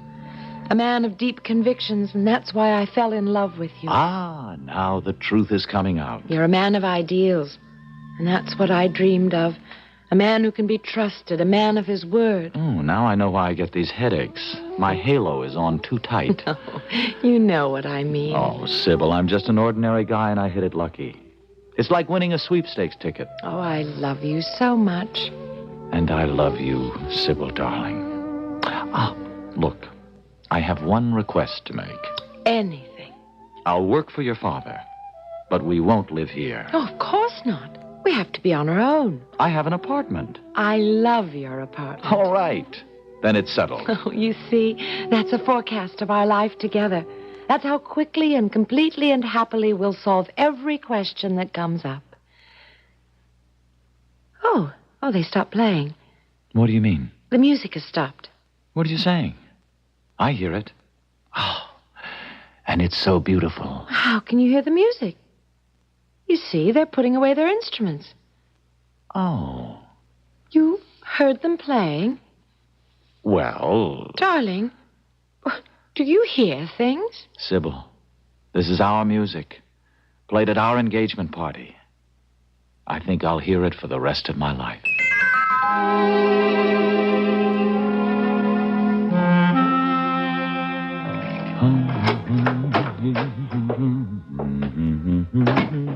Hello, Russell. Cora Jean. Yes, Cora Jean. What are you doing here? Didn't think I'd find you. Well, I... And that's why you went to New York. No. It's just that you were supposed to go to Chicago, remember? Well, I couldn't find a decent job in Chicago. Oh, then that's why you went to New York? Yes, sure. Why didn't you let me know? I intended to, but... It's been 4 months. Cora Jean... And now I see. You're engaged to marry someone. Well, Do you think I'm a fool? No. You took the money so you could go on ahead and find a job and get an apartment and send for me. And we'd be married. You never went to Chicago. You went straight to New York. You had a job all lined up, a fantastic job, and you never told me. Look, You were I'm here sorry. 3 weeks, and you ran into this society girl, and now you're set for life, aren't you? Cora Jean, I'm sorry. You've already said that. You better find something else. Well, it happens. You fall in love, you fall out of love. You don't control it. No? No. Why, you could have met someone, suddenly. Oh, tell me more. Well, what can I tell you? The truth. Well, you see the truth. I'm here. I'm here in New York. And why am I here? Because I hate Benton's Corners. I hate everything it stands for. I hate small towns and small town people and small town horizons and small town attitudes. Oh, right. I get the point. I had to get out of there. Out of there to a place where I could become somebody, realize my potential, and so I used you. I pretended to fall in love with you. Well, I didn't pretend to fall in love with you. I'm sorry. I played for keeps. I'm sorry. You say you're sorry. One more time, and I'll scream. All right, you asked for it. I needed money. Money so I could get out of there. Money so I could establish myself here. So you took mine. I'll pay it back, Cora Jean. I'll pay it back with interest. Oh, I see. And will that make us even? What do you want? Call me a cheat, a scoundrel? Whatever you call me is true, as far as you're concerned. Cora Jean, it's hard for me to say this, but it's over. It wasn't hard for you to say it. I thought it came out rather easily. I'll give you your money back. I don't want the money. What do you want? You. I just told you. I don't love you. It doesn't matter. I want you whether you love me or not. Oh, that's crazy. I'm also going to have a baby. What? You want me to repeat it? No, no, but that's impossible. No, it isn't. Well, Russell? Look, you can't have a baby. You should. No. I'll pay for it. No. You can't hold that baby as a sword over my head. It's your baby. I'll deny it. Oh, yes, I suppose you would. But everyone in Benton's Corners knew about you and me. You couldn't prove a thing in a court of law. Oh, God. It's funny. I could only think of this kind of talk as something that would take place in a nightmare. I pray that's what I'm having now. A nightmare. And maybe I can wake up and we'll be back home and that nothing has happened. Cora Jean, look. It's over. Now, I'm not happy about it. I'll pay whatever I'll have to. It's your baby. He'll need his father. How many times have I told you could never prove that in a court of law? Hello? Darling? Oh, is something the matter? Oh, no. I just, nothing. Oh, I called to see if you got home safely. Yes, I did. Just fine. Oh, I love you so Give her my much. regards. What was that? What was what? Oh, I could have sworn I heard somebody say something. Oh, darling, now you're the one who's hearing things. Tell me you love me. Oh, I do. Say it, Russell, darling, say it. I do. Go ahead and say it. It comes so easily to you. Did I hear a A voice? No, it must be the radio. Will I see you tomorrow? Well, why, sure. Are you sure that you're all right, my darling? I'm first rate. I'm first rate, Sybil. Just, I don't know, maybe a little tired. So am I. Well, you get your rest. Good night, my darling. Good night. Well, Russell, what are you going to do about me? I'll see that you have all the money you need. I told you I want you, Russell. But it's impossible. No, it isn't. You still haven't answered my question. Cora Jean. What are you going to do about me? What?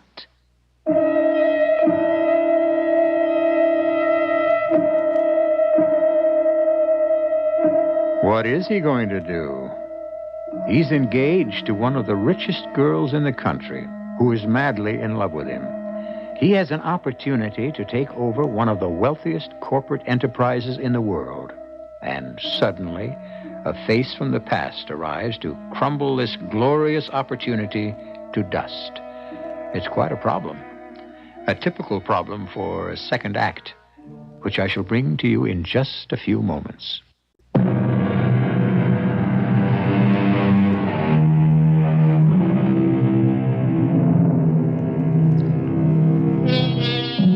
They say that only the truly ruthless can achieve real success. To win requires an intense single-mindedness, a complete dedication to one's own interest, and a willingness to move forward regardless of what the price might be to others. All his life, Russell Porter has yearned for success. And now that it is within his grasp, we're about to find out how badly he really wants it. What are you going to do about me, Russell? I'm offering you a practical way out. I'm being reasonable. Reasonable? Look, what happened between us happened. It never would have happened if I didn't believe you were in love with me. You lied to me. It wasn't a lie. I meant it. At the time, but time passes. 4 months? People can change in 4 seconds. You are going to marry me, Russ. I keep telling you, you can't prove it. And I keep telling you I don't have to prove it. If I take you to court, there'll be enough publicity, enough scandal. Oh, do you think Mr. Blue-Blooded Aeneas Malone is going to hold still for it? No, it doesn't matter. She'll stand by me. Sybil will. Oh, I don't know the old gent, but I've seen his picture. He'd cut her and you off without a cent. Well, you know that's true. And there goes the whole thing. You're only after her for her money. That's a lie. That's all you want from a woman. That's all you wanted from me. It's just that she has more. Okay, let's cut through it. Look, just settle for what you can get, and I'm going to be generous. After all, I do like you, Cora Jean. Oh, really? How do you behave towards people you hate? You can be a rich woman. You can raise the kid. Oh, don't use the word kid. All right. You could raise the child easily, without problems. You'd have servants. You could send him to the best schools. I'd see to it that he had the best opportunities. And as for you, you'd have money. You could move around, attract a terrific guy. You could get married to someone who would really love you. Oh, Cora Jean, the more I think about it, it's strange. I think it's all happened for the best. You are incredible. You mean you'd throw all this away? I want you. Okay.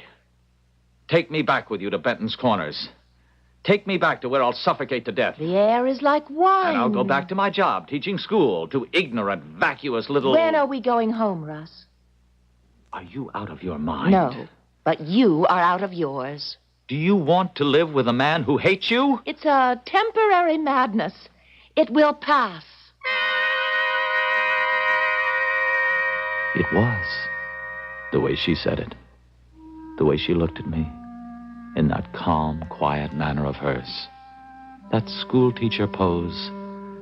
As if I were one of her unruly students. And I saw my whole life before me.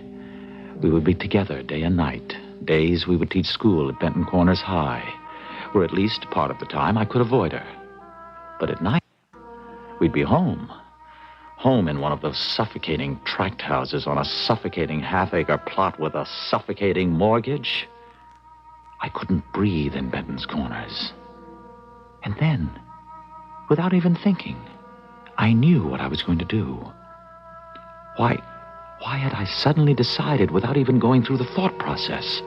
Why was the answer right in my mouth before my brain even had time to formulate the question? Let's go home, Cora Jean. What? Well, that's what you came here for, to convince me. All right, you convinced me. It's a temporary madness. Let's go. Get your coat. Now? This minute? Yes. We'll get in the car, drive all night, and be back in Benton's Corners by noon tomorrow. But don't you want to say goodbye to her? No. I know what it is to be left. Oh, Russell, I feel sorry for her. It can't be helped. But you can't just disappear. I'll write her a letter. Come on.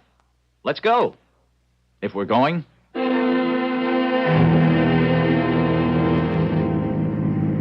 I heard the news on the radio about the engagement.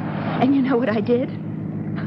I didn't say a word. No, not to anyone. I just packed an overnight bag and I walked to the bus stop and I got on and left. I don't think anyone even saw me go. Russ. Yes? You're not listening to a single word. I am. You'll be happy. I'm happy now. No, I mean really happy. Oh, Russ, you're really a small-town boy. It's what you want. That's right. It's what I want. And I love you. I love you, too. No, you don't, Russ. Not now. Right now you hate me. Right now you're like a little boy who's being punished. But in a while, you'll see I'm right. She kept on babbling, and I kept driving. I had no intention of going back to Benton's Corners. I had no desire to marry her. All I needed was a lonely, deserted stretch of road. I didn't even have to think it out. It was all in my head. It was in the books I'd read, the great classic books. An American Tragedy by Dreiser. The Red and the Black by Stendhal. I was one of their heroes. The young man whose path to success is being blocked by a woman he no longer loves and no longer wants. And there's only one thing he can do about it. Only one thing. Why are we stopping here, Russ? Oh, I'm worried about that knocking sound in the engine. I hope it's just a loose fan belt. This is really the middle of nowhere. Well, you might as well get out and stretch your legs. All right. It'll be hours before we come to a place where we can stop. Now, just let me get at that hood. Oh, the air is so pleasant. Ah, yes, just what I thought. The belt's loose. I think I've got a wrench in the back. So quiet, the night. So still the stars. So silent the world below. So... You say the rest of it, Russell. Go ahead. Russell! Oh!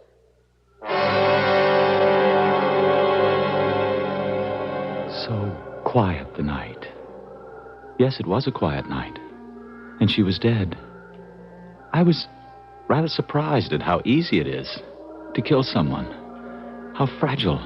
Just a few sharp blows and it's over. It was wild country. I dragged her body into the woods, dug the hole, and I buried her. And then, well, what else can I tell you? I went home. And when I got home, I began to worry. The whole thing had been done without thinking. Suppose someone had seen us. But no one had seen us. I knew everything was going to be all right. I just knew it.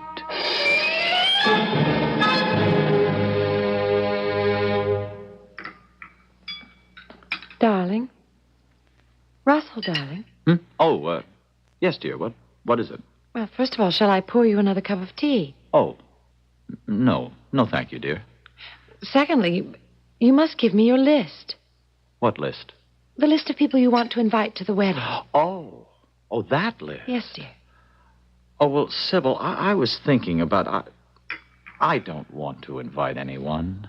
But this is your wedding, too. Well, darling, my folks are all dead. I have no real friends. I haven't been here long enough to make any. Oh, but surely back home... Oh, I had no real friends there either. It's one of the reasons I left. Well, there must be someone you like, someone who was kind. Well, yes, perhaps one or two. But you see, I'm sure they'd feel awkward, out of place. Russell, may I ask you something?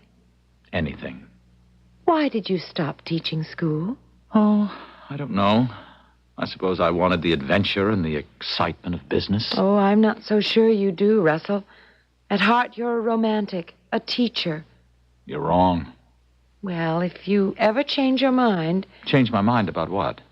Well, about being a stockbroker in Daddy's office. If you should ever want to go back to the classroom... Never. Well, even if you should want to go back to Benton's Corners... What are you saying? Whatever you want is all right with me. Darling, don't ever say another word about going back to the sticks. Oh, but life is so peaceful, so enriching there. So quiet the night, so still the stars, so silent the world below. No, wait. What are you saying? Oh, it's a poem. Where? Where did you... Oh, it's so sad. I was reading in the paper a girl was murdered. Oh. Murdered? Who? Oh, I don't even remember. Oh, it's such a terrible thing. Someone had killed her and buried her body in the woods, and some hunters... Oh, I don't even want to talk about it. What about the poem? Oh, well, I guess the reporter was looking for human interest. It turns out that the girl was a poet. Yes? Well, I mean, she taught school, but she was a poet. And they printed the poem. So quiet the night, so still the stars, so silent the world below. Dearest, I have to be going. Oh, so soon? I thought we'd play golf. I know, but I have things to clear up at the office. Well, see you tonight. Tonight and every night. All right. They found her body. Maybe I should have dug it deeper, but what's the difference? There was nothing that could tie her to me, no evidence, no proof.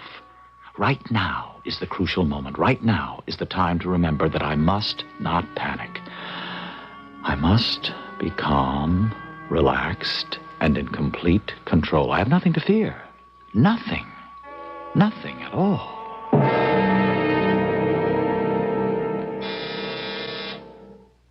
Just a moment. Evening, Russ. Maybury. Sheriff Maybury. Mind if I come in, Russ? Oh, well, sure. I mean, of course. Yes, of course, come in. Thanks. Sit down. Thanks. Well, how are you, Sheriff? Oh, about the same. Russell, Cora Buxton's been killed. Yeah, I know. I read about it in the paper. Oh, shame. She was a lovely girl. Oh, yes. Weren't you two, sort of engaged? Well, not really. It was just one of those things. Which things? Well, you know how it is. I was the only single male teacher in the high school. She was the only woman teacher who was single, and we both liked each other. We certainly got along, so people thought... Yeah, people sure did. Well, it's like, a situation seems logical, so you kind of take it for granted. I mean, so many people thought it would make sense for Cora Jean and me to get married that they honestly believed it was going to happen. And wasn't it? Oh, no. Wasn't there talk Cora Jean had given you her life savings to go to New York and get established and then send for her? I can't imagine the basis for any such talk. Well, the fact is she did withdraw all her money from the bank the day before you left town. Well, that doesn't mean she gave it to me. No, I guess it don't. Sheriff, what is it you want to see me about? I want to talk to you about Cora Jean's murder. Well, what would I know about it? Why, you know more about it than anybody else in the whole world, Russell. Why do you say that? Because you killed her.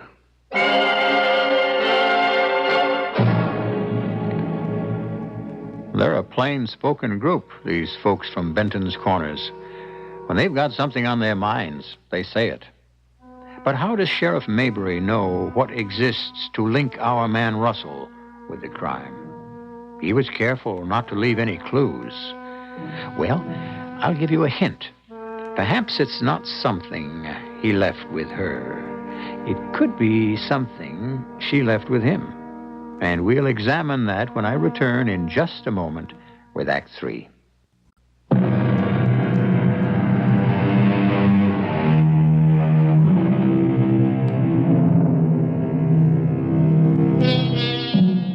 Life was so simple and yet so rewarding for young Russell Porter.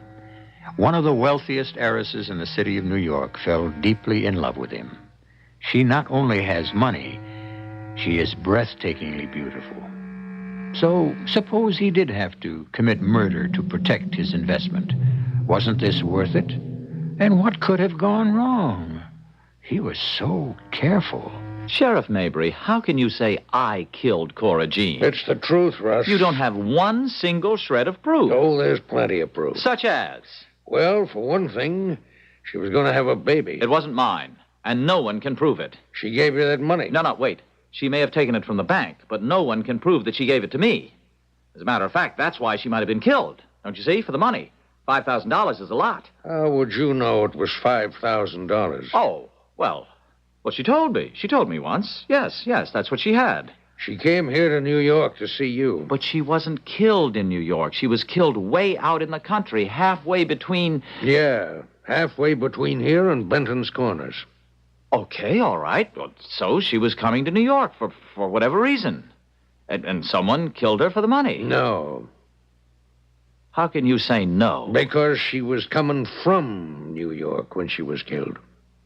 How can you hope to prove it? She was riding in a car with somebody. Okay. Then that's the somebody who killed her. She had already been to New York. She'd come here to see you. You said you'd take her home. You told her some kind of lie. You were bound back for Benton's Corners. And the reason I say that is her body was found on the north side of the road. That's the way you were headed. You wouldn't have killed her and then carried her across the highway to bury her. Where is your proof for all this, Sheriff? What kind of proof do I need? Facts, evidence, witnesses. Russell, you know you did it. Now it's up to you to do the manly thing and confess. Oh, you're crazy.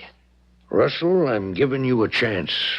A chance? A chance to know peace. You'll never have any as long as you live. You'll see her face. You'll hear her voice. Sheriff, I'm going to have to ask you to leave. You are not going to railroad me for a murder I never committed. Tell that to Cora Jean, Russ. Cora Jean is dead. You'll see her, Russ. Like I said, you'll see her and hear her. She was quite a girl, Russ.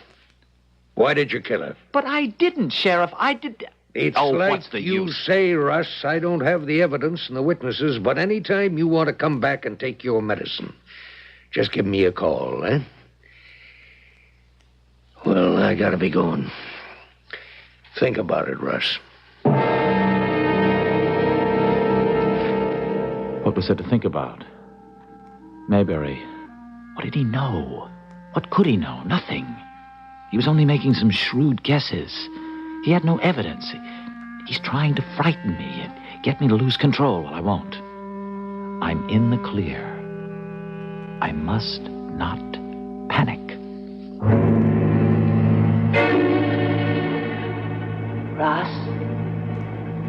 Russ? What is it, Cora Jean? After you went home last night, I wrote a poem. Would you like to hear it? Sure. So quiet the night, so still the stars, so silent the world below. Cora Jean. Cora Jean! Oh, it was a dream.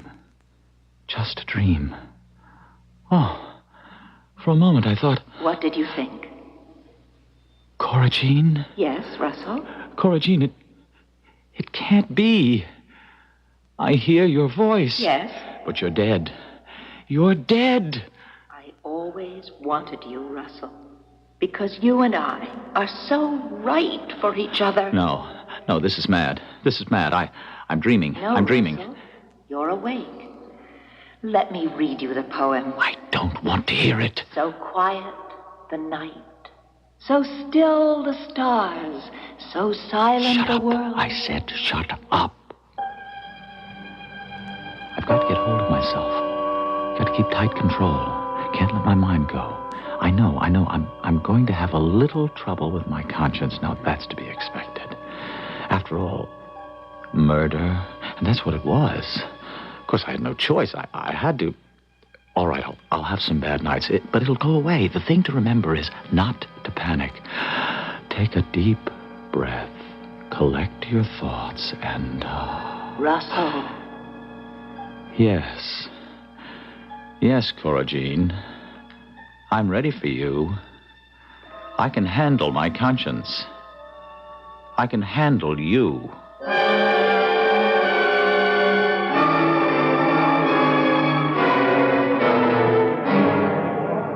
You children, excuse me, I have to mingle. Yes, Daddy. Oh, how he'll ever top this, I don't know. There have been benefit performances, but never one like this. Are you enjoying the show, darling? Oh, sure. Sure, of course. It's just that you seem so distracted. Do you think so? Maybe I'm distracted. By what? Oh, that poem just keeps running through my head. So quiet the night, so still the stars. Now, why should that poem... I think of that poor murdered girl. Darling, you can't let your mind dwell on morbid things. Oh, you're right. But why can't I forget it? Look, the intermission's almost over. Let's go inside. Let's enjoy the play. It's really funny. Really funny. Quiet the night, so still the stars.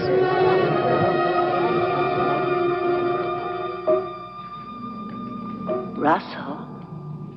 Yes? I wrote a new poem. Do you want to hear it? Of course, Cora Jean. I always want to hear you. No. This is the same dream. Why do you say it's a dream? Because... Because I'm dead? You're dead. Yes. You are dead. That doesn't matter. I don't have to be alive for you to hear me. I won't crack. I won't. Cora Jean, what do you want? I want you. Hello. Hello, Russ. Sheriff Mayberry, do you know what time it is? Just about midnight. I wanted to tell you I'm heading back home and wondered if you wanted to come with me. Now, Sheriff, Look, whatever you're doing, it isn't going to work. What is it you think I'm doing? You're trying to destroy my mind. No, Russ. I'm trying to appeal to your better nature. That's all. All right. Whoever you are, whatever you are, regardless of what this is all about, I'm wise to it. I won't crack. I won't break down. And soon, all of this, whatever it is, will be gone. So quiet the night, so still the stars, so silent. Go ahead. It's all in my imagination. Go ahead.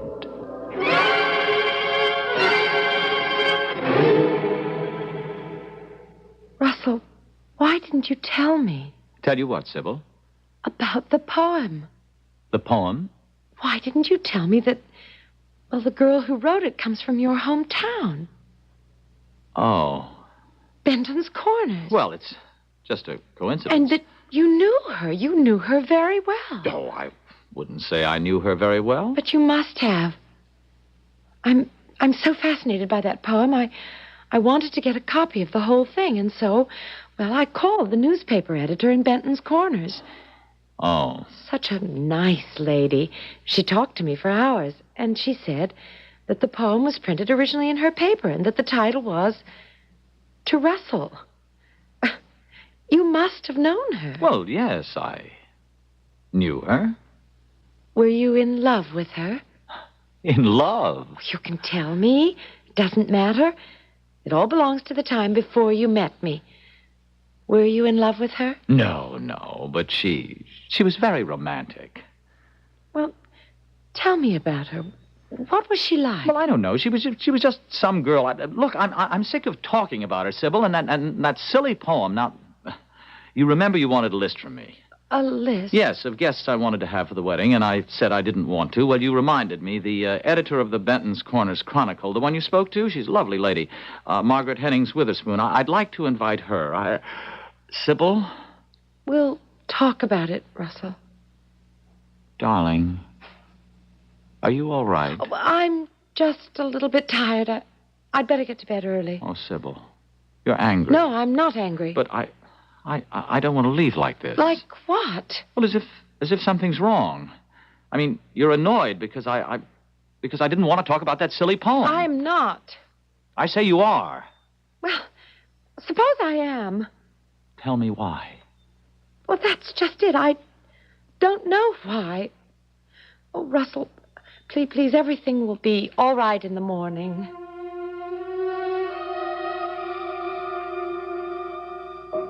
I could have kicked myself. It was that poem, that stupid bit of doggerel. How quiet the night, how still the stars, how silent the world below, how mute the breeze, how calm the trees. Cora Jean. Why are you always so alarmed, so surprised to see me, Russell? I don't believe it. I don't believe you're here. You must believe it. I'm all you've got now. Say what you like. I won't lose my grip. Your grip? On what? Reality. What's reality? Reality is a girl named Sybil Malone. Forget she has $100 million. She's a girl of many moods. And she doesn't love you anymore. That's a lie. You mean it doesn't happen? Your own words, Russell. You fall in love, you fall out of love. You don't control it. She is all gossamer. And when you shouted, I'm sick of that silly poem, you broke the spell. That's not true. Oh, Russell, it's over. In your heart, you know it's over. You killed me for nothing. No, I didn't kill you. You see, you're still alive. You killed me, Russell. I killed you, but you're not dead enough. I buried you, but not deep enough. I'm dead, Russell. Dead. No, you're alive. Still alive. Hi, Russ. Sheriff. Yes. You're just the man I want to see. You mean you want to come back with me? I don't have to. You see, I didn't kill her. Russ. No, listen. You see, I'll admit it. I wanted to kill her. I drove her out to the spot, but I didn't hit her hard enough. She's still alive. Come on. I'll show you. Sure, Russell, sure. I'll get that for you. Yes, thank you. Hello. Oh, I wanted to speak to Russell. Who are you? An old friend, ma'am. Just a minute. Russ? Hello, ma'am. I guess he can't talk right now. Can I take a message? Well, just tell him that I was acting silly and that we should never part with a quarrel and that I love him very much and... I'll tell him myself tomorrow. Goodbye. Goodbye, ma'am. Russ, that was... So quiet the night. It's Cora Jean. She's talking to us, reciting her poem. So still the stars. The poem she wrote for me. Don't you hear? Sure. I hear. How silent the world below.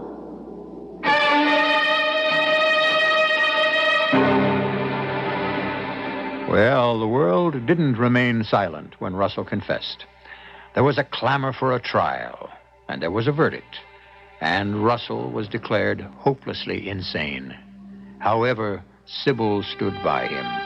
She visits him every day and recites poetry, most of it from an anthology of the poems of Cora Jean Buxton, who, as it turns out, has become quite famous in death. I'll be back shortly.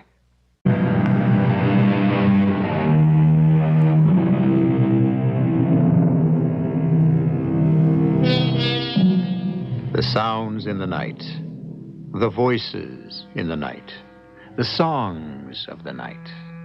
How can we hear, how can we see what isn't there? Well, It's a question that deserves to be raised, but it certainly should not be dismissed as the imaginings of the neurotic or the demented. After all, if you see what eludes me, who is to say which of us has the firmer grip on reality? Our cast included William Redfield, Patricia Elliott, Marion Seldes, and Court Benson. The entire production was under the direction of Hyman Brown. And now, a preview of our next tale. What about the dame? What dame? You said there was a dame in the store. That's right, there was. I didn't spot her at first, but since she seen the whole thing, I had to take care of her, too. And you did? I told you she's dead. Well, that's what I told the boss last night. So this morning he wants to know, why don't it say nothing about her in the paper? What do you mean? It's got to say. Hand me that. Yeah, go ahead, pal. Where does it say one word about the dame? But I got her. I know I got her. Then why wasn't it reported? They can't keep a thing like this out of the press. You missed her. That's what you did. You missed her clean. No, I wasn't 10 feet away from her, and I don't miss. I could even hear her go, ugh, when them first bullets hit her. She's dead, I tell you, Chappie. She's dead. Okay, Mule. Just answer me one question. Where's the body? Until next time, pleasant dreams.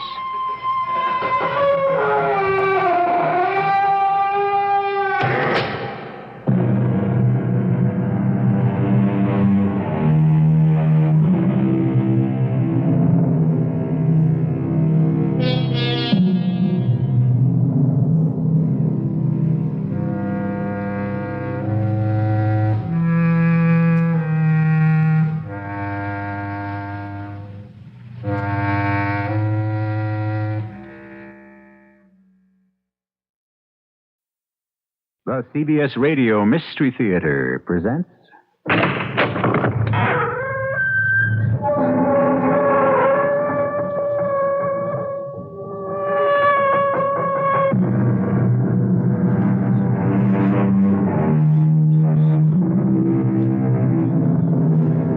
in. Welcome. I'm E.G. Marshall, moderator of these meanderings through the mysterious and the macabre. We say revenge is sweet, but the accurate quote is, sweet is revenge. And the full quote is, sweet is revenge, especially to women. And it was written by Lord Byron, who certainly was in a position to know.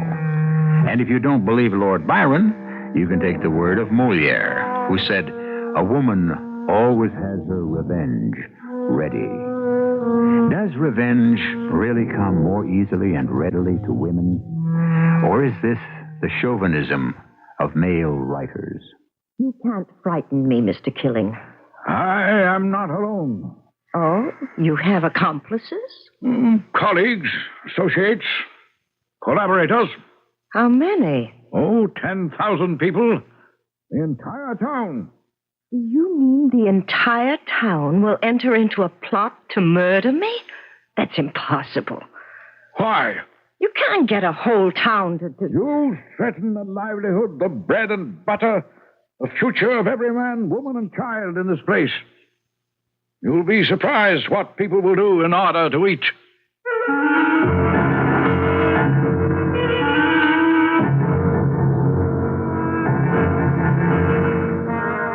Our mystery drama, Killing Valley, was written especially for the Mystery Theater by Sam Dan and stars Kim Hunter. It is sponsored in part by Luden's Medicated Cough Drops and Buick Motor Division. I'll be back shortly with Act One.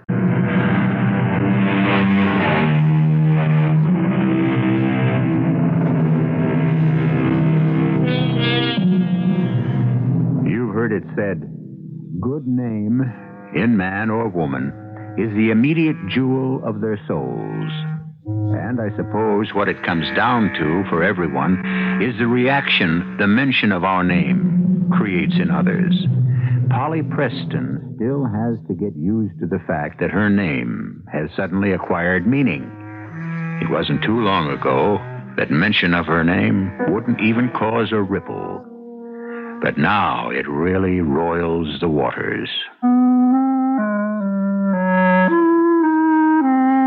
At the 37th floor, I stepped off the elevator. The stunningly beautiful, immaculately groomed blonde secretary, with the mandatory English accent, put honey and heather into her voice as she said to me, "Oh, how do you do, Miss Preston? You look marvelous. The book, I understand, is doing fabulously. You're to go right in. Mr. Cantwell is expecting you." What a difference 6 months in a bestseller can make. Hey, hello, Polly. Am I late? Just fashionably. Now, about the advance on your new book. Herb, you'll have to discuss that with my agent. Little Polly Preston, 6 months ago I had to advance you money for your room rent. And now you're having a headache with your taxes. A most delightful headache. Have you thought about your next book? Any ideas? Well, I should have a first draft in 3 weeks. You'll have another bestseller. Ah, what's it about? Ever hear of a town called Killing Valley? No. I was born and raised there. Oh, a book on life in a small town, huh? Yes, and it's already written. Everything's in my head. But it's been 10 years since I've seen the place. I'll go back there for a few days. I want to get the feel of it again. You know, if I were you, I'd go back there for at least a month. Never. I couldn't stand the place that long. Why, don't you like it? I despise it. I detest what it stands for and everyone in it. All those corrupt, vicious people. Oh, I see. It's going to be that kind of a book. You know, I'm afraid it won't be very good. Oh, you don't have to publish. Polly, you wrote Month of Sundays. It had humor and art and understanding. That's your style. I dashed that off as an exercise to see if I really was ready to write. I am. Look, do something for me. Send out a publicity release. Say that Polly Preston's new book is to be an expose of a small town very much like the one she grew up in.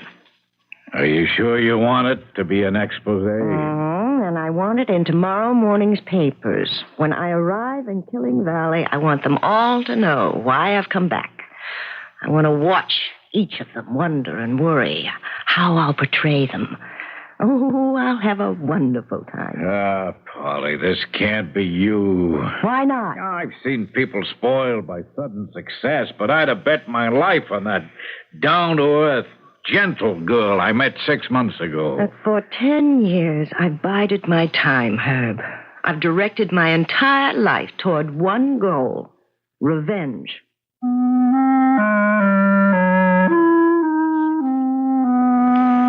Killing Valley. Named after its first settler back in 1823, Josiah Killing.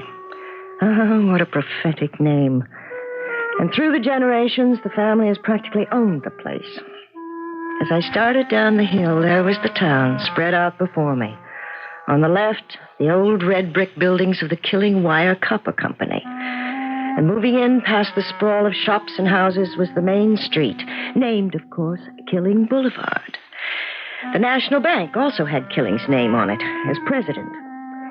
He was the latest Killing, Josiah IV. It was like a dynasty.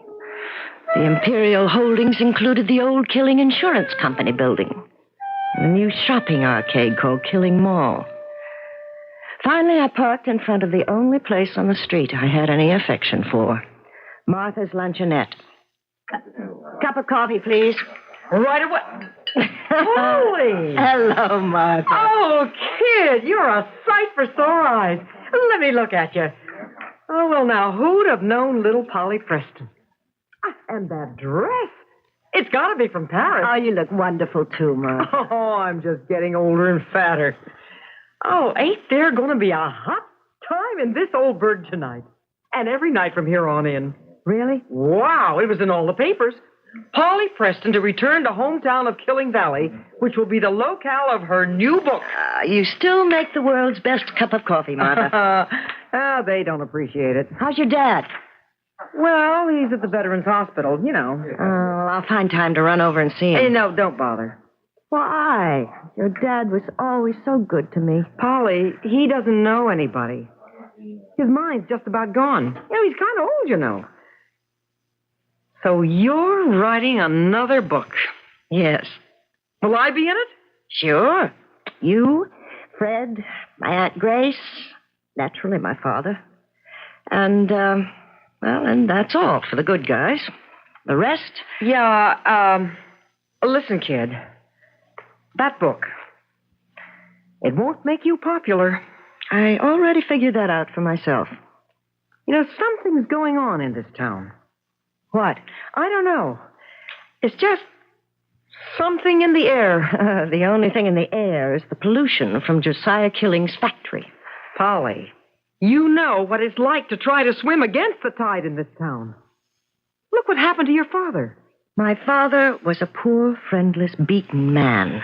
I'm somebody, Martha. I can't be pushed around by the likes of Josiah Killing or anyone else. Oh, I still say it could be dangerous. You mean someone would try to do me harm? I mean that book of yours. I would say some people would do anything to stop you from writing it.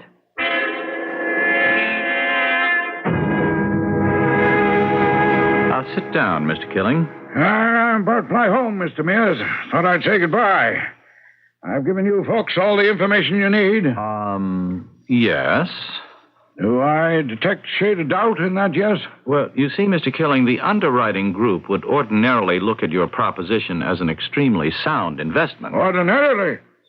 I thought that was all settled yesterday. Well, what? Are you saying people have changed their minds? If so, sir, I'm entitled to an explanation. Well, I think we may be entitled to an explanation.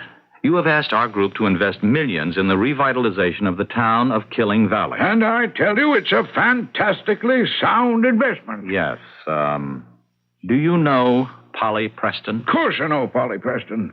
Knew a father and a mother. Well, Miss Preston is a very successful novelist, and there have been reports she intends to write a book about Killing Valley. Well, now, what does that have to do with... An exposé.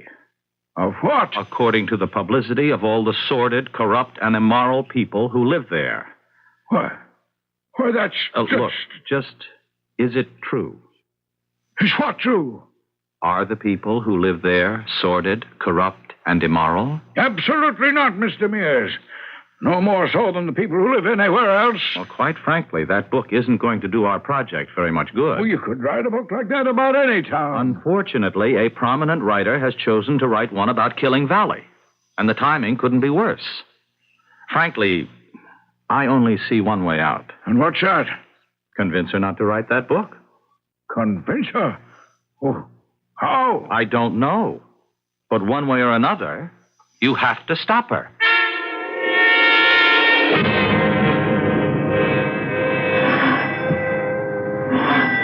Just a minute.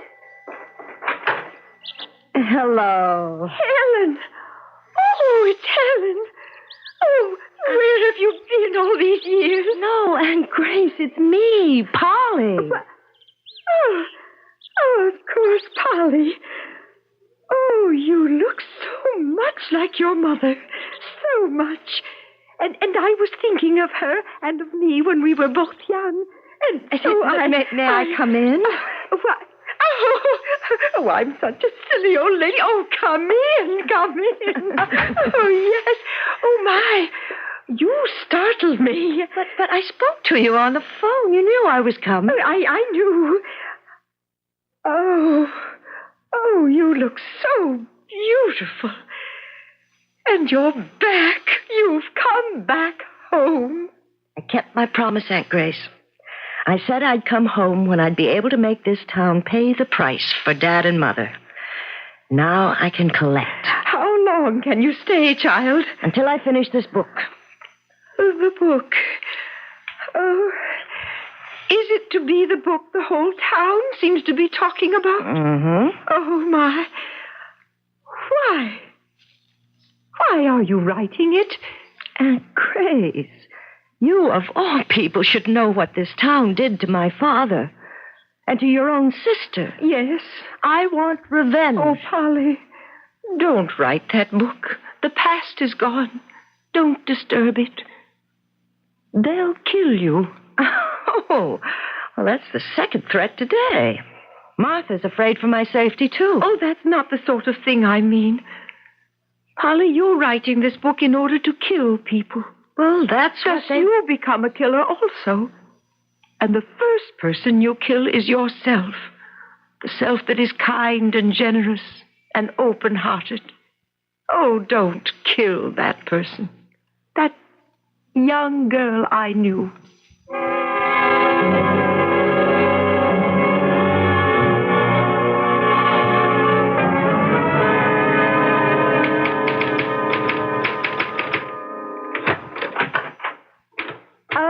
Polly, how about supper? Supper? Oh, Aunt Grace, don't tell me it's that time already. Well, your favorite stew is in the oven. And here are your first 20 pages.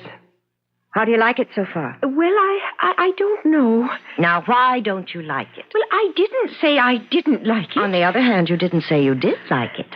And Josiah Killing is a selfish, arrogant man. That's putting it mildly. And everyone in town is afraid of him. They have to be. He doles out their daily bread. Could you expect folks to side with your father against him? Josiah framed my dad. My father was not a thief. Well, the jury was guided by the evidence. The jury constantly kept one eye on Josiah Killing. I'll answer it, Aunt Grace. Hello? Hello? Get out of town. Who is this? Get out of Killing Valley. Who are you? Polly, what's wrong? You write that book, and you're dead. Hello? Hello?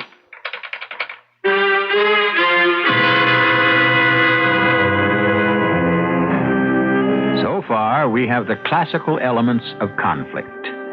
We have a writer who wants to write about certain people, and we have certain people who don't want to have themselves written about. If each side is determined to have its way, then things must move to a crisis, which must occur in Act 2, which I shall deliver in just a few moments.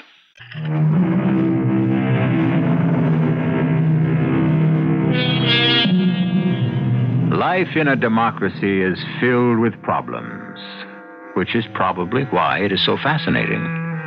A writer should be free to write as he, or in this case, she, pleases. On the other hand, aren't the subjects of a writer's story entitled to their privacy? It's all a matter of highly sensitive and delicate adjustments.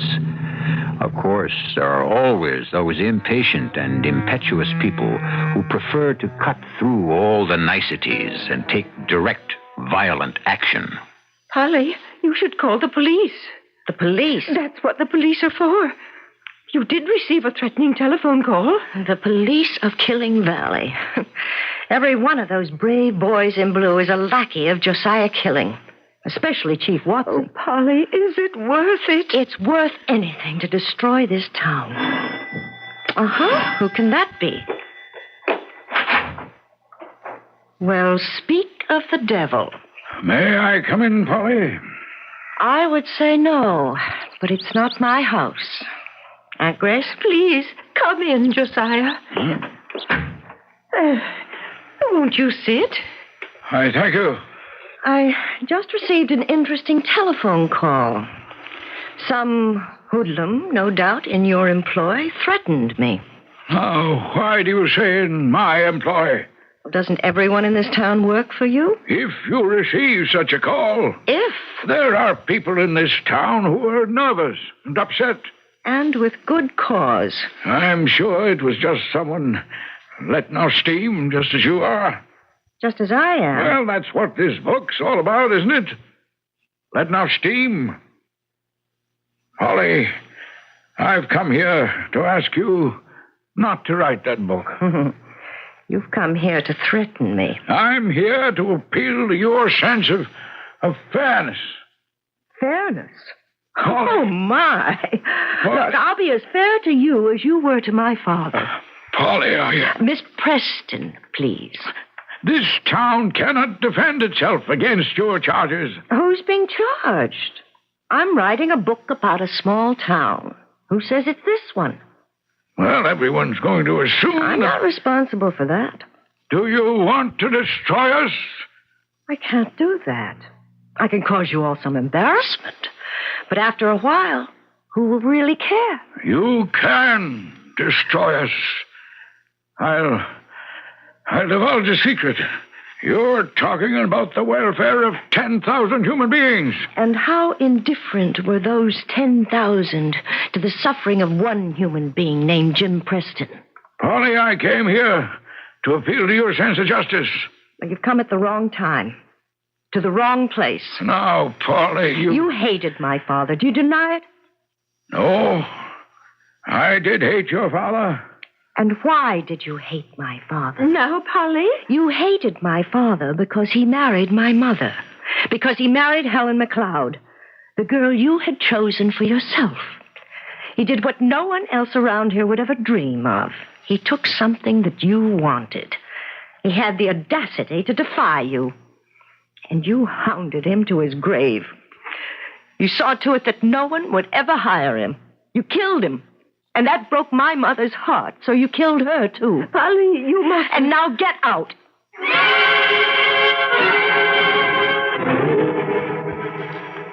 Well, how's it coming? Well, just great. By the way, Polly, I'm financially grateful to you. Why? Everybody knows you and I are old chums. Well, if I have a true friend in this world, it's you. You stood by me when no one else did. Oh, it was nothing. I didn't have any friends. Nobody wanted their kids to play with that Preston girl. After all, wasn't my father a bum?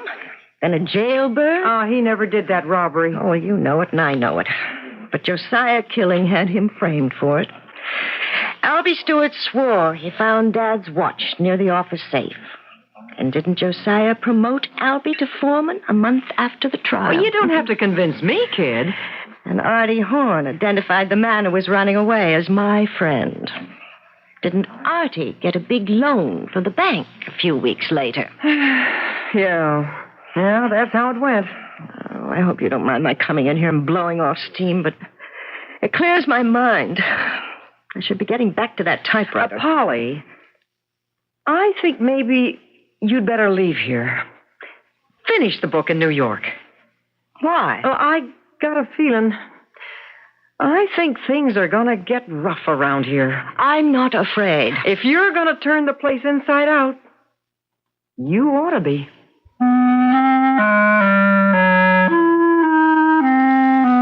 As I walked home, I kept thinking about what Martha had said. Why not finish the book in New York? Why was I staying? What was keeping me here? What was I enjoying it? After all, I didn't have to stay here longer. As a writer, there was nothing more I could get from the town itself. I heard the car before I saw it. It was bearing down on me. Surely I'd be killed for what seemed an eternity, but it must only have been a fraction of a second. I was frozen. And then, as I was about to be overwhelmed by a screaming mass of metal, somehow I managed to hurl myself out of the way. I fell against the curb. I felt a stab of pain, but I knew it was from the fall. I wasn't hit. I knew I'd be all right. I also knew that attempt had been deliberate.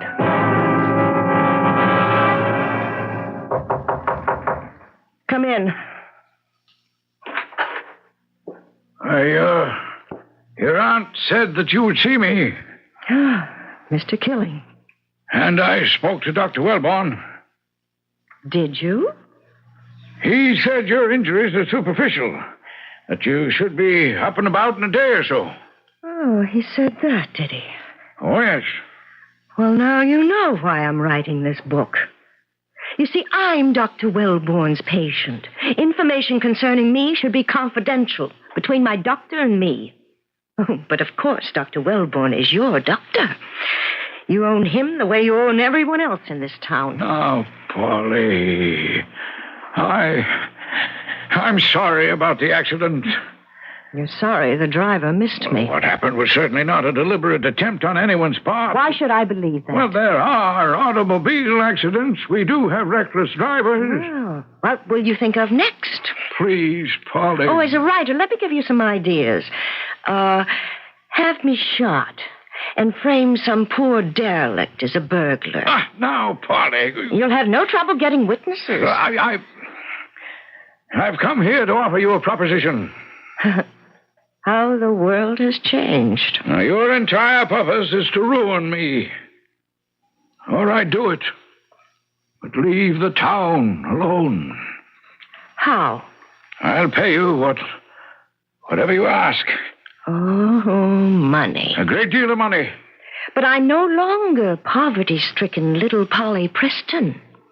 And I'll make a fortune on this book. You name the figure you think you'll make, and I'll double it. But I'm not writing this book for money. Listen to me.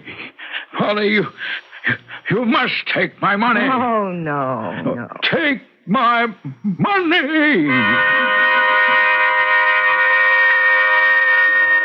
The way he said money, the way the words seemed to explode on his lips.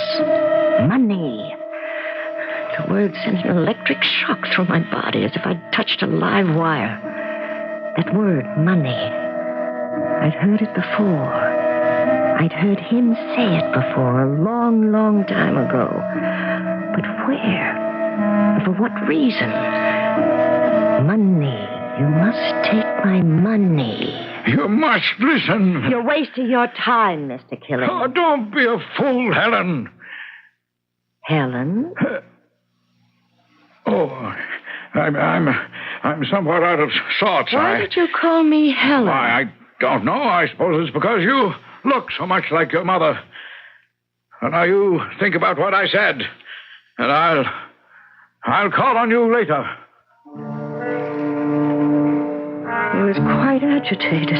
He walked quickly out of the room. I was feeling agitated myself. Where had I heard him say that word money before? And why had he called me Helen? What did Josiah say to you? He offered me money. I knew he would. You knew? Oh, yes. That's why I let him see you. What? You must take his money, Helen. You can't be proud. Why do you call me? You were wrong, my dear, wrong. And now, Helen, I'm not. Jim will never work again. And Grace, there are times when suddenly you disappear. Disappear? Oh, I can't account for it. I look at you and suddenly you're Helen. And I'm reminded of something. Why were you telling Helen to take money from Josiah Killing? Was I doing that? Yes, you were. Helen was lying in bed, just as I'm lying in bed. Oh, yes. That might make me think of Helen. Well, why were you telling her to take money from Josiah? I don't remember. But I remember. I was a very little girl, and I remember how he said, money. I can't think of any reason why Josiah should have offered your mother money. Are you sure? Please. Please, Polly. Believe me.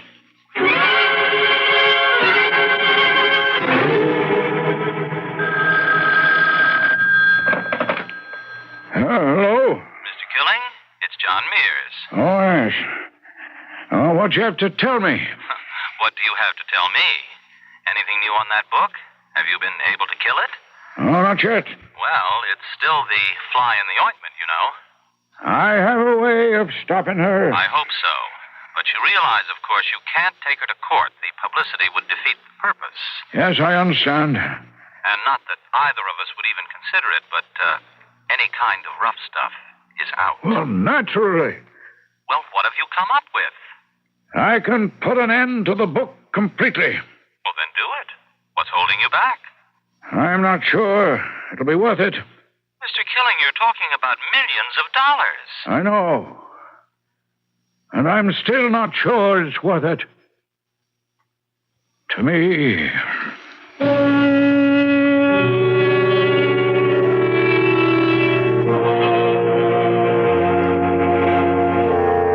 Balzac Jack had a word of advice for all writers and speakers. He said, keep your words to yourself, because they belong to you, and not to other folk, who will only twist them to serve their own purposes. Here we thought all along that Josiah Killing would do anything to stop Polly Preston from writing that book. And now we find out the sky is not the limit. The limit will be clearly defined when I shall return with Act 3.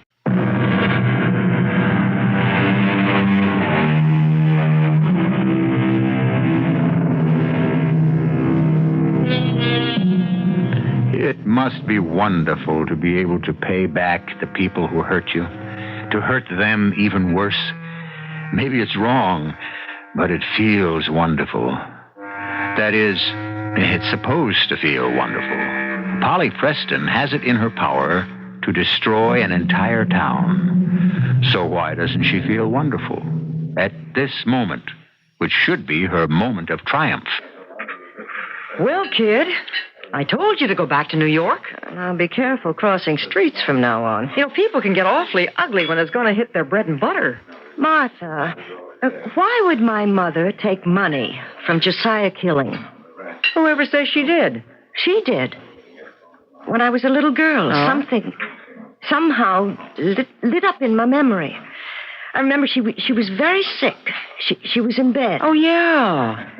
Yeah, she was real sick when you were no more than 5 or 6 years old. And I remember Aunt Grace was there, and Josiah Killing. Well, now, what would he be doing in your mother's room? I don't know. Well, did you ask Aunt Grace?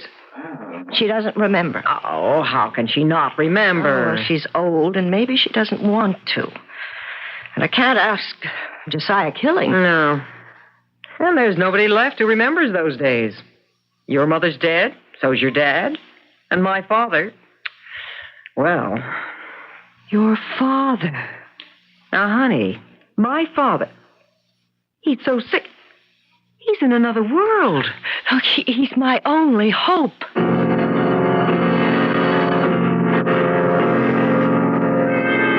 Ah, sure. You're Jimmy's little girl, yeah? I remember you. Your name is Helen. Oh, and my mother's name is Helen. Oh, sure, Helen. I know Helen. Helen McLeod. How is your mother? She's... Oh, you know, Jimmy's supposed to come to see me today. We got a veterans meeting. Jimmy and I, we're going to go to the convention in Washington. Mr. Doyle. Oh, no, not Mr. Doyle. Uncle Jack. Uncle Jack. Did Mr. Killing ever give my mother any money? Oh, sure. Lots of money. Now, what can be keeping your old man? When did Josiah Killing give my mother money? Always, all the time. You know, if your old man keeps me waiting much longer... Why did he give my mother money? I'll go without him. That's what I'll do. Why did he give my mother money? Oh, why, poor Jimmy. He never had any money to give your mother. I don't mean my dad. I mean Mr. Killing. You see, Jimmy meant well, but if he ever got his hands on $1... he'd spent it on the booze. I'm not talking about... And I helped him. The good Lord forgive me. Tell me about my mother and Josiah Killing. Your mother. She was the prettiest girl in town.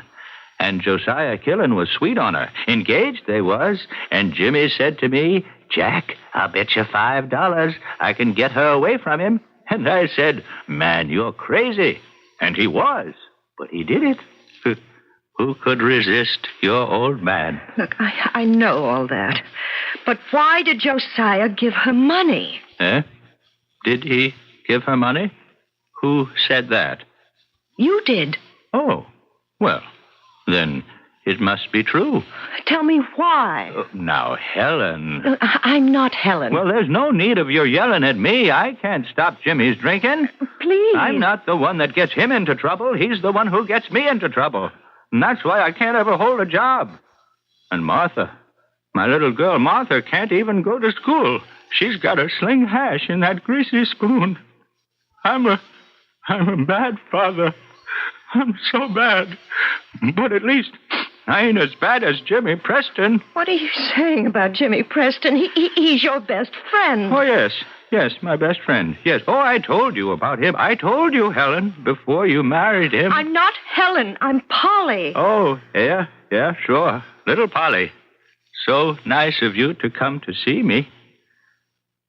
Uncle Jack, please, think. Try to remember. Why would Josiah give my mother money? Josiah killing, giving away money? Why, he wouldn't give away the time of day. Now, why is that old man of yours keeping me waiting? Suddenly, something was happening inside of me. I didn't know what it was, but it somehow concerned my mother, my father, and Josiah killing. And why he'd been giving my mother money. It was all so long ago, and I was so young. All I had were little stabs of memory. Tiny glimmers shone briefly and died. Money, that word. And it was how that word changed in sound. Yes, sound. The sound of it changed in my mother's voice.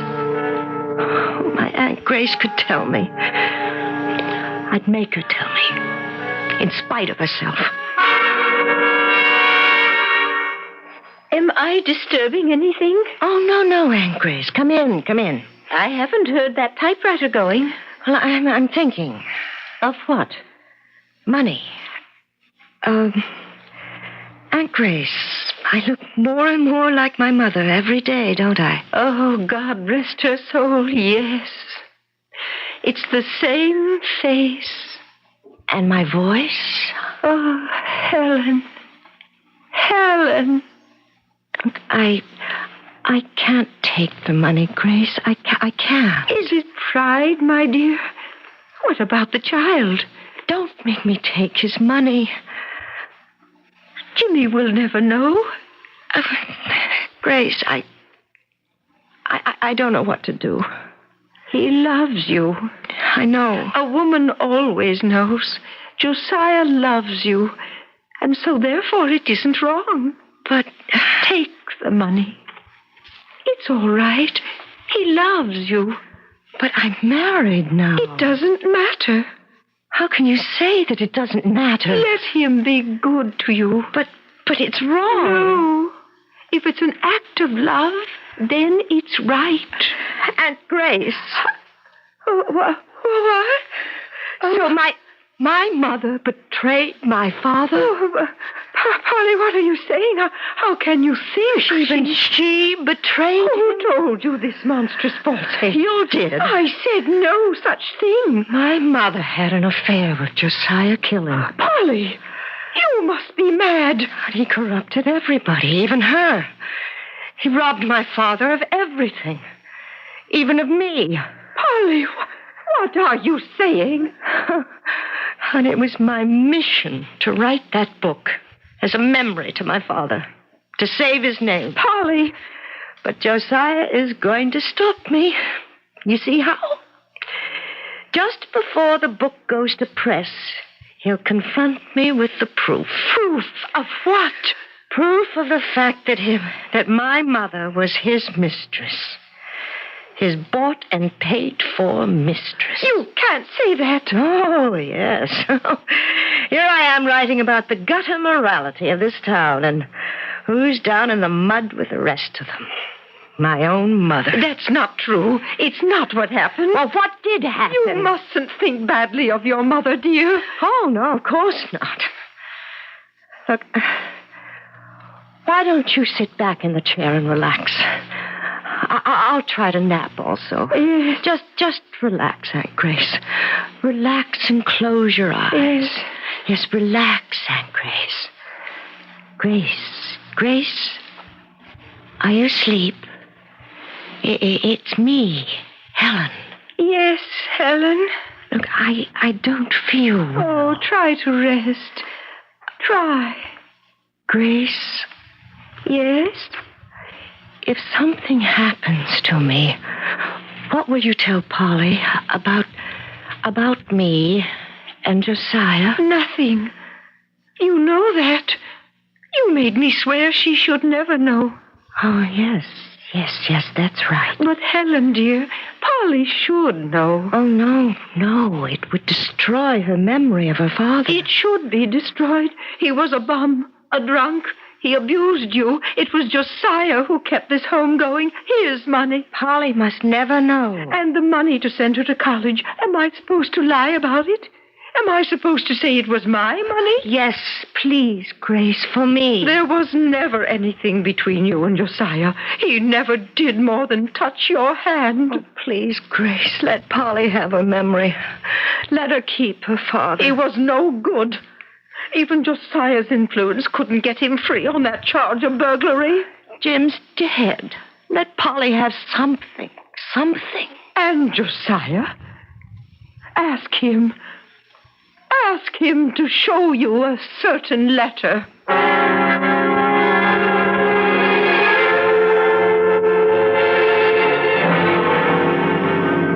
Well, what do you mean you'll do nothing to stop publication of that book? You said you had a foolproof way. I figured out the cost. It isn't worth it. Let her publish, Mr. Mears. Well, then this has to be the end of our interest in Killing Valley. I'm sorry. Yeah, so am I. Mr. Killing, Josiah. How did you both get in here? I want to see a certain letter. What letter? Show her the letter, Josiah. Grace, I promised Helen. I swore to her. She was my sister. I give you the right to break your word. I broke mine. I told Polly who her father was. What he was. I don't believe it. This is the man who loved your mother. Your father and mother weren't married long before Helen had ample reason to regret it. Ah, Grace, don't. But she was a woman who had to be loyal to her husband. She was loyal till the day she died. You're making it up. Show her the letter, Josiah. But I promised. She has to know. I've carried this letter with me for years. No one has... well, here. Read it. I can't. You must. And then you'll be free forever. My dearest Josiah, I can only write you a very short note to thank you for everything you did for me and Jim and Polly. No woman ever had a dearer, truer friend. I know now that I loved you always. And we were both foolish one night very long ago. And so my life and yours has been different. Josiah, after Jimmy and I are dead, please look after Polly and see that she never learns the truth about her father. Please, swear to me she'll never know the truth.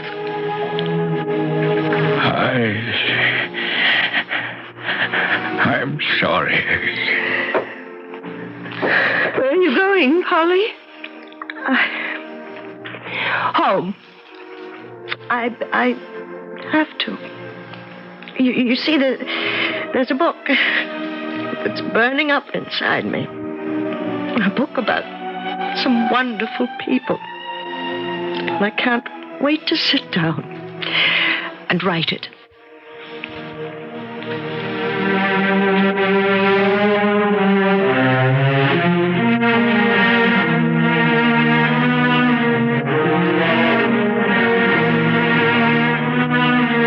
And she did. And it was a very good book, too. It was well received and sold a fair amount of copies. But a bestseller, it wasn't. And a blockbuster, it never became. The other one?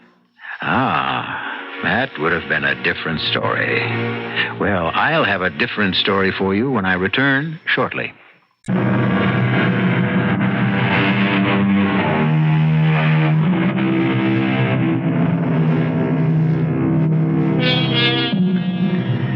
The sounds of silence. The people who cry without tears, like Helen McLeod Preston. And those who love without ever touching or even speaking, like Helen and Josiah Killing. And too often, we listen for words and look for actions as the clue to meaning. But all the while, all that matters is that which is hidden inside. But we hide nothing at all from you here, 7 times each week. Our cast included Kim Hunter, Joan Shea, Ian Martin, and William Redfield. The entire production was under the direction of Hyman Brown. And now, a preview of our next tale. Until just now, I thought I'd just... You would just what? Well, that I'd just say nothing. Judy, what do you know? Well, now I realize I can't let those people go on grieving. I'll simply have to tell them, because at least they'll be comforted. Why didn't you tell us the truth in the first place? Because I was afraid no one would believe me. But that doesn't matter now. Because I have no choice. I've got to tell the world exactly what happened. It began when we'd just flown high over Bermuda. Radio Mystery Theater was sponsored in part by Anheuser-Busch Incorporated, brewers of Budweiser. This is E.G. Marshall inviting you to return to our Mystery Theater for another adventure in the macabre. Until next time, pleasant dreams.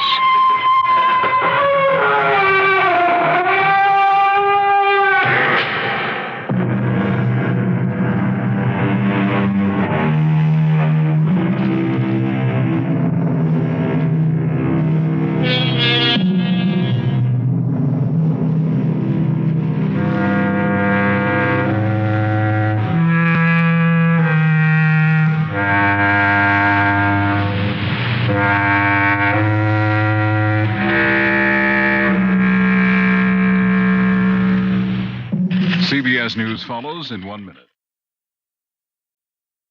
The CBS Radio Mystery Theater presents...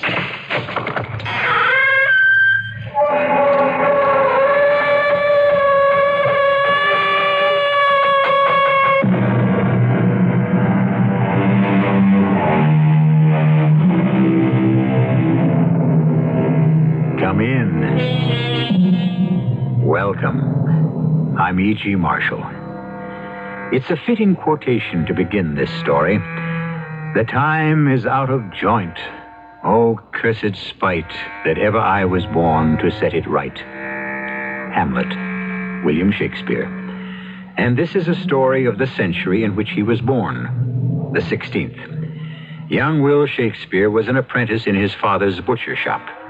Queen Elizabeth ruled England, and Henry III presided over an uneasy France, torn apart by religious wars between the Huguenots and the Catholics. These were times bloodier than today, when no street was safe at night. Damn, it's the night guard. What matter? We have safe conduct. On a dark night like this, you think these thieves in livery will stop to see them? You're right. They may even be Huguenots. If we can just reach that next corner unseen, we have a chance. Come. Oh, do not what? I stepped on a pebble and I saw it against the wall. Stand and deliver, whoever you are. Lift the torches. Run for your life, Denny. Oh, are we fired? Pay no heed. Fire! Oh, dear, I'm hit. Rosé, let me go. They've blown my whole side out to the right before they reload. Then at the end of the twisting lane, to the left, a door. If God or love is good, behind it, you may find refuge.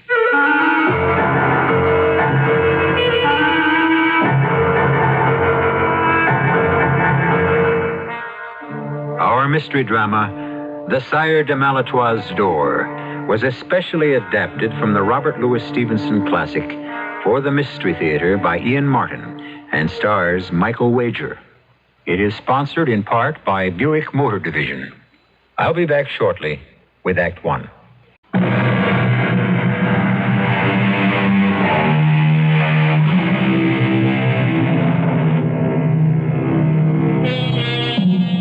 The weapon you heard fired earlier was the arquebus, the precursor of the musket and our modern rifle. Not the weapon of the ordinary gentleman of this century, whose sidearms were the rapier, a heavy weapon built two-edged for slicing and slashing with a sharp point for thrusting. Roger Chantivert and Dennis de Beaulieu were only so armed when they were attacked, leaving Roger mortally wounded on the cobblestones of Chateau Landin. But let's begin with the other, Dennis de Beaulieu. Earlier that same evening, as he is finishing a flagon of wine with the landlord of the Auberge Tête du Pot. I beg your honor to stay off the streets of Chateau Landon at dark. Why, good host, it's scarcely dusk. What have I to fear? In the France of 1575, many things, thieves, cutthroats, and as bad as all of them, the guard itself. Most of all, the Times. Half the city is still at war. What? With a truce proclaimed. Piece of paper. But I have a safe conduct. There's also just a piece of paper. Well, landlord, I thank you for your kind concern. May this reward you sufficiently. Oh, the young gentleman is most generous. Well, come with me to the door and point out to me while the light lasts the way I must go to my friend Chantivert's house. Rue de Beaux-Arts, was it not? Ah, that's the street. See you the church spire where the bell for evening mass is tolling?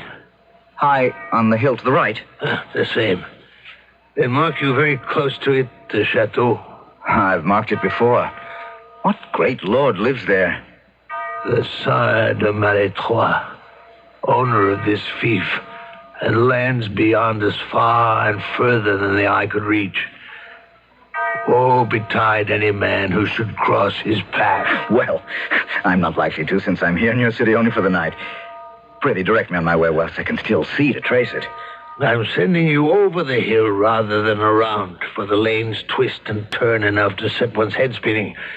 But if you steer between the church and the chateau, on the other side of the hill is a straight avenue, and 3 streets down, you'll find the Rue de Beaux-Arts.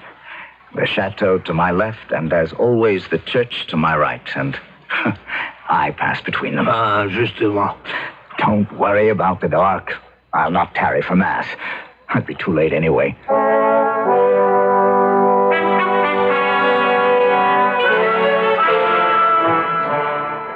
You were a long time at confession, Blanche. Oui, monsieur.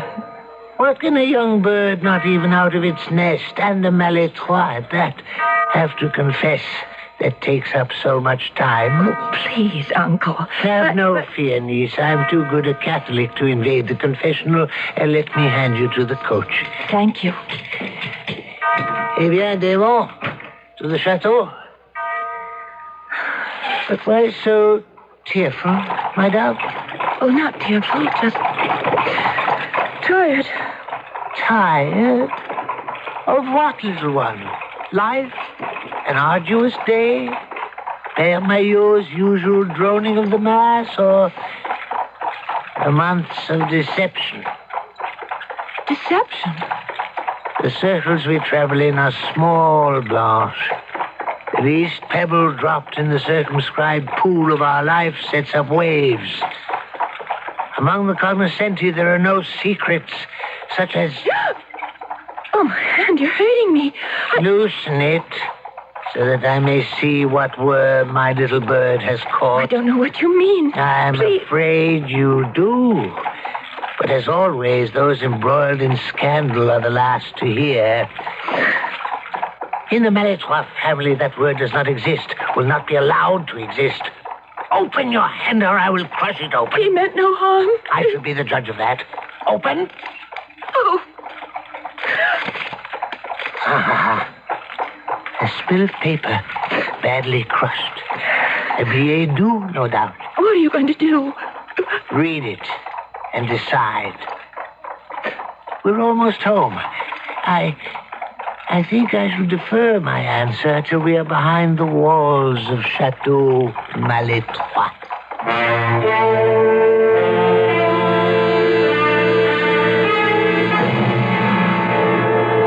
Go to your quarters, mademoiselle. Send the maîtresse de chambre to me at once. But if only I could Obey me. Nobody crosses my wishes. Oui, Messiah. As you desire. Père Maillot. Père Maillot. À votre service, Messiah. You are late. My niece wished to make confession. Had she chosen you, my mind might have been eased more quickly. Even for you, Messiah. How could I break the seal of confession? The question can be begged. It isn't necessary. I know now what is and what has to be done. I have instructions for you, the maîtresse de chambre, and send for my ironsmith immediately. There's much to be done before I set my trap, and small time to accomplish it. But once I have caught my fly, he will dance to my tune or suffer the consequence. Darkness had dropped faster than I could have anticipated. And as I climbed the twisting, meandering streets, I almost was sorry I'd not come by horseback. Fortunately, against the night sky, my twin stars stood outlined, the chateau and the church. Actually, approaching the church, the torches of those leaving Mass were a beacon to lead me on. I even hesitated a moment at the sight of one beauty escorted to a carriage before passing on. And arriving at last on the downslope of the hill on the other side at my friend Jean d'Hiver's lodgings. Ha! And one more for the road. I drink not to that, but to you, mon vieux. To both? God save me for any others, and punish me if this should be a lie. But I swear by the winged archer himself, or any comparable saint, if this were any other night, I would make no end of it. I understand. Where there's a lady... but such a lady. If I dared divulge all, but... listen, midnight.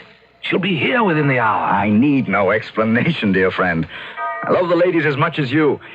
Indeed, on my way here, as I passed the church square, there was one who caught my eye. Oh, damn our Breton weather. Here comes the rain again.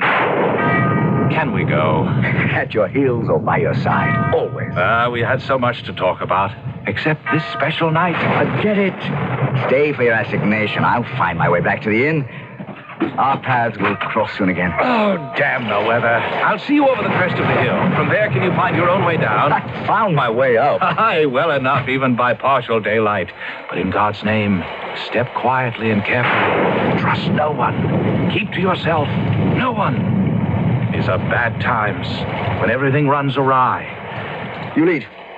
I promise to be as careful as any church moves after you lead me.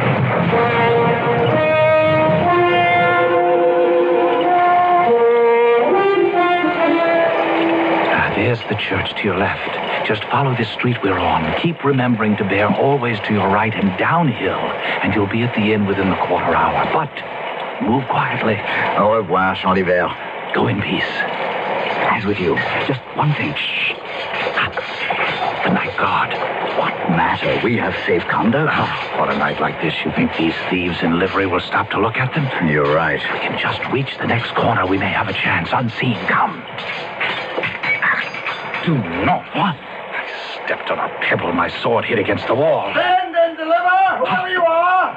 Lift the torch. Run. Run for your life, Dennis. Hold. Or we fire. Pay no heed. Run. Oh, dear. I'm hit. Was it? Too late. They've blown my whole side out. The left. The heart. I'm done for, Dennis. Run down the hill. Keep toward the side of Maletroit's chateau. They may be less anxious to follow you there. Why? He's a power. More than that, I cannot say. Just try his door.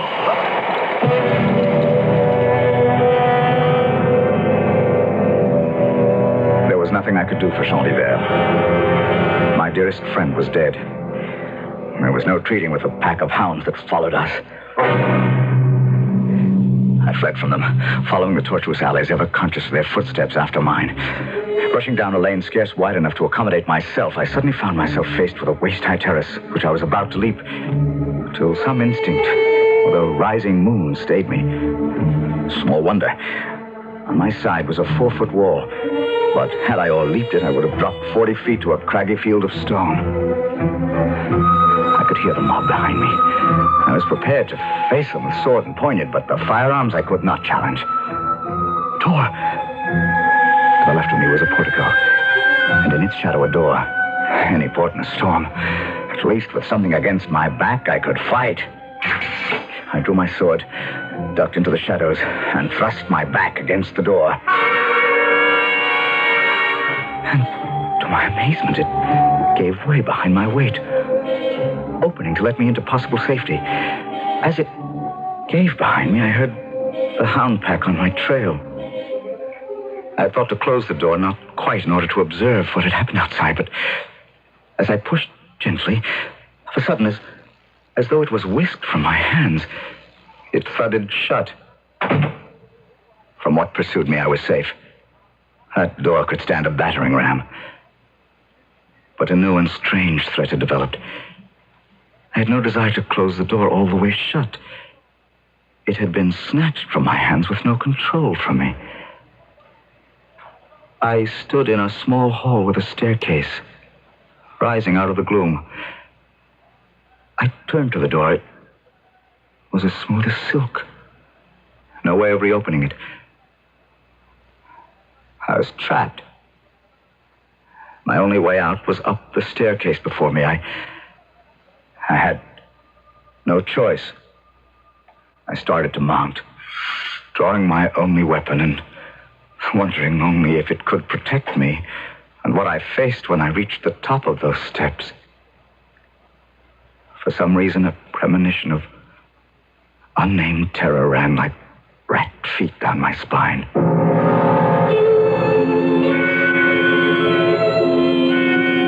What monstrous figure awaited Dennis de Beaulieu at the top of the steps? What swirling ghost from the underworld, or some other world, threatened his immortal soul? I can at least report some of that as we return shortly with Act 2.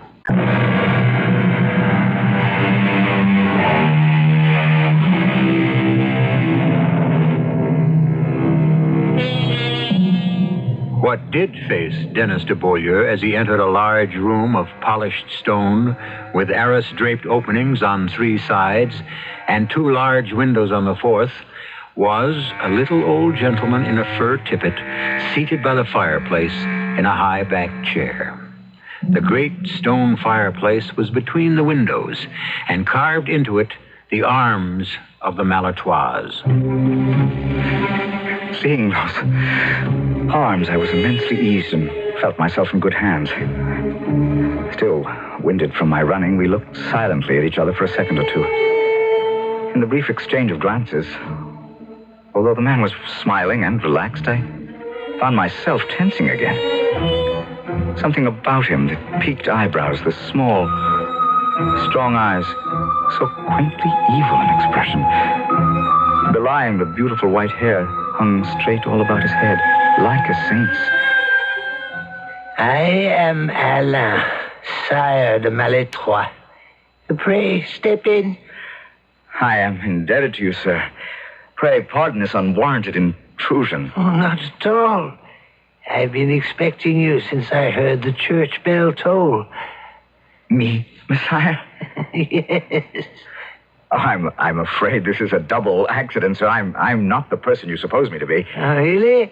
No, it seems you were expecting a visitor. Assuredly, I was. But I can assure you that nothing was further from my thoughts or more contrary to my wishes than my arriving here. I am loath to let you labor under some misapprehension. No, Tut. If I do, surely it is the privilege of old age, and all will be straightened out in due time. Bring my guest a cup of spiced wine. You will join me, young man. Messiah, I have no desire to force you.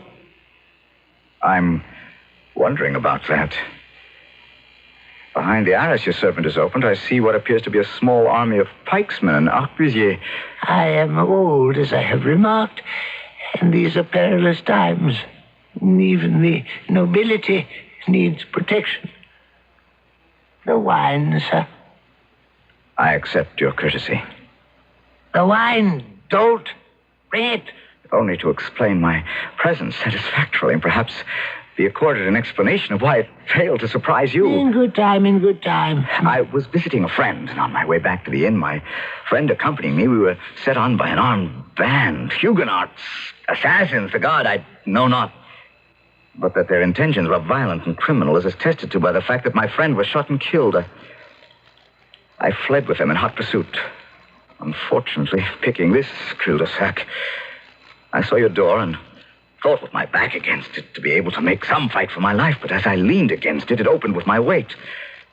And I gladly entered to put it between myself and the assassins who would have killed and robbed me also. A pretty story. You don't believe me? Does it matter so much after all? But nevertheless, that is what happened. Once they had searched without finding me, I would have left, but your door... Ah, yes. My door. A little piece of ingenuity. No question of that. It fled from my hand as if someone had pulled it shut from the outside. And I could find no means of opening it from the inside. Yes, most ingenious, most ingenious. A hospitable fancy. Hospitable? To be sure. You arrived uninvited, but believe me, very welcome. You persist in error, sir. There can be no question between you and me. I am a stranger in this countryside. My name is Denis de Mazot de Beaulieu. If you see me at your house, it is only as I have told you. My young friend, you will permit me to have my own ideas on that subject. They probably differ from yours at the present moment, but time will show which of us is in the right. Ah, here comes our wine. Let us enjoy it while the heat is still in it. We sat in silence while the servant served the wine and left. Again, I saw the armed men beyond the arras. I was conscious in the silence now of voices. One male and one female hurriedly gabbling as if in prayer behind the third arras. Meanwhile, the old gentleman surveyed me over the rim of his cup from head to foot. I was convinced I was dealing with a lunatic, and a dangerous one. I could stand it no longer. I got to my feet, clapping my hat on my head. You haven't finished your wine. Nor do I intend to. This is sheer madness. If you're in your wits, for all your proffered hospitality, you affront me grossly. Oh, dear. My conscience is clear. You've made a fool of me since the first moment. I'm leaving. And if I cannot make my way out in a more decent fashion, I'll hack your door in pieces with my sword. Sit down, you rogue, and listen to me. Do you fancy that when I had that little contrivance made for the door, I stopped short at that? I've already seen your small army behind the arras armed to the teeth. Exactly. So if you prefer to be bound hand and foot until your bones ache, make one move to depart. If you choose to remain free, agreeably conversing with an aging gentleman, why then, resume your seat, finish your wine in peace, and God be with you. So, I'm a prisoner. I state the facts. Now, let us finish the wine before it is cold. It serves to make the waiting more agreeable. But what? What are we waiting for? You entered from one arras-covered arch. You have seen that the main house lies behind the second.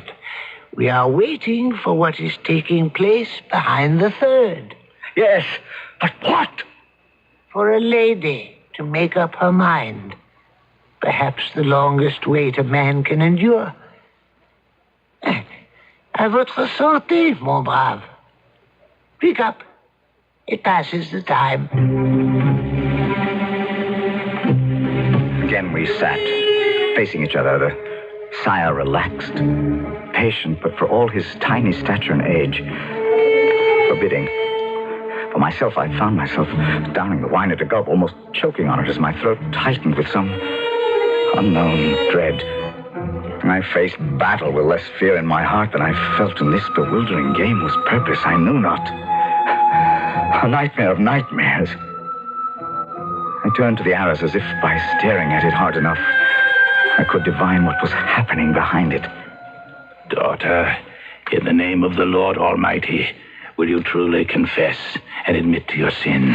I tell you, Père Maillot, I have not sinned. You have lusted after men, young men who feast their eyes on you. Oh, how can I, whom held here in the chateau, a virtual prisoner since my father and mother died? You chose the most sinful place of all, before the altar at the Holy Mass. But it is the only time I leave these walls. If I lift my eyes to look at the world outside, is that a sin? You have done more than look. You know the Sire intercepted a communication to you from some man today. What was his name? I know not. Are you sure? Would I lie to you, my father? Sin leads to sin. I can look in your eyes and tell you know his name. Even if I did, I would not tell you. Or the Sire? Nor my uncle. I know how cruel he can be. How cruel both of us can be to save your immortal soul. Would you prefer we found the answer with a thumbscrew or the iron bolt? Oh, no, you would not. My uncle would not. Do not be too sure. The honor of the Maletroit name has never been sullied. As the last of the line, save yourself. The Sire will never permit it to be. The name of the young man that passed you the note? No. I have done naught to feel shame for. Nor if there were such a cavalier, neither is he. The note, I cannot deny, it exists. But everything else is your foul imagination and my uncle's. I will not let you harm an innocent man because of who I am. So be it. I commiserate with you, my daughter, in the church.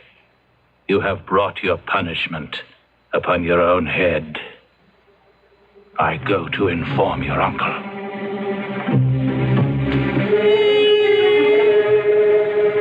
The silence between the Sire de Maletroit and myself, broken only by the intriguing murmur of voices behind the arras whose words could not be heard, had become intolerable. I was just about to speak when the third arras was pushed aside. The tall priest, his brows knitted in anger, his cool face set doggedly, came into the room. He stopped briefly in surprise, seeing me, favoring me with a long, keen stare, then crossed to the side, dropping his voice so I could scarce hear his words. Is she in better spirit, Father? I think she is more tractable, more resigned. Denis de Beaulieu, this is my père familial, attached to my family. Père Maillot, Demoiselle de Beaulieu. Let us together repair to the chapel to meet with my niece and settle our affairs once and for all. Common decency required I offer my arm to the Sire de Maletroit, who accepted it without question and limped with me along with the priest's vigorous stride. Through the arras we entered a small chapel, pierced by many little windows shaped like stars. On the steps of the altar knelt an incredibly beautiful young girl, dressed as a bride. I have brought a friend to see you, my child. Turn around and give him your pretty hand. It is good to be devout, but necessary to be polite, my niece. Uncle, please, don't embarrass me anymore. Whatever you ask of me, I will do. Only one thing I will resist to my dying breath. I will not tell you the young man's name. He is innocent of any wrongdoing. Pierre Maillot has threatened me with the thumbscrew and the boot. Mayhap in my agony you could force his name from me. Fortunately, ma chère, that is no longer necessary. We have the young man here. What? I asked you to be polite and turn around and give him your hand. From the moment we had entered, I held my breath. The setting was only too obvious. The bride awaiting the groom. And it was not hard to realize that I must be cast in that role. I could scarce believe what was happening to me and was damned if I would be forced into a captivity I neither deserved nor would endure. Until the girl herself turned to me and said, "That is not the man. Uncle, that is not the man." Of course not. I expected as much. It was so unfortunate that you could not remember his name. I swear I have never seen this gentleman before. I am distressed to hear it. But it is never too late to begin. I had little more acquaintance with my own late lady before I married her, which proves that these impromptu marriages often work for the best in the long run. Marriage? Messiah, I strenuously object to being dragooned. Of course, any man of spirit might. The bridegroom has a right to have a voice in the matter. I will give you until dawn to make up for lost time till we proceed with the ceremony.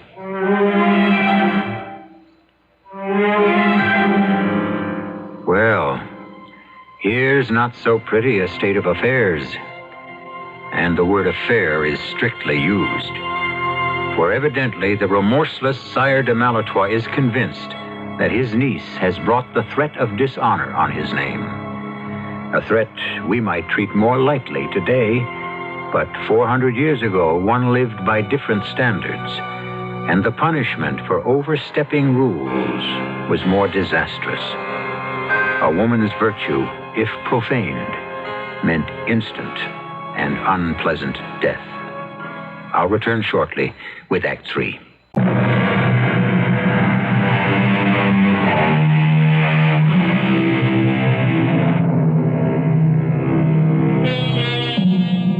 In the small chapel in the Maletroit Chateau, the light flickers vagrantly across the faces of the four who stand there. Shadowed, the saturnine priest belies his garments, looking like some vulpine devil. As the light plays across the sire's face, that comically evil smile seems even more mocking. As for Dennis and Blanche, the one is white with astonishment, the girl blushing with embarrassment. Oncle, you cannot be in earnest. Indeed I can, and am. I declare before God I will stab myself rather than be forced on that poor young man. I assure you, you will not have the opportunity. Oh, mon oncle, pity me. There isn't a woman alive in France that would not rather die than have such a marriage forced upon her. Is it possible that you do not believe me? That you still think this is the man? Frankly, I do. But let me explain to you once and for all, Blanche de Maletroit, that when you took it into your head to dishonor my family and the name that I have borne, you forfeited any right to question my designs or even to look me in the face. Oh, but uncle, if you'll only Not listen... one word more. It is my duty to see you married at once. Out of pure goodwill, I have tried to find your own gallant for you, and I believe I have succeeded. But if I have not, I care not one jackstraw. So let me recommend that you be polite to our young friend, for, damme, upon my word, your next groom may be less appetizing. I had watched and listened to all this in puzzled silence. And silence for another reason. In 2 short minutes, watching the emotions that crossed her exquisite face, I felt I had come to know this girl. Her capacity for love, her tenderness, her bravery. And know, did I say? More than that. Admire, revere, I love her for all she was. I was already jealous of her unknown cavalier. But that milady had spirit as well, I was soon to discover as the arras closed behind her uncle and the priest.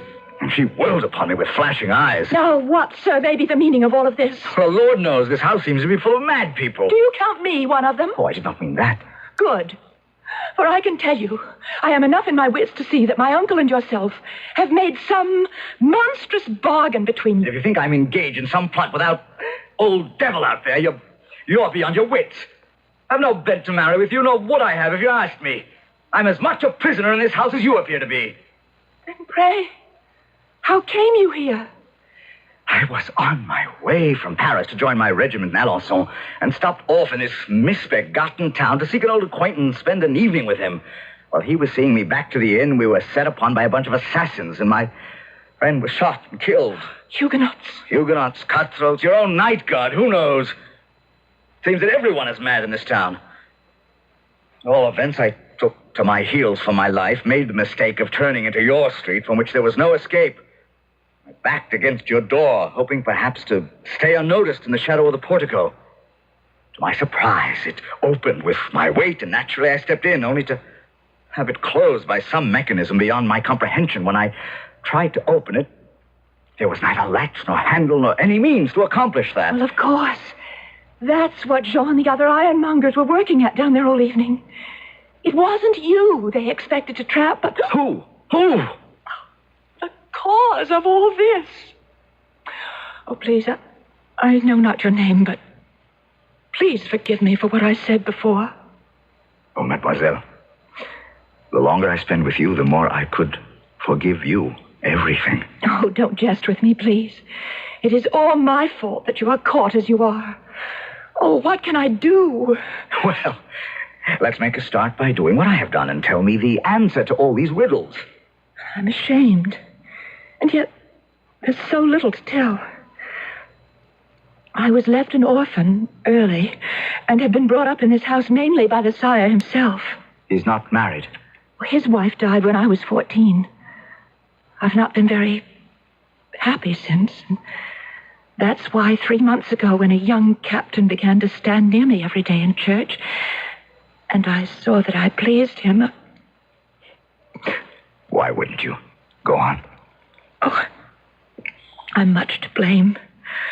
I was so glad that anyone should offer me love, that when he pressed me a letter, I took it home and I read it with pleasure. And since that time, he's written me so many.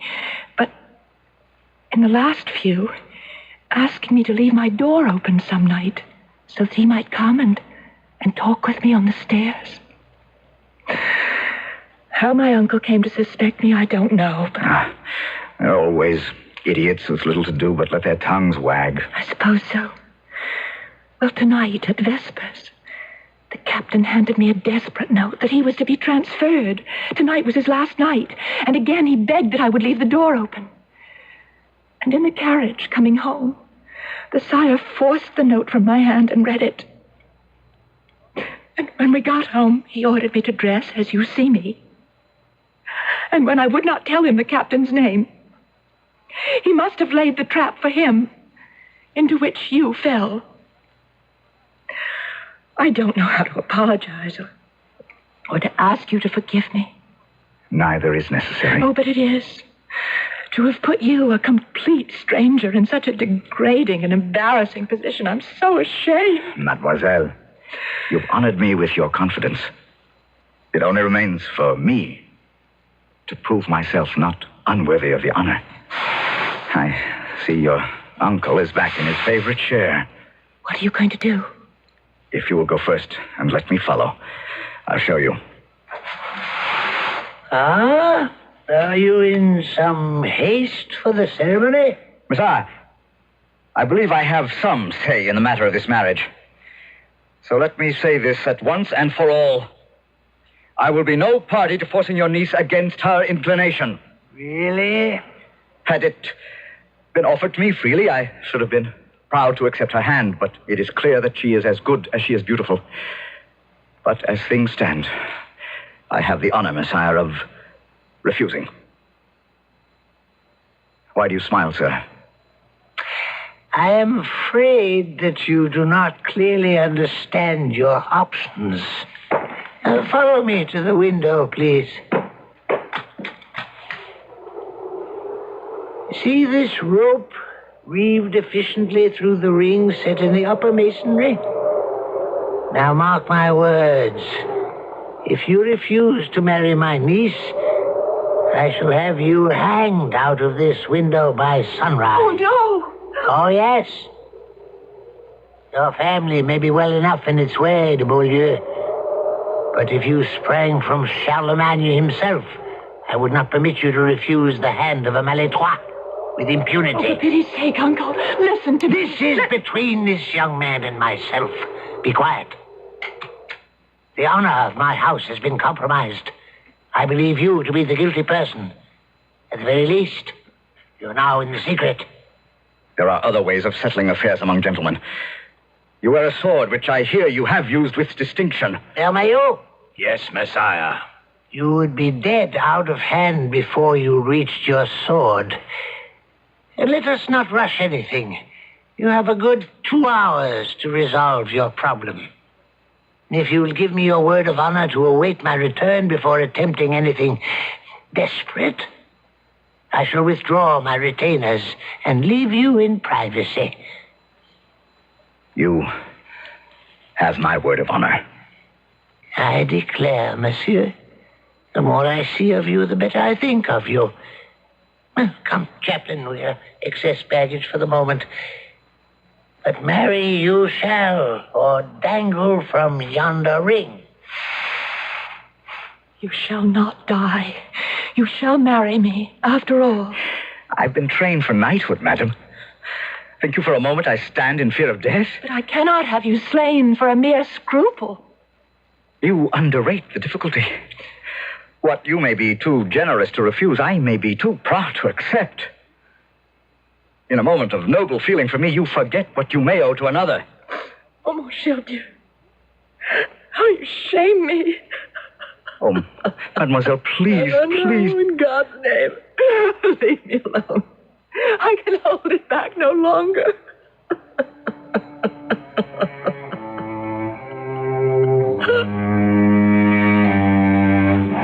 I was in an agony of embarrassment. I cannot bear to see a woman cry. And I was as helpless as a babe. I looked at Blanche and thought how much I had grown to love her. But steal her from another man who was not there to stand and fight? Monsieur Bayeux, I want to help you, for you have been so noble. Put it in my power to do something more for you but weep. What service can I ask of you? You have a sweet nature. And overestimate a small service. I am looking at you and seeing the noblest man I ever met. Who is to die in a mousetrap, with no more noise than my own squeaking. I will not have my champion think meanly of himself. You have no cause to hang your head, nor will I mine. Pray, do you not think me beautiful? Oh, indeed, mademoiselle, I do. Well, I'm glad of that. And how many men in France have been asked in marriage by a beautiful maiden with her own lips, and who have refused her to her face? You are very good. But you cannot make me forget I was asked in pity, and not for love. Can you look in my eyes now and believe that it was for anything but love? I have loved you since the first moment you took my part against my uncle. As I have loved you. Ah. But the captain... Oh, he means nothing to me. He never did. It was just a contact with the outside world. Good Lord, it's sunrise. Come with me quickly to the window. There, open the arras. The sun is shining. The world is still there. Now, what are we to say to my uncle when he returns? What you will. Blanche, you have seen whether or not I fear death. If you do care for me, don't let me lose my life in a misapprehension. For make no mistake, I love you better than life itself. I can offer you your freedom. My uncle would far rather punish or capture the real culprit. If you must escape, the captain's name is René de Parterre. I never heard the name. And if I did, it is forgotten. Well, children, have you decided? Messire de Maletroit, not by suasion or fear of death, but because I have learned to know the lady and love her, I, Dennis, Demoiselle de Beaulieu, request the honor of your niece's hand in holy matrimony. Damn it. I had a feeling for you the first moment I set eyes on you. Welcome to the Maletroit family, nephew.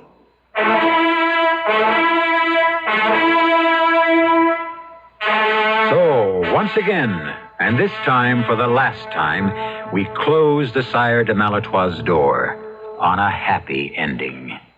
I'll be back shortly.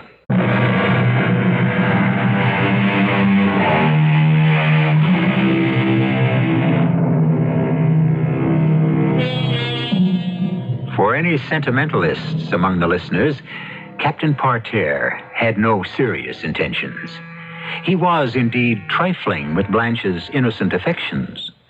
Little did he know, nor would he have cared, that he brought two young people to a happy and enduring marriage.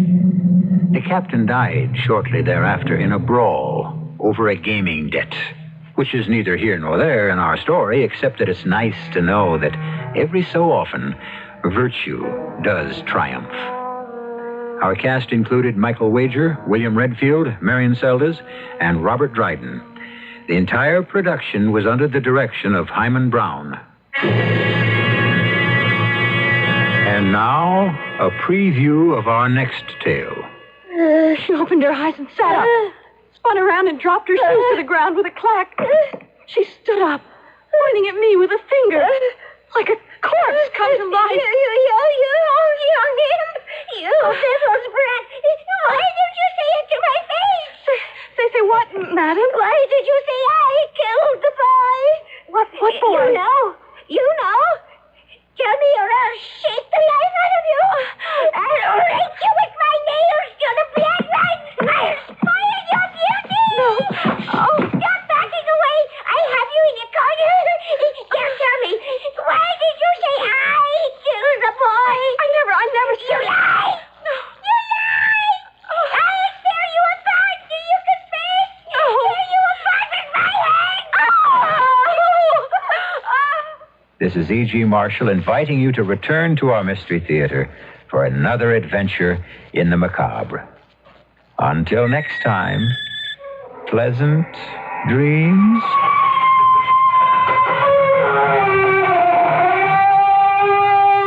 The CBS Radio Mystery Theater presents...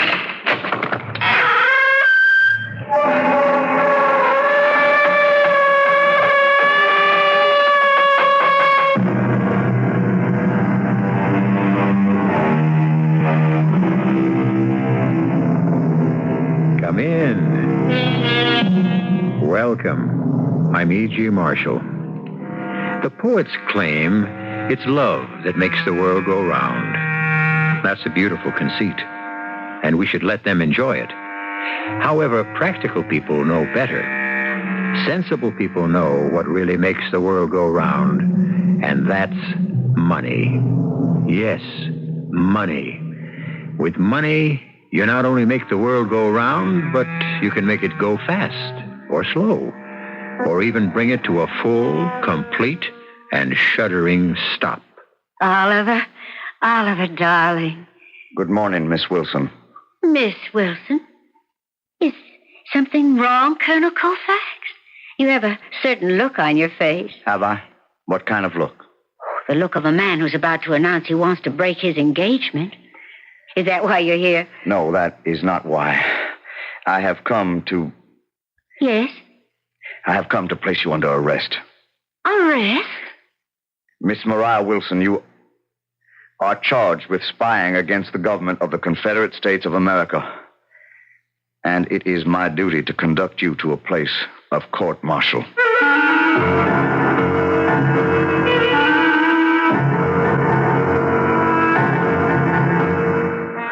Our mystery drama, Solid Gold Soldiers, was written especially for the Mystery Theater by Sam Dan and stars Michael Wager and E.V. Juster.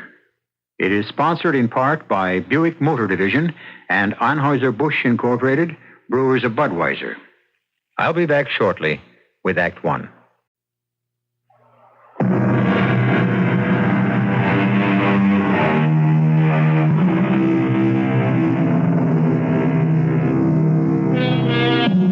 No war in our history has the power to fire the imagination as does the Civil War, or, if you will, the war between the states. Obviously, that's because it was our very own war. It belonged to us and to nobody else. Professional and amateur historians keep fighting and refighting it constantly. If Grant had done this, or if Lee had done that, or if Longstreet or Jackson or Hood had only done something else, we're obsessed with the battles, the great bloody battles, Donelson, Vicksburg, Gettysburg, the Wilderness, But there were greater, more important, more decisive battles than these. Battles in which not one drop of blood was shed. Battles which did not occur on the open field. We're in Charleston, South Carolina. It is the beginning of the year 1863. Ah, Mr. Burton, please be seated. Oh, thank you. Devilish weather out there, Colonel Colfax. In here, too. I admit, sir, it is a bit warm. Warm, you say? I have no fear of the fires of Hades after sampling the heat of your fair city, sir. It does take getting used to. Sir, have you examined the list? Yes, indeed. Each and every item. You must admit it would be quite a windfall for the merchants and manufacturers you represent in Great Britain. Windfall? Bless my soul, sir. How can you call it a windfall? Look at the prices we offer you for the necessities of life and the sinews of war. Which brings us to the matter of payment. I thought we had agreed we are pledging our cotton. Cotton, yes, a most precious and valuable commodity. Several million bales of cotton would be a godsend to the mills of England. There is, however, one small difficulty. Difficulty? Oh, come, Colonel Colfax. You know as well as I do the nature of the difficulty. You also pledged us last year's cotton. And it's yours. It belongs to you. Not while it sits and rots on the docks of Charleston. We are planning a fleet of blockade destroyers. The truth is that the Federals control the seas. Now, I have been instructed by my principals to insist on direct payment. Very well. We shall pay you in cash. But I hope you understand, Colonel, by cash we do not mean paper. Sir, do you impugn the honor of the Confederate States of America? I'm only saying, Colonel, with no offense, that anyone can set up a press and print money. I consider that an insult. Spare me your melodrama. We cannot accept your paper money. Which is another way of saying you have no faith in our government. Faith is too fragile to stand alone. It usually requires a pedestal. And one made of gold is always best. But we are winning. We won the battles at Bull Run, Chancellorsville, Fredericksburg. Unfortunately, you have not won any lately. Well, it's no secret that Lee is planning an offensive into the north, into Pennsylvania. We do not consider that a wise maneuver. It is not for foreigners to determine the tactics and strategy of our war. Ah, but you see, Colonel, it is our war also. We already are heavily invested, and you are asking us to support you further. We are willing to pay for all materials. And we must insist on payment in gold. Gold? As a down payment, as a token of good faith, $1 million in gold. But those, sir, are our terms. I am not empowered to approve of payment in gold. Well, I understand. I will have to take up the matter with the president himself. Well, naturally. I have at my disposal a steam-powered blockade runner, easily the fastest ship afloat. We can load her with the gold at night, steal out of the harbor, and be in London 12 days from now. Your merchandise can be delivered here some 20 days later. In 1 month, sir, you will have arms, ammunition, equipment, and supplies for an entire army corps. I see. Very well, Mr. Burton. I shall convey these rather harsh conditions to the president. Harsh conditions? Well, son, business is business. Not among gentlemen. Colonel, war just is not a gentleman's business.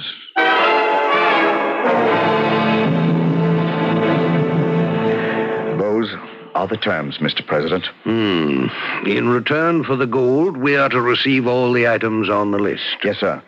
We give Mr. Burton the money. He delivers it to England on his blockade runner. And then he has other blockade runners to bring us the equipment. Yes, sir. That's how we've been dealing with the British since the war began. The risks, Colonel? A ship carrying the gold can be intercepted or sunk by a federal man of war. Yes. And even if the gold is delivered to England, the ships carrying the cargo to us may be unable to run the blockade. In other words, the ordinary risks, Colonel. Yes, Mr. President. And what is your feeling in this matter? If we have the gold, I say let's do it. Why? Do we have a choice? The Federals have 10 factories to our 1. Sooner or later, we must be overwhelmed by their superior equipment. We must win the war now or lose it forever. But we are winning, aren't we, Colonel? No, sir. We mauled the Federals here in the east. But they have already driven us from the west. Is that how you see it? Our only hope is General Lee's planned invasion of Pennsylvania. As it stands now, it will fail. Why, Colonel? He hasn't enough men. But they're picked troops, the best soldiers in the world, experienced veterans. Their morale is splendid. Yes, they're straining at the leash and they'll make short work of the Yankees. I've heard all that kind of talk, sir. But Lee will have to suffer terrible casualties. We need another 20,000 men. Yes, you're right. Of course you're right, Colonel. At the crucial point, success will depend on a fresh, well-equipped reserve. Without it, Lee is lost. $1 million in gold can buy us that reserve Army Corps. And they will turn the tide of the war. But do we have $1 million in gold? We'll raise it. We'll raise it somehow. Tell Mr. Burton we agree to his terms.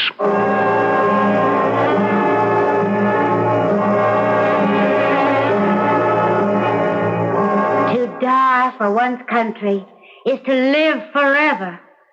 To fall in the fight is to stand with the brave. Bold sons of the South, we'll forget you never. How holy the earth that will serve as your grave. Now, ladies and gentlemen, your attention, please. Your attention, please. Thank you. Thank you. Miss Mariah Wilson, surely the foremost actress on the stage today. Thank you for your inspired recitation. Ladies and gentlemen, thank you for attending the Gold Ball this evening. These gala celebrations are being held all over the South to raise gold to buy the necessary supplies for our brave boys in the field. So give generously of your gold coins, your gold rings. In short, if it is gold, give it. Thank you.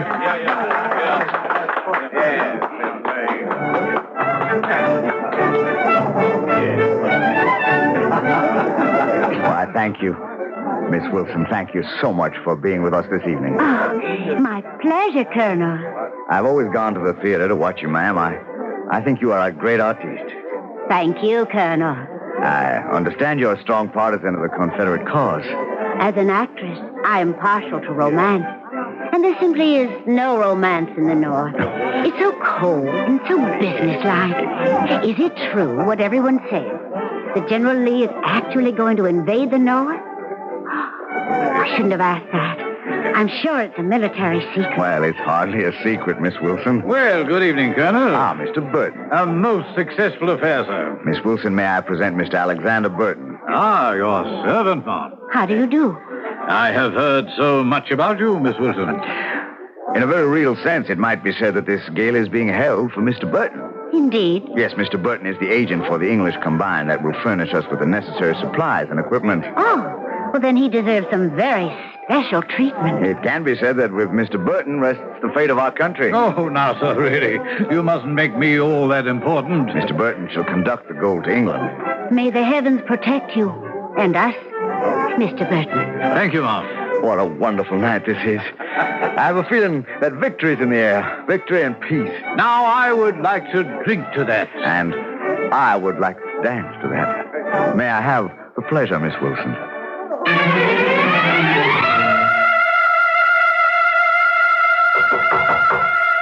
Who's there? Well, I say, who's there? Well, if you're a bandit or a burglar, I warn you, I'm armed. Very well, let us find out. Good evening. What? Bless my soul, It's Mariah Wilson. May I come in? Oh, to what do I owe this honor? May I ask you to put down the revolver? Firearms have always made me nervous. I confess they make me somewhat nervous as well. But once again, to what do I owe this honor? I came here because I am curious. Curious? Yes. I should like to know your name. Oh, but you know my name. Or perhaps you've forgotten. I'm Alexander Burton. No, sir. That's the discrepancy. You are not Alexander Burton, agent for the Great Britain Commercial and Manufacturing Group. Now, my dear young lady, how can you possibly say that? Well, I have two reasons. First, you're not an Englishman. Oh, your accent sounds authentic, but it's a stage accent. and not the genuine article. Second, I know Alexander Burton. I met him when I played in London some years ago. Well. Yes, Mr. Burton. And, what else do you have to say to me, Miss Wilson? I don't know what your endeavor is exactly, but I am announcing to you the fact that you now have a partner. A partner? Yes, a partner. A silent partner. A silent partner. And also a dead partner. You're a very rash young woman, Miss Wilson. And I'm afraid it must cost you your life.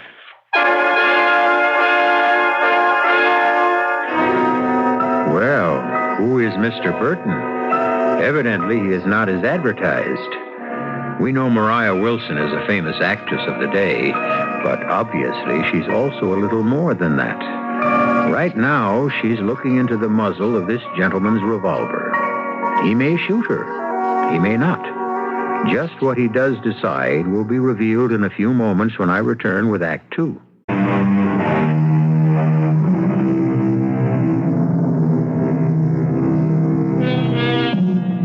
In time of war, all other things being equal, a rich army will usually beat a poor army.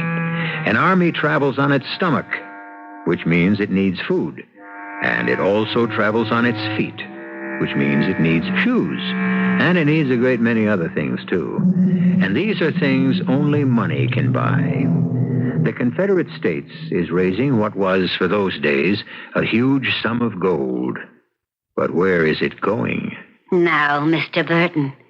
You see, I still call you Mr. Burton. You know you can't kill me. Why not? Before I came here, I made my plans known to a friend. And if anything should occur, that friend will notify the proper authorities. You're bluffing. Call it. Pull the trigger. Well, bless us all, you are a spunky young woman.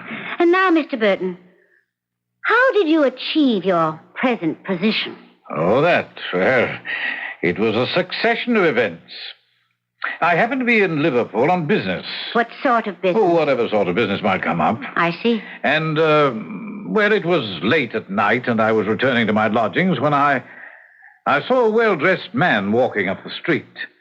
Suddenly, two mean-looking fellows jumped on him and started to beat him. They were thieves, of course, who were after his money.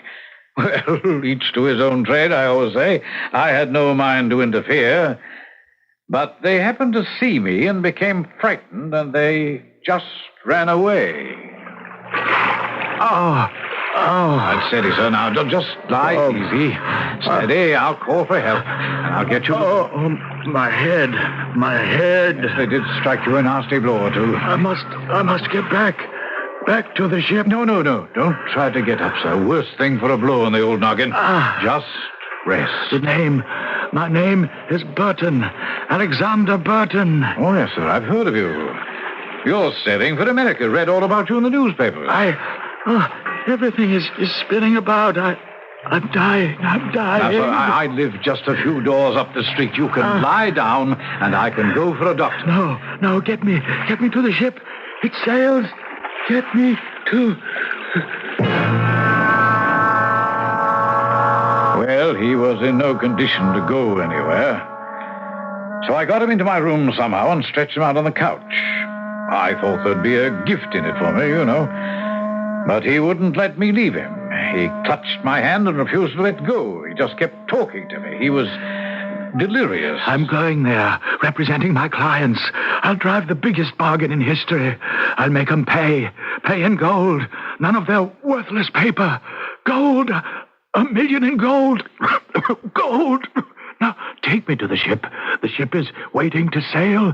The ship is waiting for me. For me. Take me to the ship. And suddenly, he was dead. So, since he wouldn't need it any longer, I searched his pockets for money. And I looked at the sheaf of documents in his coat. And you decided to become Mr. Alexander Burton. Who is empowered to collect $1 million in gold from the Confederate government. What did you do with Mr. Burton's body? Oh, for a few shillings, you can always find some obliging gentleman. And the gold? I've discussed the matter with some of the crew who appeared sympathetic. The others will be convinced to join us, one way or another. And so the ship will take on the gold, but it will not sail to England. No, I'm afraid not. Well, now that I am your partner... Ah, yes, my new partner. My share should be 10%. That's quite a bit of money. Well, I could have asked for more, but I'm not greedy. And just how do you expect to be paid? I expect you to deliver the money before the ship sails. Is it a bargain, partner? Yes, it's a bargain, partner.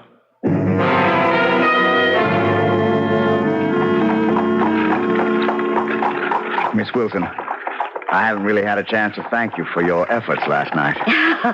Come now, Colonel. I did very little. That's not true. Your very presence cast a golden glow over the evening. Why, Colonel, how poetic.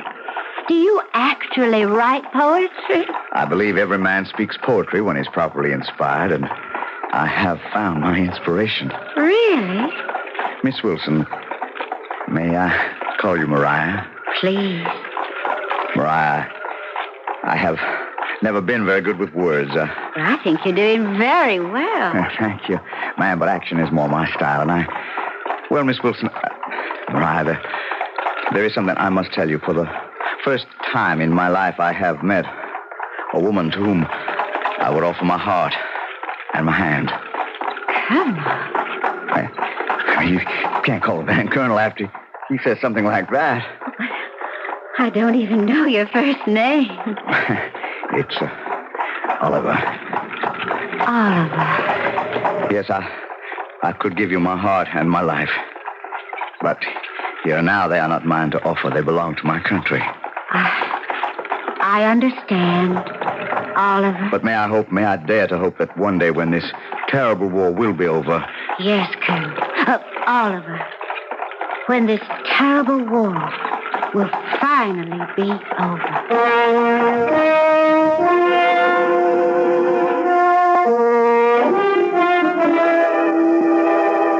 Well, Mr. Stryker, what news do you have for me? Well, all in all, the news is pretty good. Ah, what is it?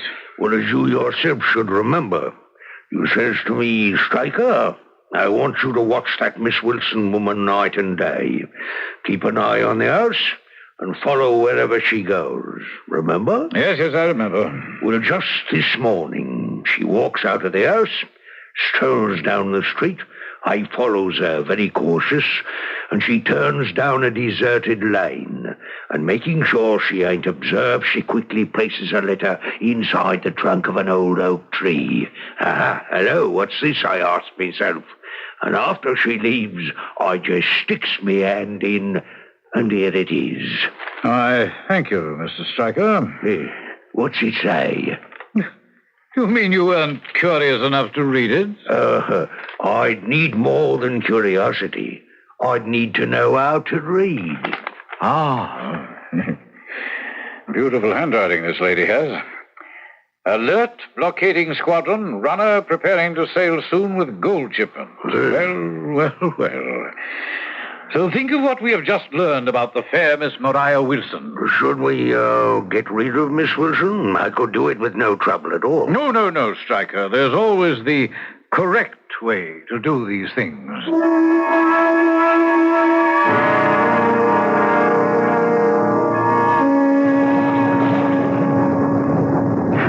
Oh, Mr. Burton, I must apologize for one of our sudden southern storms. Terrible weather, isn't it? But I am happy to report everything seems to be going smoothly. We should have all the gold, and you can be ready to sail within the week. Oh, well, that is splendid. Colonel... Yes, sir? I'm not sure I know how to say this, but that was a splendid gala you held the other evening. It was reputed to be the best in the whole South. Of course, we were graced by the presence of Miss Mariah Wilson. Ah, yes, Miss Wilson.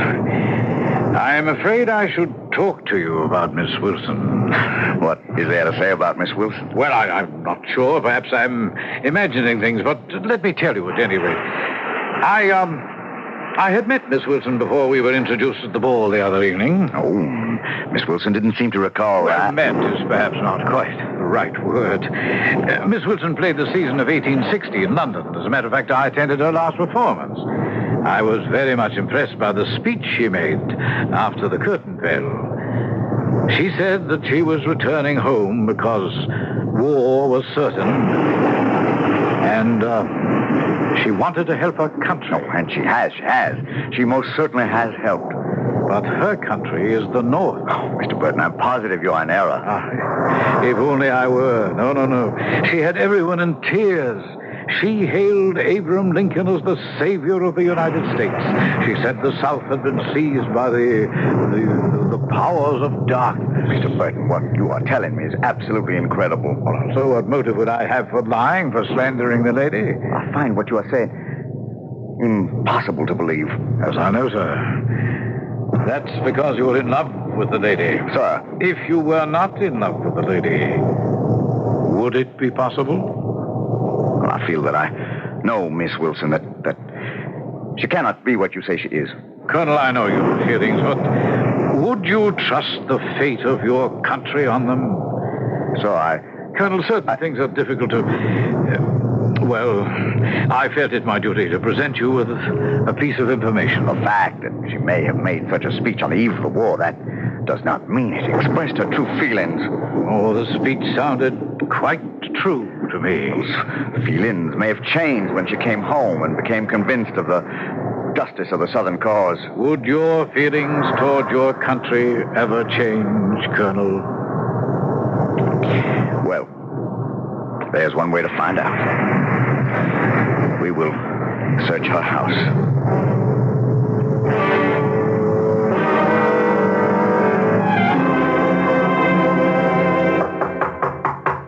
Just a moment. Oliver, what a wonderful surprise. Come in. I was hoping you'd come calling on me. Were you, Miss Wilson? Miss Wilson? Why, is something wrong, Colonel? Mariah, confess. To what? Confess you're a Union spy. Who accuses me? Does it matter? I have a right to know. Let me face my accuser. Mariah, if we love each other, there can be no falsehoods between us. Are you a spy? Who accuses me? I have received a report of a speech you made after your final performance in London in 1860. I wasn't in London in 1860. Unfortunately, Mr. Burton happened to see you express your Union sentiments quite strongly. I played the season of 1860 in Boston. Why, if you read the Boston newspapers, well, get old copies of the paper. Mr. Burton saw you and heard you. Mr. Burton. How do you know Mr. Burton is all that he claims to be? Miss Wilson, this is unworthy of you. Mr. Burton is an English gentleman. How do you know? Mr. Burton carries all the proper documents. Can anyone here identify Mr. Burton? Well, can they? Do you intend to give a man whom nobody knows $1 million in gold and let him sail away with it? Do you? Confess, Mariah, please. And I shall find a way to spare your life. If I can, please, Mariah, do not make it more difficult for me. Why do you insist I am a spy? This letter. It's in your handwritten script. Where did you find that? We searched your house. Oh. Alert blockading squadron. Runner prepared to sail soon with gold shipment. I see. And you are a spy. It was the best way I could serve my country. I understand. And now? Now I am forced to place you under arrest. Well, may I ask a favor, Colonel? Of course. May I be permitted to change my costume for the occasion? I should wear black. Oh, very well, Miss Wilson. Thank you. I shall not keep you waiting. Miss Wilson! Miss Wilson! Miss Wilson! Miss Wilson! Gone. How could you let her get away, Lieutenant? But she didn't get away, Colonel. She is gone. Well, my man had all four sides of the house surrounded. All the windows were under observation, and the back door, she didn't come out of the house. You mean no one came out of that house? Well, that's right, sir. No one. No one at all? Well, no one except... Yes, who? An old slave woman. No one except an old slave woman. Where did she go? Where did she go? Yes, where did she go? Quickly, where did she go? I didn't notice, Colonel. Think. Well, I'll try, but who notices an old slave woman? Of course, you and I know very well that the old slave lady is none other than Maria Wilson. Well, she is now deep in the heart of the enemy country, and surely a hue and cry will be raised against her. However, she does have one thing in her favor. She's an actress. She can assume various roles. She has other parts to play when I return shortly with Act 3. In 1863, the American Civil War is reaching toward its crisis. The decisive battle will be fought at Gettysburg. As one famous Confederate general put it, battles are won by those who get thar fustest with the mostest. What the South must do is get the necessary tools of war from abroad, and this costs money. And money is scarce and precious. And this is what our story has been all about. Money, which is what most stories are really all about, no? An old slave woman trudges wearily along a dusty country road in South Carolina. She stops near an old farmhouse. The farmer is in the front yard, about to saddle his horse. Massa. What is it, Grandma? You hungry? Yes, sir. Powerful hungry. You ain't from around here. Don't tell me you running away at your age. Who you belong to? I can't remember, sir. Well, go around the back to the kitchen. Tell him I says to give you something to eat. I'd be powerful obliged to you, John Stevens. Good Lord. Come into the house, quickly. We shall have to get rid of this Burton fellow. Why, John? Let him take the gold. We can have the blockade squadron capture him at sea. Look, he'll be flying a British flag, which means we can only board him inside the territorial limits. Suppose by some lucky chance he sneaks past the blockade. What if we're forced to capture him on the high seas? We have no right to board a British ship in international waters. Then we must force the rebels to use one of their own blockade runners. The problem remains how to get rid of this Burton or whatever his name is. I can do that. How? Just leave the details to me. I'm an actress. Oh, but that's only half the job. When they get rid of him and decide to use their own vessel, we need someone on board that ship. That will be truly impossible, Maria. Every member of that crew will be a picked man. I could get on board that ship. You could? Oh, well, how could you possibly hope I know Colonel Oliver Colfax. I know how he feels, how he thinks. I know a way to get on board. How? They can always use a cabin boy. I'd need a little luck. But could you actually disguise yourself? I could try. They'll choose a dark night. They'll have a fast ship. They might be able to steal past the squadron, but if I can get on board with one of those new pistols that fire a bright light into the sky... Yes, a flare. A flare. Yes. It would be like a flash of daylight.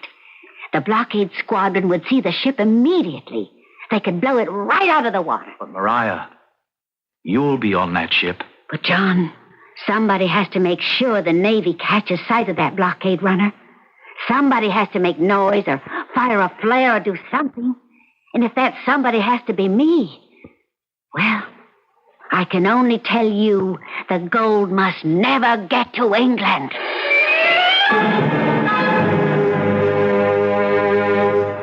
Well, Colonel, tonight is the great event, eh? Yes, and it looks like favorable time, too. There'll probably be a heavy mist, judging from the weather now. Oh, yes, sir, I'm sure of the success of our enterprise. Shall you be my guest for luncheon, sir? I know of a splendid place to dine just down the street. Oh, my pleasure, Colonel. Shall we? You know, I'm quite impressed with your country, Colonel. We shall be a great nation one day. We may be poor in material things, but we are rich in spirit. Which is what really matters. Henry, it's you, Henry Atkins. I beg your pardon. They said you're going to America, and I'll come looking for you. Mom, I'm afraid you're quite mistaken. Mistaken? Wouldn't I know my own husband? Would I forget a dog like you? No. Would I forget how you left me as a baby? Oh, Collins, this is most awkward. I said I'd travel the old wide world to track you down and demand justice for what you done to me and my child. Your child? This is a mad woman, Colonel. You call me mad. Listen, everybody listen. This beast here, he leaves a woman and an infant child in London, England, to starve to death. Now, calm yourself, madam. I'm Colonel Colfax. I promise you justice to you will be done. You say your name is Elizabeth Atkins, and you met Mr. Burton. He ain't Mr. Burton. He's Mr. Atkins, Henry Atkins. You're sure? I know me own husband, don't I? You have proof? What proof would I have? Except me own word. He met me and married me in the spring of 57. A year later, he says to me, "Hey, the pickings must be good in America." And I give him me life savings, and off he goes, promising to send for me. How did you get here? Well, after I seen that I'd been had, I left the baby with me mother and come here searching for him. How did you know to come to Charleston? Well, sir, I knows the sort of gentleman he'd associate with. Someone said they heard he was onto a good thing down here. I see. Sir, I didn't mean to cause nobody no trouble. It's just that I need money for the baby. I want him to grow up with an education like I never had. Well, Mrs. Atkins, we shall look into this further, and thank you very much. I was just barely able to rescue him from the mob, Mr. President. And the woman? Well, I questioned her, and she was quite distressed. Do you believe her story? I don't know what to believe. Well, where is Mr. Burton now? Under guard. It's an awkward situation, Colonel, but it can't be helped. May I suggest, sir, that someone who knows Burton, someone who has dealt with him before, should come to Charleston and settle the matter? Well, then you do suspect him, Colonel. Sir, I know this. The last reserves, the last resources of our country are being entrusted to a gentleman who may or may not be who he says he is. Well, his documents, his instructions all seem to be in perfect order. His documents may have been stolen from the real Mr. Burton. If so, the real Mr. Burton is probably dead. Breckenridge. Breckenridge has dealt with the real Mr. Burton in London. Oh, but, sir, Mr. Breckenridge is in Richmond. What I know. And we stand to lose valuable time. We must have the equipment within the month if it's to do General Lee any good. Mr. President, may I suggest that we ship the gold to England in one of our own vessels? We run the risk it could be captured on the high seas. We also take the risk that a British blockade runner could be boarded before it leaves the territorial waters. Yes. But once in international waters, the British flag protects her. However, the crew of most of these vessels are basically privateers, which is a polite name for pirates. Oh, they'll know they have gold aboard. It could be too tempting. Then why entrust this valuable cargo to strangers in any event? We must use one of our own craft.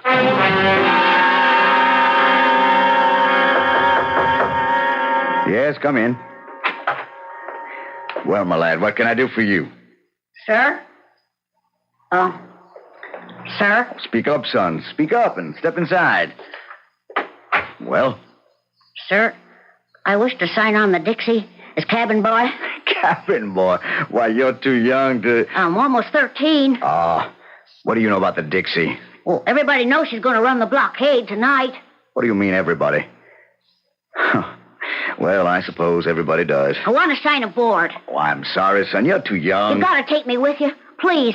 I got to fight for my country.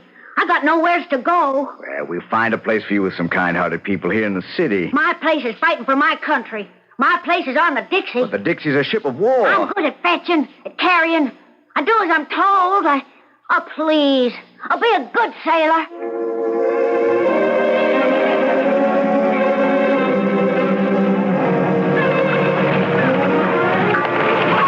Move aboard quickly and quietly, men. We just have time to make the tide. This fog is a blessing, Colonel. Yes, Lieutenant. And now I feel certain we shall succeed. Colonel, I brought you a cup of coffee. Thank you, son. Better get on board quickly. Yes, sir. They won't expect us to put out to sea in this mist. Or if they do, it won't matter. Once we're underway, I don't think they have anything that can catch us. Last man's reported aboard, Colonel. We're ready to make way. Very good, Lieutenant. Gather the crew up forward.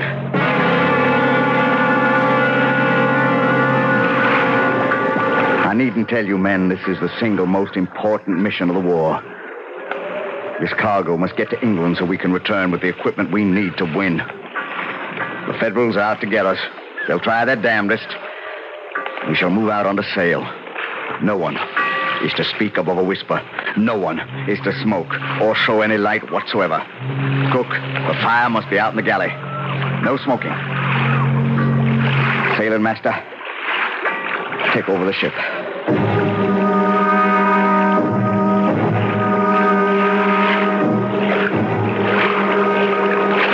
Fog is lifting, sir.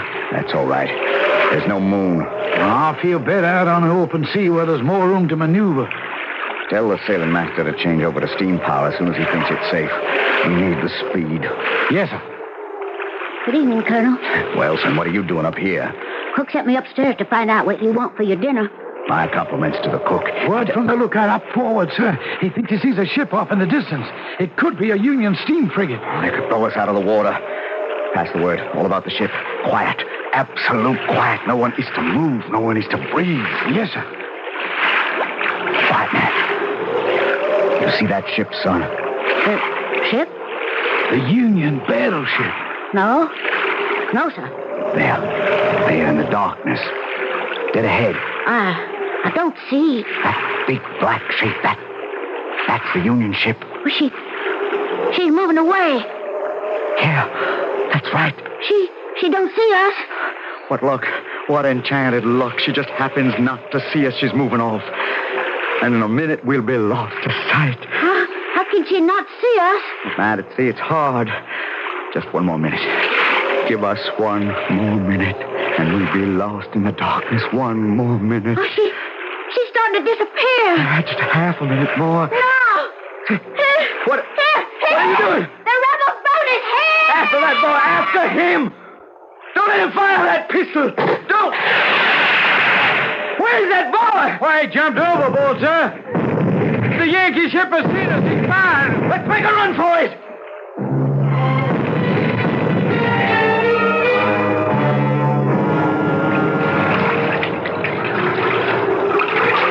Here. Let me give you a hand, sailor. Thank you, kind sir. It's you. Yes, me. Do you still want me to share your wrath, Colonel? I ought to. Yes? Oh, come on before you drown. Well, the ship is gone under. With the gold. I'm sorry for you. But for me, I'm glad. You were the old slave lady. Yes. And Mrs. Atkins. Yes. And the cabin boy. Yes. What am I going to do with you? Well, depends on who picks us up. One of my boats, and you're my prisoner. One of your boats, and I'm your prisoner. Miss Wilson. Mariah, I am afraid that whichever boat picks us, I am your prisoner anyway. Colonel, I only want to say that I am your prisoner, too.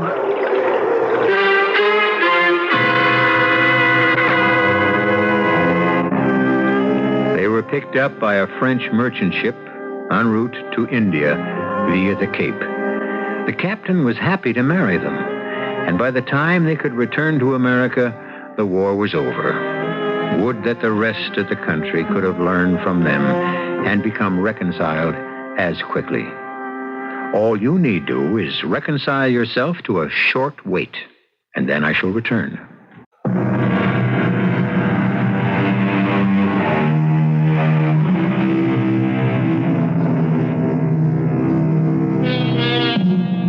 It needs all kinds of soldiers to make an army. Infantry, artillery, armor, and air. But the soldiers who are needed to support them all are the soldiers who neither fight nor die. The soldiers who never grow old or tired, weary or hungry. And these are the soldiers of solid gold, who will serve any master or any cause. And in the end, these are the soldiers who win. Our cast included Michael Wager, E.V. Juster, Ian Martin, Court Benson, and William Redfield. The entire production was under the direction of Hyman Brown. And now, a preview of our next tale. Well, sir, I brought my weapon to bear. I was about to shoot. And then I seen his face. What I mean is, he had no face. No head. No head. No, General. He was dressed in the uniform of a Hessian mercenary soldier. And it was all complete. Save he didn't have his hand. Since he had disobeyed your order to halt, why didn't you fire? Well, sir, if any other officer asked me that, I answer my flint was wet, or the primer flashed in the pan, or that I shot and missed. But you know what my answer is to you, General? You were scared out of your wits. Yes, sir. And I would have been scared, too. All right, Sergeant, that's all. General Washington, I did see him. The 4 men with me, they seen him, too. He was a headless Hessian. Radio Mystery Theater was sponsored in part by Anheuser-Busch Incorporated, Brewers of Budweiser, and Buick Motor Division. This is E.G. Marshall inviting you to return to our Mystery Theater for another adventure in the macabre. Until next time, pleasant dreams.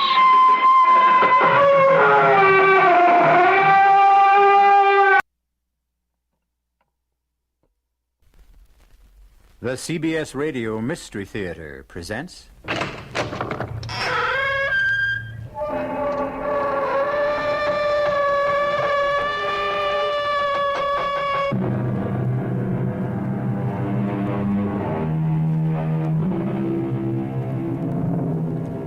Come in. Welcome. I'm E.G. Marshall. Good to have you with us.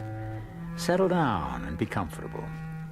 Lend us not only your ears, but your deepest concentration while we tell you a strange and macabre story. Where do you live? Peoria? Salt Lake City? Buffalo? Memphis? Huh? Where? Springfield? Manchester? Spokane? Hackensack?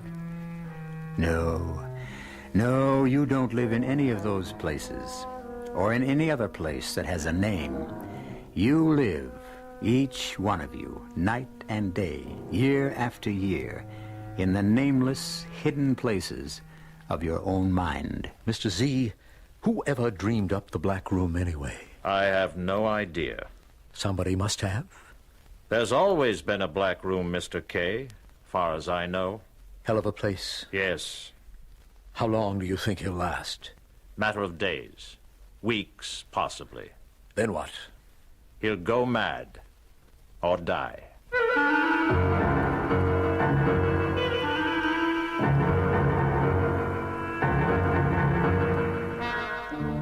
Our mystery drama, The Black Room, was written especially for the Mystery Theater by Elspeth Eric and stars Larry Haynes.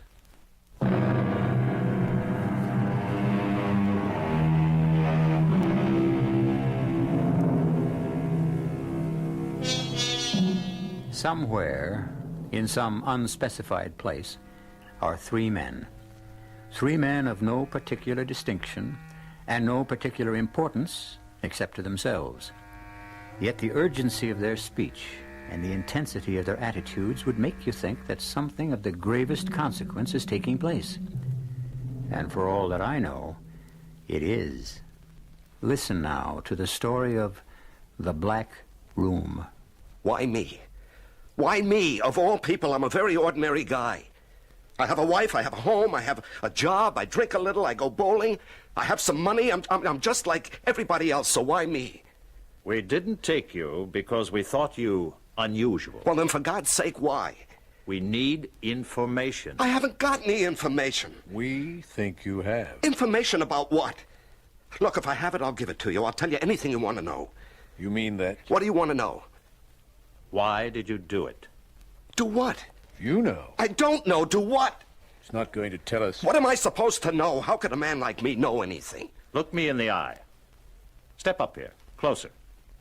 Look me straight in the eye. Now, why did you do it? I didn't do anything. Come on now. He'll never tell you. What am I supposed to have done? He's hopeless. You guys, I never saw you before in my life. Who the hell are you, anyway? I'm the man in charge here. And who's he? My deputy. Well, who gave you the right to bust into my house, drag me down here, and start asking me questions?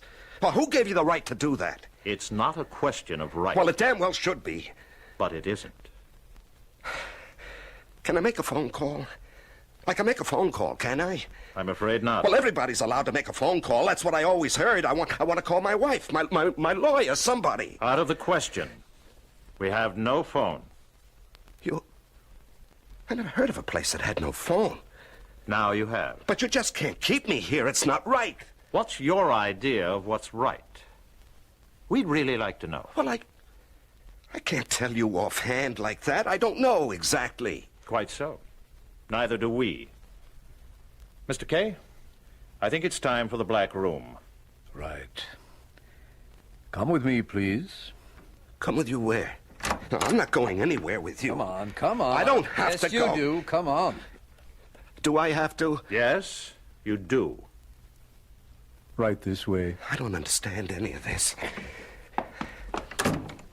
What is this place you're taking me to? What did he call it? The Black Room. Why do you call it that? Because it's black. Why, painted black, black walls, black furnishings, what? Well, there aren't any furnishings. It's just a room. And it's black. You're putting me in solitary. You'll be alone. There we are. Step in, please. Well, I can't see a thing, nothing. It's black. That's why it's called the Black Room. Well, switch on a light. There is no light.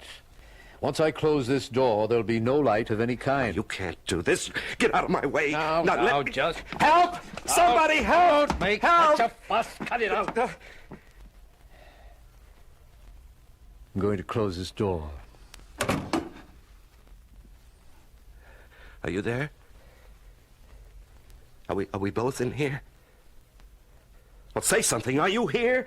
You haven't any matches on you by any chance? Or a lighter? No. Once I go out that door, you'll be in total darkness and total silence. No light, no noise, no sound of any kind. Only what you make yourself. I don't see why. You'll be fed once a day, never at the same time. How will I know when? It'll be either before you get hungry, or after you've stopped being hungry. You'll bring it to me? You'll find it somewhere on the floor. Well, how will I find it if I can't see it? You'll feel around till you come to it. There'll be bread and water, and once in a while, if I'm in the mood, some cheese or a piece of fruit. Okay. Got it? Will you tell the warden something for me? The who? The warden? Well, whoever he is, the keeper. Keeper? Well, you know who I mean, the man in charge. That's Mr. Z. The end of the line. Tell him what? Tell him that That you what? I've forgotten. Well, it's a good beginning. Keep it up. Oh, wait a second, wait. What now? Let me look at the light. Look at it. Okay. That's all.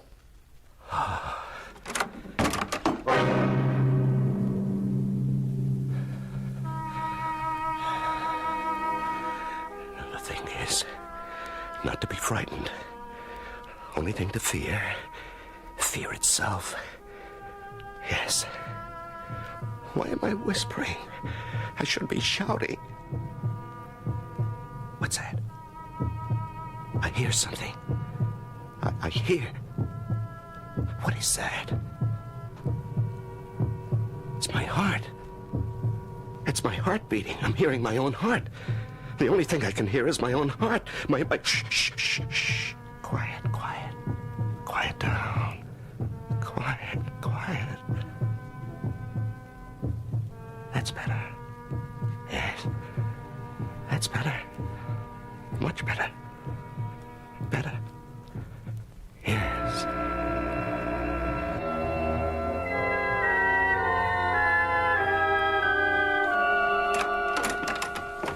How did it go? Very routine. Good. He fussed a little. Oh? I found it necessary to step inside with him for a few seconds. No trouble, though? He went numb pretty fast. I thought he would. He wanted me to give you a message, but then he couldn't remember what it was. Oh, and he thinks you're some kind of a warden. A warden? Or a keeper. Poor man.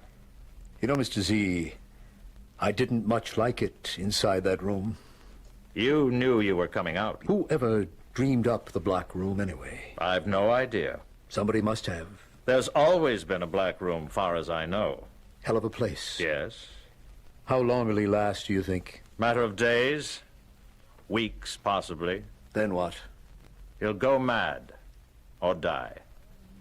Wonder what he's doing now. Oh, counting by twos, then by threes, then by fours. Anything to keep from thinking. That's what they all do. Remember things. Beautiful things. Remember the ocean, the sand, the sounds of the sea, the waves, winds, running on the beach. Oh, God, I'm crying. These are my tears. Come on, now, let's not have any of that, none of that. No, just remember other things. The house, no. Not the house, I'm not ready to think about the house. School. Oh, yes, school. Matthew Arnold, English poet, 1822 to 1888. Yeah, something like that anyway. Is it so small a thing to have enjoyed the sun, to have lived light in the spring, to have lived, to have thought, to have done? I don't know the rest. Oh, sleep. I want to sleep. No, I'm afraid to sleep. Will I ever sleep? What's that? I heard something. Yes, I hear something. Shh. Quiet. Shh.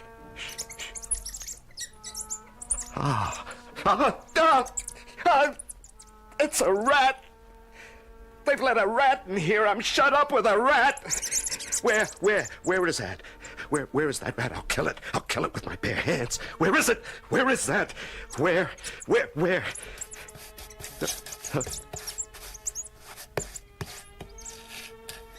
Can't hear it anymore. Where is that rat? Where is it hiding? What'll it do? No, that's enough of that. Just lie down on the floor. Stretch out. Just let go. What'll happen will happen. Just let it happen. That's the best way. Don't fight. Don't struggle. Just lie quiet. Empty your mind. Yes. It doesn't matter if my eyes are open or closed. Isn't that funny? They're not really funny. When I go to sleep with my eyes closed, or when they stay open. Yes, I can feel my eyelids raise themselves up. Now I feel them come down. But everything's the same. Black, just... it ran over my hand. The rat ran across my hand. Where is it now? I don't hear it. Did I imagine that? Did I ever hear it? Did I really feel it? There, I hear it. I hear it again. Now, why would they do that? Why would they put me in a black room with a rat? They must be devils. Where is that rat now? Shh. Wait, it makes a noise. Shh. Oh, again. Ran across my hand again. And wait. Just hold on now. Hold on, it's not so bad. The rat didn't bite you, did he? No, he simply ran across the back of your hand. That's all. You're not hurt. You're perfectly all right. Perfect. Oh, you don't sound like such a big rat. Oh, you sound kind of a very small rat. Now, you could be a mouse. Sure, a very small little mouse. Why not? Now, if I should just lie here quietly with my arms spread out like this, would you run across my hand again? Would you? Huh? Hey, you see, I'm calmer now, much more relaxed. I'm waiting. Oh, there you were. Oh, on my fingers. Oh, such light little feet, so delicate. Oh, I think you must be no more than 2 inches long.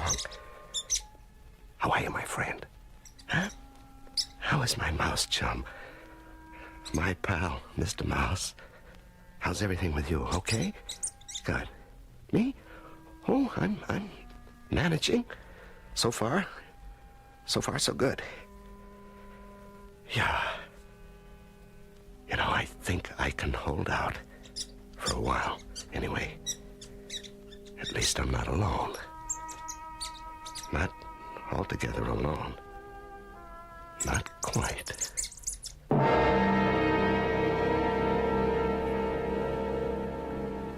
The great horror is the fear of being alone.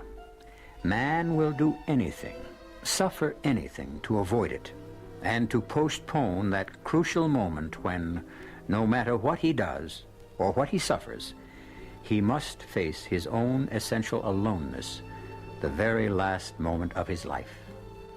We'll be back shortly with Act Two.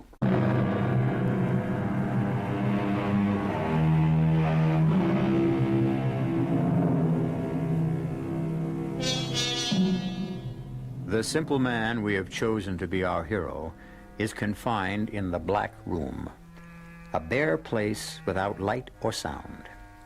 But by chance or fate or the mercy of God, he has found a companion, a mouse no bigger than his thumb. This tiny creature has become his sole defense against the terrors of being alone. Sit here on my hand and let me stroke your head, Mr. Mouse. There. You like that? Tell me you do. Somehow let me know that you do. You don't know how much it would mean to me to know that I was giving pleasure to someone. That's one of the chief horrors of being cut off from everything and everyone. There's no one to serve, to help, to amuse. Yes, that sounds strange, I suppose, but I never knew till now how important it is to bring pleasure and comfort and amusement into other lives. Will I ever laugh again? That's too much to expect. Yes, I know that. I don't mind crying anymore. I cry a lot. I don't care. When I weep at the hopelessness of it all, I feel somehow it's not quite so hopeless. Now, why is that? Do you know, Mr. Mouse? Mice don't cry? Is that what you're saying? Mice take life as it comes. Yes, but men can't do that. Men rebel and struggle and suffer. Oh, yes. Yes, how they suffer. Oh, are you agreeing with me? Or are you telling me you're hungry? You know what I have for you this time? Some cheese. Yes. They left me a piece of cheese this time. I ate most of it, but there are some crumbs. And they're in the breast pocket of my shirt. Now, if you just get into my pocket, way down at the bottom. You're easy now. Don't be frightened. Now, you know I wouldn't do anything to hurt you, my little friend. There. Head first. Down you go. Ah, yes, you found them. You found the crumbs of cheese. You're eating, and I'm almost laughing. Not quite, but almost. I'm almost laughing because you're so pleased.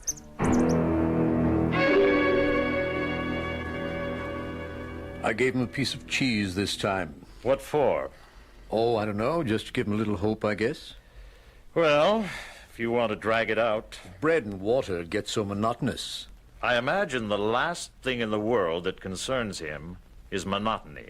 Well, it gets monotonous for me, too. You say he's eating well. So far, every crumb. That won't last. I suppose not. Not if he's like the others, it won't. A few more days, then...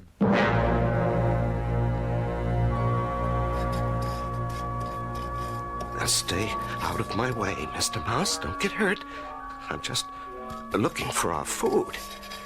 Oh, maybe he hasn't left it yet. There hasn't been any cheese for a long time.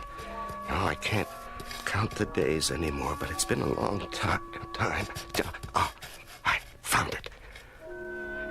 What is this? What? Why, it's an apple. Imagine an apple.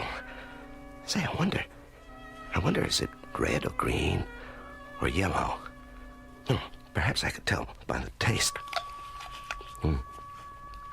Macintosh.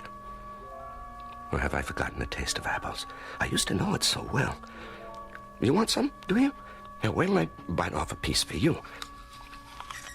Right, you know where it is. Come on now, you know. The pocket. It's in the pocket. That's it. Now I can feel you move against my chest. I think I have never felt anything so comforting. Now, how did I get here? How did I come to be living in a soundless, lightless room with a friendly mouse? It's almost laughable, but I've forgotten how to laugh.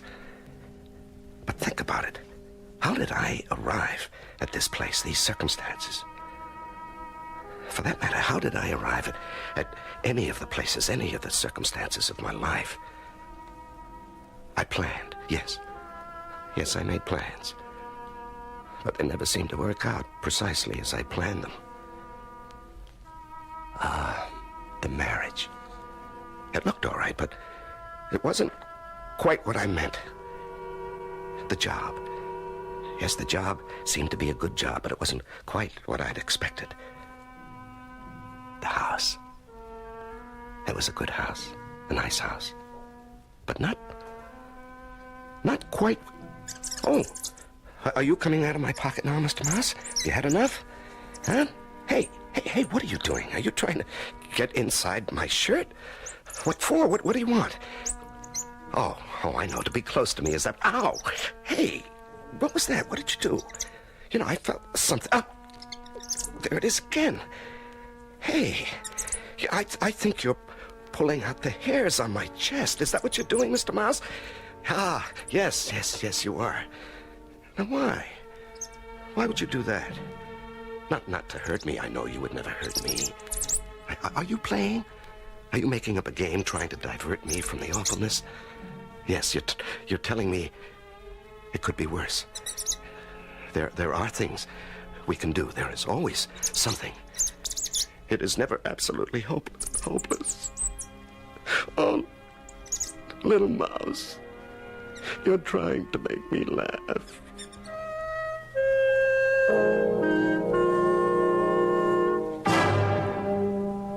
I gave him an apple today.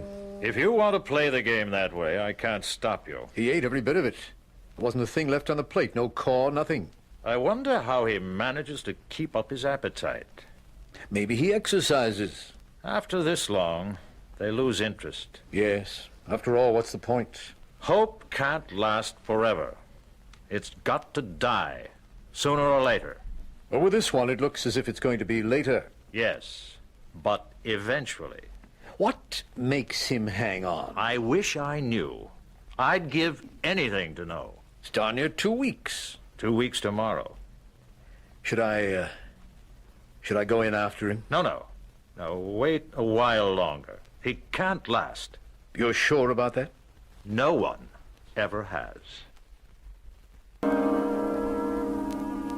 It's only breadcrumbs today. Sorry, Mr. Mouse. Hey, where are you? Mouse? Mouse, I have breadcrumbs for you in my pocket. Now, where are you? Are you here? Why don't you come when I call you? Now, there's no place to go in this blackness. I can't look for you. I might hurt you. Now, why don't you come when I call you? I have food for... Oh, what a a fool I am. You've gone out of the black room. You've escaped. But where? How? There must be a place. Yes, you haven't always lived in this room. You came in at some point, and now you've gone out. But where? How? There must be a place, a little place, a tiny hole. Yes, a tiny hole big enough for a mouse to get through. Now, where? Where? You don't live here all the time. The black room isn't your only home. I mean, not your permanent home. You wouldn't pick a place like this. No mouse would do that. Nobody would do that. No, you came here from somewhere else. You must have. There must be a hole someplace. And you came through that hole, and you've gone out through that hole, and I'm gonna find it. What's this? Is this it? Oh, that's so tiny. That's so tiny. Is that a hole? A hole just big enough for a mouse to slip through? Yes, I think it is. Then on the other side, there must be something. The blasted hole is right next to the floor. It's no bigger than my thumb. I can't get my face up to it. Yes, I can. I see. I see a light. I see light. A very little light. Oh, thank you. Thank whoever you are for this little bit of light. And what's happening? What's happened to the light? There's still a little, but there's something gray, something milky gray. What? It's my mouse. He's on the other side of the hole. I'm looking into the small gray eye of my friend. Oh, Lord, it's too much. Who could think of such a thing? Who could think that I would be straining at a mouse hole, bent almost double, to look into the eyes of my friend, the mouse? No, it's too much. It's too much. I can't comprehend. What is there to do?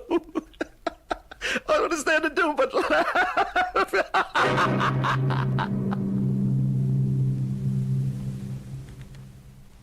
He's off his feet. Hardly ate anything the last few days. So, it's starting. What's starting? The decline. I knew it would, sooner or later. Think I'll give him some fruit next time. I really don't know why you want to bother. Maybe some cheese, too. Suit yourself. Look, the idea was never to starve the poor fool. If that was the idea, I wouldn't give him anything at all. He's beginning to starve himself. Can he do that? It's simple. Stay away from food and water. You'll be gone in a few days. No kidding. Animals know that. Well, I never knew it. There's lots of things animals know that men don't know. Especially you.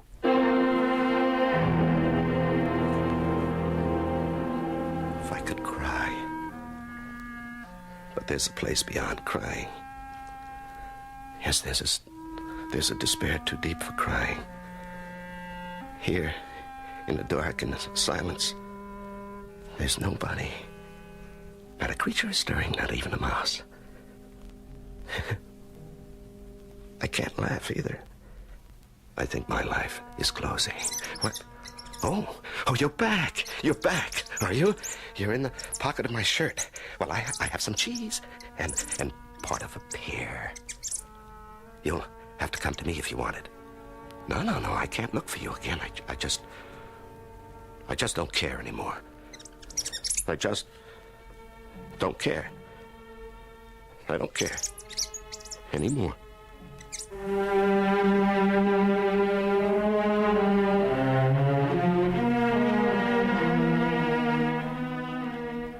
We all know it, but nobody says it. The drama of life is not in battles or elections or crimes or even in love affairs. The drama of life takes place in the dark, silent soul of every man or woman who has had the luck or the misfortune to live. We'll be back shortly with Act 3.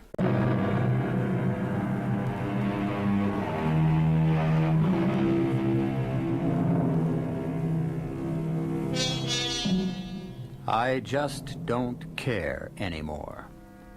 These words were spoken by our nameless protagonist a few minutes ago, and I suppose they are the saddest words anyone can utter. I just don't care anymore. The struggle is over. Life is over when we just don't care anymore. He hasn't eaten anything for 2 days. Oh? Last thing he ate was that pear that was 2 days ago. He's starting down the slide. You sound as if you enjoy this. I don't. I think it's terrible, really terrible. It's necessary. I don't see why. I swear I don't. We need the information, don't we? But do we absolutely have to have it? I don't see why. It's the most important information in the world. I just think maybe it's not worth all this. It's worth all this and more. I don't know why. Look, you're a good fellow. And you're not the stupidest man in the world, or you wouldn't be my deputy. But there are certain things that are, let's say, beyond your comprehension. You agree? I guess so. You guess so? I'm sure. I'm sure there are certain things that are beyond my comprehension. Just the same. Yes? What were you going to say? How do I know they're not beyond your comprehension, too?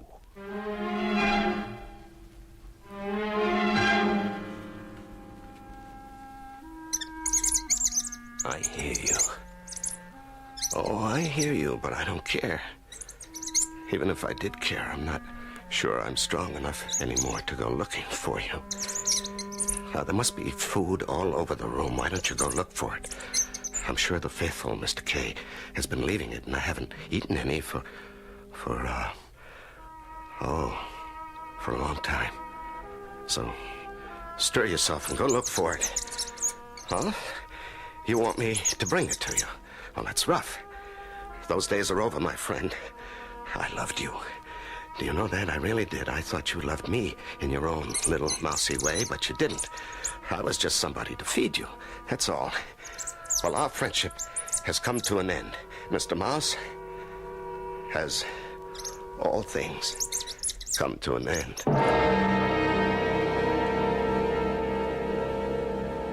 He isn't drinking any water either. That's too bad. You feeling sorry for him by any chance? Now, don't start up with me, Kay. It's not like you to go soft. I'm not going soft. It's just that... Yes? What? I don't know why exactly, but I had such high hopes for him. That he'd be different somehow. I really had very high hopes for that man. Well, maybe one day I'll learn. Nobody survives the Black Room. Absolutely nobody.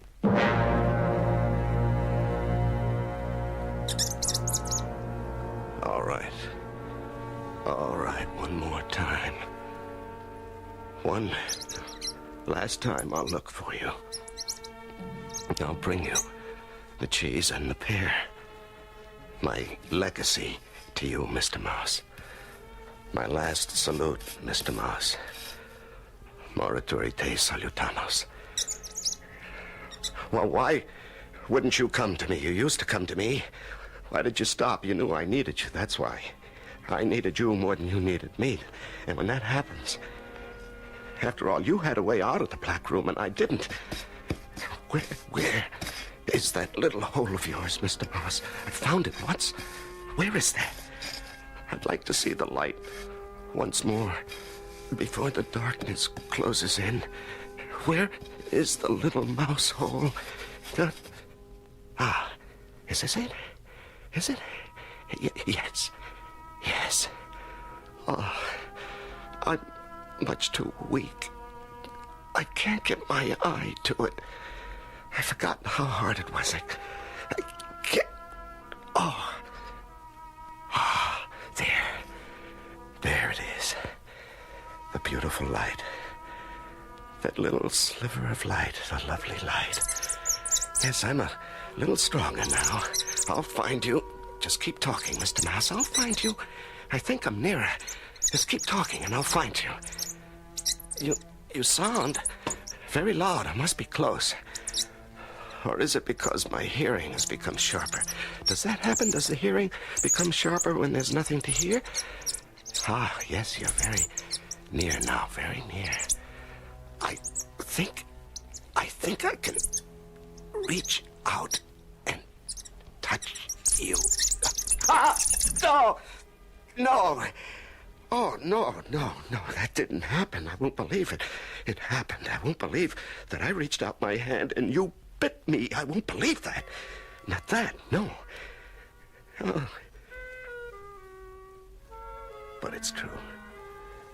Yes, it's true. There's no end to it. There's no end to the shocks and the suffering and the cruelty and the horror, no end to it. When you think you've borne it all, there's more and more and more!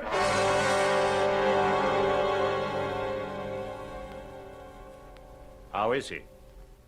Not eating, not drinking, nothing. Too bad. I think it's time to go in. You think he's alive? I don't know. He could be, I guess. Okay. Go on in. I hate this part. Oh, Mr. K. Yes? If he should be alive, by some chance, and if he should be even remotely in his right mind... Oh, I doubt that, Mr. Z. I know, but if he should be, take him upstairs and let him take a shower. Let him shave, give him some clean clothes, and bring him down here to me. That's if. If he's alive, and in his right mind. Well, there's always a chance.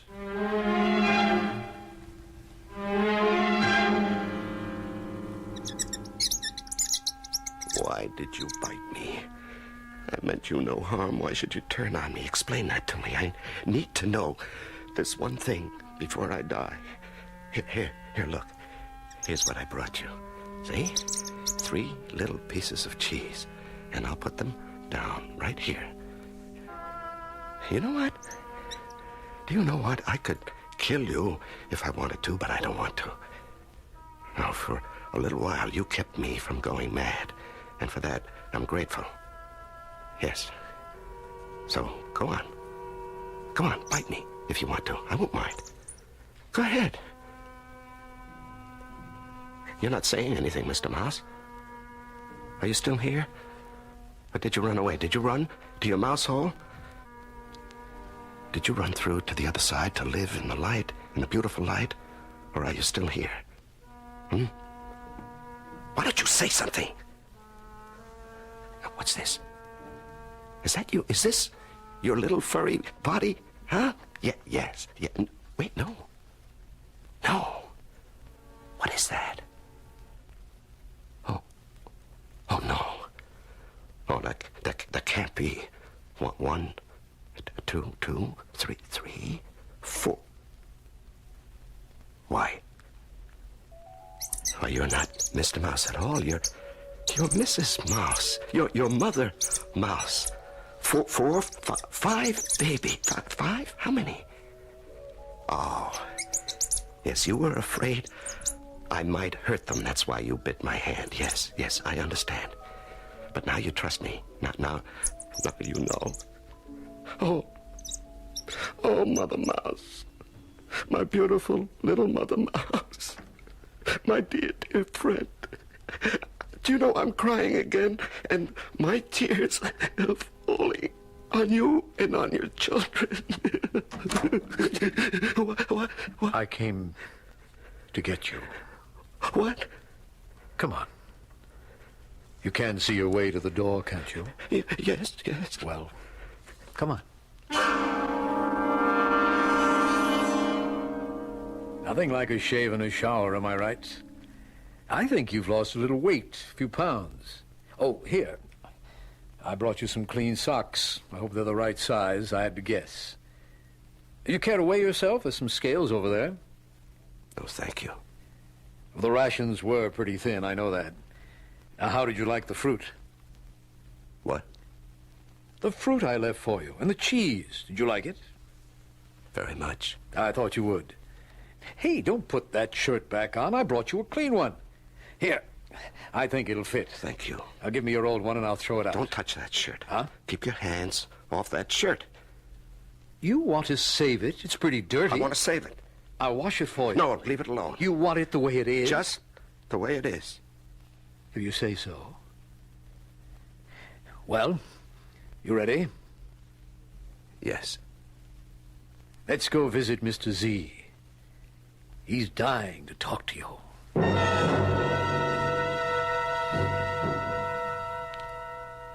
You look rather well. Surprisingly well. Please, sit down. I'm glad to see you. Are you really? Yes, really. Very glad.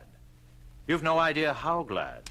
It's been, let's see, 26 days. That's remarkable. Truly remarkable. Tell me something, if you can. How did you do it? How does a man survive 26 days in the Black Room? Can you tell me? I really want to know. What does a man need to have to come out of there intact? He needs to care for some living soul. That's all he needs? He needs to care a lot. That's all? Just that? That and a little light. You're very tired, aren't you? Yes. It's been quite an ordeal. Oh, yes. We'd like to give you a complete physical examination before you go, if you don't mind. I can go? Also a psychiatric testing. And then I can go? One other thing. Oh. And what's that? After we've completed the examinations, would you be so kind, sir, as to address a few words to the membership? Not a long speech. We wouldn't expect that. But if you'd expand a little on what you've told me here. Now, wait a moment. What membership? Don't you know? Well, how am I supposed to know? I thought you'd guess. Is this a club? Some kind of a cult? Not precisely a club. Certainly not a cult. Well, then what is it? Who are the members? People in trouble. Troubled people. But that's practically everybody. Quite so. Yes. Will you talk to them, sir? They'd be ever so grateful. Then you can go home.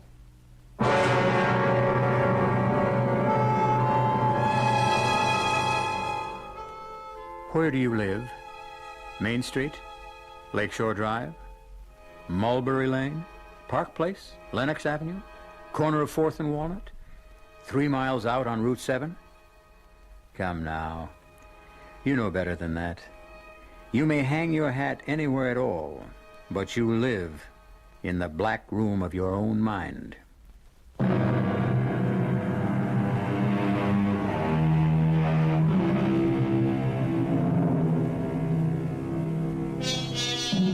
Has our little story depressed you?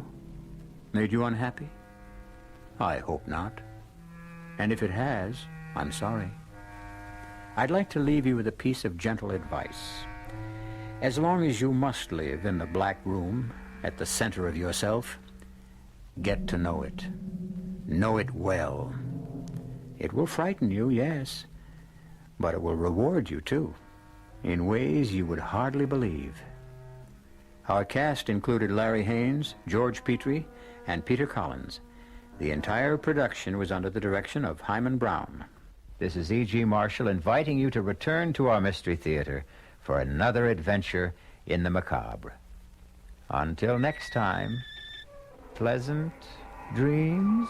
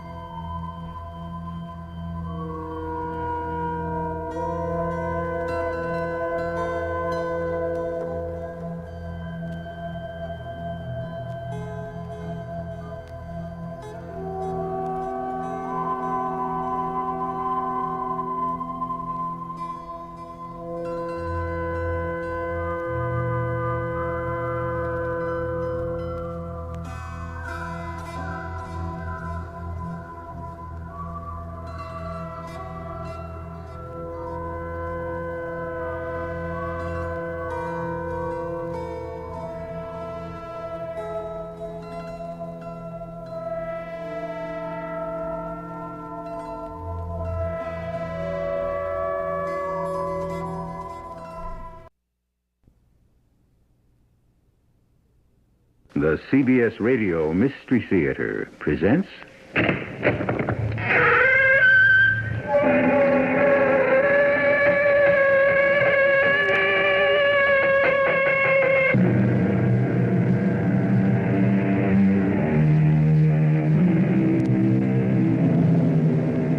Come in. Welcome. I'm E.G. Marshall. Yes, it's dark in here, but there is no need to be alone. I will be your friend. And on the subject of friendship, I'll give you some invaluable advice. The philosopher Delille once said, "Chance makes our parents, but choice makes our friends." With that in mind, I advise you to choose your friends carefully. Do not make the mistake the young man in our story is about to make. He will choose foolishly and soon learn that one should not make the choice of a friend a matter of life or death. You can't keep us chained below decks forever. I'll pay you back for every lash of the whip. I swear I will. The guards, they'll hear you. Who are you? My name's Armitage. James Armitage. You're just a boy. What are you doing on this godforsaken convict ship? Penance, just as you are. Well, you will be doing it for a long. Huh? I'll be getting us all out of here, I will. How? Leave that to me. The name's Hudson. Mark it well, lad. You'll learn to bless it before I've done with you.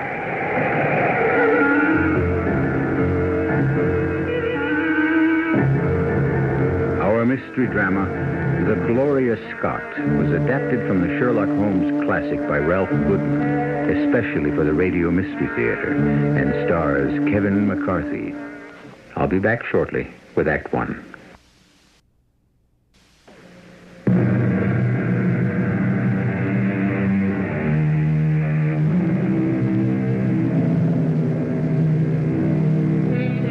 Sherlock Holmes looked upon the sea as a vast, open expanse of hypnotic tranquility, a contrast to the wheels within wheels that turn the deductive turbine of his analytical mind. But the sea is not always tranquil.